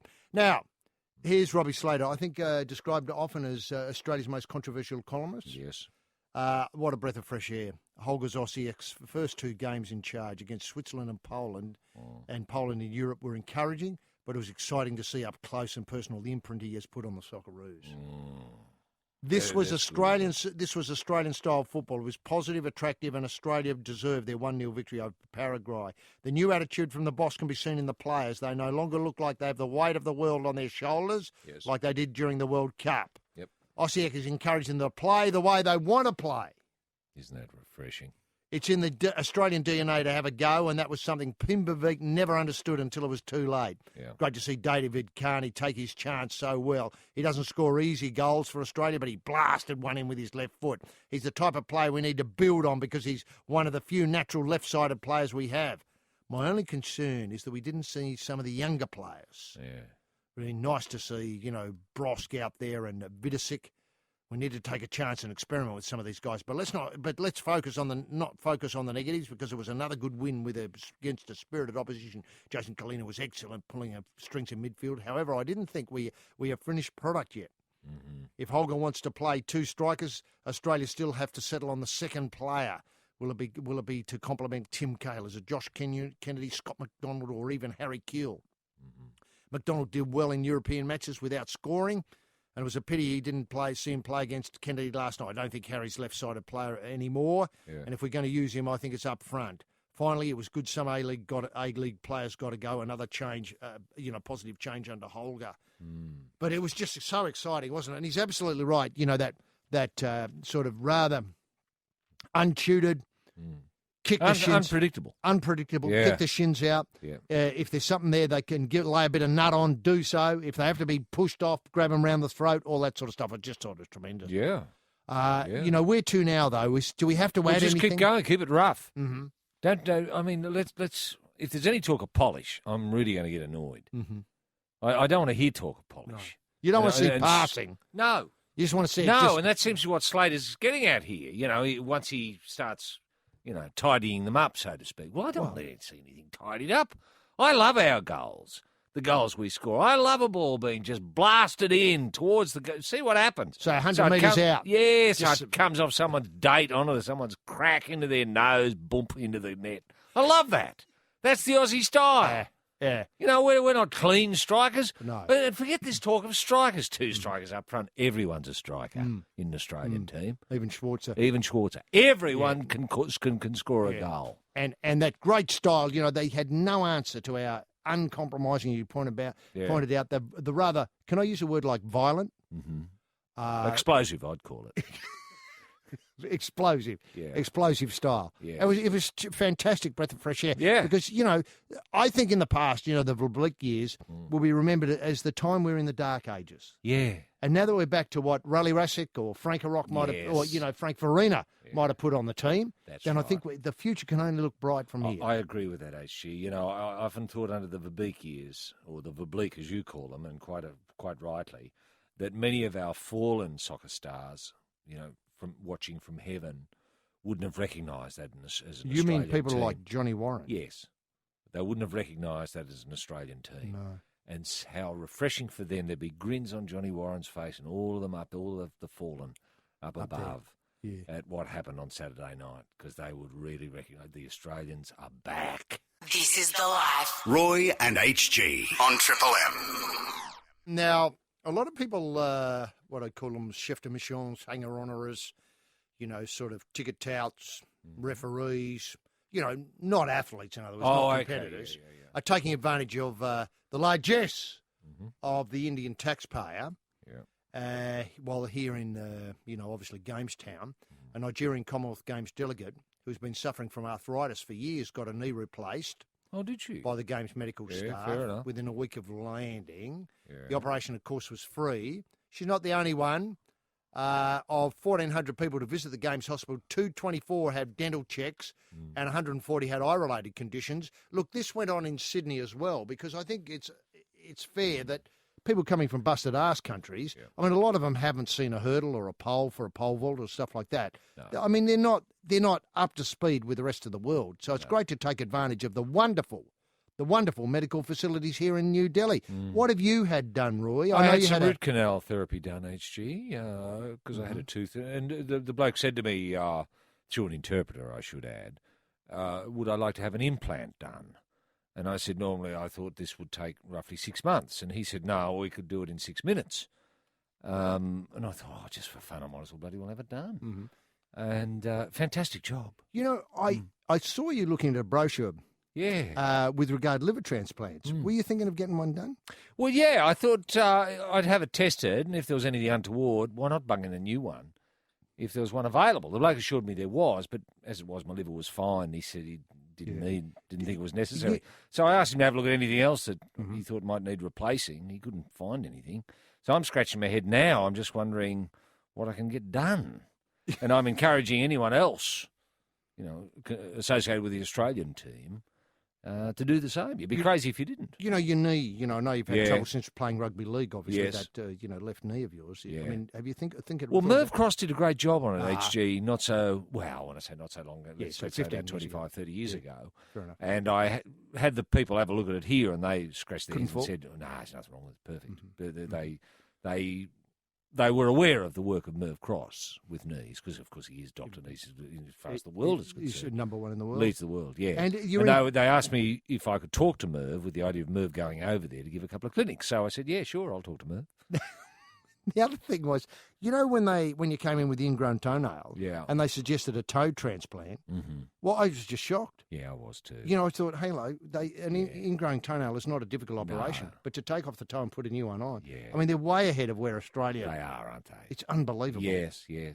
I asked them, where do you get all this? Because they said when the toes came up, they said, you want a toe? Come and have a look at our toes. And they had a couple of 100,000 toes there, HG, all... ready to go. Just iced up, ready to be stitched on. Yeah. I said, where do you get them from? They said, don't worry, we've got plenty of those. Roy and HG. This is The Life on Triple M. Now, the long jump.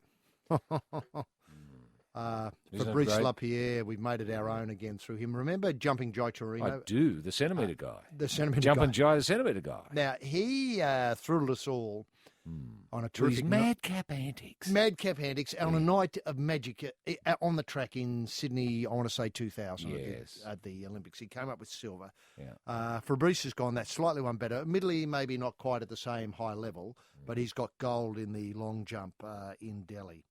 But the Murdoch people got the great story saying that he's warned us it's only a matter of time before he does something really crazy.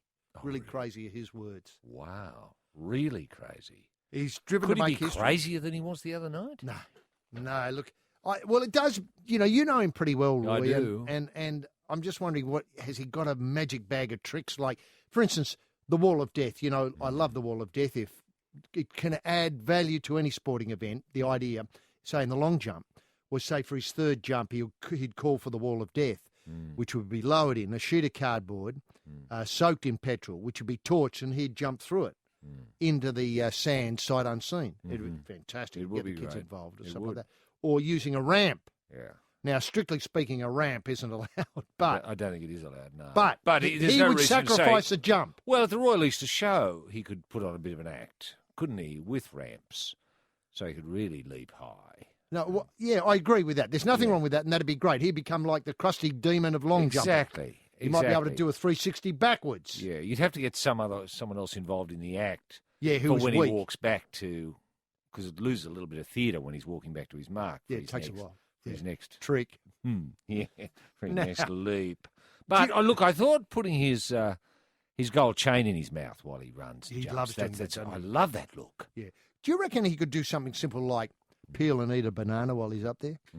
Yeah, I mean, just something for the kids. Well, he does get extraordinary height. He does. For his Royalist Show. Oh, well, of course. Because yeah. he might, it depends on how they organise it, but he could be 100 metres in the air. He could easily. do whatever he likes Easily while could he's jump coming from building down. to building. Yes. Now, look, I reckon he could jump across the harbour in Sydney at one point, if it's narrow enough, and they might be able to build out a ramp. That'd be something. Now, what I'm trying to get to is, look... You become a sort of Evel Knievel of the long jump. Is that what you're getting at? I think he could. He could really develop. What I was trying to get to, though, earlier was, or just slightly earlier, was the idea that the Commonwealth Games, I don't mean to be, and it would be wrong, and I hope people aren't getting the idea that you and I are just knocking the Commonwealth Games. We because haven't we're knocked not. it at all. We're not. We love Certain it. aspects we don't see eye to eye with. Yeah, well, that's, and there's quite a few of those, now that I think about it. Yeah.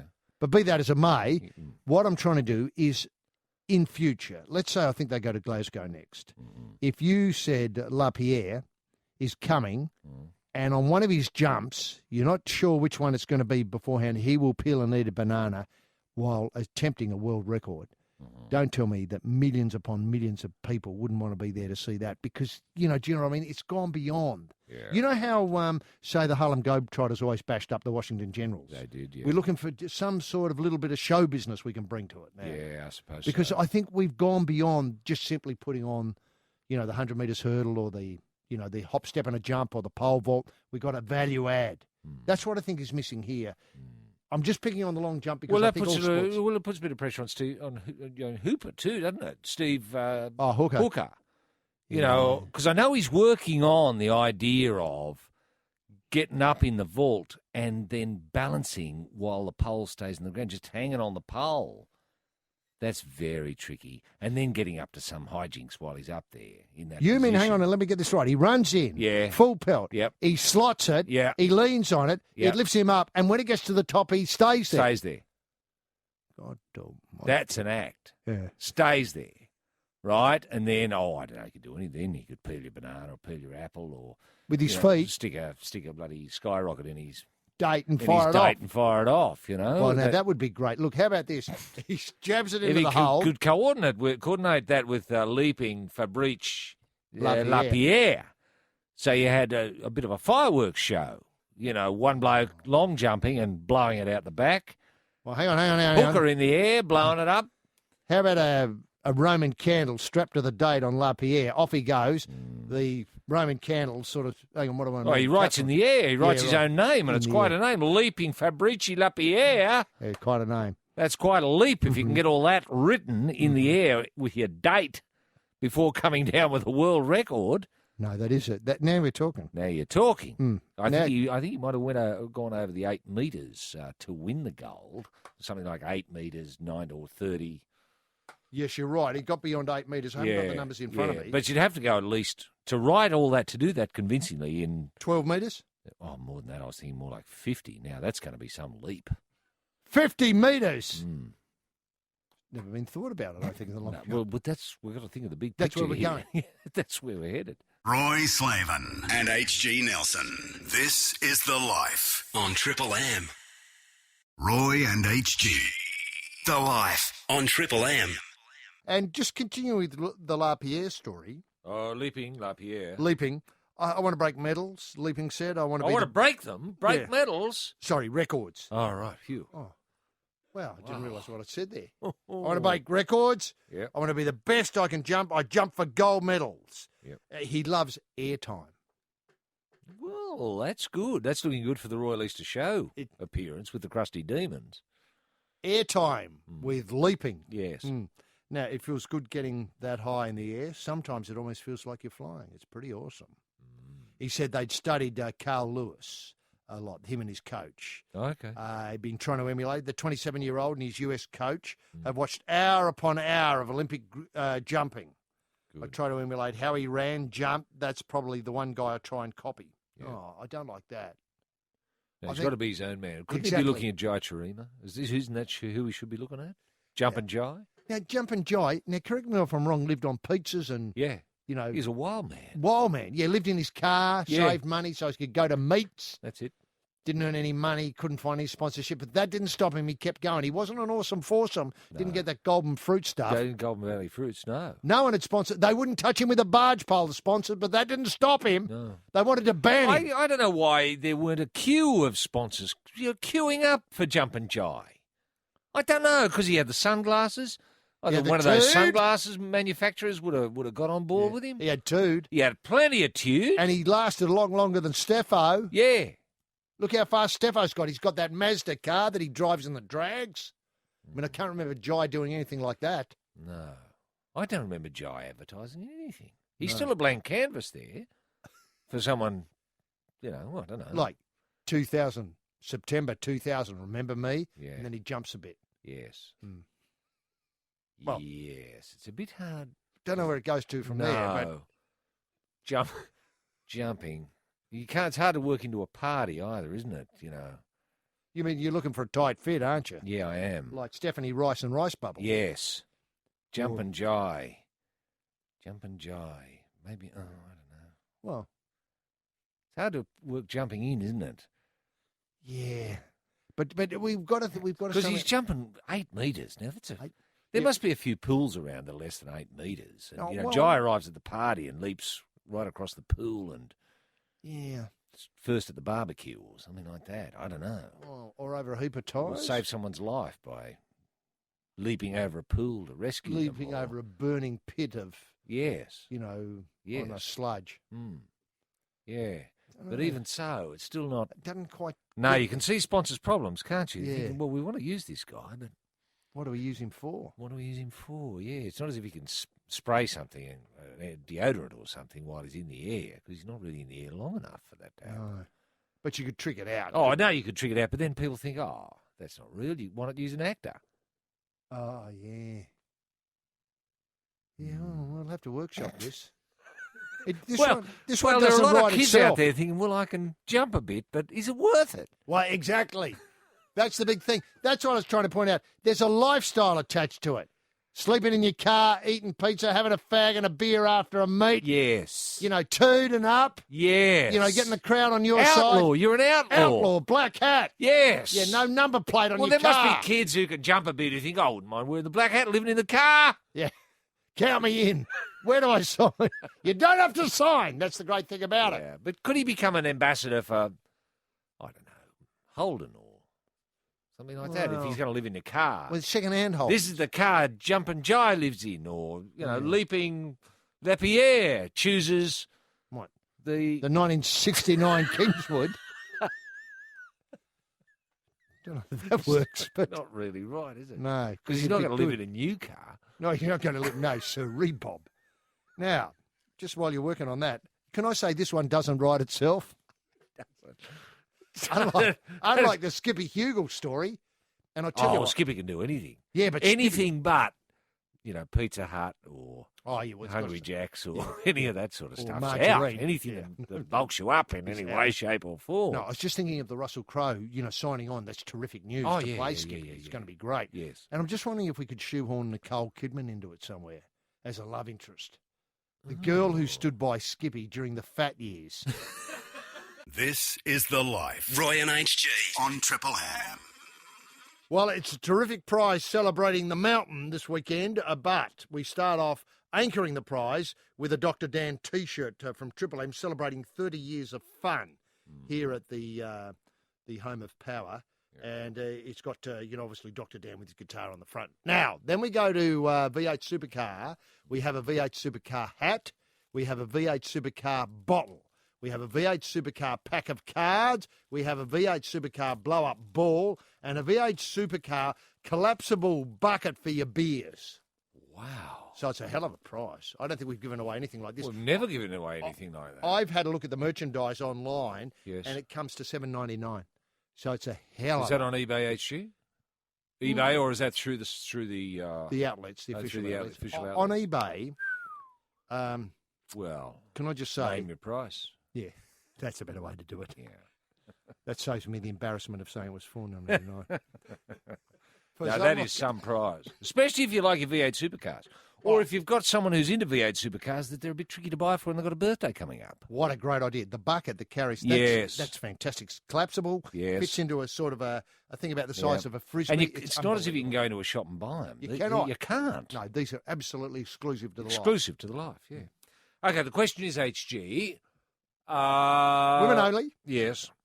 How far will leaping Fabrice Lapierre, or Leaping Lapierre, have to leap to write his name in the air with a Catherine reel in his date? Now, we imagine he'd be doing this act at the Royal Easter Show.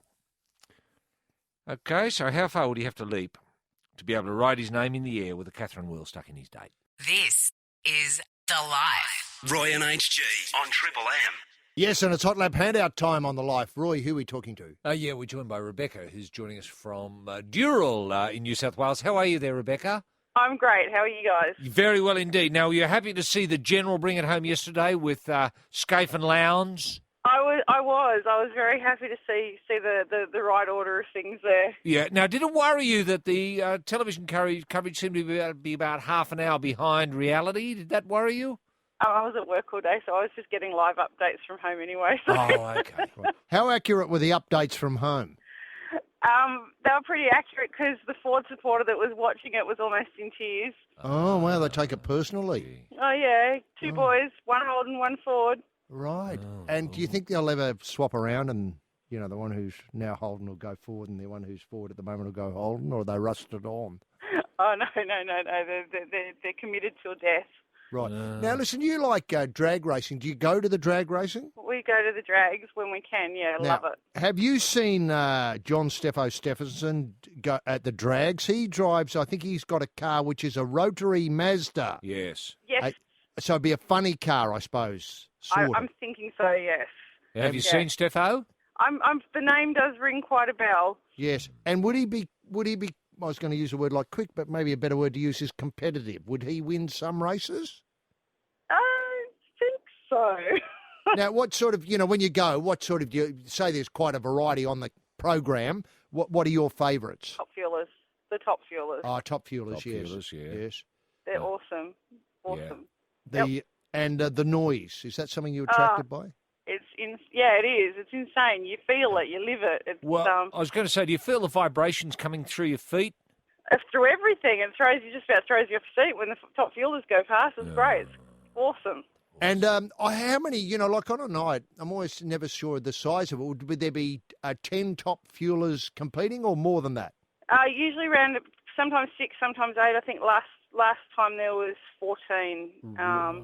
And not are enough. there favourite cars? Do you get attached to certain drivers? Well, drivers, I suppose, is a better way of putting it. No, I'm non-selective. Okay. You just like to see winners. Yeah, that's it. Yeah, just like to see competition. And, a bit of a stack every now and then. No, I understand. That goes without saying. I mean, we wouldn't go, or we wouldn't put it on unless there wasn't the possibility of having a praying. That's it. So, bit of a blow up is always a good thing. And is the season start about now, or does it go? I think there's another meet. If it's not this weekend, it's on the 30th, I believe. Right. Oh, that's very good. And what time do these events usually kick off, and what time do they finish, Rebecca? Is it like 4 hours, 6 till 10, something like that? No. There's Friday nights, and then there's all day Saturday to around about 9, 10 Saturday night, and then all day Sunday. Wow. And your youngsters like this as well? Yeah, they love it. Yeah. Good. And they're not just going for the bucket of hot chips, I hope, are they? No, not at all. They're going to appreciate the vibration. No, they do. They appreciate the vibrations. Very good. Now, Roy, set out the question. Rebecca, have a swing at it. Rebecca, how far will Leaping Lapierre have to leap to write his name in the air with a Catherine wheel in his date at the Royal Easter Show? 50 metres.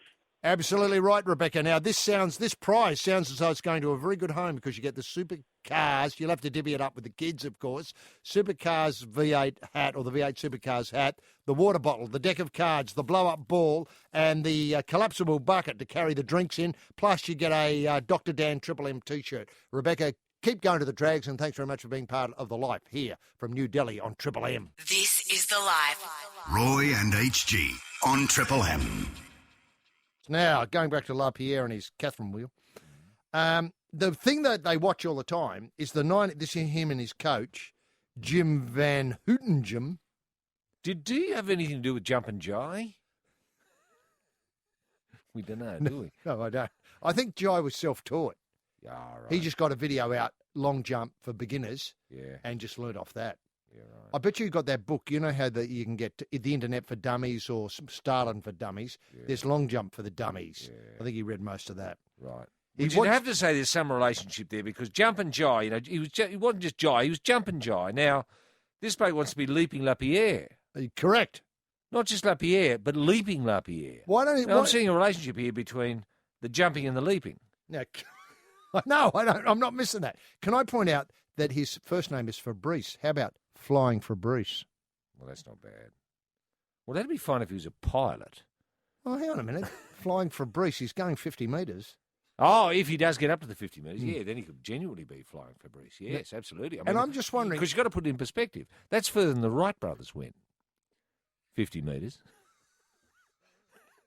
Much further, about twice as far as the Wright brothers. They went bugger all. Really. I know. A lot of people think, the Wright brothers, wasn't that great? Get to live with the Wright brothers and you can fly around the world. No. Wrong. Yeah. Wrong. You could get from about 3 metres. You could get from your front door to the post box. If you were lucky. Well, If that they took had- 2 if they- hours. if they They had had to a- refuel halfway up. Yeah, or if they had a wind that was assisting them. Now, listen, look, I can't help you the Terima Lapierre coaching issues, but there's the world, they watch endlessly, the 1991 World Championships, where Carl Lewis lost to Mike Powell, and Mike Powell got the world record. It was the all-time greatest competition. Coach and this is leaping, leaping Lapierre, watch it a lot. I don't know how many times you can watch it, but be that as it may, I'm not long jumping. Coincidentally, when Mauritius born, Lapierre jumped at the games record of 8:30 to win the Golden Delhi. He broke the Indian all-comers record of 8:28 set by Powell in 1993. I'll be buggered. This is The Life. Roy and HG on Triple M. Welcome back to Delhi, everyone, where it's a fantastic day today. And, there's some fantastic events coming up, including Hooker on the Pole. I'm looking forward to that enormously because I think there's a chance I think Sergei Bubka. Sergei Bubka is tipping a world record. Correct. See, Hooker doesn't he's not a leaping, Well, see, that's the problem we were discussing earlier for those who've just joined us. Leaping Lapierre, our long jump maestro, following in the footsteps of Jump and Jai Terima, our earlier maestro of the long jump. And that was the problem with Gary Honey, arguably one of our greatest long jumpers. Fabulous, wasn't but he didn't have any nickname, any sort of sobriquet in front of the Gary. He was just Gary Honey. It wasn't, Leaping Gary or Jumping Gary. Or Sweet Dripping. Yeah, that's right. That's the change, Yeah. People were athletes. They were respected as athletes. Now, if they don't have a string of, obviously nicknames and endorsements, we don't consider them fair dinkum. No, that's right. But I don't know what you could do with Gary Honey. Even if Gary was with us today, gastric Gary, I don't know. Well, how about just, I don't know what sort of honey there is. Let's say call it... I know he'd get endorsements. I know. Oh, you mean... Oh, I see what you mean. You mean... Yeah, he'd get endorsements. Yeah. Obviously for honey. For honey, for sure. Stephanie Rice, Gary Honey. Yeah. The stuff the bees make. Yeah. Not an issue. But what do you put in front of the Gary to give him that electric sort of must-watch... Yeah, I hope he's coming... buy honey, if that was the product. Yeah. Yeah. See? Gelignite Gary Honey. Gelignite Gary Honey. Just for starters. It's not quite right, though, is it? No, If his name was Jack Honey, perfect. Well, yeah, but people today don't remember the Red X Trials. No, or Gelignite Jack Murray. Or the idea that fun in those days was blown up in toilet, Portaloo. People have got a bit beyond that now. In the outback. Yeah. See that jackass humour? Gelignite Jack Murray was a pioneer of that. Yeah, he didn't realise that he could turn a quid out. That's dead right. Now, speaking of Lapierre leaping. Oh, yeah, leaping Lapierre. Now, this goes back to what you were saying earlier. He has a weird habit of starting his approach with his gold chain in his mouth. Yeah, I love that. But I don't know how that's going to help him get sponsorship or an ad. The bloke with gold in his mouth. Ooh, maybe dentists could come at that. But this is not a look anymore. People don't admire you for the amount of gold you got in your teeth. They think you just look like an idiot. I know, they think you're going to be sick. Now, wait a minute. He doesn't stop there. He won't jump without his black socks ever. Nor he's going to set himself a lot of problems here, isn't he? Nor will he line up without his lucky. This big as well, his mum got him that bracelet when he was 18. Yeah, his lucky Calvin Klein underpants. Oh no, I didn't know about that. Is he trying to get sponsorship from Calvin Klein? You know, the underpant people. Yeah. I fly in Calvin Klein. Yeah. Yeah. Oh, I write my name in Calvin Klein. Now, however, these quirks might just deliver him gold in 2012. Hang on, he's looking ahead. 2012 in London. You know, I think he'll be just peeking there. If he can keep that gold in his mouth. And get a few endorsements and do the 50 metres at the Royal Show. Yeah. Because people will pay to see that. They will. But he won't get there if he's forced to live in a car. No, but that was an act. No, do you know what I mean? You mean Jumpin' Jay didn't really live in a car? Well, he just said he did. Look, it doesn't matter whether he did or he didn't. The great thing was it was a great act. Oh, I know it was a great act. If you and I, yeah. If you and I lived in a car, we'd milk it for what it was worth. Of course you would. Because, obviously, we'd have to. How would you? There's so many angles. Yeah. Do you knock the seats through so somebody can put their head in their boot on? And who sleeps in the front, or what happens to bench seat? That's right. Who puts their head in the glove box? Yeah. Can you fit a pillow in there with a head? Or, there's so many angles. Yeah, and all of a sudden when people come... Hang on. Was there any suggestion Jumpin' Jay, the centimetre guy, was living in his car with anyone else, or was he just by himself? Well, as I understand it, he was in it by himself. Right. Because, he would save on money. Oh, I know. I can see the advantages. Yeah. Numerous they are. But is there any suggestion Leap and Lapierre's in his car as well? Is that what you're saying? I think he should think about it. Oh, okay. I Fair think enough. it should be on the agenda. He says, I won bronze in 2006. This year I won the World Indoor Championships, and now he's won gold, 2 golds in the space of 1 year. Yeah. 2 big titles. It just builds my confidence. Yeah. And hopefully I'll go to the World Champs next year and get gold. And then hopefully I'll get another gold in London Olympics. I'm very fiery competitive. I like pressure. I'm someone who thrives under pressure and loves competition. I love competing. Earlier this year, the national champion, Lapierre, shocked a small crowd when he produced a mammoth leap of 8.78 metres. You were there that day. I was. You rang me, excited on the phone. I did. I said, we've unearthed something special here. Exactly. Dead right. It was wind-assisted, but still the longest jump under any conditions ever recorded. The longest jump in the Southern Hemisphere. Indeed. Afterwards, he said he was planning to do something really crazy and more incredible than that feat. Oh, that must be when he thought of doing his name in the air with the Catherine Wheel in his date for the Royal Easter Show. I tell you what, though, just looking at those comments, HG, he's got to be careful. There's what I'd call the John Stephenson syndrome.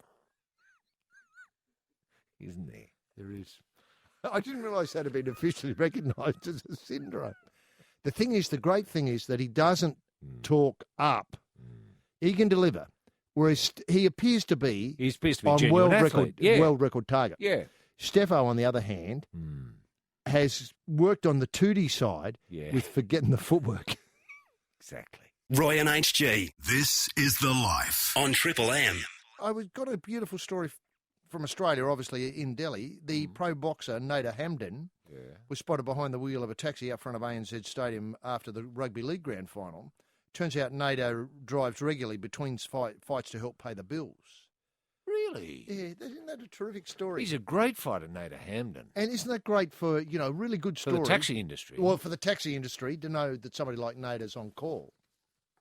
Yeah. So why do the taxi industry haven't exploited that and let him be the face of taxis? Well, you don't actually see many commercials for taxis, do you? I don't know why. Well, I don't think they need to advertise, to be quite honest, in any city. No. Sometimes you see, you hear radio ads for, what I call one brand as opposed to another brand. Yeah, right. But you don't see many television ads, do you? No. G'day, I'm Nader Hamdan. Nader Hamdan, and I drive taxis. If you want to book a taxi, you never see that. No. Look, I don't know. It's a shame. It's a lost opportunity, isn't it? Now, look, I don't know what to make about this, but, you know... Well, you'd get a shock if you were picked up by him, wouldn't you? You would, certainly would. Especially if you're a bit tooty late at night. Well, if you'd never thought about a taxi beforehand and thought, hello, it'd change your view about advertising too, wouldn't it? Because, yes, you know, the Leaping Lapierre, you know, if he did say the Goulburn Valley fruit, you think when you bought it, you'd see him somehow. Yes. You get very simplistic. Yes. I don't know how it'd work, really. And the other thing is, actually, you know how with fighters, you know, when you're a boxer and you go out and about, you know, you're just trying to have quite a few beers somewhere, or someone's always picking on you. Yeah. And you have to show that you flatten them. Well, yeah. You get picked on. You get picked on. Yeah. I hope that doesn't happen to Nader. Yeah. If someone recognises him, hey, aren't you Nader Hampden? Yeah, put him I up. am. Put him up. Well, I'm not going to. I'm driving. Don't mind. Pull over and put him up.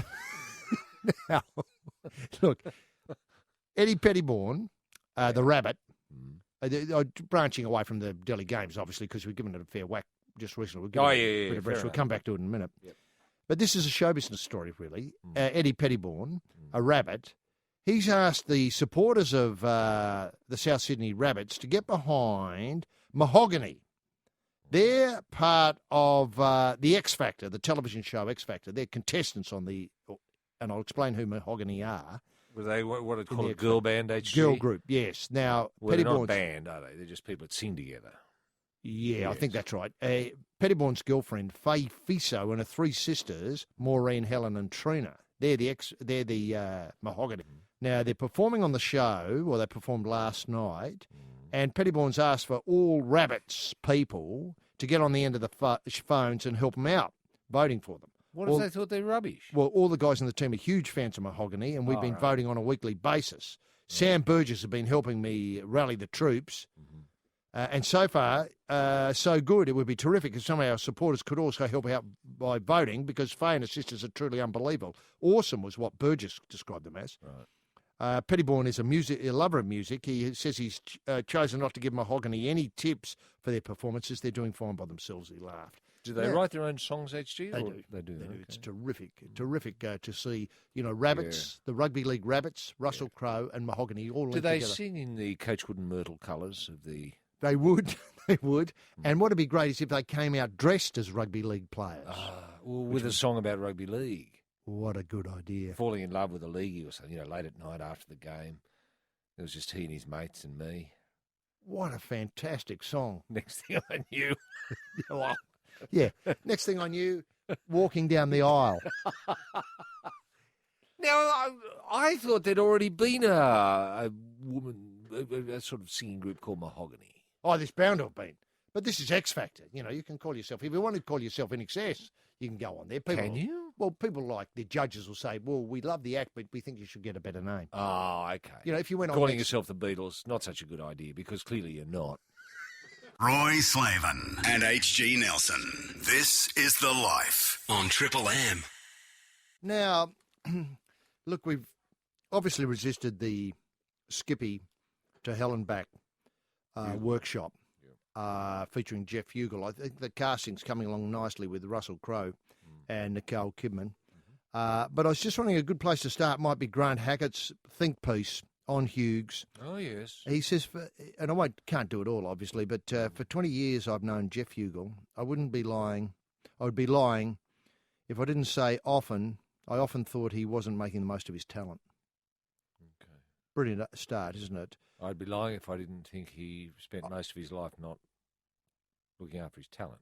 Yeah, I would be lying if I didn't say I often thought he wasn't making the most of his talent. Well, he's used a lot of negatives there, hasn't he? He's being a bit coy, isn't he? He's calling him a lazy bludger, isn't he? Well, he's, can I put another adjective in there? A fat, lazy bludger.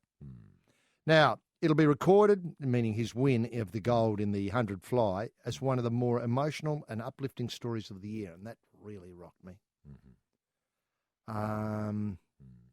You know, you're comparing this with, say, what Leaping Lapierre's work? I suppose so, or say Collingwood Football Club, or the return of Ben. St George, or the return of Ben Cousins.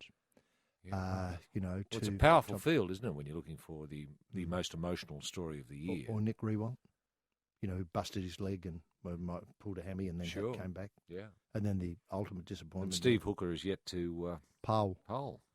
So it could be the story. It could. Steve. Hang on now. High Life Hooker. How about that? Brilliant. Now, High Life, we were watching him in media, he obviously doing a media press thing. Yeah. And it does appear that he's going to try the up the top, hold the pole stationary. Mm-hmm. Write a novel. Write a novel on the pole in Texter. Then complete the world record. Wait a minute. Let a skyrocket go from the date, having lit it himself with a big lighter, and then complete the world record. Beautiful. It's going to be a show. Yeah. Well, you could see the marketing potential for a High Life Hooker once he gets back. Back to earth. Now, the transformation of the overweight and lost champion of yesteryear to the fit, cheerful, world-ranked swimmer producing personal best performances we see today is astonishing. Grant says, I cannot congratulate him enough. People need hope and they need dreams, and Skippy will be the motivation for many people. It's one thing to get fit and make the team. It's something else entirely to conquer your demons and become a world-ranked swimmer. It tells us anything is possible. Then he talks about... Well, hang on. It's not quite anything is possible, is it? I mean, if... Anything's possible. Well, hang on. If Murray Rose, waddled up and... Murray who? Can I have another swim? Yeah. I'm feeling good. It's not going to happen. And someone would have to get him aside and say, listen, Murray. Your time's passed. Yeah. Thanks, mate. You've done enough. Yeah. You know what I mean? Well, see, it tells us anything's possible. I think, hang on, could I go to the moon?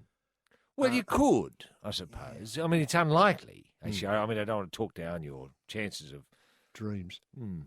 Of becoming an astronaut, either or a cosmonaut. I mean, there'd be your best opportunity going if you had enough money. Go to Russia. Yeah. Or that I could represent Australia, say, in the 50-metre air pistol. I'm just picking a sport. Well, I'd start house painting to begin. Or lawn bowls. Somehow I could. Well, I'd find myself. that difficult to believe because I just can't see you getting interested. No. It's the interest factor there that'd work against you. Yeah. But if you could go into hypnosis to find a fascination in lawn bowls, then I can see you going to the highest level. I can. Right. Now, reinventing yourself. As a lawn bowler. Yeah. Not a lot of money in it. Not that that's the only reason to get involved in anything, because it's about dreams. I dreamed to represent Australia at Olympic level, but sadly they don't have lawn bowls at the Olympics, so I settled for Commonwealth Games. Okay. Well, that is a bit of a come down, isn't it? I mean, I don't want to talk down the Commie Games. They're great. Yeah, the friendlies. But they're not quite the Olympics. Okay, so we've got this film we've got to make. Obviously, we cast it with Russell and Nicole. Is Nicole pester Russell to get back into the pool? Russell being Skippy, of course. Well, she'd probably leave him. There'd be a scene where, no, you're just too fat. Oh, honey. No, you're too fat. Oh, seriously, I love you. I don't care. You're just too fat. And you've stopped swimming. Yeah. Is the message getting through? Knock at the door. Who's that? Who's the fat bloke with you there, Nicole? Or whatever her name's going to be. Yeah. That's the bloke I was in love with. And now she leaves with the milkman or the mailman, whoever it is. Wow. What a big good wrinkle is. Very dramatic scene. High Life Hooker. What? High Life Hooker knocks at the door? Yeah. Just a bit of poetic license here, but to rub the point in. I'm leaving with a gold medalist, Nicole says. Not bad. And High Life. Plays himself? No, I or wasn't does he thinking play that. another. No, High Life. I don't want to put the mock on the bloke, but I think this is a pretty demanding part, High Life. Well, you don't want to be hated by the crowd, the audience. You don't want to. You don't, because you're robbing Nicole from Jeff. You're, what is it, a house wrecker? Yeah. Home wrecker. Very tricky role. Starting to take shape, though, nicely. Yes. Well, that's a very dramatic scene where, say, High Life comes with the mail. And there's the famous line, who's that fat bloke in there with you? That's the bloke I was in love with. Yeah, that's Come right. with me, babe. Yeah. Come and see the world. That's right. Yeah, we'll show you the world from 5 metres up. Yeah. Now. On the top of my pole. That's right. Roy and HG. The Life on Triple M. Well, it's sort of like a V8 Supercars show bag, if you can imagine, with a peaked hat, a pack of cards, a water bottle, a blow-up ball and a bucket, a collapsible bucket to carry your beers in, and something to wear, a Triple M T-shirt. It's a simple prize, Roy, and the question? Question, actually, for all comers. Who is playing the mailman in the film Skippy to Hell and Back? Skippy to Hell and Back. You know the scene. The mailman knocks at the door. Anyway, some say it's the pivotal moment of the film. This is The Life. Roy and HG on Triple M. It's Hot Lap Handout. Roy, who are we talking to? Yeah, we're joined by Adam, who's joining us from Hornsby. How are you there, Adam? Good, boys. How you doing? Very well indeed. Now, the weekend, Adam, did the race chew up a fair bit of your time yesterday? And Saturday as well, boys. I was absolutely devastated. I'm still in mourning. Right. You're a Ford man. I'm a Ford man, yeah. Where's it going wrong for Ford at the moment? Oh, the fact that they've only got, 4 cars in a 32-car field, I think it is. That probably has something to do with it. No, is it not? Are they not? Is Ford not supporting the V8 supercars enough? No, they haven't been supporting them for a couple of years now. Would you like to see it open up to other makers? Oh, I'd love to see it open up to other makers. I think it's what the category needs. I think they're trying to do that now. No, I understand that. I'm not quite sure where they're up to with it, though. Who would come in? Toyota, I suppose. Well, Toyota, Mahindra. I hear they're trying to get into the Australian market now. I think that'd be great. Great Wall, maybe the Chinese guys would be good to see in there. Would you like to see, say, a subcategory of Utes go round? I think they've already got the Utes floating around, don't they? Yeah, no, I was thinking of the Great Wall of China Ute. Yeah, Yeah, that'd be great to see. What a dual cab rather than Utes, Yeah, dual cab, race for dual cabs. Now, obviously, when the Fords start to slip away, do you shout and scream at the various drivers to get a wriggle on? Well, you do, but it didn't really do much help, did it? No, we were bouncing off walls. We were, running into roofs. We were doing all sorts of strange and wonderful things. Yeah. Now, can I ask? The appearance of the safety car, which allows the field to sort of come together. Yeah. What do you think about that? Oh, I was waiting for the safety car for the last 85 laps. Yeah, fair enough. Fair enough. Yeah, nothing was really happening up until that came out. Yeah. No, true. I've forgotten what model of car was the safety car. I think it was a Commodore. Oh, see, there you are again. See, Ford couldn't even get the bloody safety car gig. No, it was the only way we were going to lead a lap. True. Well, that's true. True. That's true. Have you ever been, Adam? Yeah. It used to be one of those guys who'd go up there for a week beforehand and get the feel of the atmosphere and. Yeah, well, I don't remember doing it, but apparently I had a great time. Yeah, no, well, you would have. You would have. It's that sort of event. Of course, you would have had a great time. Yeah. And in those days, we were a Ford person. Always a Ford person, yeah, mate, since I was a kid. And when you were there, can you remember some of the drivers who you might have gone to see or you went to see, but you can't remember a thing about? What about Moffat?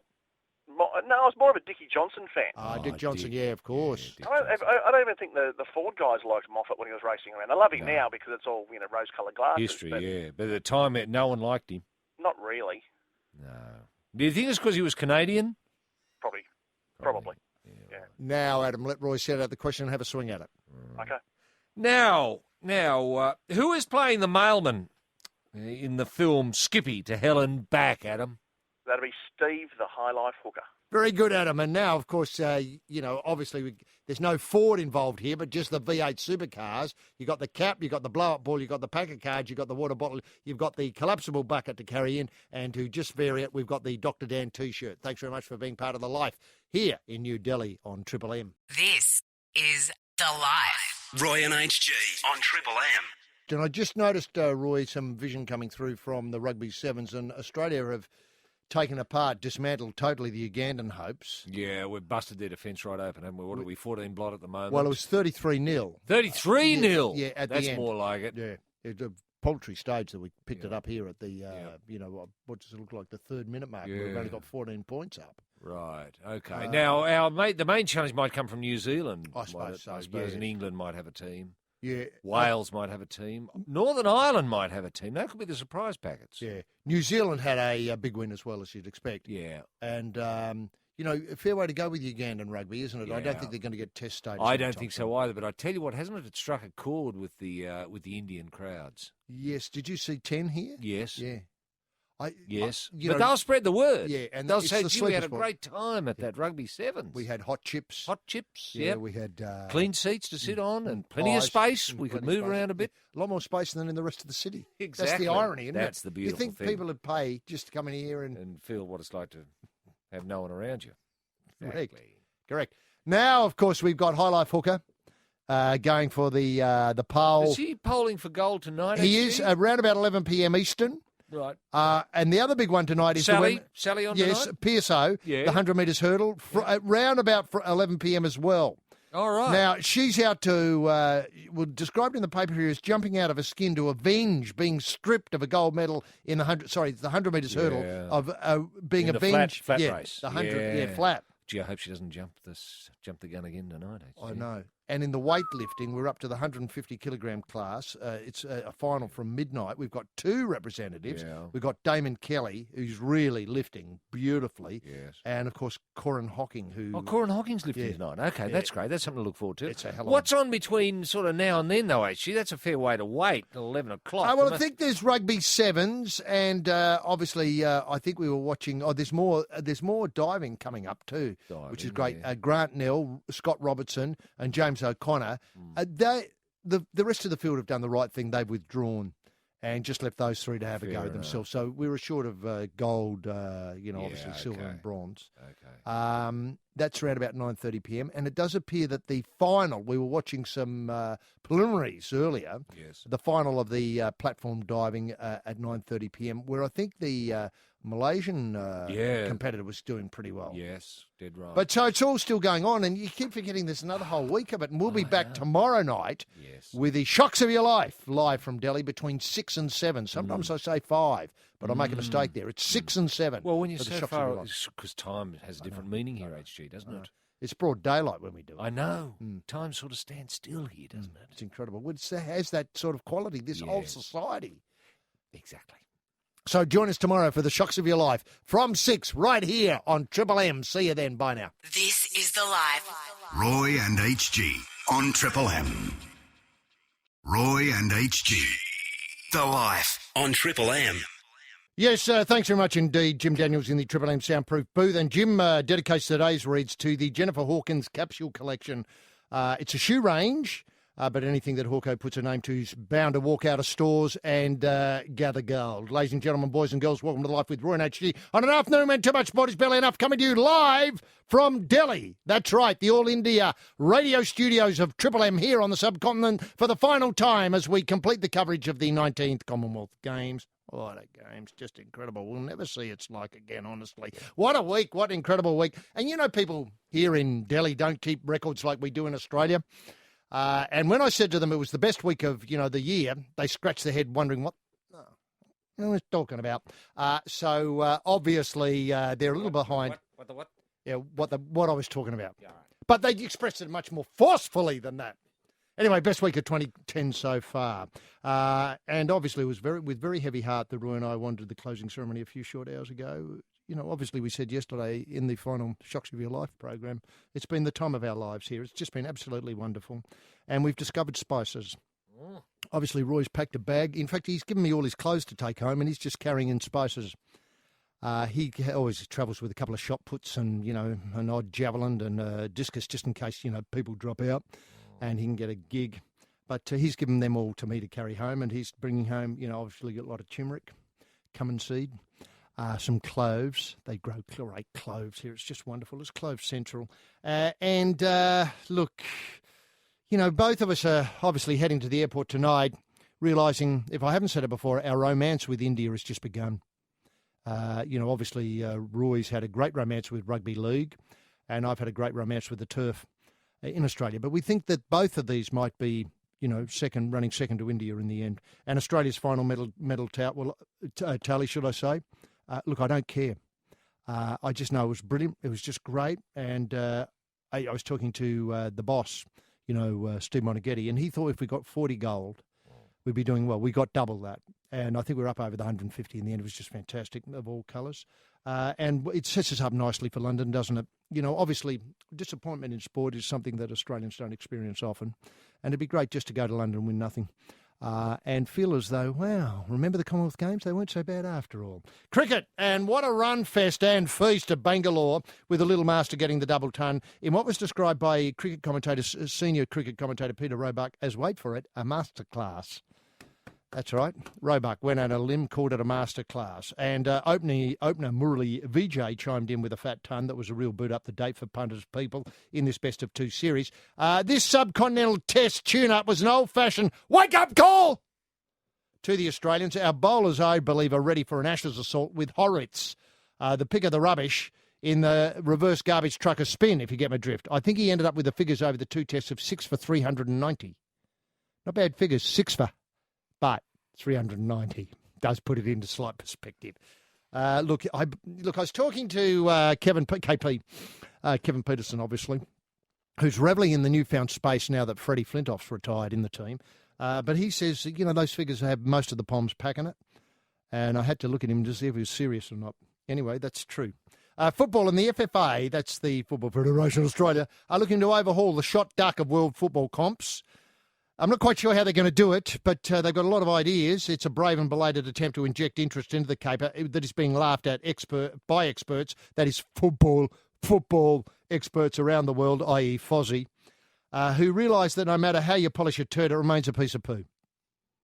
And I think that sums up the problems with the A-League racing. And midweek maestro, or should I say midweek, the maestro, Bart Cummins, rated So You Think the best horse he is trained. And as soon as he said it, Shocking's trainer, Mark Kavanagh, I think Shocking might be favourite for the Cup tomorrow, did not disagree. It's a big call from Bart. According to the Cup's King, Soyu is up there with Kingston Town and Tulloch, who he never saw the best of because it was always boxed in. And sadly, if I've only had... Look, Bart's getting on a bit, and his hair was awry in an interview the other day, and I don't know quite what that was trying to tell us. The hair was doing more talking than the lips. Sadly, he never had the opportunity to put the polish on Rooting King. I would have loved to have seen Bart and Rooting King just sort of talking horse talk as they do. He's a great whisperer. Obviously, just mentioned, rooting the shotguns in the boot, a couple of bullets in it. Need I say more? That sort of stuff. And obviously, it'd be great if Bart would come on the show. He won't. No point in me asking. He won't come on the show. And just get Roy and Bart to talk horses for, say, 3 or 4 hours. We'd learn so much. Anyway, obviously the Life Selection Service is on fire. I think in our last 2 outings, we've actually jagged a winner on both occasions. What a difficult essay tomorrow for punters in the wet. We think it'll be the first time that the horses swim the 2,400 metres around Caulfield. Look, in the past, it's been very hard to get a good flood in there. But I think tomorrow might be proved the only certainty on the card. Well, look, if I'm asked, Mr. Medici, what I like about Mr. Medici, it's had a European preparation. It's never run in a race before in its life, which is going to set it up well because it won't know the problems of running a race, say 2,400 metres. So I think the trainer has come out with it and very confident about the horse. This European preparation has produced so many great horses in the past. It's very hard to tell how good they are because they don't run in races. The big watch, obviously, on Bart's Faint Perfume, which has got the blinkers on, which might do the trick, according to the big man with the busted hip or pelvis. And I'm thrown in a roughie. This is just because, I'd love to see, her, who I'm talking about, Guy and Chris Muntz do something on Caulfield Cup Day. I'm going to throw in Descarado. So they're the Life 3 tomorrow. Mr. Medici, never run before. Bart's Faint Perfume with the blinkers on, and Gay's Descarado because, let's face it, who's Gay been good for racing? This is the Life. This is the Indian elephant in your car. This is the home of dreams, and your dreams really do come true right here on the Life. And now it's time to lock horns with the bloke camped on the top step of the podium for the final time at these games. Rampaging Roy Slaven, what caught your eye in the swirling soup of the sporting swamp underneath your Delhi love nook this week? Leaping La Pierre? Yes, thank you very, very much, H. Nelson. We're very, very sad to say goodbye to India. Very sad to say goodbye to New Delhi. By golly, it's been great getting some of those cheap T-shirts, though, hasn't it? Mm. Some of those designer brand T-shirts. Mm-hmm. I don't think they're genuine. They're too cheap. half a rupee for a French Connection UK. And I love that stuff. Mm-hmm. Have you bought up for people back home? Yes, I have. Yeah, like the management at Triple M? And, yes. I got quite a few French Connection UKs. Mm-hmm. It's a brand I love. Can I just say, talks to people. Are you worried about the spelling mistake in it? Oh, not really. No. No. I didn't realise it was a spelling mistake. Yeah, well, they've got the vowel in the wrong spot. Oh, okay. I'm with you. Yeah, right, okay. No, I'm not particularly worried about that. Now, I'm suggesting we should all throw our support behind the Diamonds. They're hurting. They're hurting, those Diamonds. Can I say what a great match?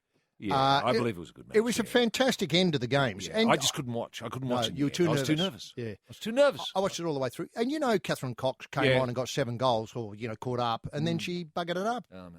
When it was when it could have been won. I don't want to put any pressure. Look, I don't think anyone's let anyone down. I didn't want to name names. I didn't want Catherine Cox's name mentioned because she arguably cost us the match. But I don't think anyone's saying that. No. I'm not saying that. And I'm ignoring the calls for Norma Plummer to go. Are there calls for the Plum to pack it in? I'm ignoring them. Yeah, fair enough.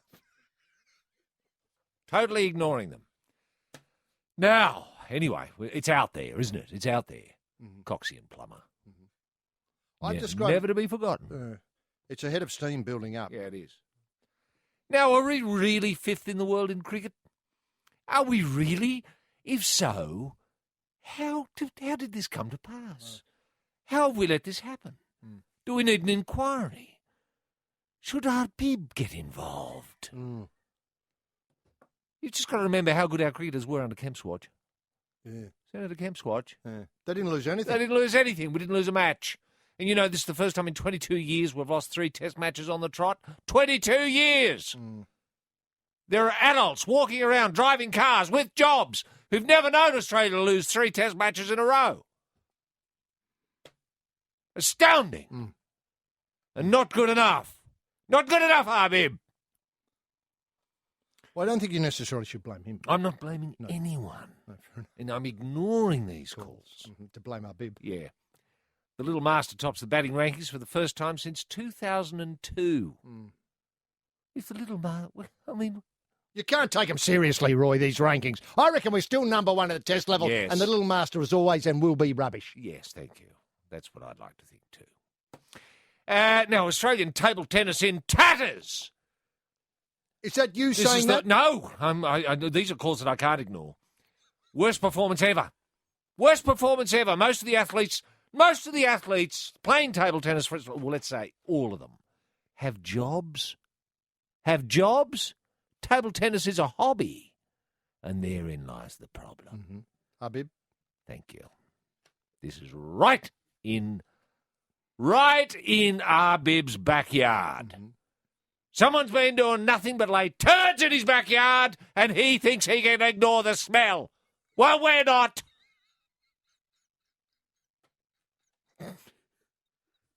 Now, we got 177 medals. Yes, very good. On offer were 828. Now, that puts it in a different context, doesn't it? What went wrong? What went wrong? And if we total Great Britain's haul, and I say Great Britain, not England, Great Britain's haul, it was 199. 22 more than us. Hang on, what are we calling Great Britain? We're calling Scotland, England's, Wales, Scotland, Northern Ireland, and England, those various islands. Yeah, Guernsey and the Armaments rubbish or islands, whatever. yes. Yeah, the rubbish islands. How many are they getting? 199. 22 more than us. A sobering thought, with London bearing down on us, I would have thought. Remember, in 2 years' time, London will be all over. Yeah, I know that. You know those people who are 22? Yes. Now? Yes. They'll be 24. Yes. That puts it in. Still hurts. I know. Still going to hurt. Rosehill under siege from the African black beetle. It's happened again. The curl grubs are back. Hang on, Rosehill. Caulfield, all of them. All of them. Warwick Farm. Flemington. They're all rubbish. Are they under siege from the curl grub. And is anyone doing anything about it? Can I smell something from someone's backyard? Okay. Now, today we celebrate actually 200 years of racing in Australia. I know. We'll talk about Lachlan Macquarie started in Hyde Park all those years ago. Yeah, and Taree, I think, is the race meeting, which was the first race held 200 years ago on this very day. All right, very good. All right, Hensby, 459. This is The Life. Roy and HG on Triple M. Yes, now, Roy, terrific news here at the final day. Obviously, disappointment with the Diamonds being dimmed by the Ferns. But South Australians Kate Wilson-Smith paired with Tian Tang have won Australia's first Commonwealth Games cock medal in 12 years. The pair claimed the doubles women bronze in a closely fought match, putting away the Poms, Jenny Woolwork and Gabby White, last night at the Siri Fort Sports Complex. Tremendous result. I heard the cheers go up. I was obviously over at the seeing the Diamonds be ferned, but I could hear the cheers go up when that news came through. You knew something was on, didn't you? Yeah, it was the first medal Australia has won in the sport in the Commonwealth Games. Yes, since Kuala Lumpur in 1998. Wow. Don't we cherish that memory of that win in Kuala Lumpur? I've never forgotten it. I've never forgotten it. It was the night. Don't press me for details, but I know I. Well, it was the night cock stood up. The Australian cock. Australian cock. Yeah, stood up. Now, proudly. Kate Wilson-Smith. It was a perfect day for a personal commitment. And wait for it. This is what you've got to do to be successful at the Commonwealth Games level. She's taken 14 months leave without pay from a job. Yes. To ensure she was in peak condition. That means she knocked off roughly about, July last year, seeing the games coming up. I eat, sleep, I train. There's not a lot of luxuries in my life. Yeah. And she obviously left Delhi with a bronze. Mm-hmm. The bronze medal playoff did not go off without a little controversy after an English player was shown a yellow card for arguing with the chair umpire about a disputed line call. Oh, yeah. After losing the first set, Australians won bronze in the final. It's just fantastic. Yes. Scores 21-23. Obviously, that's the one they lost. Then 21-12, 21-16. It was a hell of a comeback. It was a real come from behind, wasn't it? It was. It was just brilliant. And that's a medal no one can take away from her. And don't tell me that she won't be... Is there any suggestion it might be taken away from her? No. No. Good. I was thinking that maybe, what we have to encourage is, say, a tyre outfitter to get her on board and say, hello, everyone, my name's Kate Wilson-Smith. I won bronze in the cock. Come and see me for your tyres, or come and see whoever it is who's Toyo for your tyres or something like that. Now, I can see that working as a tight fit. You think with a tyre? Well, I just made that up, really, but I'm just trying to indicate the riches that lie ahead for someone like a bronze medalist in the cock. Yes. Perhaps the new face of Goulburn Valley Fruit, HG, maybe, something like that. Or in Australian tourism. Yes. Sort of obviously maybe somebody in France. Hello, everyone, I'm Kate Wilson-Smith. Yes. I got bronze in the cock. In Delhi. Why don't you come and visit Australia? Yeah. I live in South Australia. Turn up on the doorstep. I'll put you up in the backyard, and you can visit Kangaroo Island as well. Yeah, that's good. But it took a 14-month sacrifice, though, didn't it? I know. Actually? 14 months. Well, there's a beautiful story about how, Skippy Jeff Hugel has paid a hell of a price for his wins in the fly. He's had to put his whole career. He's got a sort of personal training business. Oh, well, right. Fitness and motivation and all that sort of stuff. Oh, really? I had no idea. But surely this would be a new business. He could have been running it when he was fat. It wouldn't have worked. Yeah, no, this puzzled me because I think we interviewed him last year on the show, and he came in to talk about the new fitness business. Yes. That was losing weight. Yeah, because he had an interest in it at the time. Correct. Yeah. Correct. So that was sort of marrying his private life to his business, in a way, wasn't it? That's right. And so the business rose or fell on his success. Well, now he's got the success. He's been. Well, you'd imagine that business go through the roof. What's it called? Hugel Weight Loss Fitness Program or something? Not bad. The WFLP. I'm sure there's a smarter name than that. Well, remember, I think a rugby league player called Mark McGaw had the Mark McGaw Institute. He still does have. I think he still does it. There's no talk of a Hugel Institute. I'd love to think there was a Jeff Hugel, GHI. Yeah, maybe it's something to do with Skippy. Oh. Lose it with Skippy. This is The Life. Roy and HG on Triple M. Look, a terrific story has erupted from the Delhi Games, the Detroiters of Delhi. Members of the Australian Commonwealth Games team destroyed their athletes' village accommodation in Delhi after the Test Series cricket loss to India, according to an Indian newspaper, gaining prominence across two continents today. I don't believe this for 1 minute. I don't believe it will. Times of India quoted highly placed sources in Delhi police. Now. Yes. Now, with one police officer saying a washing machine was thrown from an 8th-floor window by an Australian athlete during an incident on Wednesday. The housekeeping staff tried to stop them, but to no avail. But they're not trained, in all fairness. The housekeeping staff are not trained to disarm Australians with a washing machine above their head trying to shove it through a window. That would be just too much. Yeah, you can't expect them to do that. But I tell you, I don't know about the washing machine at your accommodation, HG, but it's fairly. Mine's a pretty hefty bloody machine. You know, I'd need assistance to get it above my head. Put it that way. Do you know what I tried with mine? Yes, I know you did. You said you did. This is just because I wanted to prove the veracity of your story. But I think you've got a what I call a front loader. I've got a top loader. Yeah, I tell you what, I've got a front loader that's bolted to the floor. Oh, I can't get it up. I tried for about an hour and a half, and then I realised right. something wrong here. Yeah, right. I realised it had been bolted to the floor. I did have a go at getting the whole floor up with it. Yeah, right. What, with assistance? Yeah, with assistance. Yeah, right. I got Damon Kelly to come over. Well, okay. Well, let's look at this story. Forensically. Let's look at this story forensically. Now, how many in the Australian team be capable of lifting, say, a top loader above? Have to be a bloke for a start, I assume. Well, there wouldn't be many in that team. You'd be looking at the Greco-Romans, wouldn't you? Or the weightlifters. Or the weightlifters. See, I think Damon Kelly did 400 kilograms. Yeah, right. Well, all right, 400 kilograms. You'd easily get a top loader up for that. Well, you get a top loader up with that. All right. Is there any suggestion that he did it?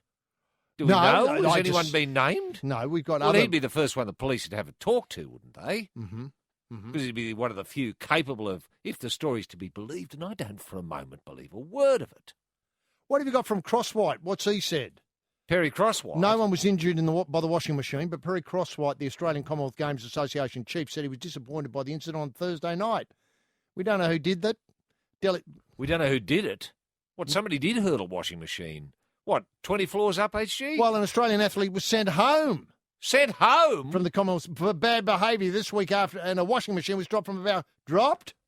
I certainly hope it wasn't dropped. I hope it was hurled out in disgust at the Horowitz figures. Six bar, $3.90 from a balcony in the Australian section of the Athletes' Village after the closing celebrations. After the closing celebration. But that doesn't make sense. The closing ceremony... Well, hang on. It was only last night. Well, that's right. Well, you know, the story isn't adding up. I know. It was really only 17 hours ago, the closing ceremony. It was over, say, I don't know, 14 hours ago. Yeah. Now, when Crosswhite's jumped the gun. He says when Delhi police came around and they've done a report and an investigation, and we'll hear about that. Crosswhite was not sure which level of the 10-storey building the machine was dropped from. Well, it's an accident by the sounds. People just trying to fit in their luggage, and it's a harmless hijinks, and all of a sudden the washing machine's over the balcony. He also revealed that one athlete was sent home a few days ago for bad behaviour, but would not reveal the person's identity. Well, Skippy got back here a bit early, didn't he? I'm not suggesting Skippy was involved, but we did see him back here early. At the end of the games, these things happen. When everybody's finished, they're letting their hair down, they do all sorts of things. We just sort of manage it and get on with them. Around 300. Oh, well, okay. Listen, if the washing machine was raised and hurled in the excitement of the post-closing ceremony excitement, then I understand it completely. But I think what's wrong with the story is trying to link disappointment with the Test cricket. I know. With the washing machine. That's where it falls apart from mine, for me. Would you like Now, there's no suggestion that Skippy and the others that came home early have anything to do with the incident involving the washing machine. There's no suggestion at all, is there? None at all. None at all? None at all. Would you like to see Brendan Favola, Senior Sergeant Favola? Well, I'd like to see someone investigate this, An Australian? From an Australian perspective. Yes, that's exactly right, the Australian perspective. This has got Indian Well, if the dabs Indians all are over. sniffing about disappointment around the Test cricket, then they're looking at it through a little bit sort of Delhi-centric or Indian-centric in the way they're approaching the crime. Yeah. If indeed there was a crime. If it was harmless hijinks and just celebration, whoopee, and you're as fit as buggery, I mean... Yeah, you could pick one up. You can pick one up. You can pick 20 up. When you're excited, in that state of excitement, you've won a lot of medals. You're a part of a winning team. You're on the international stage. You're 10 floors up. There's a washing machine there. Next thing you know, it's just smashed on the ground and everyone's laughing. And it's a great night. Do you know what was great about it? It was full of washing at the time. And do we know whose washing it was? No. There is some suggestion. Well, see, that's where you could start, isn't it? Yeah, look at the washing. Look at the washing. I know there'd be no DNA there because they probably would have used a detergent. It'd all be corrupted. But if you had a lineup and just see who fits the underpants. This is The Life. Roy and HG on Triple M. Now, apropos your sobering assessment of the medal tally vis-a-vis Australia and the All England, for want of a better way of putting it. Yes, Great Britain. 199 they got. Raylene 22 more than us.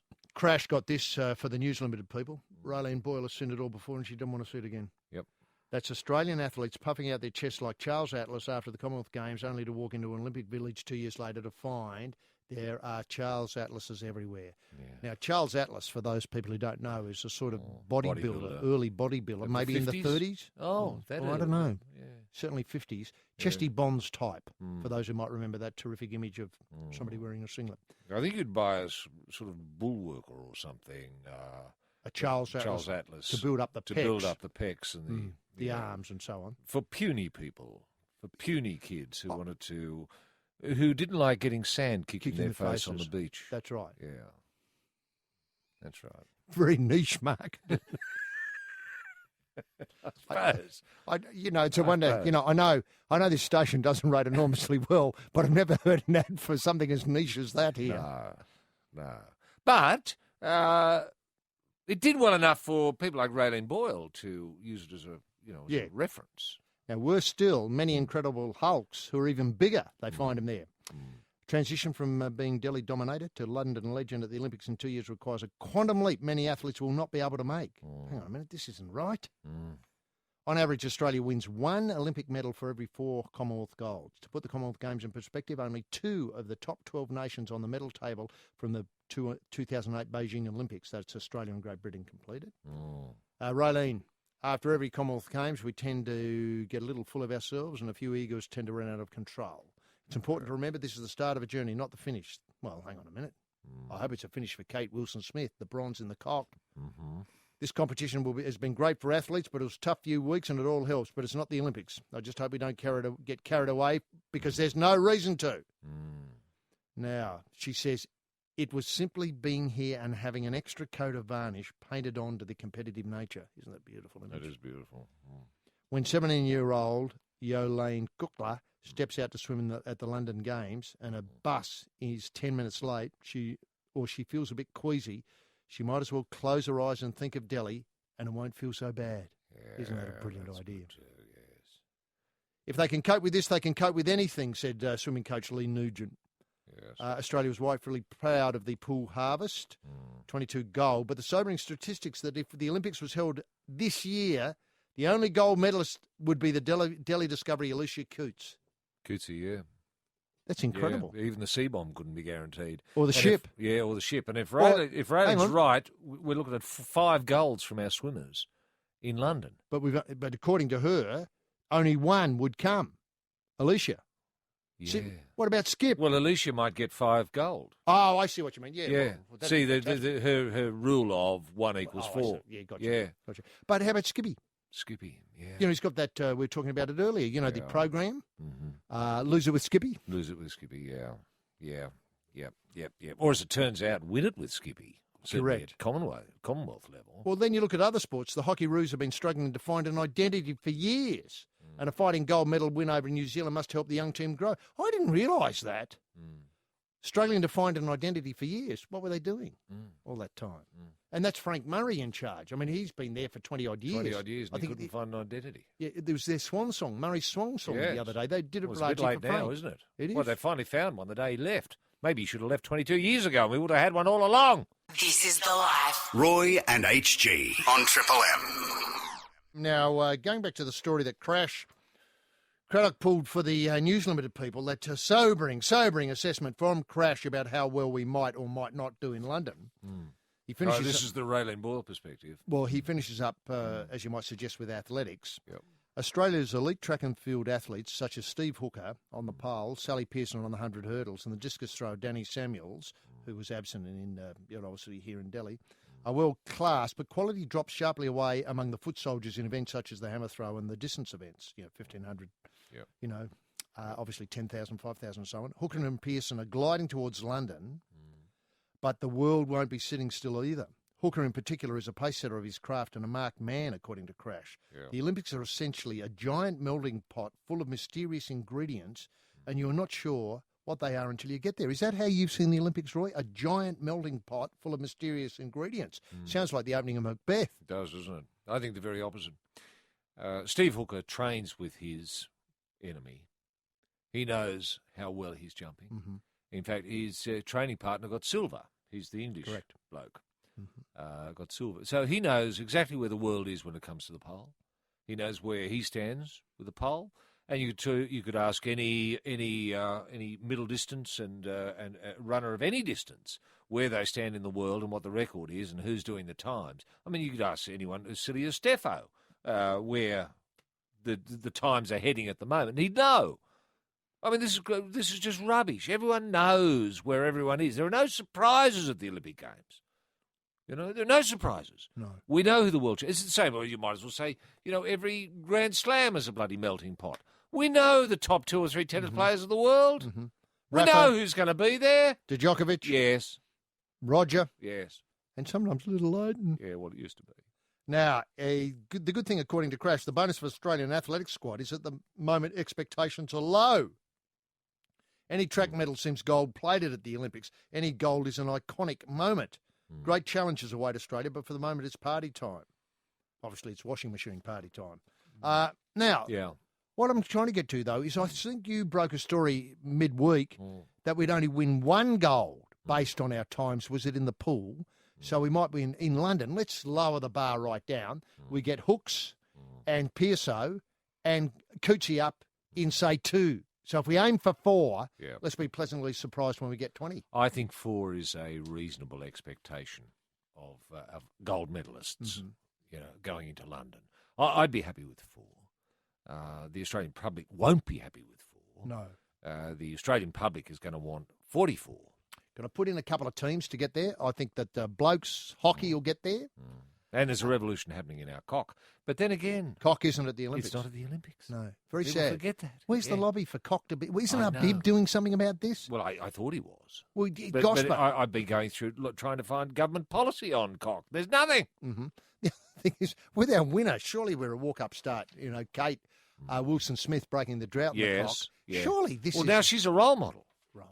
She's a role model. She should be in every school. She should be paid to go to every school and tell the story. I play with the Cock. Yes, that's the story. And I got bronze. Roy and HG. This is The Life on Triple M. Now, Caulfield Cup. English stayer Manigar, described as a bit of a playboy. I hate that horse. A playboy? From Sarah Kamani. Right. Luca, I don't know what Luca thinks of the horse. A bludger, I think. Dead set bludger. A bit of a playboy yesterday received a nod from champion jockey Damien Oliver. Oh, yeah. He's riding, I think, Mangaha in the Cup. It's about 12 to 1 pop. He rode it for the first time, threw a leg over for the first time at Werribee. Oliver agreed with Kamani's assessment. He's a bit of a playboy. Yeah, he's a bit of a lad. He's full of beans. He's very, very well. As far as his condition goes, he's good. He couldn't be better. I must say, he's going to have weather that he's familiar with. Oh, that's true too. Coming from England, he won't be disappointed by the weather. How did he earn this reputation of being a bit of a playboy, HG? Has he been to the... Has he been into the Hugh Hefner's bunny house or anything like that? Does Hugh Hefner know him? Is he part of the bunny club or anything like that? He did a Playboy spread. He did a shoot. He did a shoot. The horse described it as a horror shoot. He felt it was demeaning. Yeah, who was he expected working something with? else. Anyone we know? No, he was just there by himself, just sort of being smutty and lewd, without any clothes on, obviously, without the saddle on, should I say. All right. Look, he... remember that great horse, Tennessee Jack? The Riverboat Gambler. Thanks. Yeah. He's cut from the same cloth. The same jib. Now, Oliver... Yeah, but the Riverboat Gambler was never so much a playboy as No, he's a Riverboat Gambler. Yeah, well, he loved a cigar in the mouth. Hand of cards. Hand of cards, and used to wear a nice, I want to say, cravat. A waistcoat. A waistcoat, and listen to a lot of Creedence Clearwater Revival. Thank you. Not played often enough on this station, by the way. Now, Oliver gave a Mangaha 2 light canters to get the feel of the 5-year-old before the Cup tomorrow. He noted it was impossible to gain too much of an insight into the ability of the horse from yesterday's experience. But added that the horse's credentials, especially in France, stacked up well. Oliver said he had watched videos of the horse his past couple of starts, including a last start short neck second behind an American horse in the Prix Courgelet, 3,200 metres at Deauville in August. He said the horse was ridden by Kieran Fallon, was luckless in the Group 2 race. He didn't enjoy the best backup, or the best of luck, rather. He was held up. He was a bit stiff not to beat the American. Wow. Talking about the distance, he says, I think he'll be sharp enough for the 2,400. Right. Oliver, seeking a record equalling 5th Caulfield Cup, has heard all the talk that the speed will be genuine from the time the gates open, but he's also aware that what's said always doesn't translate into what actually happens. Oh, he's cunning, that Oliver. Isn't he ever? Sometimes famous last words he quipped. It would be nice if there was a good tempo. It would suit him better than a stop-start affair because they lack a little tactical pace. If it's more staying tested, plays into the hands of Europeans. Oliver acknowledged local horses had an edge with their ability to muster speed from the jump and take up a position to their advantage. Now, Roy, obviously, that sort of sets a scene for a bit of an analysis of the Cup. You've had a look at it for some time, and what do what are you thinking at the moment? Well, I don't like any of the internationals. I think they're rubbish. Yeah, fair enough. When you mean rubbish, then? Well, when I say rubbish, you don't know enough about them. It's all well and good to blow and say, "Oh, well, this one's a bit of a playboy," and well, I know. hello. So what? So what? Tell me something I know. Tell me something I don't know. And Mr. Medici with the one run this year. Yeah. I mean, was that the sort of preparation you would have given the King for something like the Caulfield Cup? No, I for something like the Caulfield Cup, I didn't train at all. No. I didn't train at all. I always wanted the Caulfield Cup to surprise the King because he always rose to a surprise. And you could see the grin on his face when you get to Caulfield. And you think, oh, it's the Cup! Why didn't you tell me? Yeah. You beauty! You beauty! I know. It didn't matter how much down the dumps he was. And I knew sometimes he was down the dumps before we went. Didn't like the float ride down there. Yeah. From Lithgow to Caulfield. It's not easy. Yeah, but there's that famous picture, the Herald Sun got it, I think, of, you being booted up the date by the King with delight. Yes, that's right. In the mounting enclosure. He was over the moon. Yeah, he was over the moon to be there. It was one of those, you bastard, look what you've done to me, that sort of stuff. I would have trained harder had you told me. Yeah. But, that was just sort of the relationship we had. I'm going with shocking. Roy Slavin and H.G. Nelson. This is The Life on Triple M. Now, going back to the racing story we broke earlier, the Cranback Race Club Tarrees meeting today signals a historic landmark in Australian racing. Ray Thomas got this for the Murdoch Press. The Tarree races start a weekend heralding the 200th anniversary of horse racing in New South Wales. The first racing meeting ever held in Australia was initiated by Governor Lachlan Macquarie in 1810 and run in what is now Hyde Park in the middle of Sydney. It's a fabulous occasion for New South Wales. We've passed 200 years of racing in this state, according to the racing chief, Peter V'landys. Very quiet on Mark Arbib's office about it. I've heard nothing. I thought there would have been a medal struck. I thought there would have been a coin struck, a florin. The racing medal, yes. 200 years of fantastic success. I was expecting New South Wales Premier Keneally to have a reenactment at Hyde Park. Wouldn't that be great? Of that first race. It would have been fantastic. And great pictures for the Nightly News. Yes. Now, Racing New South Wales has some lively bicentenary festivities planned right across the state over the next few weeks. The Tarree races will be a unique experience. Wait for it. The Australian Light Horse Brigade will accompany the Governor, Her Excellency Professor Marie Bashir, who will arrive in a Cobb & Co coach. Many racegoers will attend in period costume. Oh, I'm loving this. Now, then at Royal Randwick, tomorrow, the 100,000 Governor Macquarie Cup, along with a 200-year racing museum exhibition and the opening of the Horse Theatre.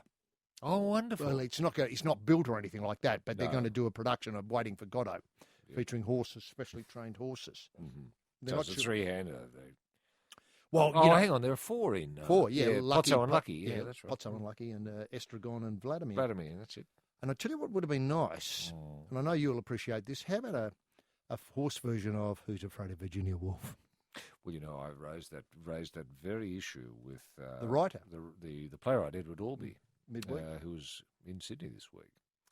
And I said to him, because he knew that the 200th of the Australian racing was coming up this weekend, and I told him about the Horse Theatre, and I wondered if he'd been approached, because he would have to tick the box that said, yes, I allow this to be used. It could be seen as trivialising the play. Well, that's right. He said he was unaware of what he was. Look, he wasn't ruling it out. But he wanted to know who was going to be playing the key roles. He wanted to know who was going to be Sandy and Nick in particular. George and Martha he accepted. Could be easily played by horses. Yeah, but it's those other roles that he was worried about. He didn't know whether we had significant depth in our horse acting talent. Roy and HG. The Life on Triple M. This is The Life. Roy and HG on Triple M. Now, I mentioned the obviously tomorrow Royal Randwick, the museum, the theatre. Further celebrations are scheduled for Narromine, Coffs Harbour, Tamworth and Nowra. So it's just going to... Can I use an expression? Well, let's go off. You're going to say it's going to go off. Yeah, But I tell you, the one to be at, though, would be with the light horse at Taree. That's today. Today. With the governor. Coming in a Cobb and Co coach. And people in period costume. Isn't that what we need? Why is that just exclusive to Taree? You mean we could travel the governor around Yes. in the Cobb and Co coach? Yes. People could line the streets and ask, why is the governor in the coach? 200 years of racing. Yeah. What a beautiful promotion. Yes, and people would line the streets. Can you imagine that? People lining the streets from Taree to Randwick wherever tomorrow. She goes next, yes. Would be beautiful. Yes. Now, look, as a sort of a counterpoint to that, a great promotion from the harness racing community about their Country Cups calendar. Now, they've got Country Cups, for instance. I'll give you an idea of how broadly they're spread. Like tomorrow, it's Naya. And then on 24th next week, Kilmore. November the 1st is Maryborough. November the 12th, St Arnaud. December the 3rd, Yarra Valley. And they've roped in Billy Brownless to be the face of the Country Cups Racing Carnival. This is harness racing, remember? Yeah. So we get to the Cranbourne Pacing Cup, which is on December the 11th. You can meet your, ambassador, Billy Brownless.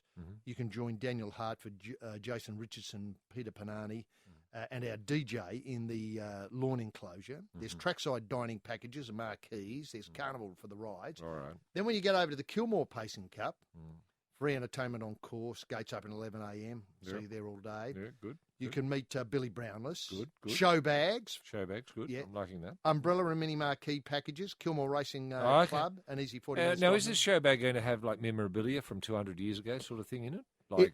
Like a Mars bar. Old gear you can wear and stuff, just dress up like it was 200 years ago? Yeah, what a good question. Well, A stick-on beard. Yeah. Or some sort of set of... Moleskins or pearls. Pearls. Oh, that's not bad. Pearls. I just made that up. I don't know whether they had them 200 years ago. Many pearls. There's no talk. I haven't seen too much reference to the pearls, the massive pearl wearing that took place in the early days of the colony. I mean, I might be wrong. Well, I'd like to think it's true, though. This isn't. It's funny why it didn't kick on as a currency in Australia. 4 pearls for a can of beer. Now, look, just before you go on, this isn't strictly Billy Brownless historically. works on this network. He does. Now, is Triple M being associated with the 200 years of Australian racing? Hang on, wait a minute. We just separate two things. I counterpointed the 200 years of Australian racing, which is great. Yes. With no, you can't tell me this celebration being the face of country racing has got nothing to do with the 200 years. It's got to have something to do with it. This is harness racing, you see. Oh. I got no idea. How long are we doing harness racing? Well, it's some time. Would it be 100 years? Oh, easy. Harness racing, I would imagine 100 years. Well, there you have it. 200 years of racing, 100 years of harness racing. With Here's Billy the face, Brownless. Billy Brownless. Where's Triple M? Yeah, that's great. It should be on his peaked hat. Yes. Or somehow Triple M could get Billy to call a few races. Thank you. Why isn't tomorrow at Naya a celebration of 200 years of racing on Triple M? Well, it's a great idea, isn't it? Do you know what I could suggest a playlist? We could start off with ACDC. Oh, horse tunes. Yeah, ACDC, followed by Jet, play U2, In Excess, Nickelback, Queen, Green Day, Kings of Leon, and Baby Animals. Just to start. That's from 12 to 1 o'clock. The horses would love it. What a great idea. What a great idea. And get a couple of horses in to be interviewed. Brilliant. This is The Life. Roy and HG on Triple M. Well, it's a terrific prize, Jim, as you'd expect. Look, it's got two sort of prongs to it. Firstly, the very best, or the very, very best of Crowded House. This is a couple of CDs. Includes Better Be Home Soon, Don't Dream It's Over, Weather With You, all the crackers from Crowded House. So I think it's, up around about the 30 tracks by the time you combine the two CDs. Anyway, that's great. Two CDs. What would that retail at, HG? About $29.95? I suppose so, yeah. You might be able to get a bit cheaper than that in a week's time. Plus, what we've got here is something we promised to do, never done it before. The, obviously, Breaking Point 2009 the DVD. This obviously features Randy Orton versus John Cena, CM Punk versus The Undertaker, Christian versus William Regal, and the Unified Tag Team Championship match, Chris Jericho and Big Show's versus Mark Henry and MVP. That, but wait for it, we've got the Breaking Point chair as well, so you can sit in it and watch it at home. It's a very special chair. I've been sitting in it all afternoon. It's just fantastic, isn't it? You could fold it away actually and put it folding chair. And put it under your bed. When you're not watching your Breaking Point DVD. Yes. It's incredible. What a prize. Yeah. I mean, they're giving away these chairs. It's just revolutionised, radio in Australia. Yeah, you did right. Now, So it's like that gym equipment, actually, you can get on, that you see advertised. One of the great advantages is you can put it under your bed. Ditto with that chair. So if people got room under their beds. I always imagine people's under their beds, chock-a-block full of stuff that they don't use. They don't want to use. Too embarrassed to get it out. Because the last time we got it out was 4 years ago. Yeah, but they're for your abs and stuff like your that. abs, Well, the I great know. thing about this chair is there's no rubbish about abs. It's for your ass. Somewhere to park it. Now, the question. Women only. What race put a smile on the King's face? That is Rooting King's face. What race always put a smile on his face? This is The Life. Roy and HG on Triple M. Yes, it's Hot Lap handout time. Who are we talking to, Roy? Yeah, we're joined by Lynn, who's joining us from Guildford. How are you there, Lynn? I am terrific, and how are you guys Yeah, today? very well indeed, Lynn, and it's great with 200 years of Australian racing cropping up this weekend. But tell me, did you enjoy the Commonwealth Games? I did. I get up very early in the morning, so I didn't watch a great deal of it, but I was able to watch in the night how many gold that we got the day before. So, yeah, it gives you a bit of a tickle every now and then to find out how many golds you've got, doesn't it? It certainly does. Now, you get up early to make coffee, I take it. Yeah. Yes, Pity I'm so far away. I would have actually made you one. How's that? That'd be fantastic. That would be Now, fantastic. can I ask, with time, you've obviously done it for a fair while. Are you improving? Are the coffees coming out better now? Oh, look, I don't have to improve, Dale. I'm up there with the best. Very Oh, good. very good. Very good. Now, what is the skill as being a barista, Lynn? Is it the type of coffee you select? Is it the way you compress the coffee? Is it the heat, the temperature you get up with the water? Is it the volume, It's the the way ratio? you have the temperature of the milk, and it's the way you flick your wrist. How's that? I accept that. Texturing the milk's got to be perfect. Someone said to me many years ago, Lynn, that that it's impossible to teach someone how to make coffee properly. It's something you are either born with or you never know. Sorry, what was that? That it's a gift you're born with, being able to be a good barista. It's something you can't learn. Oh, no. It takes a long while to learn the milk. Yeah. yes. Yeah. And it's not just making milk as well. You've got to have your machine clean, coffee beans right temperature. It's just, it's all scientific these days, let me tell you. It is scientific. Do But you once believe you've that? got it, Do you they believe always come back. do you think the sugar should go in first, or should the sugar go in last, Lynn, for people who have sugar? I put it in last. Bloody. I put it in before the milk goes in. Oh, good. Okay, that's fair enough. Absolutely. Give it a good stir so it's done, and then the milk comes as well. Yeah. And do you have a favourite machine? Like there's plenty of brands of coffee. I think Famatronic make one. There's plenty of others. Do you have a favourite machine? Actually, the machine that I've got's a Rumba, and it's it's brilliant. Let me tell you. A Rumba. A Rumba. How do you spell that? A-R? R-U-M-B-A. Oh, simple, like that. And can I just ask your opinion of Nespresso? Of what, sorry? The George Clooney brand. George Clooney. Yeah, Nespresso. What's your thoughts about Nespresso coffee? You've got to have the acquired taste for Nespresso. That's for people not just starting off, but have learned to learn and to know the taste of real coffee. Brilliant. Yeah, Now, just one final question before on the coffee front. Have you ever changed the grind or beans that you've used, and if so, why? Never. No. Because once you're on something, you stick to it, love. Fair enough. I think that's right. How do you feel Absolutely. about people being able to go to chain store, department stores now and buy their own espresso making machines? How do you feel about that, Lynn? Well, if you know someone that's got a machine and it tastes good, why not stick with what they've done? Yeah. It's hard to find one, buy it off the shelf, and know that it's going to taste good and it's going to work perfect the way you want it. Yeah, right. Very good That's advice. good advice. Now, Roy, set out the question. Lynn, have a swing at it. Now, Lynn, what race put a smile on the face of Rooting King? Would that be the Caulfield Cup? Absolutely right. Absolutely right. And beautifully answered in that way you milked the tension there. I thought it was just fantastic, like you were making a terrific cup of coffee.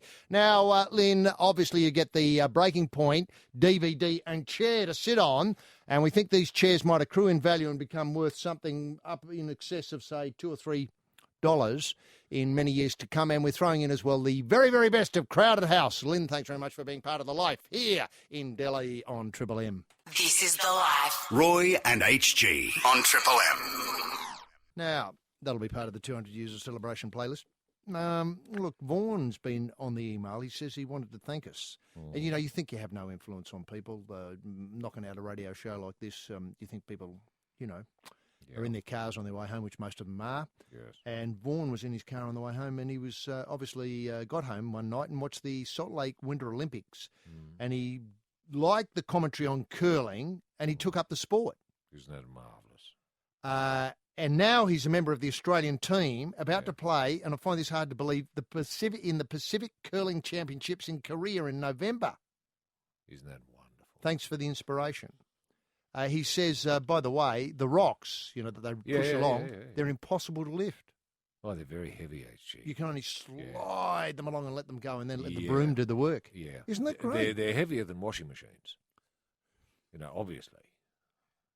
Anyone can lift a washing machine these days, but these curling rocks, they really are something else. And am I right in thinking they all come from the one part of Canada, and, you buy a set, and obviously... I think that's right. It's a specific sort of stone, HG, that's incredibly dense. It almost defies our understanding of gravity in many ways, because they appear to, how can I put it, they weigh more than they seem, and they're very difficult to weigh because no one's worked out a way of lifting one to put on a weighing machine yet.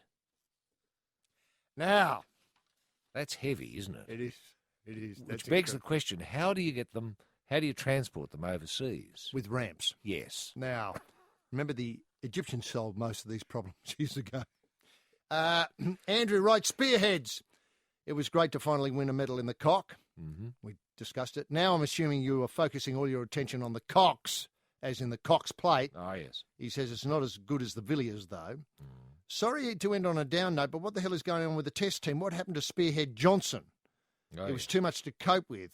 In 60 seconds, I'll be in the backyard shouting and waiting for Scotty so he can beat me up. Because he doesn't recognise the world anymore. Look, I think Superhead Johnson didn't do too badly. I wouldn't say he let us down. Yeah, Superhead. That's who he's talking about. I know, Superhead Johnson. Yeah, Superhead Johnson. Was he ever Spearhead Johnson? No, I think he's always just been a Superhead. From memory.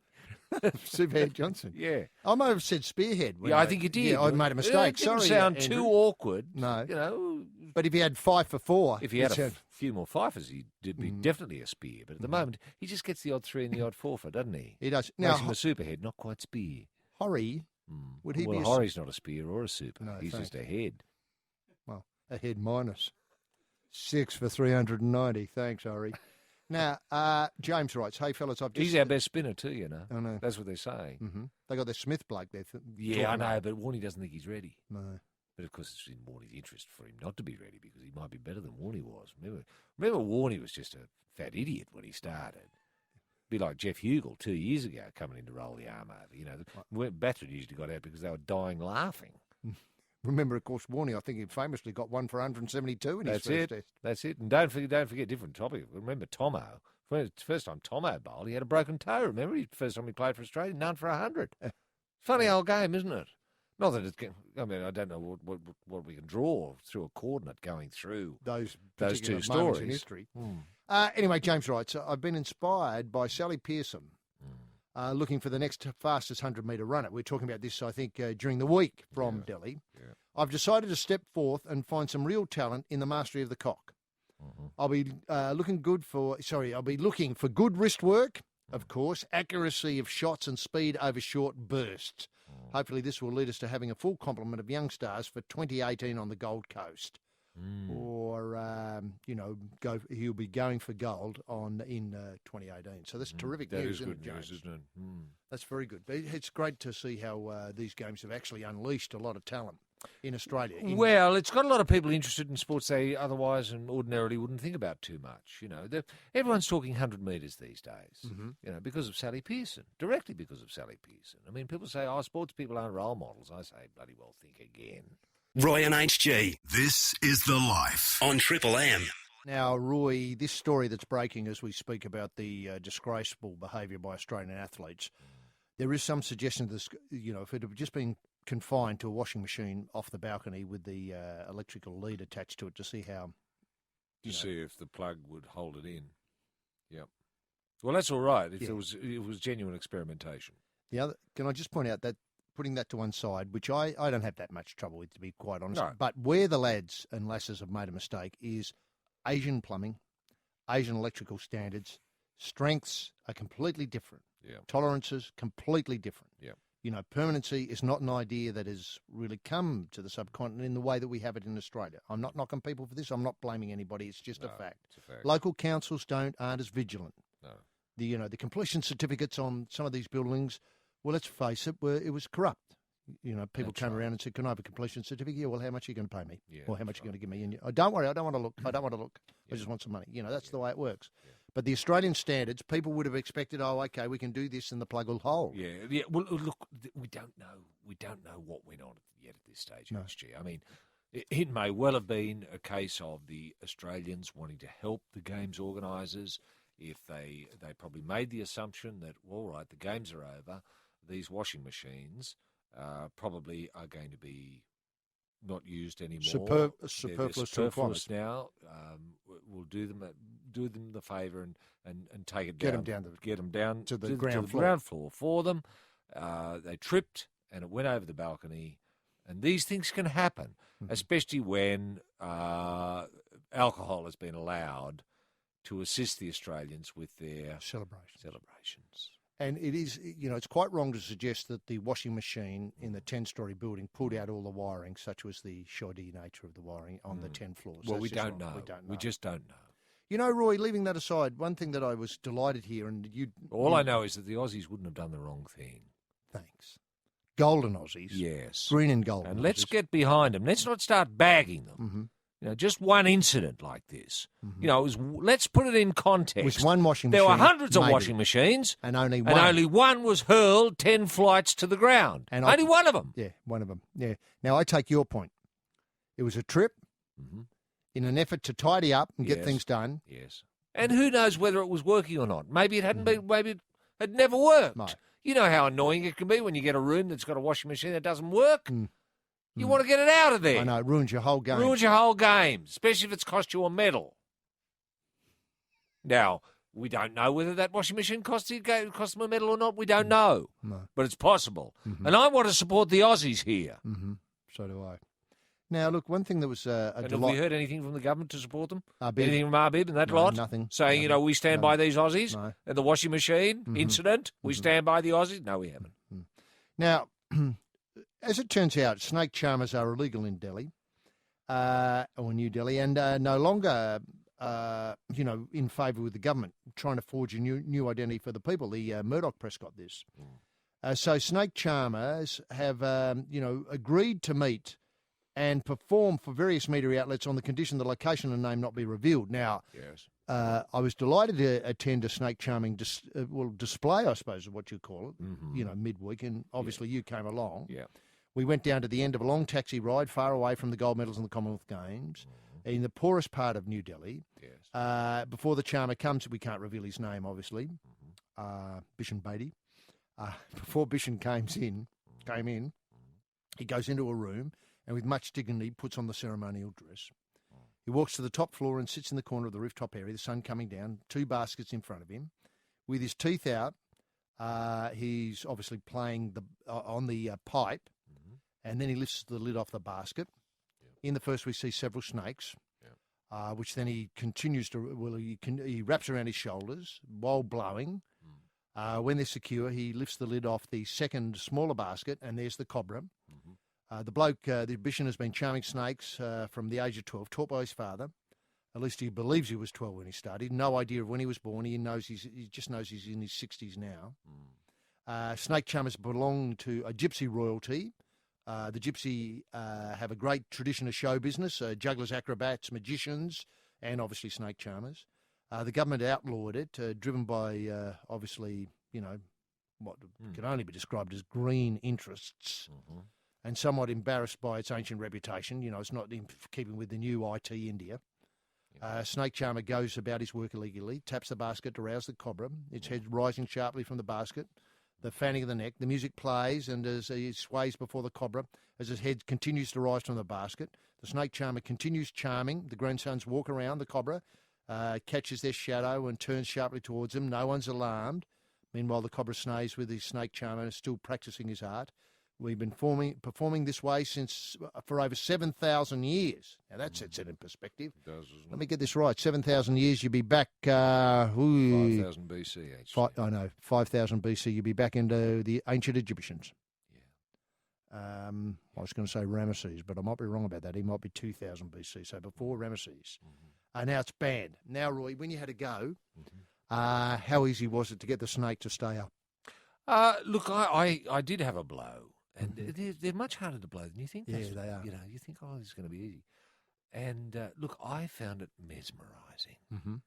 Once that snake came out, I felt a real communication, sort of interspecies communication, HG. Right. It was an astonishing thing. Had you felt this before with any other animal? No. Oh, Rooting King. Obviously, I got on very well with Rooting King and Bludging Slug. And a lot of horses I get on with well. Dogs I can get on with. The odd cat I've been able to tolerate. But you've never blown at them through a pipe? No, I haven't. And I've never spent that amount of time so closely eye to eye with a snake. You just never do it. You see snakes out and about like a brownie or a red-bellied black. You just, you jump up and down because you want them to go. You don't want them around. We just don't get on as a species. I leave them alone. They leave me alone. Yeah. That's the truce. You don't see them as part of show business. No. But this cobra and I, we hit it off. I felt we had something special going there. And honestly, I was nearly in tears. You saw me. I did. When I had to hand back the flute and say goodbye. Yeah. When you sat down there, did you have any idea that you could play Donkashane to it? No. And get it to work? No. That was completely accidental. Completely accidental. I went with Donkashane. I still can't explain what happened. Roy Slavin and HG Nelson. This is The Life on Triple M. Now, look, we just touched on this during the week, but there's a terrific film being made with regard our FFA a bid for the FIFA World Cup in 2022. Yeah. And during the week, Ian Thorpe was filmed as a Bondi lifeguard.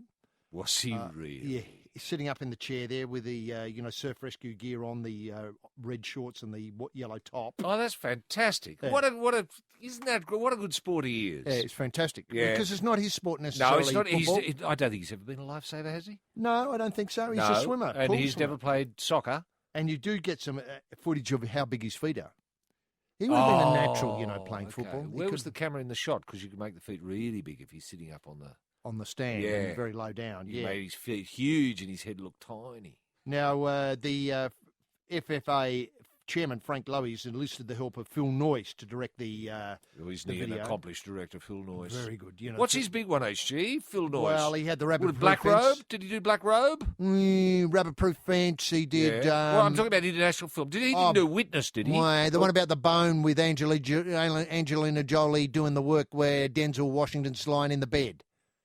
Bone Collector. Thanks very much. Bone Collector. I didn't see Bone Collector, It's but I heard terrific, wonderful things about it. And then he does a lot of action films. Yes. Car crashes. Yes. I don't think he did Salt, the recent Angelina I'm Jolie. thinking Witness. Did he do, or is that Fred Schepsky? No, Peter Weir, I think. Or Peter Weir. That's a fair while ago. We've got Witness. so many great directors. So many. Any one of them would have done a great job for Frank Lowy too. Yes. So we've got this. That's great. Did Phil Noyce, he volunteered himself for this? I don't want to. Speak I assume Ian volunteered. Yeah, I think Noisy comes to Okay. he's very professional, Noisy. Okay. Now, look, obviously it's shot on Bondi Beach and other locations. Will be played to the 24, it's a very exclusive audience, only played to the 24 members of FIFA's executive committee. Oh, so it's a film made for them. Yeah, when the bidders, obviously 2018-22, make their decision in December the 2nd in Zurich. Yeah. The video will include interviews and scenes involving some of Australia's biggest movie and sports stars, although I hope the sports stars aren't the feature of it. Well, let's hope our sports stars don't have to talk too much, because that's where they let themselves down a little bit often. But give one of them a washing machine and ask them what to do with it. Not a problem.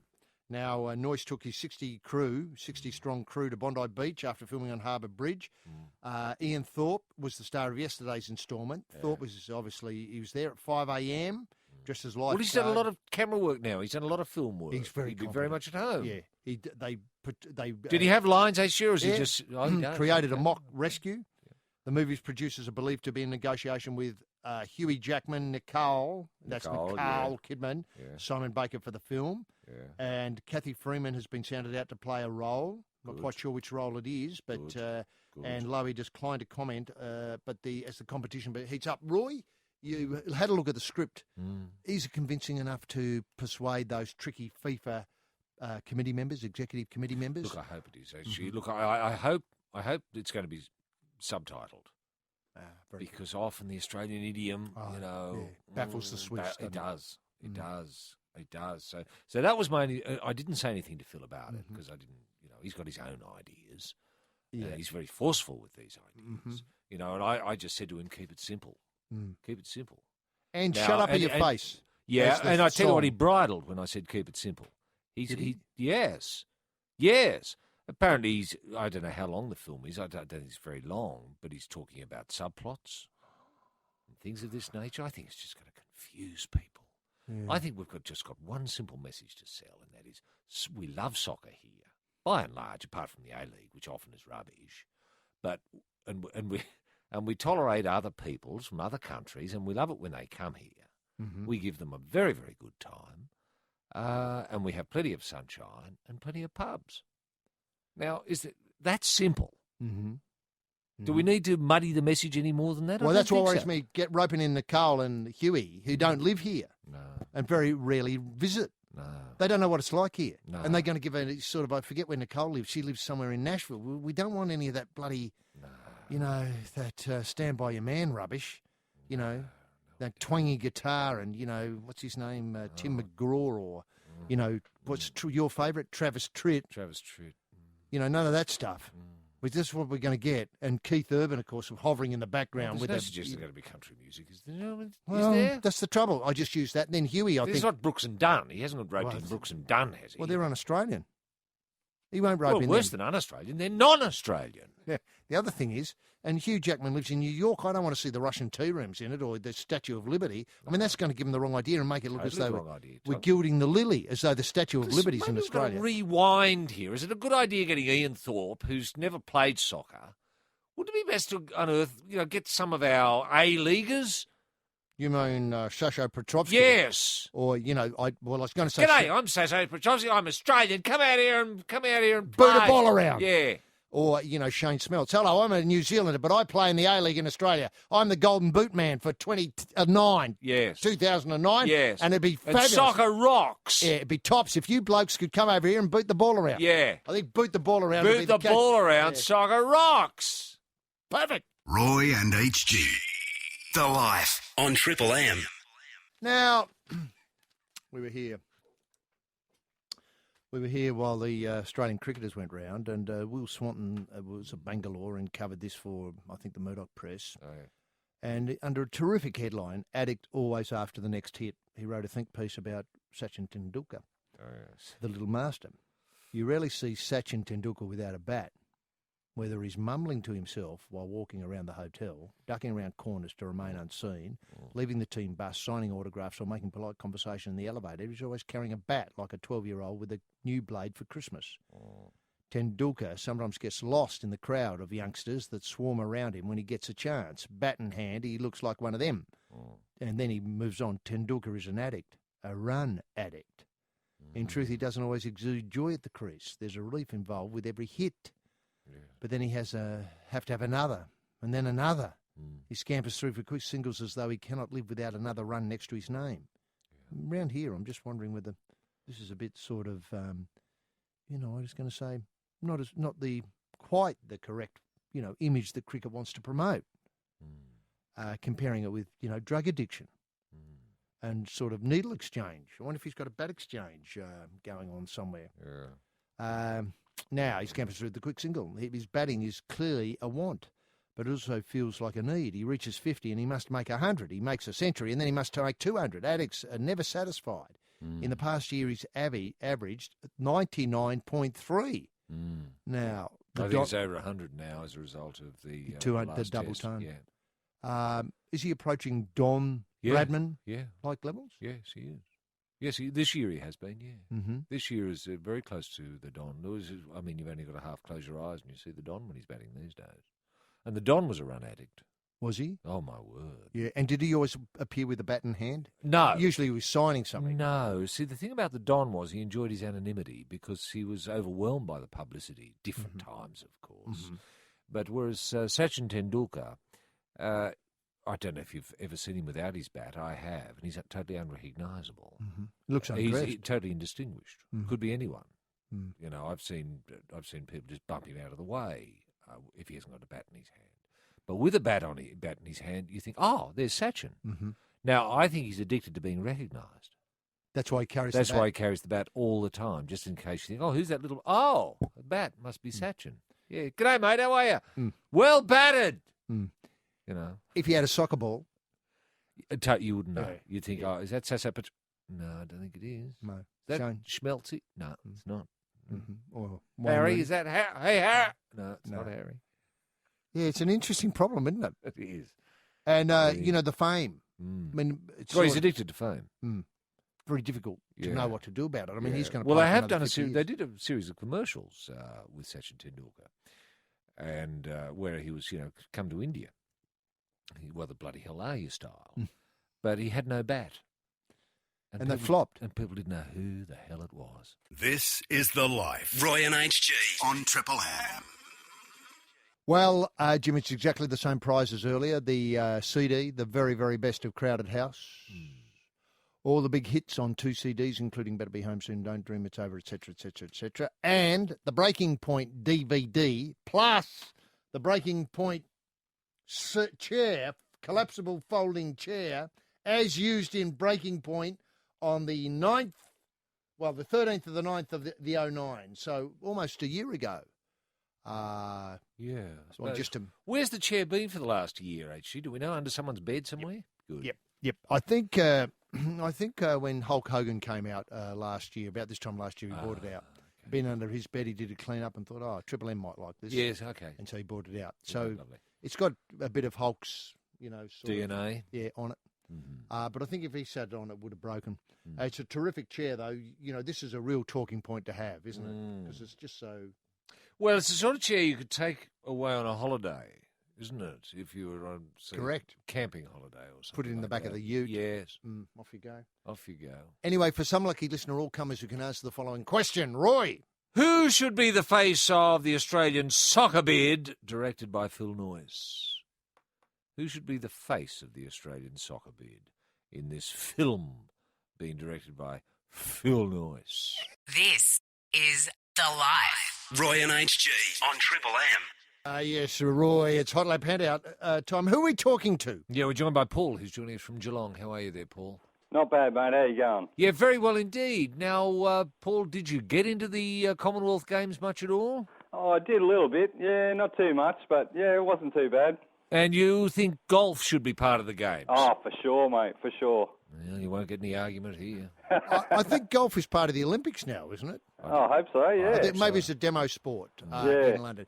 Now, coming from Geelong, are you worried about the problems of the Geelong Football Club, which seems to be going through... Well, I go for North Melbourne myself, so... Ah, fair enough. So you don't mind. Well, Geelong Cats are good too. Yeah, that's for sure. But Yeah, they seem to have lost their coach, and now they're obviously their number one player, and now a number of other players have retired, and then yeah, other coaches seem to be, or, lesser coaches seem to be zooming off too. That's right. Is there much chat around, your work? I assume you work with what would I call it, Cat supporters. Yes, I do. Are they disappointed? Or? Oh, they are, mate, but I don't care because I'm North Melbourne, so... No, I gathered that. I thought you might say that. Yeah, but you're not enjoying their discomfort, are you, Paul? Oh, of course not, mate. Of course not. No. Now, you also appear to be a Newcastle Knights supporter. I certainly am. Yeah, I come from Newcastle, so... Yeah. So very keen to support the Knights when you can, but you would be lucky to see many of their matches. I suppose you watch them on Foxtel. Exactly, yeah. I don't see much of it now. No, that's for sure. Yeah. You were in Newcastle for a time, Paul? I was. Yeah, what part of Newcastle were you in? Thornton, in the Maitland area. Oh, okay. Yeah. Oh, okay. That'd be sort of Maitland pumpkin pickers. Pretty much, yeah. Well, you'd remember the great Terry Panowitz. Oh, yes, yes. Now, when was the last time you thought of Terry Panowitz? Just last week, mate. I'll be bugging. Now, do you take... What's the weather like is really what I'm going to ask in Geelong at the moment. Well, it's clear now. It's not raining, but it has been all day. Yes. And the forecast in your area for tomorrow is better weather? I think, a little bit better, but not much. Right. I was just wondering how the Caulfield Cup's on tomorrow. And obviously be a very heavy track. Yes, it will be, I reckon. Dry it up a fair bit. Anyway, Paul, let Roy set out the question. Have a swing at it. All right. Now, Paul, who should be the face of the Australian soccer bid directed by Phil Noyes? I reckon Sasha Petrovsky and Shane Smeltz. That's absolutely right, Paul. So you get the crowded, the very, very best of Crowded House, the Breaking Point DVD, and the special chair to sit on while you watch it. And obviously, we want all people, I don't know quite how you'll do it at your place, while they're watching the DVD, to sit in the chair. To be just take it in turns. Paul, thanks very much for being part of the Life on Triple M. This is The Life. Roy and HG on Triple M. Now, we return to where we started some time ago, that is with the Caulfield Cup tomorrow, and obviously a very heavy track. And the Hong Kong stay, Mr. Medici, who we might have mentioned this at the top of the show, will be racing for the first time in 140 days when he lines up on Saturday's Caulfield Cup. But the trainer, Peter Hose, ain't concerned. What's been wrong with Mr. Medici? He doesn't like racing. Oh, right. Doesn't need to race. Oh, okay. Mr. Medici... So it's a lifestyle choice. It's not a busted hip or something. No. Yeah, it's trying to get the work-life balance correct. Thanks. And I think you can often push a horse and force it to race when it doesn't want to race. And this causes all sorts of problems. But that's the fun bit as a trainer. Oh, I know it is. Yeah. I know it is, yeah. But he's got plenty of other horses. Peter Ho's got plenty of other horses that he flogs the living daylights out of. Good. Well, Medici heads into the race with an unorthodox preparation. Ho was upbeat after watching the 7-year-old's finish his build-up with a strong gallop at Werribee midweek. Ho said the 1,200-metre work with the Japanese Caulfield Cup contender Tokai Trick convinced him Mr. Medici was right for the 2.5 million race. Beggars the question, what did he see? Mr. Medici sat 2 lengths behind Tokai Trick, but closed within 3/4 of a length in a gallop, where both horses seem to have plenty more to give. He's so relaxed. He's ready for the race. He's a professional horse. That's a relief, isn't it? Yeah. A lot of unprofessional horses going round. Yeah, there are. Aren't there? Yeah. Oh, most of them. Yeah. They can't. They're non-winners, aren't they? Yeah. See, a professional horse, you'd expect him to come out and win or be ready at least to race. Before he came here, he won a barrier trial. He works well, and here he works well, and here I can work him how I want to. Mr. Medici has not started since the Chater Cup in Sha Tin on May the 30th. Yeah. The Chater, that's that cup, proved he's a very good horse. He's a Group 1 horse in Hong Kong, and the horses he beat in Hong Kong are very good horses. He's a typical stayer who can relax and save himself for the finish. I'm happy with his form. Although he hasn't raced for a while, I believe he can still run a good race for me. If the ground is wet or good, it doesn't worry me. He can handle all sorts of ground. Drew gate 12. There's nothing I can do about the draw. My job is to train the horse. I'll leave it to the jockey, Gerald Moss. He'll do the rest of the job. Tokai Trick's trainer, Kenji Nonaka, said he would not burden his jockey Shinju Fujita with many instructions. He's an experienced jockey. He's experienced here. He should be a professional, wouldn't he? He would. He has experience here, and he's suitable jockey for Tokai Trick. We'll cross our fingers and leave it in his hands. Is that good enough? No, it's not good enough. No. You were very keen on instructions. I like to be able to communicate with a jockey. I mean, if I was confronted with a jockey whose grasp of English was, well, let's say flimsy at best, I would have frog marched him fair off the property. Well, I think here it's fair to say that both trainer and jockey speak Japanese. Oh, well, that's all right then. That's all right. If But they're on that the doesn't same page, that's language-wise. Well, It's a good start. Well, that's a very good start. No, look, But does the horse comply conversant? with Japanese? Wow. There's your question. Mm-hmm. There's your question. Now, my limited experiences with the horses I knew, I can tell you this is a fact. None of them understood Japanese. No, that's right. You know, that does make it very difficult. And I'm just worried when barrier attendants, get to a horse. Japanese barrier attendants. Well, they're not here. We've got Australian barrier attendants here, right. and they're the best in the world. There's no suggestion that there's going to be a set of Japanese barrier attendants brought out for this weekend. No. You're not going to suggest that. No, I'm not. No, good. I think Australian conditions stand. Yeah, good. And then all that chat, on course, there's the ground announcements, Ladies and gentlemen, it's almost time for the running of the Melbourne Cup. Yeah. The Caulfield Cup, and the world's biggest punter is on course. Can you please make welcome ... Yes. That sort of stuff. Yep. Now, that's going to moz the horse completely. It'll be sitting there thinking, what are they talking about? Are they talking about me? Yes, and it'll get a complex. Yes. And the complex will mean it won't run well. Yeah, absolutely. I've seen that happen many a time. And then the other horses all speak English. Yep. Well, I don't mean all of them, but well, the majority. they understand English. Yeah. They may not speak it very well. My understanding with horses, in my limited understanding of the horses I've known, honestly, their English has just been appalling. But they're used to the... they're used honestly, to it couldn't suggestion. pass. It couldn't pass for English at the best of times. Yeah. I used to humour them and say, well said, King. Well said. You mean that they wouldn't be able to pass a HSC No, English? not a hope. Not a hope in Hades, and that's the truth. A lot of people think, this horse is so smart. I say, stop right there. Stop right there. It's not going to pass the HSC. In fact, wouldn't get the school certificate. In fact... NAPLAN test? Not a hope. Not a hope. Cuisenaire rods. Have you tried Cuisenaire rods with horses? Yeah. They're rubbish. Yeah. They're rubbish. Yeah. They just don't get it. When he says it's a professional horse, the worst case of unprofessionalism you've seen in a horse. I mean, it's obviously, bludging slug. Yes. Bludging slug, yeah. Well, okay. Well, the worst I saw with the slug, and he did this only to get up my nose, and that is going to the barrier backwards. And ran the wrong way. Yeah. Despite a very firm jockey facing the right direction, thrashing the buggery out of his back door. Didn't stop him.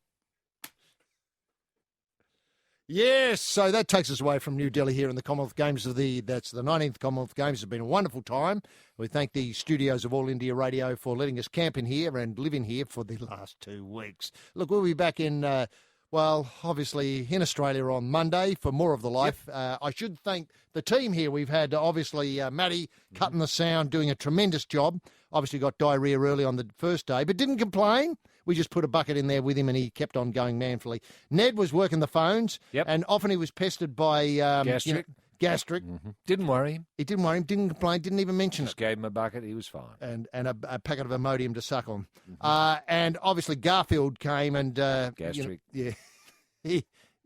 Can I just say Garfield's case, it was business as usual at the back door. And Skip, of course. Skip. That's right. Mr. Gastric, India. And so we'll have all the crew back in Australia on Monday. Join us for more Life then. Bye now. This is The Life. Roy and HG on Triple M. Roy and HG. The Life on Triple M. Yes, thanks very much indeed. Jim Daniels in the Triple M soundproof booth. And Jim has dedicated today's reads to Daryl, Aussie, Red, Plucker, Sea Heads, etc., etc. In fact, their whole Hey It's Saturday team who returned to their spiritual home on Saturday night on 9 at 7:30. Normally I associated in the bad old days, but obviously before Twitter, with Hey It's Saturday being at 6:30 on a Saturday night. But, 9 Daylight saving. Daylight saving, and they've got that cracking program, their Funniest Home Videos, which they didn't used to have there. And so it'd be impossible to move that. And so, sadly, Daryl, Aussie, Plucker, Red, Sea Heads, etc., had to bump back by an hour. And, of course, it's going to be a ratings bonanza at 9. And, I don't mean to be unkind to the ABC here, but it turns up in the week that the Bill's finishing. After 23 years being on Saturday night and giving people something to do on a Saturday night, now, sadly, that's not on, but to save the day, in rides Daryl out of the dust. So it's a terrific news. Win all round. And, of course, the pictures coming through from Rome this week, weren't they amazing? I mean, I looked at my toast on, I know everybody has, looked at their toast. I'm looking at toast more often now than I ever have before. And there it was, the image of the woman in the hijab. And I thought, hello, Mary's come to my toast like it has for so many people now. It's a miracle. And speaking of miracles, Greg Norman has found love for a third time. Look, often we don't deal enough with wedding notes on this program. In fact, this is the first time I think we've ever dealt with wedding notes on this program, vis-a-vis sporting identities. But Greg, he's put it out and about, and somebody said yes. And Phar Lap remains have been discovered, ladies and gentlemen. We'll be talking about that in depth. And speaking of miracles, how about this one? No sooner is Mary given the highly coveted position of, obviously patron saint of toastmakers everywhere, then Spielberg, that's Steven Spielberg, decides to make a film about the Bee Gees. Don't tell me those three things aren't connected, i.e. Mary, Greg and Bee Gees, because they are fact. Ladies and gentlemen, boys and girls, welcome to The Life with Roy and HG on an afternoon with too much bodies bellying up. What a weekend, what an incredible weekend. And a special welcome to Tool Week for 2010. It is Tool Week, all week, here on Triple M, and it's tremendous. And wait till you get your eyes, literally, because your ears won't believe what they're hearing, on our first prize for Tool Week this week. It's a tremendous prize. I don't know how we're going to keep it up. Tool Week 2010, as usual, has delivered. AFL and the big match in China over the weekend, an absolute treat. Liam Jarrah it was pretty dull, let's face it, for 3 quarters until Liam Jarrah leapt. And all of a sudden, here's the toast of China. Today, Liam Jarrah from the centre of Australia to the Melbourne football ground, and now in China they want a piece of him. It's just great. The final score, Melbourne D's were 12-12, 84, and the Brisbane Lions 11-13, 79. No news of Favola madness, but I suspect the reports of the damage done have not filtered into news services from outlying areas. Brendan didn't play, so he's on a roving commission just to cause havoc wherever he could, and he did. The A-League and another week of high quality. Number of draws, disappointing, but be that as it may, the Bling lost. That's the big news. I think their crowds are down now to, well, I was going to say less than the goals scored. In their case, that'll be a very small crowd, and I don't think it's that yet, but it will get there. And the other big winner, Bling, of course, no wins in 2010. The other big winner from the weekend was the FNQ Fury, 2-1 over the Perth Glory Rugby League. And with the Four Nations about to erupt across Australia, Roy and I having to deal with Triple M management to call maybe 2 matches of this magnificent summer series. Firstly, this weekend, Australia v PNG Comores. Yes, the man, well, let's face it, Port Moresby's Mr. League and the King of Kokoda will be packing down, calling that match this Sunday as part of the Four Nations series. We'll be there 3:30 p.m. is eyes down time on the television, and turn down the sound and turn up Triple J. And the Kumul speaking. What about Triple M? Sorry, Triple M, very good as well. Thanks very much, Roy. For a minute there, I thought I was somewhere else in a parallel universe. But I quickly came back, did you notice? I know. Sometimes I get stuck out there. Never come back, but I'm back. So turn down the sound on your television, turn up Triple M. Now I think that might be the first time I've ever done that. It is. I know you like hanging out in that weird twilight zone every so often. Yeah, I do. I do. Now, we're back with the... I thought we were on 2SM there for a little while. The Super Radio Network. Yes. Yeah. Well, that's the trouble is when we get talk back. Yeah. That's where I go. That's right. Well, our talkback topic, can the Kummels beat Australia on Sunday? Now, speaking of that, the Kummels put away a well-credentialed Ipswich Invitational. It was a terrific invitational side, 50-26 on the weekend. It was a very open game of rugby league, but Stanley Jenne, the coach, said he didn't like the body language before the boys went out. They thought it was be easy beats, and he's given them a wake-up call. Yeah.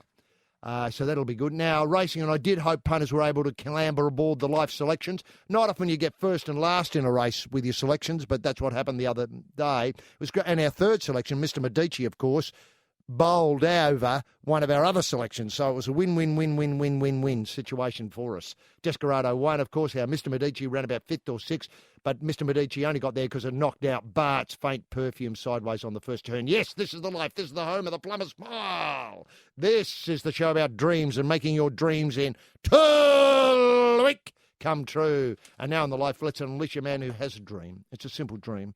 After spending 2 fabulous weeks in India, he believes the country is ready for rugby league, for the romance of rugby league, for the funny old game called rugby league, for the greatest game of all. He's mapped out a 12-team competition along the IPL lines and found sponsorship to fund the whole thing. That man is rampaging Roy Slavin, and we can get him on the job simply by asking what caught your eye in the swelling soup of the Sporting Swamp over this very, very, very special weekend in Rome. Brendan. Yes, thank you very much, H.G. Nelson. Wonderful, wonderful weekend. It is Tool Week. God almighty, these things roll around so quickly, doesn't it? It feels like it was only yesterday it was Tool Week here on Triple M. Well, I tell you what, it was 12 months ago. It was 12 months ago. It always comes in the week of the Cox. I know. And remember, and speaking of Cox, there's talk of Cox Week. Get out. In response to the success of the Australians in shuttlecock in New Delhi. Wow. And I think Cock Week, in association with Tool Week, it's a nice, well, it's more than a tight fit, isn't it?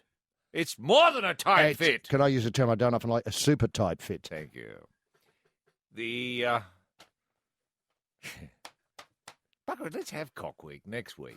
Let's slave it off Tool Week. Use Tool Week as sort of the diving board into Cock Week. Crowbar. Yes. Leverage. Yes. Now, is Casey Stoner the best since Mighty Mick? That might be talked back for a little bit later on. Mick Doohan, of course. That's Mighty Mick Doohan, yes, whom H.G. and myself saw on the weekend. Yep. By golly, he looked fit. He did. He looked as though he could throw a leg over. Yes. He looked as if there wasn't a bone in his body that wasn't broken. Or screaming out to be broken. Screaming out to be broken, exactly. God, he looked good. We observed him having breakfast, and then we nodded and said hello. We were polite. We were polite. Careful distance, even though we were overcome with fandom. That's right. Now, the Indian Prime Minister has launched a probe into corruption and incompetence in the Commonwealth Games. I find it's hard to believe. Oh, this will be good when we get to... When are we ever going to see this report? You're not. We're never going to see it. No, it's never going to happen. This will be put in the just bottom a smokescreen. We'll investigate this more during Cock Week next week. Now, Brett Lee signs up for the New Zealand Domestic 2020 competition. And what is going on with all of our stars going to New Zealand? Wait a minute. Well, I know. Brett Lee's and the star he used to be. No, I was going to say his domestic competition meant Invercargill playing Otago. Yes. Oh, Lord. Yes. So I think the mighty have fallen. I think Brett's playing for Papatoetoe.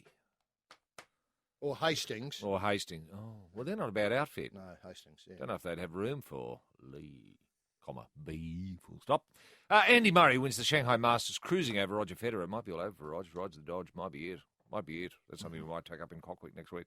Anna Ivanovic and Novak Djokovic, they are the top seeds for Serbia in the Hopman Cup. The Hopman Cup, HG. Hopman Cup! Already, they're naming teams. Tool Week, Cock Week, Hopman Cup. Is that how it works? That's how it works. Uh-huh. I think our team will be, Little Leighton, Sam Stosur? I don't know. Yeah, that's my wishful thinking. That's my wishful thinking. Uh-huh. That's my dream team. My dream team. Could I just add, if we found a couple of winners, that could be a dream team, though. That's true. Didn't we get a couple of medals in New Delhi? We did. With people I'd never heard of. People I'd never heard of. Yeah, no. I don't know if that's the standard. Couldn't be. Anyway, the Sydney Kings go down to the New Zealand Breakers. Kings, welcome back! Mm-hmm. The Crumbles return. Oh, listen, I think in all fairness, I'm being selective here. They did have a win over Melbourne. Yeah, surprise win. Over ladder leaders. Yes, that's right. Ladder former ladder leaders. Yeah, former ladder leaders. Yep. Now, Brad Hodge lets his bat talk yet again. I mean, his bat hasn't shut up. He's demanding a recall with 2 centuries so far this... What's Hodge got to do? What's the problem with Hodge? Is he too short, too stout, too slow? Or likes poetry? There's something wrong, isn't there? There is. There should be an inquiry if this probe into corruption and incompetence in the Commonwealth Games, once they're wound up, maybe they could have a look at Brad Hodge, get to the bottom of that one. But we'll never find out. I'm telling you here, we won't. Conspiracy going on. Indian captain Dhoni has suggested Nathan Horrocks would be a better bowler if punter set him better fields. How's that for one up the date? Cop that, punter. MS Dhoni. Yeah. From behind the Playing stumps. with his head. Yeah, Playing with punter's head. Absolutely. And I can tell you, it's an absolute waste of time because there's not much going on in that head, Dhoni. And that's a fact. And I'm sure punter would agree with that if he understood the observation. Now, Tim Sheens warns the Kangaroos not to take the Kummels lightly. Yes! That's the attitude we want to see, especially this Sunday. here on Triple M live with the Kummels v. the Kangaroos. Hensby 459 still. This is The Life. Roy and HG on Triple M. And exciting news for all golf lovers that Greg Norman is about to get hitched again. And a beautiful story in the Murdoch Press today. The woman who will become the third Mrs. Greg Norman has been given the seal of approval by the one woman who has been a constant in his life, his mother. Tony Norman yesterday was thrilled with the announcement her son would marry glamorous Sydney interior designer Kirsten Kutner. We're very happy about it. She obviously went overboard. Yes, it's very exciting. We met her and she's a very nice girl. But Mrs. Norman wasn't giving away any of the details on whether the glamorous pair had set a wedding date. There's no news yet on when the wedding will be whatsoever. The loved-up couple were yesterday in the US, where Norman, the winner of 2 British Open, lives. That's interesting. And, of course, we need to background this. Chris Evert-Lloyd, Norman, sadly, it lasted just 15 months.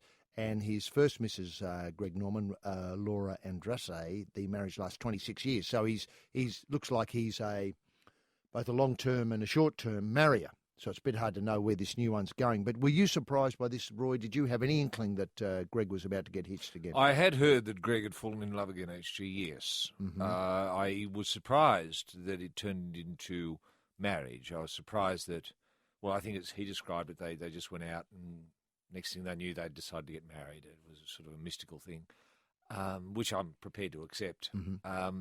But it does surprise me, though. I thought, sure, Greg would be, well, he craves company, understandably. Mm-hmm.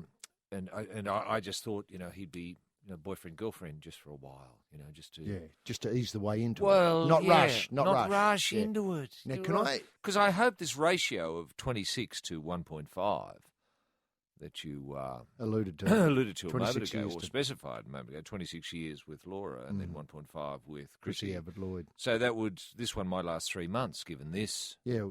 If the ratio should hold. I hope, for God's sakes, it doesn't. I nothing would make me happier than to see Greg Norman happy. And I think all Australians would love to see Greg Norman happy once again. They would. Nobody begrudges him having a little bit of happiness. No. Now, look, one thing that worries me is we had a clash of codes last time, as you recall, golf and tennis. Yeah. Earlier on, it was much easier because Laura was, I think, worked in the airline industry, and I think that's right. Yeah. And of course, Greg being a golfer, so that she could often go work and accompany him when he had to go. Yeah. Now we have an interior designer. Yeah. And I'm just worried about the clash of the codes raising its head again here. Yeah. Well, no, I can see that working all right because Greg will, when it comes to the house, Greg will look after the lawns, obviously, and well, no one knows greens like Greg. Exactly, and he'll organise the garden, where the bunkers are and where the, where the roses, where the greens are, and where all of that. That you smell. Yeah. And she'll look after interiors. She'll, where to put the stripy cushions. Mm-hmm. She'll know where the vertical blinds, the gingham curtains, that sort of thing. Mm-hmm. She'll look after that, and she'll colours. do a very good job. She'll organise the colours in consultation with Greg. I would have thought they'll sit down with a colour chart and say, I think this apricot looks nice. This apricot would go beautiful here with this gingham. Curtain fabric with purple here for the kitchen, and he's going to go, apricot kitchen. I'm not so. Trust me, she'll say, apricot kitchen is the way to go.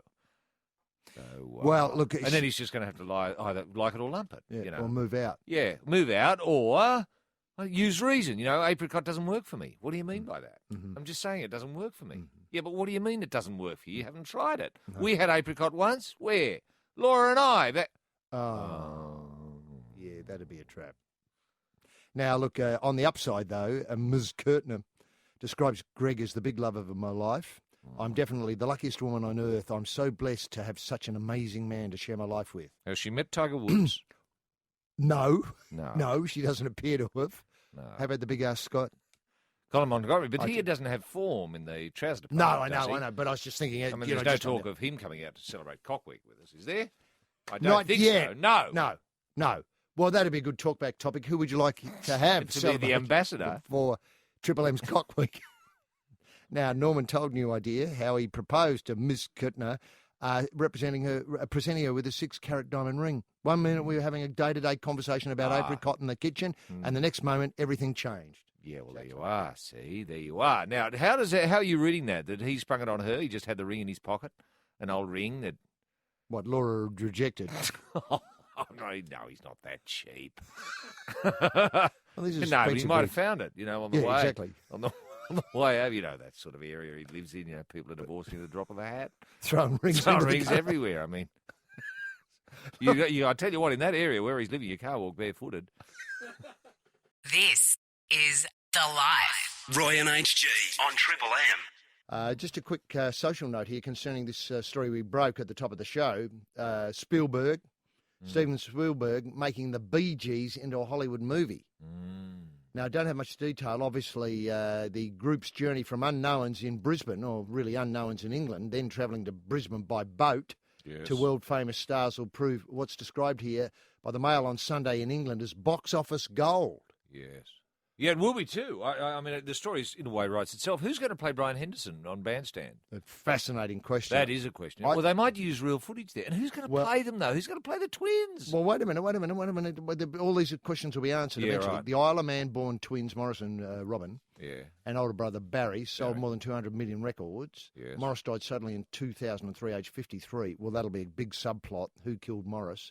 Yeah. But the remaining two brothers said in September last year that they will perform again. Barry and Robin. Yeah. Now Well, they've never performed together alone, No, I know. Morris and Barry did with Cucumber Castle, you might recall, HG, when Robin was off doing Saved by the Bell by himself. Yeah. Now, that's a real plot marker there. That's round the time of I Started a Joke. No, much later. Oh, much later. Much later, yes. So what would have got them back? The Staying Alive years together? Yes. Now, the movie's going to be done by some very important people, according to Robin. Yes. It'll be our life story. Baron and I will be involved in the technical side. Well, obviously. remember they were lawbreakers too, HG. They nearly went to jail. There was a lot of break and enter. They were crazy kids. Yeah. They were real lawbreakers. And remember, Andy Gibb got the forgotten Gibb. He got but he's not a BG. I don't know if he's going to. No, I know, but he'll be there somewhere, won't he? Do you think? Yeah, he had a big fling with, I think, Victoria Principal at one point. I'll be buggered. Yeah. Well. Now, obviously, one of the challenges for Spielberg is replicating the brothers' distinctive three-part harmonies. That's what you're alluding to. Yes. The look, because one had funny teeth, might have been Robin, and the other didn't. And one had Might have been stupid Morris. hair. Well, they all had stupid hair. Well, the hair you can do. Yeah, wigs. You sort of Edith Head types, they'll come up with something. I'd like our original recordings to be used because it's very hard to emulate them. Robin says, I don't think that's going to happen. The film will chart the brothers' ride from child performers. Obviously, they've breakout hits, Spicks and Specks. Yes. The Bee Gees inducted the Rock and Roll Hall of Fame. Yeah. Can I say this will have to be a pretty good film for me to watch it? Mm-hmm. You know how it's almost too big a story for a film. Too big a story, exactly. They should just focus on, what say, about a couple of 10-part miniseries. I tell you what, it'd be a 10-part miniseries. Yeah. I tell you what, it'd be topical. New York mining disaster. 1921. Yeah. To make the whole film just about that. But listen, with the voices, they just mime the tracks. Of course they would. Yeah. There's no point in trying to get someone to sound like them. That's impossible. Have you ever heard an impersonator do the Bee Gees? No. And you know why? Because no one can. No. They sing up in the upper register. That falsetto stuff. I know, can only be heard by dogs. Mm-hmm. Now, look, what I'd love to see is a three-prong attack, all Aussie three-prong attack as the boys. Obviously, Russell will have to have his teeth done to tackle the Morris part because he gets a fair bit of action. I think Eric Banner could do Barry. Obviously, he can't sing. He can't open his mouth for the whole film. Yeah, no, I know. And Look, then, he could for a specific time, but you're going to have a young Barry, middle-aged Barry, older Barry. Yeah, true. Which one does Banner do? Yeah. What a fascinating question. And how do you do that? How do you morph? How do you morph? Do you use CGI? Young Barry, what are you young going Barry to do? to What old are they going to Barry. do? What are they going to do? I mean, I know Spielberg's a genius when it comes to this sort of stuff. Yes. And then, of course, you've got... But it's so important to Australians too, and there's got to be Australian input into this, I reckon, because it was the Australian years that was really the formative years. That's where they formulated the sound. Yeah. See, Brian Henderson ran Bandstand for many years, which would have given their first exposure. I can seem to remember footage of them in waistcoats. Yes. Probably popular. Well, they were an early part of the Bandstand family. Yes. Which begs the question then: who's going to play Johnny Sandy O'Keefe. Scott? Yeah, right. The DeCrew brothers. Well, I don't think, to be honest, and I don't want to write them out of history, I bet you they're lost in the plot. They couldn't. Well, it's not a real story then, is it? No. Well, I don't expect I it hope. to be. Well, I hope they're not going to Hollywoodize it and bump off the bottoms and the tops and just have a bloody bit of blancmange and call that the Bee Gees story, because it's a much more important story than that. Important, that's absolutely right. And can I tell you that one of the great things about it is, what they could do is rewrite some of the songs so they were a lot better. no one would know. I don't know if you can. That'd be like changing the Bible. You can't do that. This is The Life. Roy and HG on Triple M. Now on Triple M. Now, is Spielberg going to direct this Bee Gees film himself, HG, or is he just going to farm it out? Is he just the producer? Do you know what I reckon? I reckon the speed humps will mean that he'll farm it out. I mean, there's so many bits here. There are a lot of wrinkles there, aren't there? I don't think it'll ever happen. I don't think it'll ever happen. I think, as you point out, it's too big a story. 10 parts of television is about right. Yep. The early years on the Isle of Man, that's your one, and the last bit of that, they leave for Australia. What a great opening. Well, I think if you are, the first episode would be, yes, the Isle of Man years, of which there weren't many. Then episodes 2, how many episodes in this? 10. 10, okay. 2 to 9 would be the Australian years. Episode 10 would be the payoff. Yeah, fair enough. They strike it rich. Yeah. Brilliant. The casting is just kind of awesome, you know. Look, well, when you think about it, I mean, it's so rich in theatre. You've got Barry, Robin and Morris, obviously, and then you've got your DeCrue brothers, and you've got Nolene Batley and great characters like that. Yeah. I suppose they are great. And they deserve and time. then Brian Henderson trying to wrangle them all. You know, settle down, you lot, you know. Come on, we've got a show to do. We're all one big happy family. Family. Look, I think that the difficulty here is that I just get the feeling that, like in a lot of times, people think, it's easy to be the Bee Gees. Anybody can sing like that. Well, I'm telling you, as you'd say, for a fact, it's not. It's not. It's extremely difficult. That's why it's so stupid. And their upper register work, doesn't talk to me. Yeah. And their song titles are so dull. If you play me, I started a joke, I'm going to... If Triple M ever plays, I started a joke, I'm leaving. Well, I started a joke sort of interesting because Barry sang that alone, HG, and there's no harmony in it. It's just one man. It's unusual, isn't it? It is unusual for the Bee Gees. So it's really just a Bee Gee song, isn't it? Just a Barry Gibb. And what how the others felt? I mean, there's your tension, isn't it? Morris saying, well, I think we should be the Me Gees. And Robin, we should be the Ree Gees. Yeah, and Barry. He's got all the cream. It's Bee Gees. And then Brian's got to come in, come on, we're a bandstand. Family. Why don't you go and read the news, Dick? Now. Listen, just go and read the news, Dick. They have a bit of attitude. Yeah. They'd be very tooty. Yeah. Very tooty. They probably started smoking when they were man. 6. Yeah, that's right. Go on, old man, read the news. Yeah, if it didn't happen 5 years ago, it didn't happen. So go and find something from more than 5 years ago, will you? And read go it. and find a disaster. This is 2 week on Triple M where anything can happen.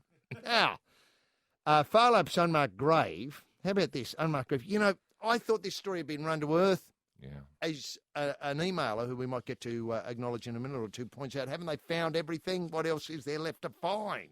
Oh, yes, that was a great email, HG. It's not sure if this if it made the news to Delhi, according to Keith, a regular contributor. But word has gotten out here, that meaning in Australia, that Farlap's last remains are now buried under a dumpster in the US. Yeah. I guess my question to you is, given that the skin, the skeleton, and the heart are all accounted for and being trotted out for the upcoming Melbourne Cup 150 celebrations, what could these remains consist of?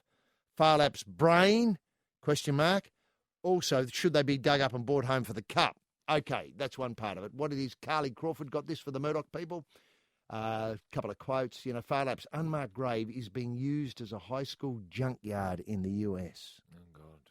Almighty, they know how to get... Didn't they hate Farlap much? It's unbelievable, They isn't killed it? him. I know. And the hatred... And now they're dancing around on his grave. Yeah, they're storing cans of paint on it too.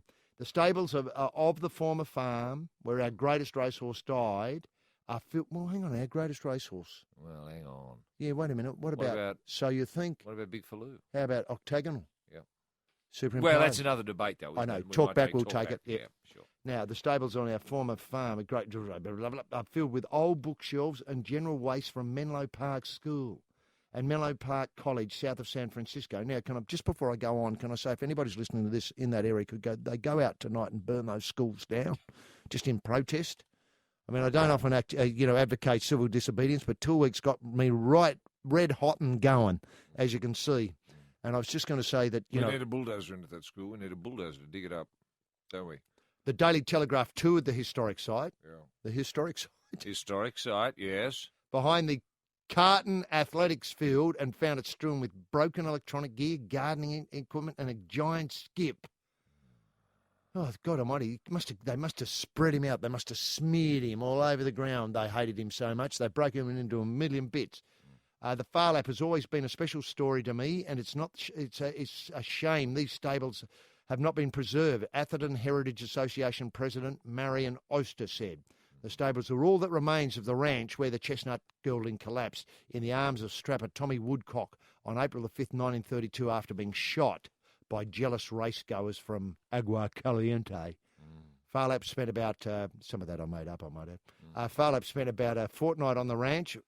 He was tortured first, Phar Lap, wasn't he? Didn't they burn his little hooves? They melted them down. While he was still alive. Indeed, they did. They jeered at him while he lied there in pain. He couldn't stand up in the end. That's right. There were no hooves.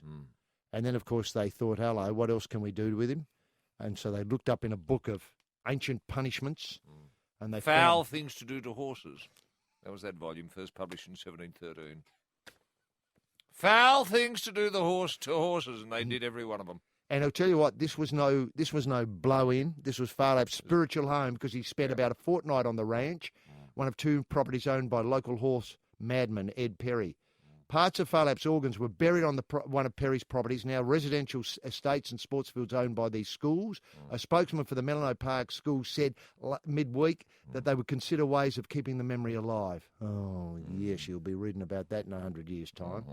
The cause of burning that school down is going to keep the memory alive, HG. They won't forget that too quickly, will they? And the reasons why? And the reasons why, exactly. The cause of Phar Lap's death was a mystery until 2006 when high-tech scientific tests revealed he died from a large dose of arsenic administered up the date between 30 and 40 hours before That was the final thing, wasn't it? That's sort of chapter 10 in that book. No hooves. Yeah, once he's hoofless and tortured, then it's arsenic up the date. And then you dance around and sing. Ludi style, wiggling the bot. Hey, nonny, nonny, horse is dead. Hey, nonny, nonny, kick him in the head. I mean, it was horrible what they did to Phar Lap. I know. And there's some footage of that. I've seen it. It's appalling. The remains were said to have been buried in a metal box, but the location remains a mystery, leaving the stables as the only reminder of Phar Lap's final resting place. Now, this beggars the question, okay, as our correspondent Keith points out, we know where the heart is. Yes. We know where the skeleton is. We know where the skin is. Who did the unbelievably gruesome work of cutting the skeleton free from the flesh and the heart out? Imagine that, the hey nonny nonny. Well, we've seen the heart, haven't we? I know, but the hey nonny nonny that went with it. Yeah. You know, plunging the hands into the lukewarm Phar Lap, pulling the heart out and said, Canberra can have that. Yeah. The skin, slicing it off while he's still alive with no hooves that have been melted off. I mean, it's a putrid story of American excess. It's sick, isn't it? Sick. It's very, very sick. It's Dexter-like in its sickness. Can I put it that way for those people who know the exploits of Dexter, the serial killer? Precursors Dexter in a way, doesn't it? Writes the book for Dexter. Yeah. Then we get the skeleton back in Australia. Did anybody in Australian authorities ask to see the rest, like the brain and the liver? No, apparently not. How about the penis, Roy? Well, what happened to that? I despair when I think of that mighty organ. Do you know what worries me is somebody's using it as a bong? This is The Life. Roy and HG on Triple M. Tool Week, we've got tremendous support from tool makers. From the tool industry. The tool industry to put on Tool Week again. It's just the way the tool industry has responded, or the tool making industry has responded to the concept of Tool Week is just magnificent, and we'd like to thank all the people who have come on board. And in the Hot Lap handout, there's a very special prize in a box. Yeah. Now, speaking of tools, HG. I just want to make that clear. Yes. It's not, normally we give away things in either between covers or in plastic. Yeah. This is in a cardboard box. That's. Do you know what I mean? It's a bit of a giveaway. I know what you mean. I'm seeing the implications now. I don't think we've ever given anything away before in a cardboard box. No. Well, there's always a first, isn't it? Doesn't it feel good when you've got a first? I was going to say, actually, speaking of tools, in or out of boxes, Phar Lap's tool, you were suggesting, might have been used as a bong by certain sick misfits who've been abusing, part of our historical legacy. I mean, we're talking about the greatest race in the world. It's the one that stops the nation. Yes. It's 150 years old this year. Don't we have a duty to get every bit of Phar Lap back for this 150th? You're asking those let's face it, sickos, to donate the bong back to the Australian racing community yes, so I can and go we've and got display. to go and dig up that school. We've got to dig up that and school. find every bit. We can do it with DNA. We've got DNA experts. Every little bit of bloody Phar Lap that's been left. When they melted off his little hooves and things like that, we should be able to get those back as well. This is we forget about it. It's our greatest racehorse. Yes. There's nothing. And I tell you more- what, that story's never been told in any film of Phar Lap. Those final 2 weeks where he's just tortured to death by the Americans. And he was so big about it, they had to kill him off with arsenic. Yes. They could not They take could the life not take the life away from him, no matter what they did to him. No. And he was representing Australia. That's what people forget. Australia. Green and gold, Australia. Now, look. Okay, well, let's have that. Can we just have that happen? Can we get either Keneally government or the Brumby government or Anna Australian Bly's government. lot or Yeah. the Australia? Well, Arbib? Yeah. Can you see Arbib doing No, anything? I can't. Arbib! What are you doing about Phar Lap's tool? Roy and HG. This is The Life on Triple M. Roy, what surprises me is, they obviously the horse is dead. Yes. Someone skins him. Yeah. Someone obviously does the skeleton stuff. Someone takes the heart. Why didn't they think to bring the rest home? Why didn't they bring the lot home? Yeah, I know. I mean, I know It that beggars belief. I just beggars don't belief. understand Thanks it. very much. Yeah. All I know is there must have been some sort of sick bloody Irv. underground. Oh, trade in parts. Yes, trade in parts. Trade in Phar Lap's parts, and I'm sure they're still out and about there. I'm right in thinking that Napoleon bits of Napoleon float around being traded. Or Rasputin. Well, Rasputin's penis, HG, is still. You can still purchase it on the underground. It's I still think out there. I think it's available on eBay probably every day of the week. Well, it's consistently been going up in value since he left us all those years ago. But it was quite famously sold at auction. So, but I haven't seen any of Phar Lap's bits and pieces come up on auction. That's why I think it's even sicker. You mean people are hanging on to it? Yes, I do. I think they're being passed as family heirlooms. There's nothing sicker than that. Being passed down as family heirlooms, bit of our greatest racehorse. Can I just ask, is this some sort of, obviously we've done the story today, and we'll probably return to it as the build-up for the big one moves on, because I think it's only a fortnight, just a bit over a fortnight away. In fact, tomorrow, fortnight, I think the 150th running of the Melbourne Cup this time it'll be over.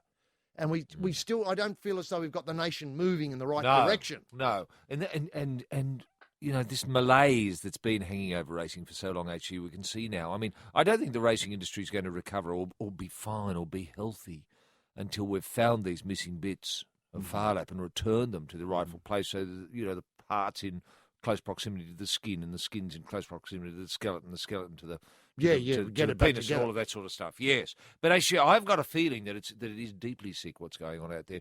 Do you recall? You may not recall, of course, that that big story that broke during might have been World War One, or in fact might have been World War Two. King Tut's penis was stolen. Yes, Rasputin's penis was we're not sold. heading all in the same direction. A trio of dicks. Yes, well, there's someone out there, some real sadistic, sad sicko who has Phar Lap's tossel, Rasputin's tossel, and Tutankhamun's tossel.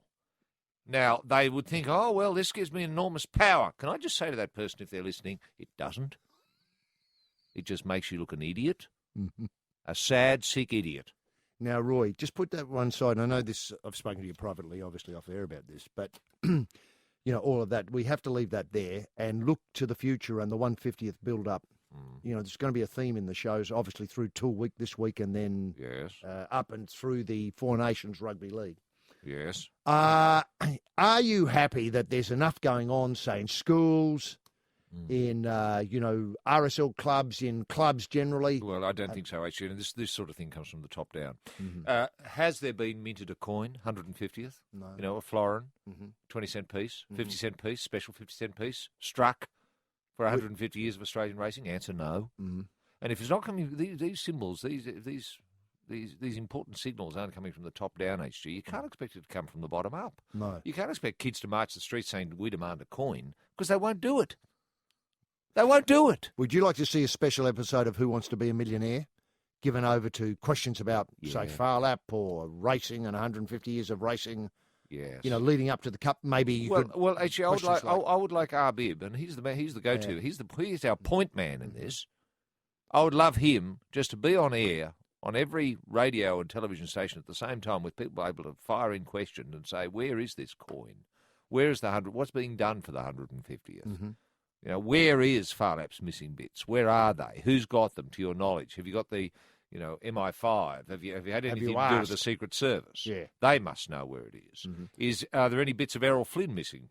As well, you just throw that in as a random question, just as a fishing exercise. And I bet you the answer is yes. And I bet you know the bit that's missing, HG. I bet it is, and I bet it's part of that bloody same collection. A quartet of dicks. Roy Slavin and HG Nelson. This is The Life on Triple M. Now, 2 feuds have erupted, Roy. I didn't realise these were underway. Firstly, swimming superstar Grant Hackett has revealed for the first time how his boyhood hero Kieran Perkins waged a brutal psychological war when they became teammates and rivals, Olympic teammates and rivals. Gee whiz. Hackett was upset by Perkins' intimidatory tactics and constant taunts, but he used them as inspiration and triumph. The pair are still not close mates by any means, Hackett says, but they'll be reunited in Melbourne this week when Hackett is inducted into the Sporting Australia Hall of Fame, of which Perko is already a member. I've always felt a little bit sorry, actually, for our long-distance swimmers because it is such an individual event. And they don't really get a sense of team. I argued for many years for a 1,500 relay. Very good idea. And you'd get a sense of bonding, a sense of teamwork there. But, of course, I was held down. By so-called know-it-alls. So-called know-it-alls. Did you call for a government paper into the 1,500 metres relay concept? Yeah. Well, I argued that at least we should have a green paper. And I got, in fact, the only sympathetic hearing I got actually in the end was from Senator Kemp. The longest-serving, our finest and longest-serving sports minister. Yeah. At the time, it was obvious there was tension between the reigning and ageing champ. This is, we go back to the 1,500 metres in 2000, where obviously, Hackett got the better of the king. Tension between the reigning and ageing champ and the emerging teenage star, but the media never quite lifted the lid on the extent of it. Only now, I'm not quite sure why this has come, to surface a decade later. This is Grant says, as a 12-year-old schoolboy, he watched on TV as Perkins beat fellow Australian Glenn Houseman in the 1,500 at the 92 Olympics in Barcelona. You can fall in love with an event, but also the man who is creating all those records. He was an Australian icon. He was my hero. You watch and admire him and the feats he has been able to accomplish. And then suddenly you're standing on the blocks with him as your number one rival. You go from idol to rival, and it takes a lot of adjustment, particularly when he tries to intimidate you the whole time. I respected him, but every time he said something, it just fired me up. I used it in the pool. I used it at training and in competition. Obviously, it worked in the end. Asked about the relationship today, I would just say good day. There's a healthy respect. But do we dislike each other? No. Now, what sort of things, how brutal was it, and what sort of things did Kieran get up to with young Grant? Well, I dare say there would have been a lot of wet towel flicking, that sort of stuff. There would have been, cutting holes in the togs. Yeah. To embarrass you when you put them on and go outside and suddenly, oh, hello. That sort of thing. That can be intimidatory. Any lumps left in the towel? Lumps. Yes, there would have been a little bit of that, I would have thought. A little bit of what we used to call in the old days smearage. And taunts? Yes. Like you're a loser? Yes. Grant, have a look at your feet. You got your shoes on still? You're an idiot. You're embarrassing Australia. Yeah. Go and take them off. Grant, all of a sudden, off the blocks, realises he's barefoot, ready to go. Yeah, that's right. The old bastard's got me again. That's right. And often you in the marshalling area, just as you get onto the blocks, you have a quick word to him. Oh, listen, mate, the marshal wants you back there. What? Before you know it, everyone's on the blocks apart from you, and you get pinged for being late. Little tricks like that, just to get inside, because a lot of the 1,500 is head mind, head work, getting into your head, yeah. And Kieran would have realised that unlike punter Ponting, Grant Hackett probably has got a little bit in his head that's worth playing with, and it worked for a little while, didn't it? It did, yeah, it did. And the other thing I suppose is at events, team do's and get-togethers. It'll always be Kieran would be always the first, acknowledged. Please welcome Skipper Kieran to the room. Yeah. Grant, the last one in, sort of no one. Everybody's sitting down. He has to stand. Well, if Kieran was the Bee Gees, Grant was very much Andy Gibb for a long time, wasn't he? It was. Now, look, the other feud that's opened up, and this is a terrific one to have going, Mitchell Johnson, I think Superhead Johnson, not Spearhead, Superhead, has opened up on his feud with Kevin Peterson, Kevin, open brackets, KP, close brackets, Peterson, and vowed to get up his nose by launching an Ashes bouncer attack against what's described here by Ben Dorries, for the Murdoch press, the brash England batsman. I hope he goes in with a Phillips head screwdriver because he can do some damage from that point of view. Yeah. Can I just say, actually, I don't believe a word of this. Every time England come out, there's some puff comes out of nowhere about a feud or no bumper one's ever heard war. of. Yeah, bumper war. Yeah. Now look, it never happens. It never comes to anything. Here we go. He's not going to get inside Peterson's head. No. There is absolutely nothing there. Now, there's no love lost between the Australian Quick and the England Star. They've traded insults and have pulled apart by Stuart Clark after a heated confrontation in the first Ashes Test in Cardiff last year. The incident involving a stray ball that Peterson hit towards Johnson in the Australian warm-up nets caused a major ill feeling and a bubble between both men. Now, this wasn't even in the test. No one saw it. It was at training. The man they called KP has mocked Johnson's all-rounder tag, and the Australian has warned KP to expect some early summer chin music during the Ashes. Chin music. Chin music. The most pathetic term. Now, initially we didn't mind bowling short to get up his nose. What a bowling up his nose. That's what I'd love to see. I'd love to see actually someone follow through with that and actually put a ball fair in KP's nose. That has to be surgically removed by the people that did Farlap. You like to go after blokes who are the best in the world. You look at KP, he's up there with the best. It's nice to get him out, and it's another intimidating factor for you down the track. There's pressure on him being the best batter, and does the rift between the hot-blooded pair show any sign of healing? It doesn't seem to. Peterson is not someone I'm going to ring up every weekend. If I see him, I say hello. I'm not going to be the man who doesn't say hello. That's as far as it goes. That's an important fact. He's not the man who doesn't say hello. No. I mean, he's got the edge there, hasn't he? When you're feuding with someone, the best thing to do is go up and say good day. And give him a wink. Maybe a bit of a tap on the back door. Just to let them know you're around. That's right, with the bat. Yeah. Now, there were signs Johnson was reclaiming some of the mojo he lost during the winter test against Pakistan in England, that he'll need to quieten any potential return to form by Peterson. I think Peterson's injured, isn't he, at the moment, or is he recovering from injury? I don't know what the story is with the man they call KP. Is that what they call him these days, actually? KP? Is he known as the man they call KP? Well, it's, the heading here on the Dorries think piece is, I'll get up KP's nose. Ah, right.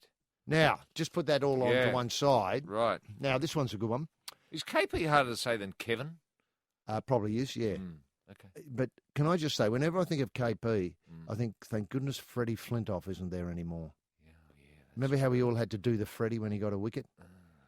That was pathetic. Now, here we go. Will Swanton this time. Murdoch again.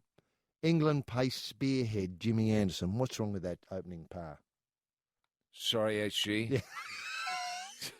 Yeah, that'll do. That'll do. Now, England pace, you don't want to talk about England pace spearhead. Spearhead. Yeah, spearhead, dead wrong. Jimmy Anderson is engraved out. Oh, he's injured? Yeah, for the first test, after a punch from a teammate left him with broken ribs. Oh, yeah. The blow came during a team's farcical boot camp in Germany last month, and England officials have kept it quiet till now. Broken ribs can take 2 months to heal, with Anderson at the risk of being sidelined, possibly for the 2 out of the 5 tests.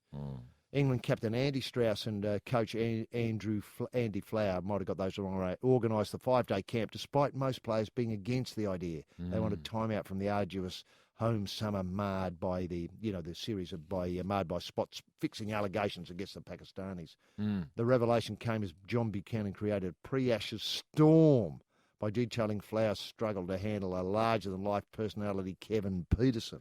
That'd be KP.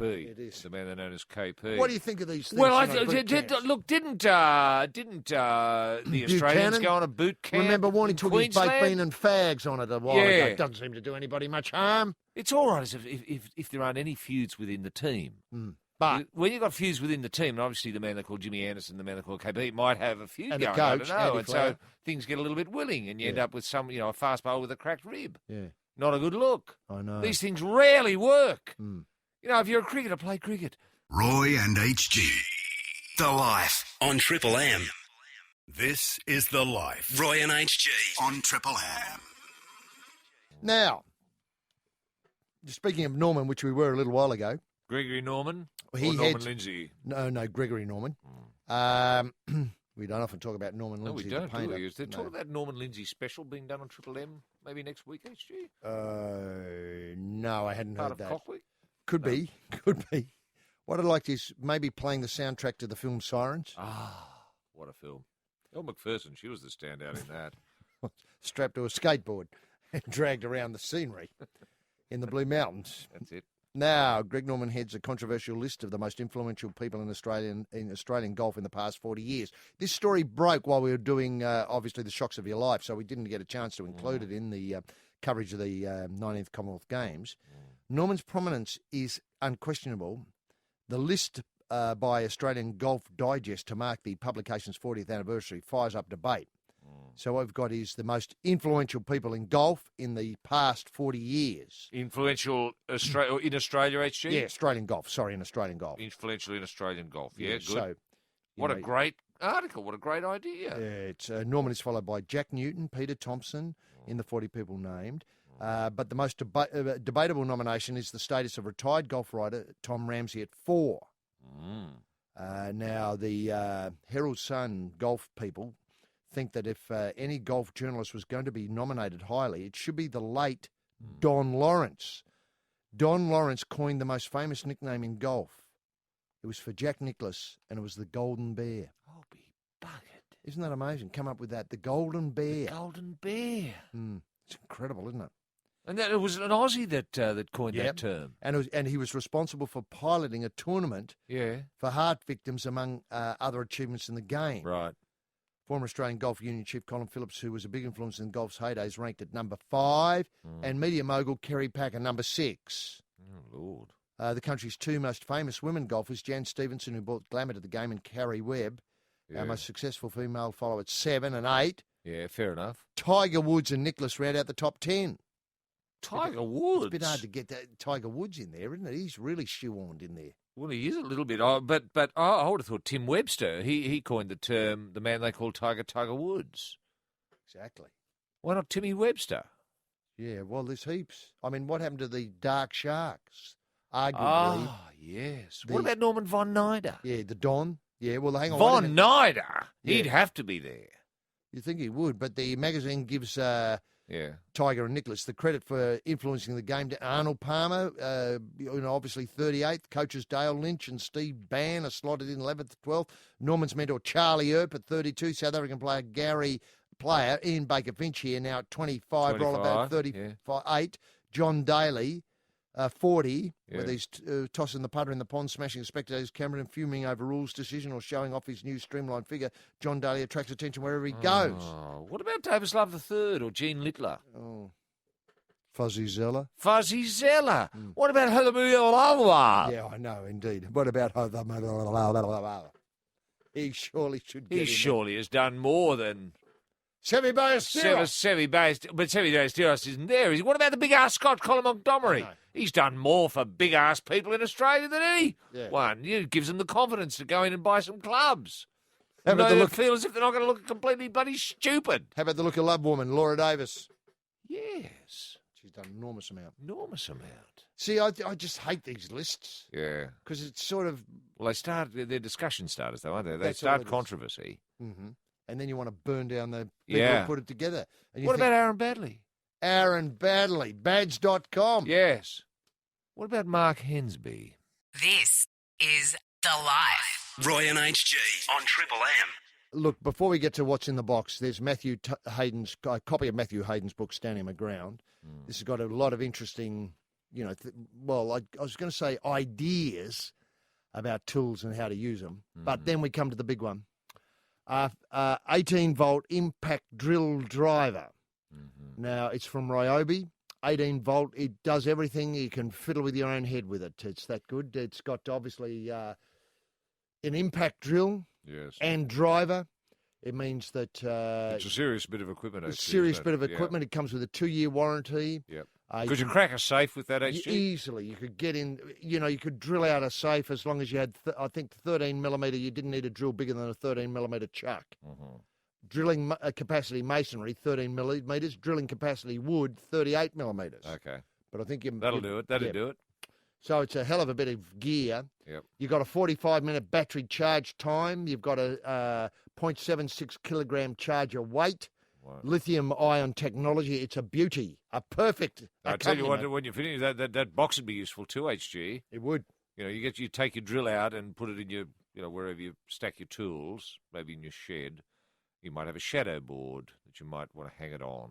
Perfect. And then you've got that spare box. You think, what am I going to do with that box? Well, that box could be fabulously useful. It's a very sturdy box. And the whole drill comes in a carry bag, a padded carry bag. So if you are going... I've thought of everything. Yeah, I know. If you're going over to a mate's place, what am I Exactly. going to carry this drill in? Where's the box? Oh, the box is being used for that. Well, we've got the bag. Is that what you're suggesting? That's what I'm suggesting. And if you were going to, say, go on a trip, you might have a job saying we'll peen a pound. Yes. And there's a lot of tools to go. Yes. This tool will be protected by the padded carry bag. Isn't that fantastic? I know. You bump into the Or spirit you might be a level. tradesman. Something I remember you by. Get that bloke with a bag. Yeah, very good. Little thing like that can help. Yeah. So women only who can answer the following questions are our first contestants in Tool Week in 2010. Roy. What do the bodies of Rasputin, Phar Lap, King Tut and E. Flynn have in common? What do the bodies of Rasputin, Phar Lap, King Tut and E. Flynn have in common? This is The Life. Roy and HG on Triple M. It certainly is, gentlemen. Jim, and obviously Hot Lap Handout celebrates Tool Week. And Roy, the first contestant in Tool Week is... Yes, we've got Julie. Julie's from Thornbury. How are you there, Julie? I'm good, thank you. How are you guys? Very well indeed. Now, Julie, I notice you're a nurse. You work in emergency. You must have seen some bleak things in your time. Sure have. Yeah. Now, what do you do to relax then? What do I love reading? Yes. Anything caught your eye at the moment that you're reading? Nothing at the moment. No, I'm too busy working. Yeah, fair enough. And can I ask, I know I ask this occasionally of people who work in your area, does the full moon bring out a lot of loonies? Oh, it sure does. And so do you mark the full moons on the calendar and think, oh, maybe I won't be working that night? Yeah, it depends. Depends who it is. And now, what about Friday and Saturday nights? They'd be if there's a full moon on a Friday night, that'd be the one to stay at home, wouldn't it, Julie? It should be. Yeah, it would be. And speaking of Fridays, Friday the 13th, do they do anything? They all come out Friday the 13th. Right. Yes, that's noticeable, as in, I can understand the full moon, but Friday the 13th may fall on a day where the full moon, was nowhere near it. But they like Friday the 13th as well to go a bit stupid. Yeah, they love it. Oh, right. Now, Julie, would you support a campaign that we've been thinking about where people stay at home for a month? That'd and just be great, don't go wouldn't it? out? How would you feel about that? Wonderful. It'd be great. And I take it, is yours shift-based work, meaning that you've got break the day into 3 shifts or a longer shift? 3 shifts. 3 shifts, so there's a sort of like 8 to 4, 4 to midnight, midnight to 8. That's right. And how do you divvy up the time? Like, you get a month of nights or a month of the long hauls, or how do you do it? It is on a monthly basis, so you just go by a monthly roster. Right. And how far ahead do you know when you're going to be? You know, in a month advance. Okay, fair enough. Fair Yeah. enough. Now, it sounds as though, I'm pretty sure you've won the prize, but it sounds as though the other half would be very keen to get hold of the drill. Is he short of a drill, or is he very tooly? He's tooly, all right. Right. Oh, well, he'll love this. This is a fantastic prize. Now, let Roy set out the question. Julie, have a swing at it. Now, Julie, what do the bodies of Rasputin, Phar Lap, King Tut and E. Flynn have in common? Well, I suppose it's the tossle, is it? It's missing. Correct. That's right, the missing tossle. Perfect. And so the hubby's got the Ryobi 8-volt impact drill and driver. Julie, thanks very much for being the first contestant in Tool Week on The Life in 2010 on Triple M. This is The Life. Roy and HG on Triple M. Now, Luke Stevens writes, I was curious as to what Jumpin' Jai Taurima was up to these days, so I consulted that Fountain of Truth Wikipedia, which says, since retiring from athletics, Jai's joined the Australian Federal Police Force. That's great. He's gone from being, according to Luke, he's gone from being an outlaw to chasing them down. He wonders if Senior Sergeant Brendan Favola and Federal Agent Jumpin' Jai would make a formidable crime-fighting team for busting crims. Mm-hmm. It'd make a nice local federal combination. Perhaps they need their own task force. It's a terrific idea, isn't it? Yes. To get two top sports people Yes. involved in chasing crooks. Yes. Can't you see Jumpin' Jai, running? The bloke ceremony thinks, guy. oh, well, I'm going to get away from this. Suddenly the bloke, Jai's in the air. I know. Feet first, straight in the middle of your back. Boom, you're down. Then Brendan emerges, from corner. behind the shadows. Yeah. You're nicked. Exactly. What a formidable team. That's a fantastic idea. And there'd be others. Could you see this, I don't want to give... Hopefully, I'd love Steve Hooker to get into the job as well. Well, exactly. Imagine how useful that'd be. He's up on the 4th floor, Hooksy. Can you get in there? Sure. Just give me somewhere to stick me pole. Now, look, I don't want to give... Obviously, the Australian film industry is overburdened, but can you see a film here, an action film here? I mean, we've got... We've obviously got... well, we need that silver medalist from our shooting team as well. Ah, what a great idea. Well, Michael just Diamond. as backup. Yeah, just as backup. Yeah, on the harder cases. Yeah. Can you wing him? Got me covered, Diamond? Yeah, that's right. Got you covered, Jai. In you go. Where's Hooker? He's just got through the window.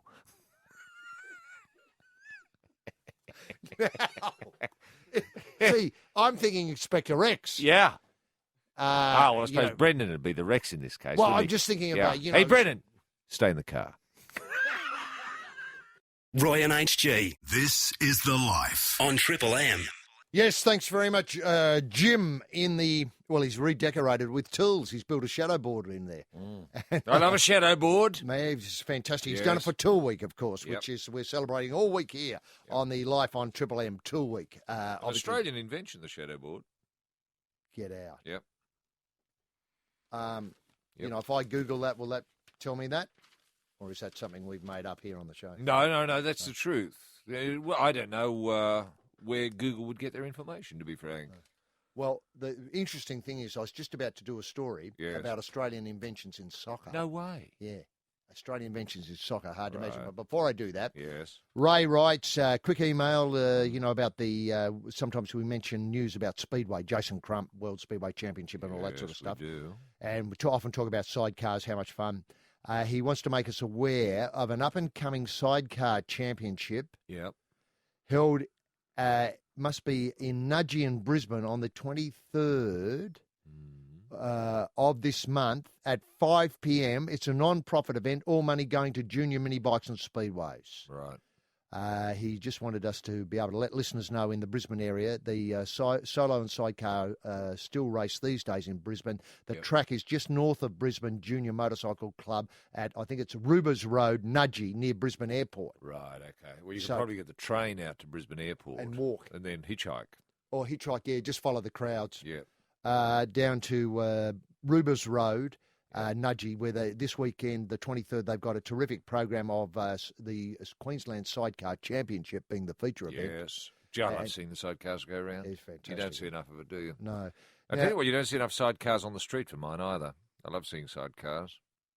Are we in a problem with registration of sidecars? I don't know what the story is, Mm-hmm. but there seems to be a lot of resistance, isn't there? Because every time I see a motorbike, I think to myself, what a waste, hasn't got a sidecar. Now, the trike has taken over from the sidecar a bit.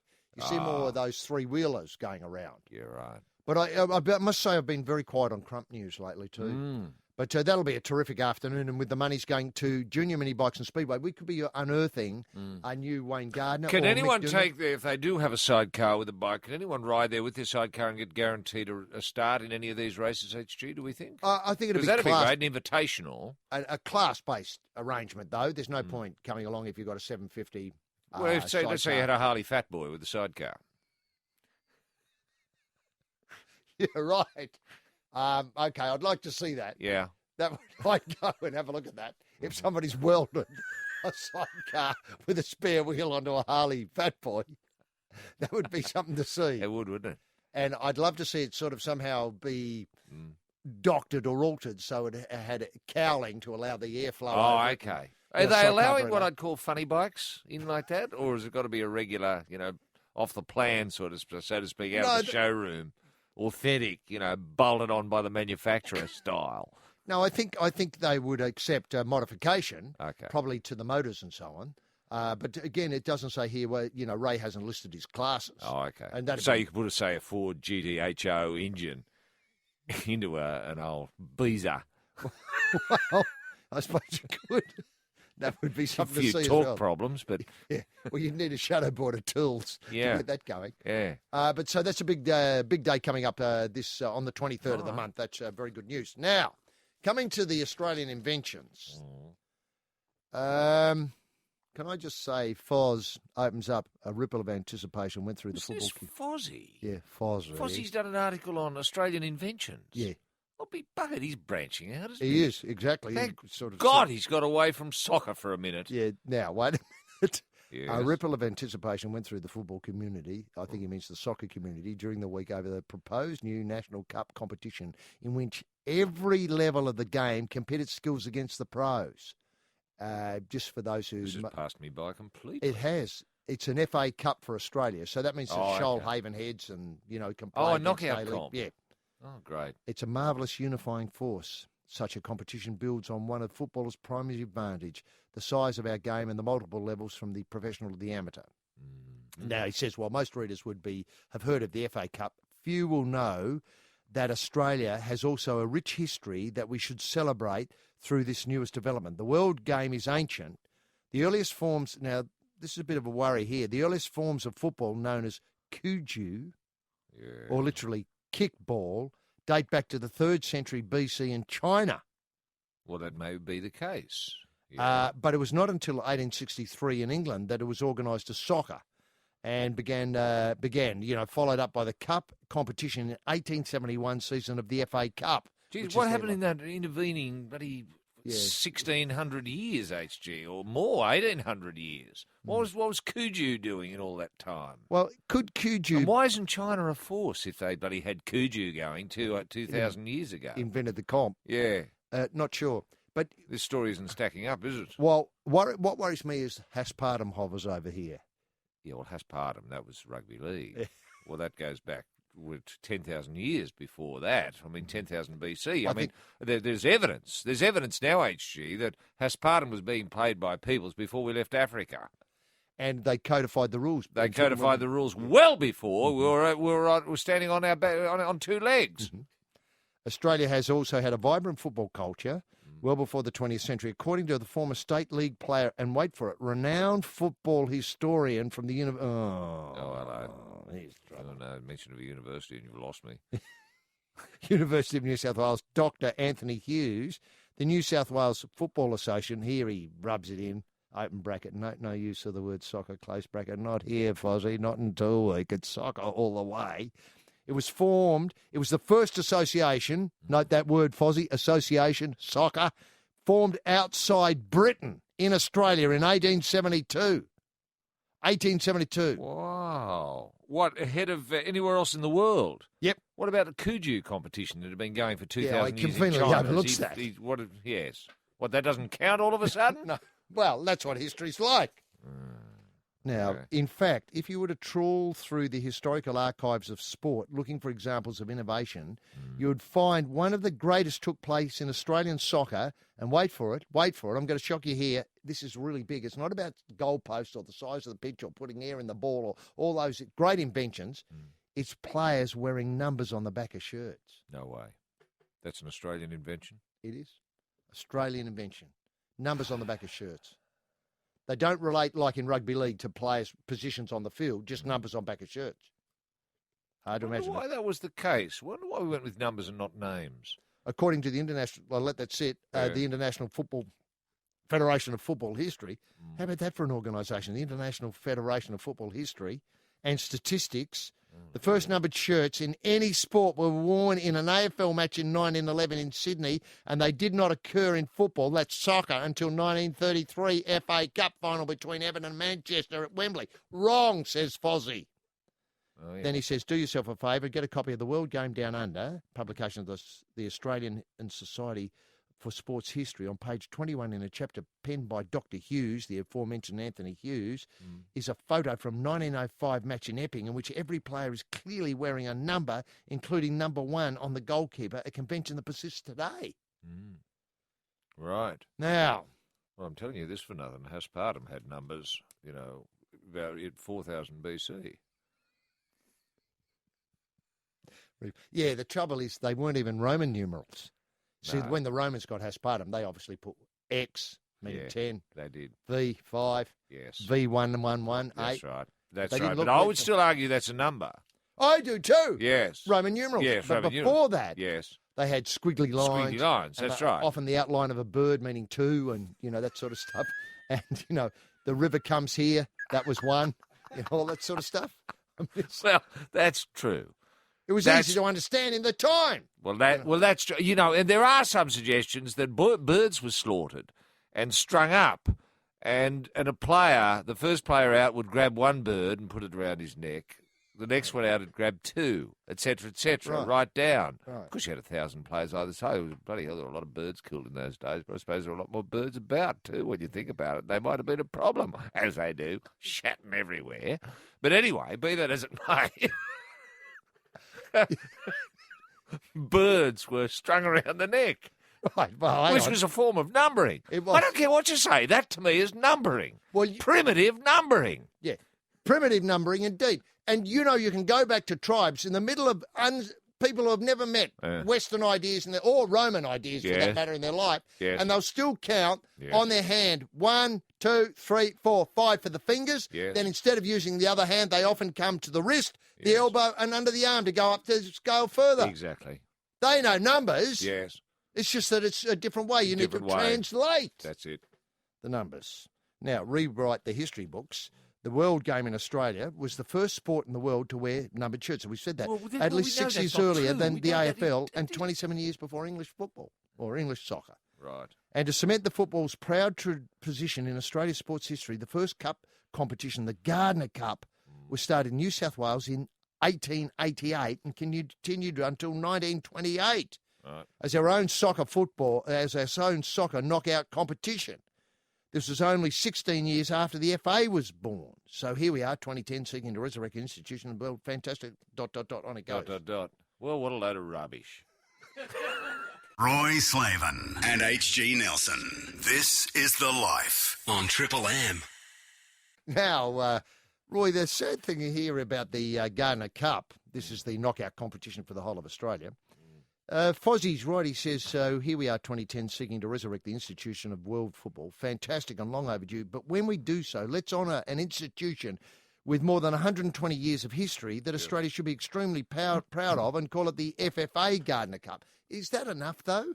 And what happened to the missing years? Yeah. Do we need to get Anthony, what's his name, Hughes, Dr. Anthony Hughes, onto those missing years? Yeah. The quiet years for Australian football. Is Gardner Cup taught in schools? No, Do you I don't think it so. should- No. I don't think so. No. Now. Well, hang on. When's it going to be resurrected? Is it back? Is Gardner Cup back? Well, I can't quite work out. Is the knockout underway? Does, when does Sydney Bling, Sydney Bling play the Kalgoorlie All-Stars? Yeah. That's the one I want to see. I'd be back in the All-Stars, I Yeah, think. I would. At the moment. Yeah, I mean, it's a lovely idea, but what about the logistics, HG? How do we get who pays for the bus? I know. For the Bling to go to Kalgoorlie, or how does that And work? is one leg there, one leg here to make it fair? All of a sudden you've got a very crowded home schedule. ground advantage, exactly. I know, but the FA Cup deals with that every year, Yeah. admittedly in a much smaller space. Yeah, but here there's so much more soccer happening. Yeah. You've got 50 teams in every suburb. I know. This Gardner Cup. It's going to be a hell of a Maybe you can comp. only have it once every 120 years because it takes 120 years to come up with a winner. Now, how about this? Look, obviously, people are thinking about national cups. Well, of course they are. People are always thinking national cups, Cups. aren't they? Certainly that's been my experience. What happens here is that Adam Freyer, our most prominent, our foremost rugby thinker, he's hoping to have an Australian Rugby Championship. Oh, God, don't we have that, the Shute Shield? That's New South Wales. Oh, Lord. But it's not played in... Oh, yeah, I suppose it's Queensland it's played, isn't it? They'd have their own Shute Shield, wouldn't they? Not the ARC, I hear you say. This is Freyer. But rugby could greatly benefit by taking our clubs out of their own state backyards. Last week, a few weeks ago, we spoke about local derbies, Super Rugby hosting more state of origin style matches. But how good would it be if these derbies took place at a club level? Following some healthy correspondence from a nudgy old boy in Brisbane. Odd that Nudgy's bobbed up twice in this hour. Yeah. Already we've had the Speedway up in Nudgy, and now we've got a nudgy old boy in Brisbane. Here is a suggestion. A round robin of the best three teams from past the post in Brisbane and Sydney, with a culmination of the best Victorian side of locals, plus Western Australia, each fielding their own competition's best 15. 8 teams, 2 pools with a grand final at Suncorp Stadium in Brisbane. It would be a sellout, according to Adam. But imagine what it could do for the Australian rugby, generally. A national competition with clubs not being split or instructed to merge, a feast of tribalism, true local supporters knowing that someday they could win an FA Cup-style competition. There'd be no squad of Wallabies unavailable for selection. Better still, imagine the hype knowing that there were spots on the line for the Wallaby jersey with Robbie Deans, the current coach, needs to fill his spring squad touring from the best players, demonstrating their form in this cup. Right. 2 great sides at Suncorp. Just consider it. My theory might be not exactly what you're thinking, but surely when you're sitting back and watching, as he says, the grand finals, and, obviously the success for ball, even before the ball is bounced, and especially we didn't know it was going to be a draw, but then the next week and so on, you must be wondering what rugby can do to tap into this spring sporting madness. Yeah. Well, what a good question. What a good question. So when he says first past the post, it'd be in the Premiership, the first 3 teams in the Shute Shield. Yeah. With the best 3 teams in the Queensland equivalent. Yeah. And then a team from Kalgoorlie, was it? Or correct. Yeah. Who would That's where it starts to fall down a little bit, doesn't he it? left the out Victorian team could be a little bit ordinary too. And if you left out Tasmania. Yes. What about... well, you're going to say the Northern Territory and Canberra. Well, the ACT. They miss out, don't they? Yes. Well, maybe they have a... model. Yeah, but maybe what we should have is a group below where the best of those also rands comes up into the... Oh, okay. I don't know what's going to be called. Yeah. Let's call it the Eels, for want of a better word. The Eels Cup. Yeah. Gee, I don't know. It seems like a logistical nightmare, doesn't it? Just seems a bit ambitious. Roy and HG. The Life on Triple M. Just speaking of marriage, Roy... Roy, like the shark. Yeah, the shark and the new Mrs. Shark. Yes. Mrs. Shark Mark III. He seems to drop everything to get married, and I'm just compare and contrast, if you will, with Jeff Hugel, who obviously silver in the 50 fly, gold in the 100 fly, and his fiancée, Sarah Hills. Now, they're prepared to delay their wedding until Jeff makes up his mind that he's not going to compete in the London Olympics, which is in 2012, or if he's going to compete in the London Olympics, they're going to get married after the London Olympics. Isn't that sensible? He doesn't want any distraction between now and London, and that makes sense. That makes total sense, HG, because a wedding, there's so much to organise, so much to think about. You know? Would you say... So much better not to have the burden of that and just be able to think nothing but the black line. And walls and tumble turns and getting it right. And getting your finishes right. Yeah, well... And lobbying to get a finishing coach. Yeah, well, that'll take a while. Do you think that Greg's weddings have robbed him of master success? To put the boot on the other foot? Yeah. There's a very cruel headline. He's got more wives than majors. Yeah. Meaning major contest wins. Yeah. I'm not sure that that's right because he won the South Australian Open. That's an incredible major. To have under your belt. Not everybody has won the South Australian Major. Yeah, well, see, maybe Greg's special. Maybe he can, think marriage and think golf at the same time. I know a lot of golfers have difficulty with that, but well, look at Tiger. I know. The more marriages, the better for that bloke. Yeah. I mean, he was bloody encumbered a little bit by our Western sense of religious decency. He was more interested in polygamy, I suppose you would call it, HG, in the old days. Mm-hmm. He'd be more. He would have. Imagine how many majors he'd have if he was married to 1,000 people. Well, yeah, I can't imagine him not winning a major. Now that you put it that way. Yes. Now, of course, they'd planned to set the wedding date after he returned from the Delhi Games, with what was described in the column here by shock 100-metre victory. 31-year-old hinted he's going on. I'm not too fussed, really. We're engaged, and whenever it happens, said Sarah. It can be done next year, then it'll be done the year after that. Right. If it's not done, if it can't be done next year, then it'll be done the year after that. Yeah. After the Olympics. After London is what she. We see next year is a non-Olympic year, and then we're back into an Olympic year. Exactly. Exactly. Very practical though. There. So maybe they could get married. Let's say the Olympics is in September. Yeah. London time, or might be in their summer, so it might be August. Mm-hmm. That being the case, they could get married in say September. What'd be lovely is or they could get married in London. The day after the closing ceremony. Once it's over, that's it. Yeah. Have a romantic, clippity-clop around London, come back to the village and share it with all their mates. Yeah, well, that's true too. Yes, it could be a village wedding. Yeah. A village wedding. What a lovely idea. That'd be great photos and memories, Roy. Memories.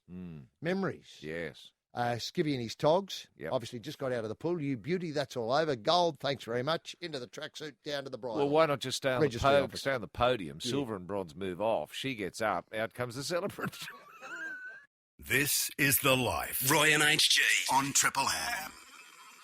Well, it's exactly the same as the earlier hot lap. A copy of Matthew Hayden standing my ground in this magnificent drill that comes in a box and a carry bag. It's 1.8 volt Ryobi. No, 18 volt. HG. Sorry, 18 volt. Yeah. Oh, I had that wrong. I might have said that wrong earlier. Right. It's got lithium, 18 volt, batteries. I forget. It's an impact drill too, HG, isn't it? It is an impact drill. And driver. You can do screwing if you want to with it. It's just brilliant. You can do a lot of jobs. Well, you could drill through masonry with that, HG, and drill through steel, I would suggest. You can, and if you wanted to begin drilling to China, this would be the perfect tool to start it. Mm-hmm. So we don't want to oversell it. It sells itself. It does. Comes in a box and a carry bag. What more can we say? And it works. Now, all comers who can answer the following question. Yes, the question is as follows, HG. What did Haspartam players wear around their necks to indicate their number? Mm-hmm. What did Haspartam players wear around their necks to indicate their number? This is The Life. Roy and HG on Triple M.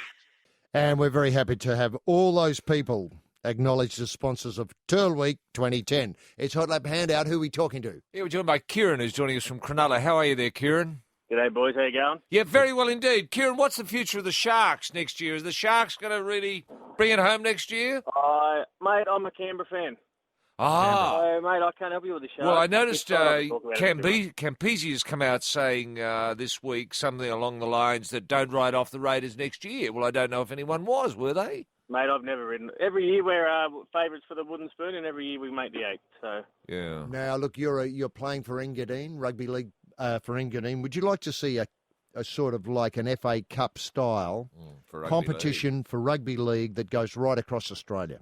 Most definitely. Yeah. I think the Engadine Dragons would give the Sharks a touch up this year. That's for sure. Wow, that's a big call. What sort of tactic would you take into a game like that, Kieran? If you were say going to play the Sharks? Well, I don't think you'd have to worry about too much about tactics playing the Sharks. Hold on to the ball. There's not a lot the Sharks bring to the comp this year. No, so you'd see ball security as your chief weapon against the Sharks. Yeah. Yeah, and defence and no. Yeah. So you just keep it nice and tight and just wait for them to make mistakes. Which is going to happen. Yeah, inevitably, of course, it's going to happen. The Sharks. Okay, now what if you what if you pick up the Broncos, say, in your next round? Well, let's call this thing, say, the, the Blocker Roach Cup. Yeah. For want of a better word. Yeah. 2 words. The backdoor Benny and Blocker Cup. So in the back door, you draw the Broncos after you've knocked over the Sharks. Yeah. Do you change your tactics at all? I think we just have to throw everything we got at them if we get a decent team like the Broncos. Yes. Fair enough. Now, when you say throw everything you got at them, What, you throw the ball around or just keep it in the forwards and again hope that they make mistakes? Well, forwards are the only players that win football games for football teams anyway, so we'd have to keep it in the forwards. Is that because you're a forward? Yeah, of course. Yeah, fair enough. I thought that Now, was a where forward would you be playing, Kieran, in that game against the Broncos? Position or? Yeah. Position. I'd be lock. Lock. Fair enough. Oh, good. So you'd have to keep cover defence. That's where you'd be coming into your own. Yes.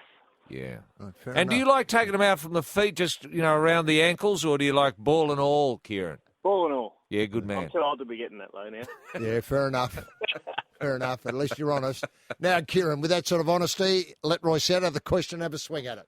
Now, what did Haaspartum players wear around their necks to indicate their numbers in the old days, Kieran? Dead birds. Are you rather sorry that died out? Because you would be wearing 13 dead ones playing at lock. 13 dead birds. Yeah, that's right. And what was more interesting was the players often had to kill them themselves. Yeah. Took up a lot of time, especially if you were, say, up around the high 900s. Yeah. But they they weren't huge birds. They were sort of like Sparrows. Sparrows and finches. They weren't Budgerigars. pelicans. I mean, no one expects you to carry 1,000 pelicans around your neck. Now, Kieran, that's an absolutely correct answer. So you get Matthew Hayden's Stadium of Ground and this fabulous drill, the 18-volt impact drill and driver. Is that a good thing for you to get? That's fantastic. I'm a builder, so the more tools, the better. That's true. very Now, just before you go, Kieran, Sunday, you're going to be watching Australia v the Kumuls? Of course. Yeah, right. Well, we'll be calling that here on Triple M. I'll be listening. Good Thanks man. very much, Kieran. You've been a heroic part of Tool Week here on Triple M. This is The Life. Roy and HG on Triple M. Roy, just to tidy up the thing we mentioned with Kieran is that you and I will be calling the Rugby League, the Four Nations match between Papua New Guinea and Australia, live from Parramatta Stadium this Sunday starting at 3:30 p.m. It's going to be an exciting time because, it's going to be difficult for you because you're an ambassador for... No, I can't be objective about it. No. I've fallen in love with that reggae rugby league style that the Kumuls bring to the table with rugby league. And I love what Stanley Genet is bringing to the team, that terrific experience that he has and a great natural rugby league brain and head. And there's a difference between the two, let me assure you. Can I ask whether you see this as an audition for the Kumuls to enter the NRL? Because of course it is. I know you've got a dream. Of course it is. A dream, Roy. Yes. That one day we'll be seeing clashes between, say, Cronulla and the Kumuls as part of a regular Yes. rugby league in this nation. For far too long they've been kept out. They've been locked out by uncaring administration, going back to Kevin Humphreys. And before Kevin Humphreys, whoever it was, I don't know. Yep. That's right. But they didn't give a fig about they didn't. Papua New Guinea rugby league. They didn't. And we talk about a dual speed economy.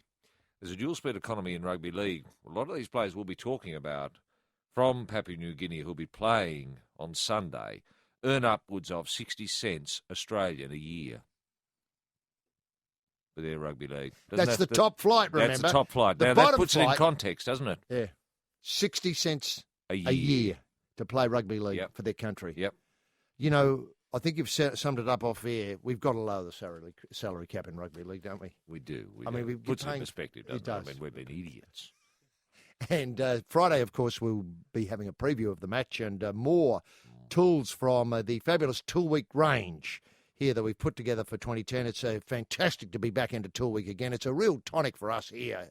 And, just giving away these great drills. It's a real thrill. And so if you want to be part of the festivities in Tool Week, join us Friday for more life here on Triple M. Bye now. This is The Life. Roy and HG on Triple M.